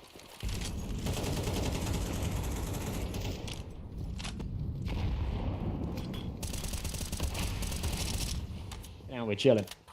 Nemanja, big opening kill. Love that. Spam's payoff. Bob XD, actually, off of the back of it, just doubles out onto A. Says, okay, right. Little push-pull action. We've lost a man in mid. I've got to try and make up for that. Takes matters into his own hands, but Nemanja does exactly the same. And again, a player that had a slow start to this map in regulation comes up big here in overtime. A triple kill to push Z10 onto 17 and give them that advantage. Did I see the G2 Mongols game? I didn't. I saw the result. That's kind of been me for most of the major, to be honest. The opening games I'm casting, and then the evening games I'm normally, you know, and cook dinner or and touch grass or something. So yeah, I haven't been watching too many of the games, but I'm keeping up with all of the results and how hilariously cooked my pick'ems are. It's so bad. I'm still on a bronze coin, which is actually, even if you chalk all 3 stages, even if you place the picks, you would be on a silver coin right now. But I forgot to place my picks for stage 2. Not that I'd have got it right anyway, but so I am actually still on a bronze coin, which is pretty tragic, to be honest. So yeah, just sort of periodically checking the results, reminding myself how much I suck. And yeah.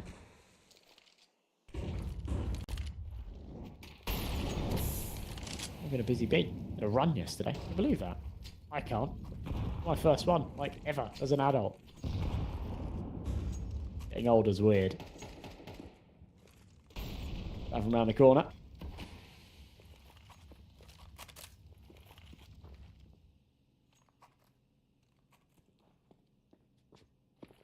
I'm asking the same thing. Where's Gold Monster? Where is he when you need him?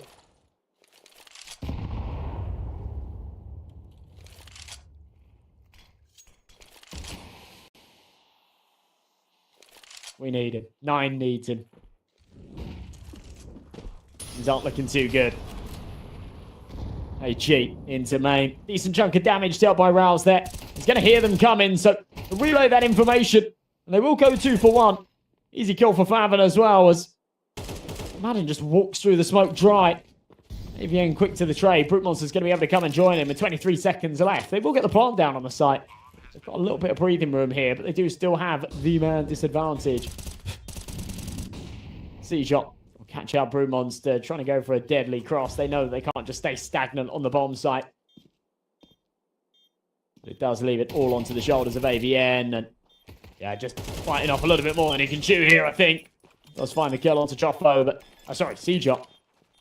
The trade is instantly there. Double swing, no trouble.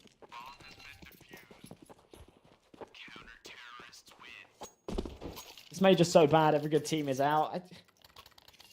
Yeah, I'm kind of with you. I still think, like, we'll see, like, Vitality or Spirit or someone win it, but... yeah, in a weird way, that's like the beauty of it. Like the opening stages, underdogs getting through is really fun. You know, it's a super cool storyline. But I think the reality of it is then when we go to overtime, when we go to playoffs, sorry, my brain is absolutely fried. I'm sorry, guys. We've been going for 8-9 hours now. But yeah, when you end up going to the playoffs, when some of the contender teams are out, when you've already said goodbye to, you know, some of the bigger hitters, I think you do end up with just sort of one-sided playoffs games, and that kind of sucks. So, yeah, sort of seeing the playoffs with, you know, no G2, no Falcons.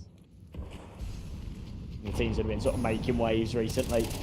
No Aurora, no Liquid, no VP. Kind of sucks. I'm with you.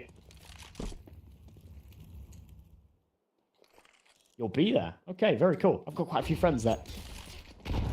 Make it out myself. 9. Pushing for 18 right now. There you go. Bob XD. Let's take one. Nemanja. All right. I mean, a 1v5 denies the ace at the very least. I don't think he's really fancying his chances at this all too much, but he'll give it a go. Soon Scrangan swings out. It's done and dusted, though. Really nice stuff.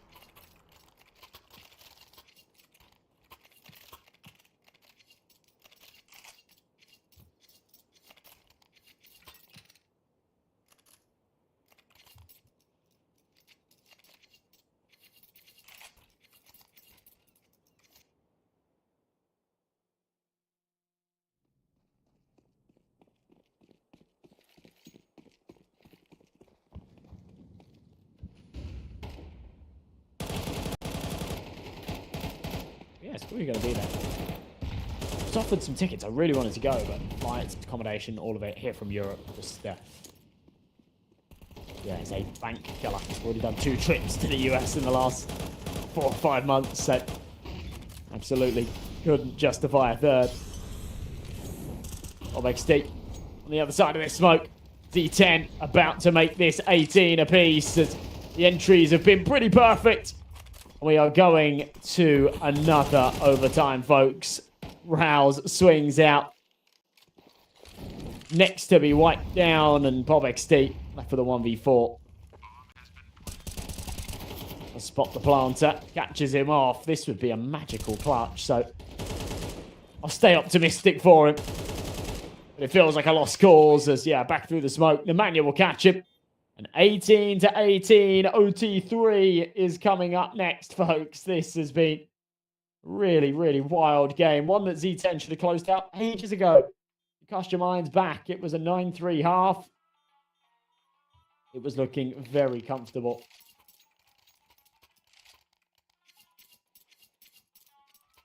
Ended up losing the second half pistol and a couple of follow-ups, but then won the bye round. Won the subsequent round,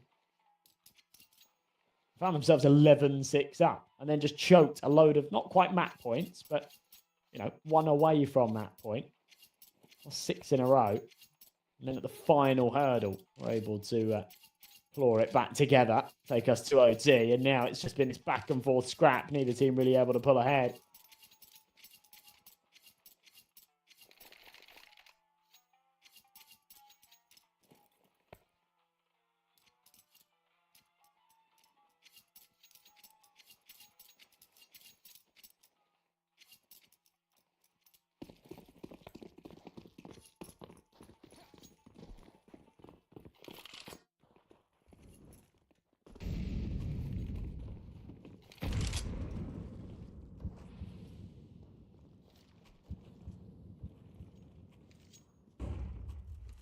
So rifles out. 9 opting to go without an AWP. Has been the theme for most of this map, hasn't it? You know, they haven't had Mansu because of his injury. They now don't have Modo. It just doesn't feel like anyone's all too confident to sort of primary AWP here. So it is somewhat of a hindrance, perhaps, especially when you've got Brute Monster on the other side putting up big numbers. But XD doing the same. Ends up with 2 on the entry. And the trades are back. Brute Monster stuck behind the smoke. Sort of calls Nemanja to come and join him. One spotted, jumping up. Oh, no, they don't react to that. Surely, yes, someone has seen it from his POV and said, he's jumped up. Careful. The flash. Oh, God. Little 2 could actually blind C-shot as well. Otherwise, he would have had that kill. Doesn't matter. Brute Monster grabs that bomb. Starts running over towards B. Might be caught on the drop down. No, just about gets around the corner before Kragan can join it. Tapping the bomb. Yeah, no chance. 19-18, 9 will pull ahead. This has been a better start to OT3 for them, I think. After losing that initial fight, I had my concerns, but XD, even though it was in an awkward position that realistically should have got overrun. Holds down mouse 1 through that smoke, ends up with a double. Once again, sort of this saviour that's keeping this one together for them. Overtakes Brute Monster once again.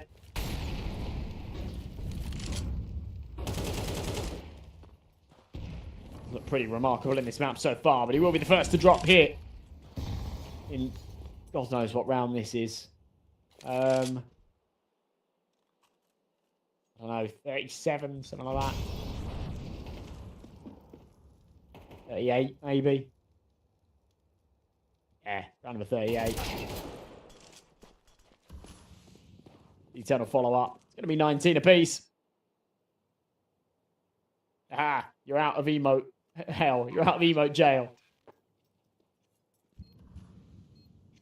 3 again.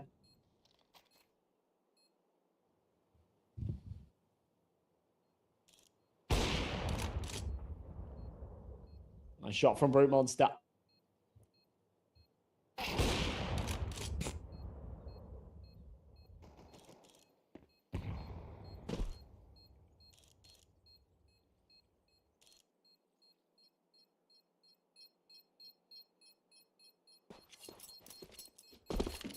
I saw that as well. Ketchup and toast.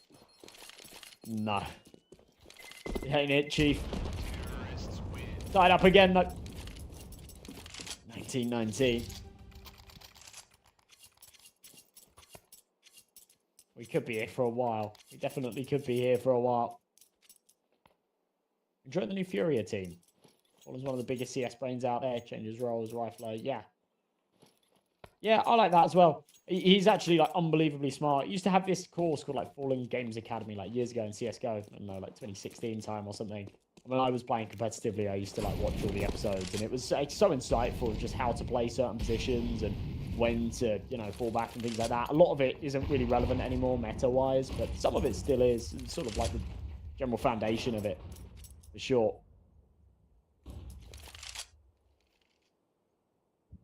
Nightbot's running it like the Navy. I can't help, I'm sorry, I don't have the power. I wish I could. Big kill, Favin.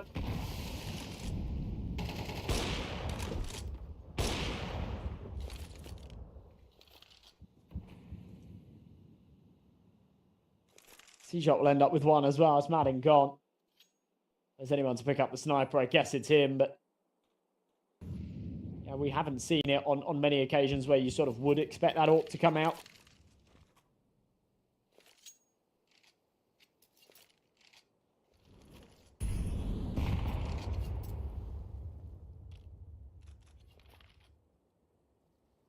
We're back in CSGO. I'm racking my brain for the teams. I think it was Nexus versus Young Ninjas. It was on Mirage. And it's this crazy map that just kept going to OT, kept going to OT. And I was really like kind of losing my mind with it a little bit, thinking, God, when's this going to be over? And then after it got to like OT7, someone told me that if we went to like 2 more OTs, it would be the record. I was like locked in. I was like, okay, we're going for the world record here. And I was dead ready for it. But tidy stuff to close things out. 9 there, just shut it down as Z10 don't have the numbers. But yeah, spoiler alert, we never made the record. I think we fell 6 or 7 rounds short, something like that. But I think it's still one of the top 3 longest games in CSGO history. Obviously at a pro level, it's got to be on HLTV for it to count. If we get to that point, I'm locked in. I'm all for it. We can be here until 3 a.m. It's going to get my name in a book. Immortalized in Counter-Strike history. And all of you are there for it as well. We'll put everyone's name in Twitch chat as well. They were all here. Where were you when we went to 75 OTs?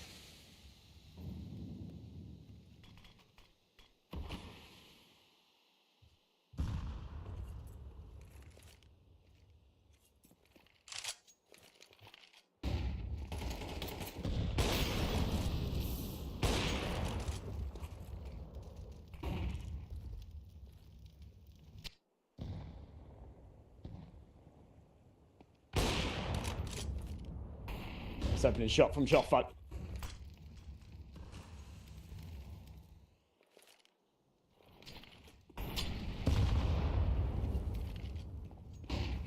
Adam, full whited.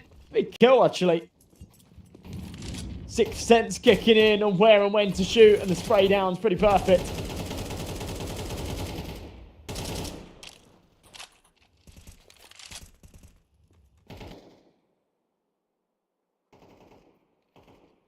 I commentate all the time. What, in this game or just like forever, like all of the games? That might be a little bit of a stretch.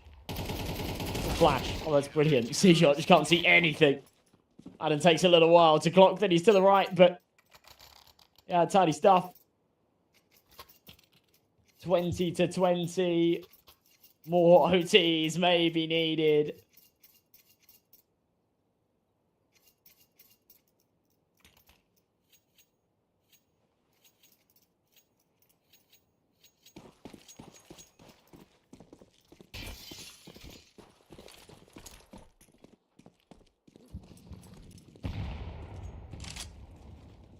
World record, here we go. Yeah, we're locked in, man. I can go for a couple of days. Somebody it's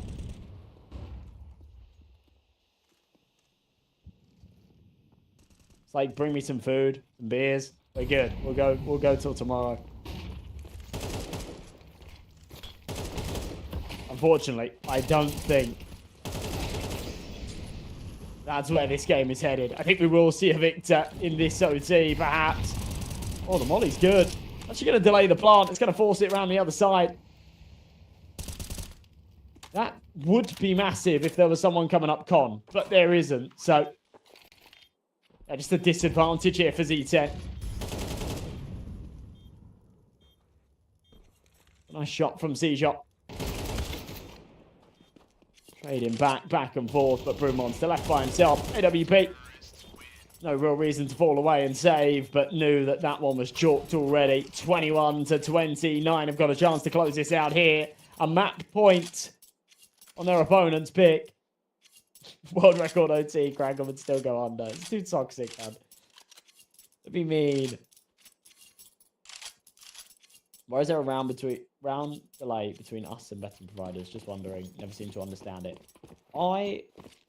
What, in terms of the stream? I don't know. If you're talking about the stream, because you guys are delayed so that, like, you know, the players can't watch the game or anything. I'm ahead of you guys by a couple of minutes. But I'm not even sure if what I'm getting is direct live feed or if I'm a little bit delayed as well. But yeah, it's just, yeah, so players don't cheat by watching the streams and things like that. It's routine practice for everybody. That's the rules with tournament organisers. Either way, could be the final round of play here. C-Drop, big entry out onto the site. Madden taken down. Oh my goodness, 9 might actually be getting it done here. I think they definitely will, to be honest. 5v2, the B site just crumbles once again.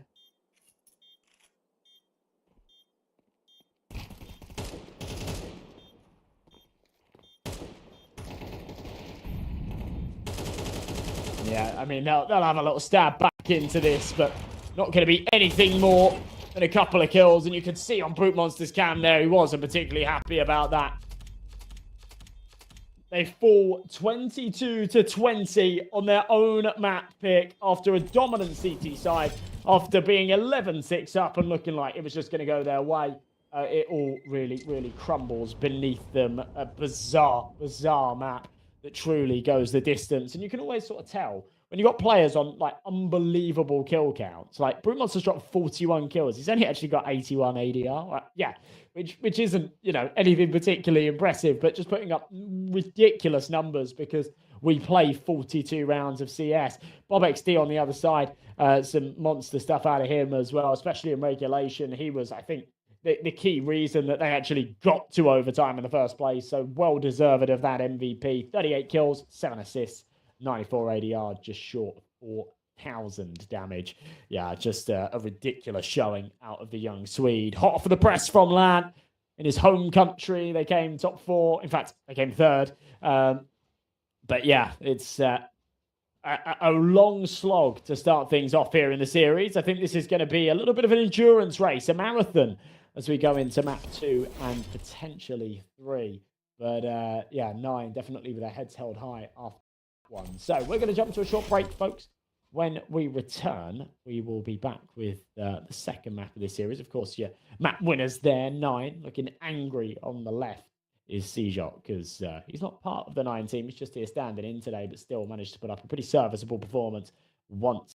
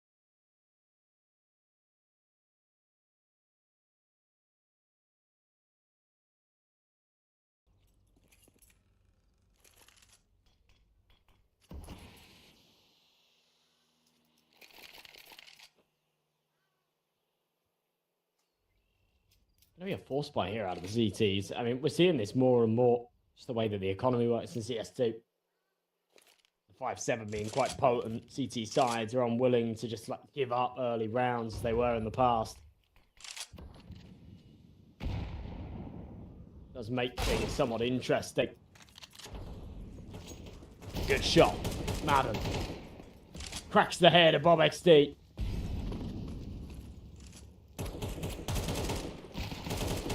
As the nades keep coming over, CyberShoke will follow up. Oh, big kills. AVN does take one, puts it into a 3-on-3.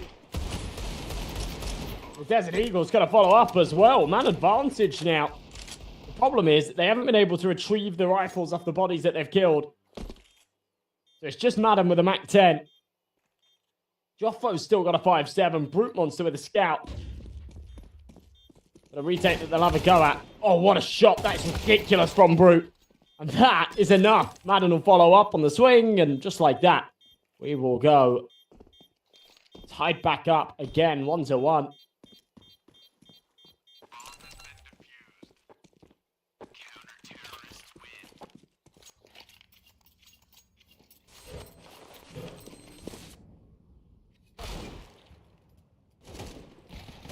Nutty shots being hit in here. I want to see this scout shot on the re-entry. Look at this again from Brute Monster. Bang! Really crisp.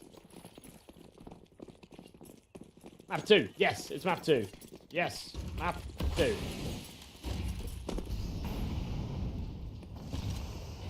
No stress. You've not missed too much. You have a little bit. First map went crazy. Went triple OC.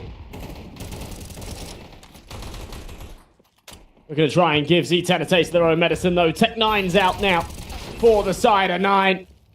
It's an awkward team kill, Fav, and that came a little while after CyberShoke found the kill. Nothing personal. He'll be saying.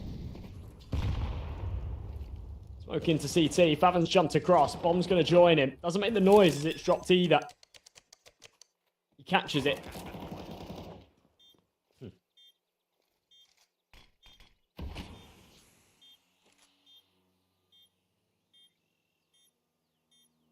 7 up close. It's going to be a massive round for them to win. He's able to trade 1-for-1. Respects rounds close. Choppo, what a read. Ends up with the round. Very, very contentious one. A little close for comfort. I think we might see 9 go for another force off the back of it as well, actually. With the bomb plant. The kills going their way. There is just about enough to upgrade a little bit. Not just have the Tech 9s, but maybe come in with some Galils as well. There you go. Yeah. Straight into this one. Tech 9's out again, but Favin and CyberShoke with the rifles in hand. You can't help but feel that if it wasn't for that early team kill, they would have been in a 3v2, and they really would have been able to take a major advantage and maybe taking that round to go with it.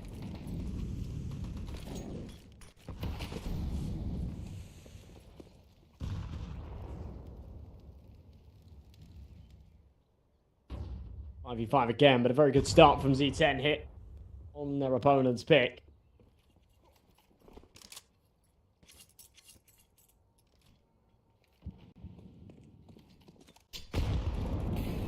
Very eager. Ollie under the bout. Tech 9 working its way forward.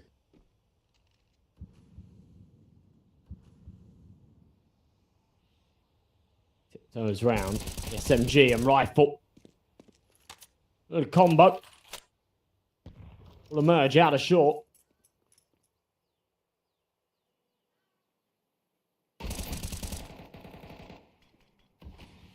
Big kill Nemanja. Looking to try and follow this one up. Favin. Stuck in the clouds. Looking for space. He's going to work his way forward. Big kill onto AVN. Despite the early 2-man deficit, they're finding some room and they're finding some kills. Kragan takes one more on the site. It's Nemanja that has to try and hold it down. The Tech 9's able to trade him back with the MP9 from Banana. We'll finish it off. 3-1. Z10 looking very, very good.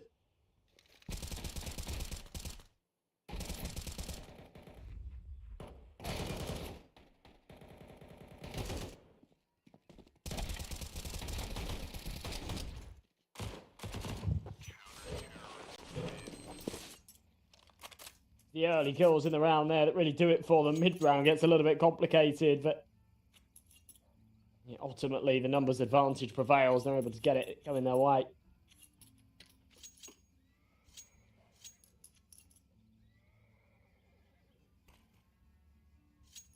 Minor call a tactical pause. I think it's much needed, to be honest. Rounds that have come really close, but consistently losing them. And I think it was the right decision. I sort of teed him up for it to go for that force bite after losing the second round. Oh, sorry, after losing the third round, force back. But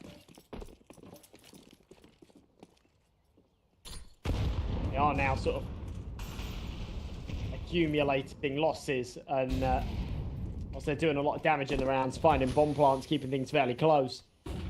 Not been able to make them go their way. Pressure into middle. Down below Mexi. Nice little trade out of C-Shot. He's the man with the hero rifle. There's still one lingering close to this banana smoke if he emerges through. Be good for the kill. Flashbang's brilliant. Madden. Oh, God. Absolutely should have been teed up for a couple of kills there. Ends up intact down to 4 HP and gets nothing.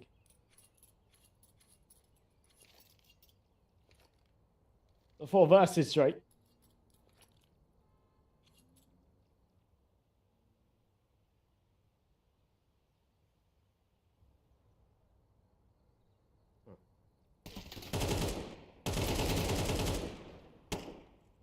Nice entry out from C-Shot. Yeah, Madden in from behind. We'll take him out. All falls onto Fathom. 2 HP. Does manage to finish off one. Knows this is probably short, and the MP9 will deliver. So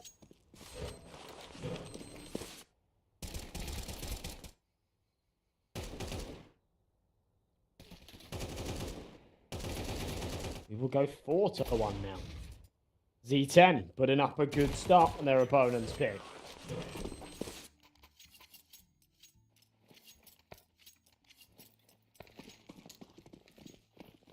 Consistently expensive rounds, consistently rounds that go the distance, but still, rounds that they win.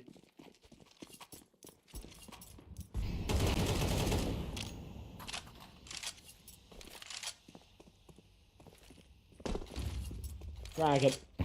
It's a nade over the top, goes a little deep, won't do damage onto the man yet, just a tiny bit. On the repeat though, Kragan does catch him. Madden in the corner, unanticipated, brilliant reflash in. Madden tees up 2. Fire at the feet of AVN. He was the one to deploy that all-important flashbang that allowed the 2 kills back.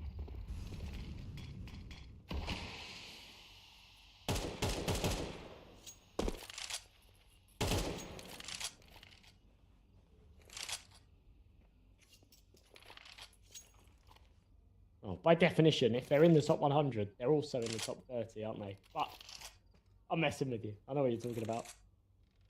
Sometimes this Z10 side show up and they are unbelievable. And sometimes they show up and, well, they don't really show up. They're very quiet. They give us poor games. So that can be quite inconsistent. I'm hoping that that consistency stabilizes a little bit with Madden in the roster. Really experienced piece to sort of add to their rankings. And on the back of the B site here, putting his foot down quite nicely. Fathom tapping that bomb, hoping it'll force out the peak. It does exactly that from the AWP, but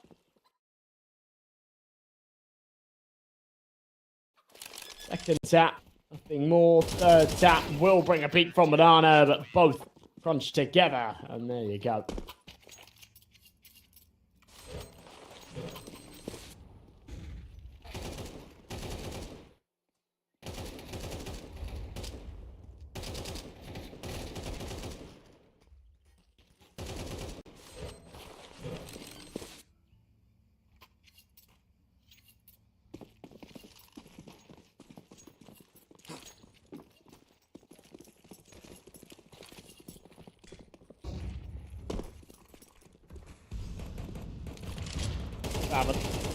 Super aggro, wow. Even while fully blinded, actually ends up with a kill onto AVN. tries to go for the aggressive prod. The flashbang is brilliant, but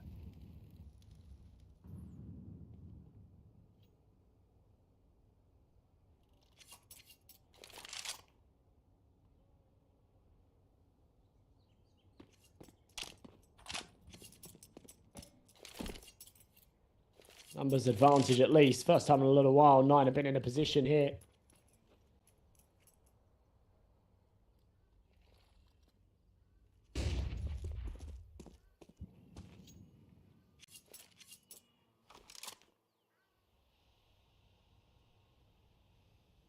Monster. Ooh. Nice shot back onto Rouse. The fact that he's double dipping into mid here as well is ridiculous. Might get punished. Bob XD certainly thinks he can punish him. Not expecting the support from on top of the balcony. Choffo delivers. Nemanja ends up with another as well.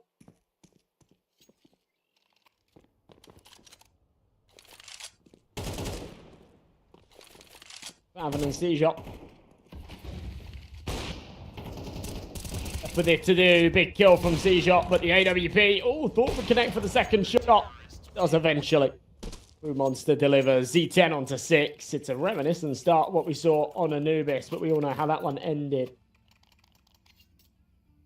Z10, Bucharest Major. Mark your words. I mean, it would be cool, but unfortunately, I mean, obviously Valve recently announced that there's not even going to be an RMR, like an MRQ or whatever the hell they call it now for the Bucharest Major and sort of majors going forward. So it's actually going to be really difficult for teams. You are just completely reliant on VRS points. They'll have to, you know, we'll see like these tiny little regional lands absolutely stacked with like tier 1.5 teams pre-major because they need VRS points. Decent press from the Tech Knight. Bob XD follows up with another. And yeah, I'll be honest, it actually kind of kills the grassroots scene a little bit because, yeah, it does then mean that, yeah, these top teams prior to the Bucharest Major especially are literally going to be farming these like small regional LAN events and stuff to get VRS points for small regional LAN tournament organizers. My God, you know, it's an opportunity for mega teams to come and play your tiny event with a $2,000 prize pool, but haven't. Oh God, how has he managed this? Well, this round was dead in the water. He's actually somehow found a bit of space.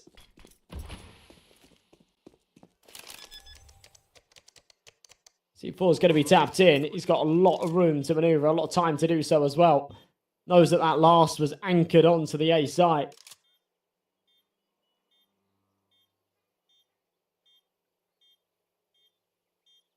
We'll just go to the back of quad. Keep Choffo guessing. So many angles to clear. So much opportunity. Drop the smoke on the bomb. Favin's just going to walk up close to it. Knife out. He'll start slashing. He can't find it. Oh my God. Not like this. That is ridiculous. And Choffo actually finds him at the end as well. That is such a ridiculous round.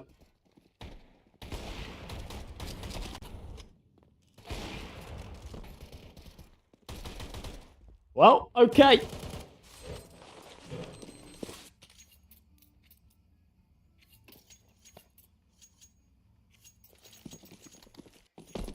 Something here.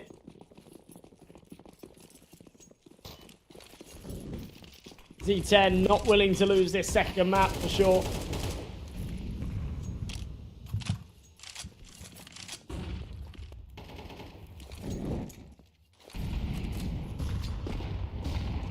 But yeah, in terms of the next major, it's literally going to be, I think, top 32 VRS will get invited, and yeah, there'll be no MRQs, so there'll be no opportunity for teams like outside of that to even qualify. No open quals or anything like that, like we used to have for the majors.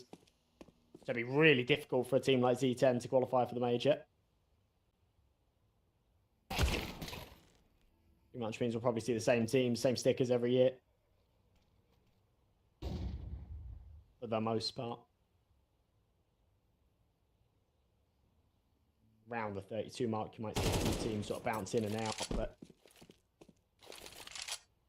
it does also mean, weirdly, that events like this, right? So Proving Grounds have already announced future seasons and whatnot. Events like this will almost act like, you know, MRQ finals as we get sort of closer to the major. So you think about, like, imagine we've got a season of the Proving Grounds right before the major VRS cut-off point, and you've got teams at this tier that are all sort of contenders for, like, trying to make the top 32, playing against each other. Those VRS points then become, like, crazy important.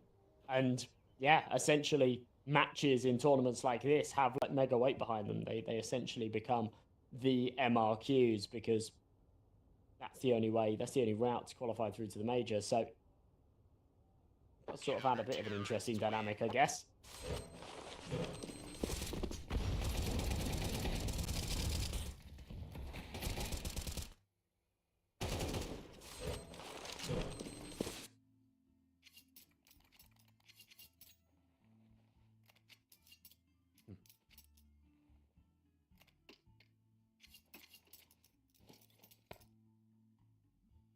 Three kills in the last round from Madden. 8 rounds on the board here for Z10 as well.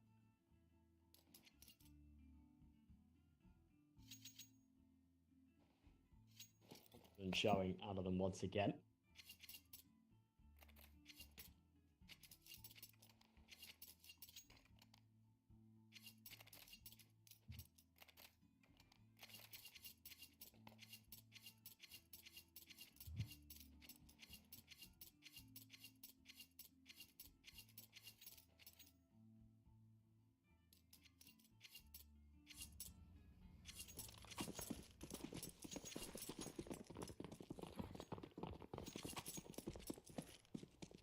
To 1.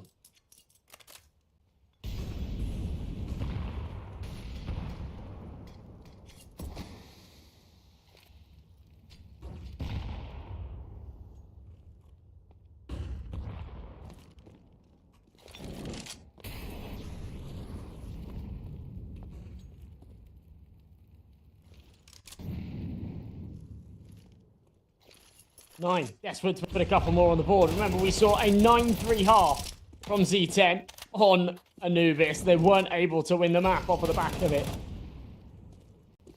So you have still got to sort of keep an open mind here. But 9 have got it in them. The second round, in a round like this, will do them a lot of favours. Madden's found the timing. Another big kill. Madden starts to work his way out on the bout. Shotboat dealt with instantly. Favon with 2 beautiful kills. It's actually been the Favon and Madden show for both sides of the coin. Madden's been putting up some great numbers. Done about 15 frags, I think. But for me, it's arguably even more impressive. Yeah, Madden's on 14. Favon's also on 14. And arguably, I'd say it's more impressive that Favon has found 14 kills, despite the fact they're getting absolutely smoked here.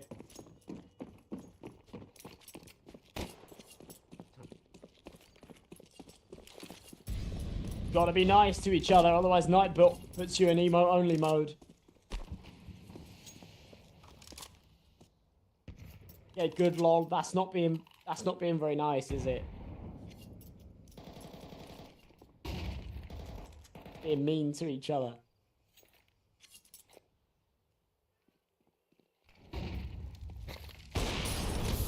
Ooh, oh, what a flick. Brute Monster walking in the flames, confident that it won't finish him. I'm not sure. Especially towards the final tick to that molly. If he was 100% that he wasn't going to die there, but survives on 7 HP and a ridiculous shot. A monster shot. It's in his name. Madden in from behind. Lovely little flank on Banana. A little bit messy with the spray. They kept that cleaner. Ended up with 2. Doesn't matter. Into the 4v3. And goes down. Favon looking for space. HE goes over. He'll blow it open. He'll keep him busy for a moment, but it seems like that bomb wants to lean back over towards B.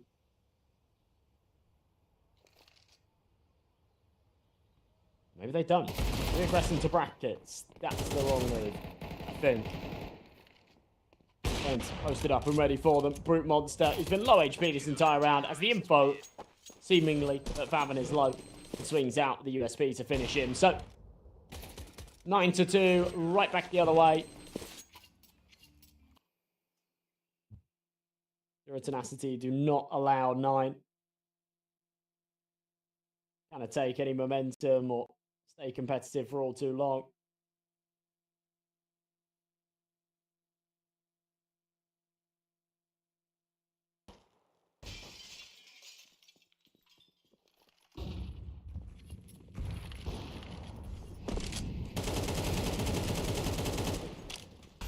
Damn through, big kill, Brute Monster.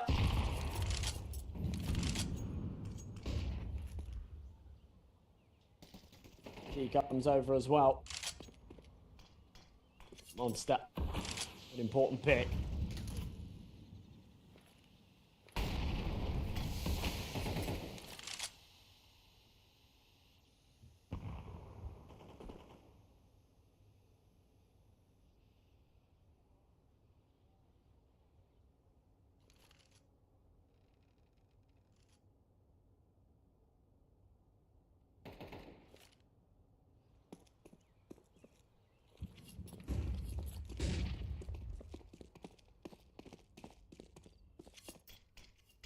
There's an eagle in hand. Nemanja. Behind the sandbags, waiting for his moment to pounce, and he will. Final round of the half, falls flat on its face again here for 9. Almost a flawless affair. Faven does find a couple more. Lurking on the other side of the map. Finishes the half 18-9 to be fair to him, but yeah, it's a Z10 walk all over there.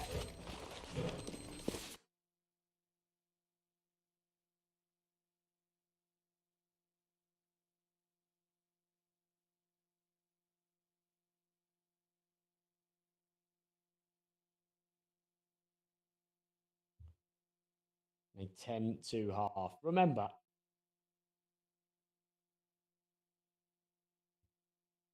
you did see, as I say, that 9-3 in the past.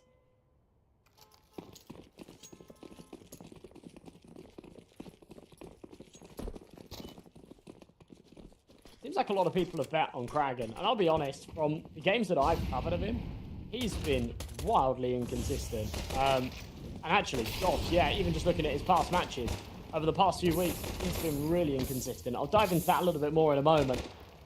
He's run away with the second half pistol round.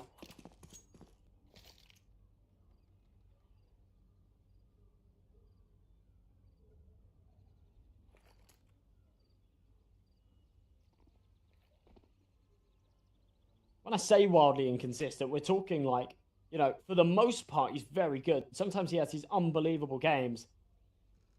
On LAN, he had a monster map against the Static. He had 2 amazing games against Alliance. He had 2 great maps against Fnatic. Every now and again, he just goes really, really missing.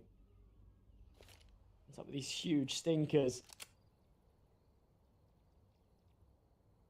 One of those games in Conquest of Prague the other day.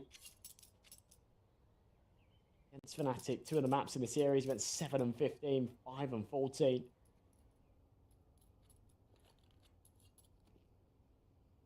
Another one of those stinker games against Spirit Academy. Struggled against Passion UA. Big entries out onto the site. AVN. Popping heads. Pulls it back into a 2v2, but knows he needs this one to go his way. And in the meantime, Brute Monster's just kind of leaving him to his own devices. Eventually will push for the trade. But needs the headshot to finish, and he will get it. Oh my. I'm very surprised that Brute Monster kind of goes about that the way that he does, but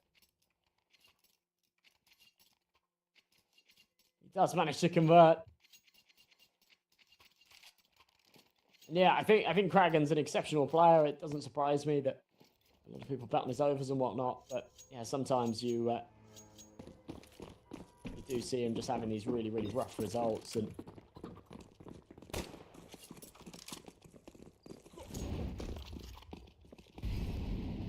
see that a little bit here.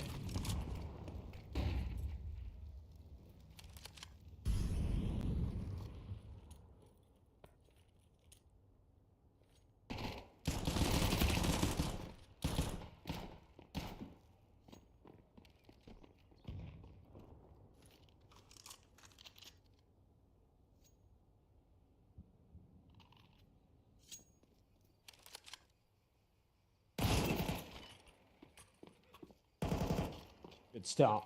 9. The man advantage, Kragan. Oh, wow, flashed in. And doubles down with the MP9. Massive moment for him there.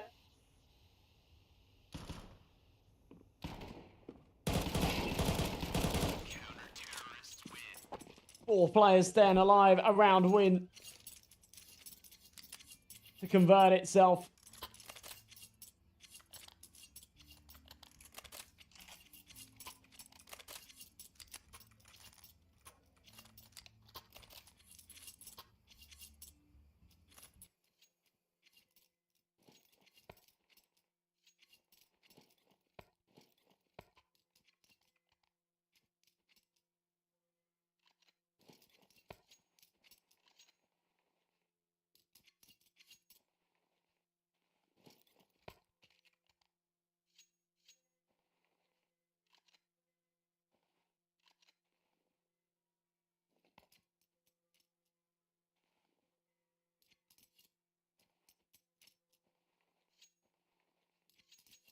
Eleven to 3. 9.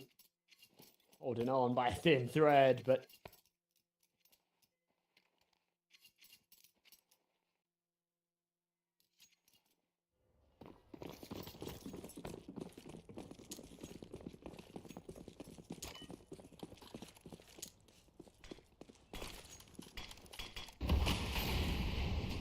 dangerous turn for Z10 back onto a buy.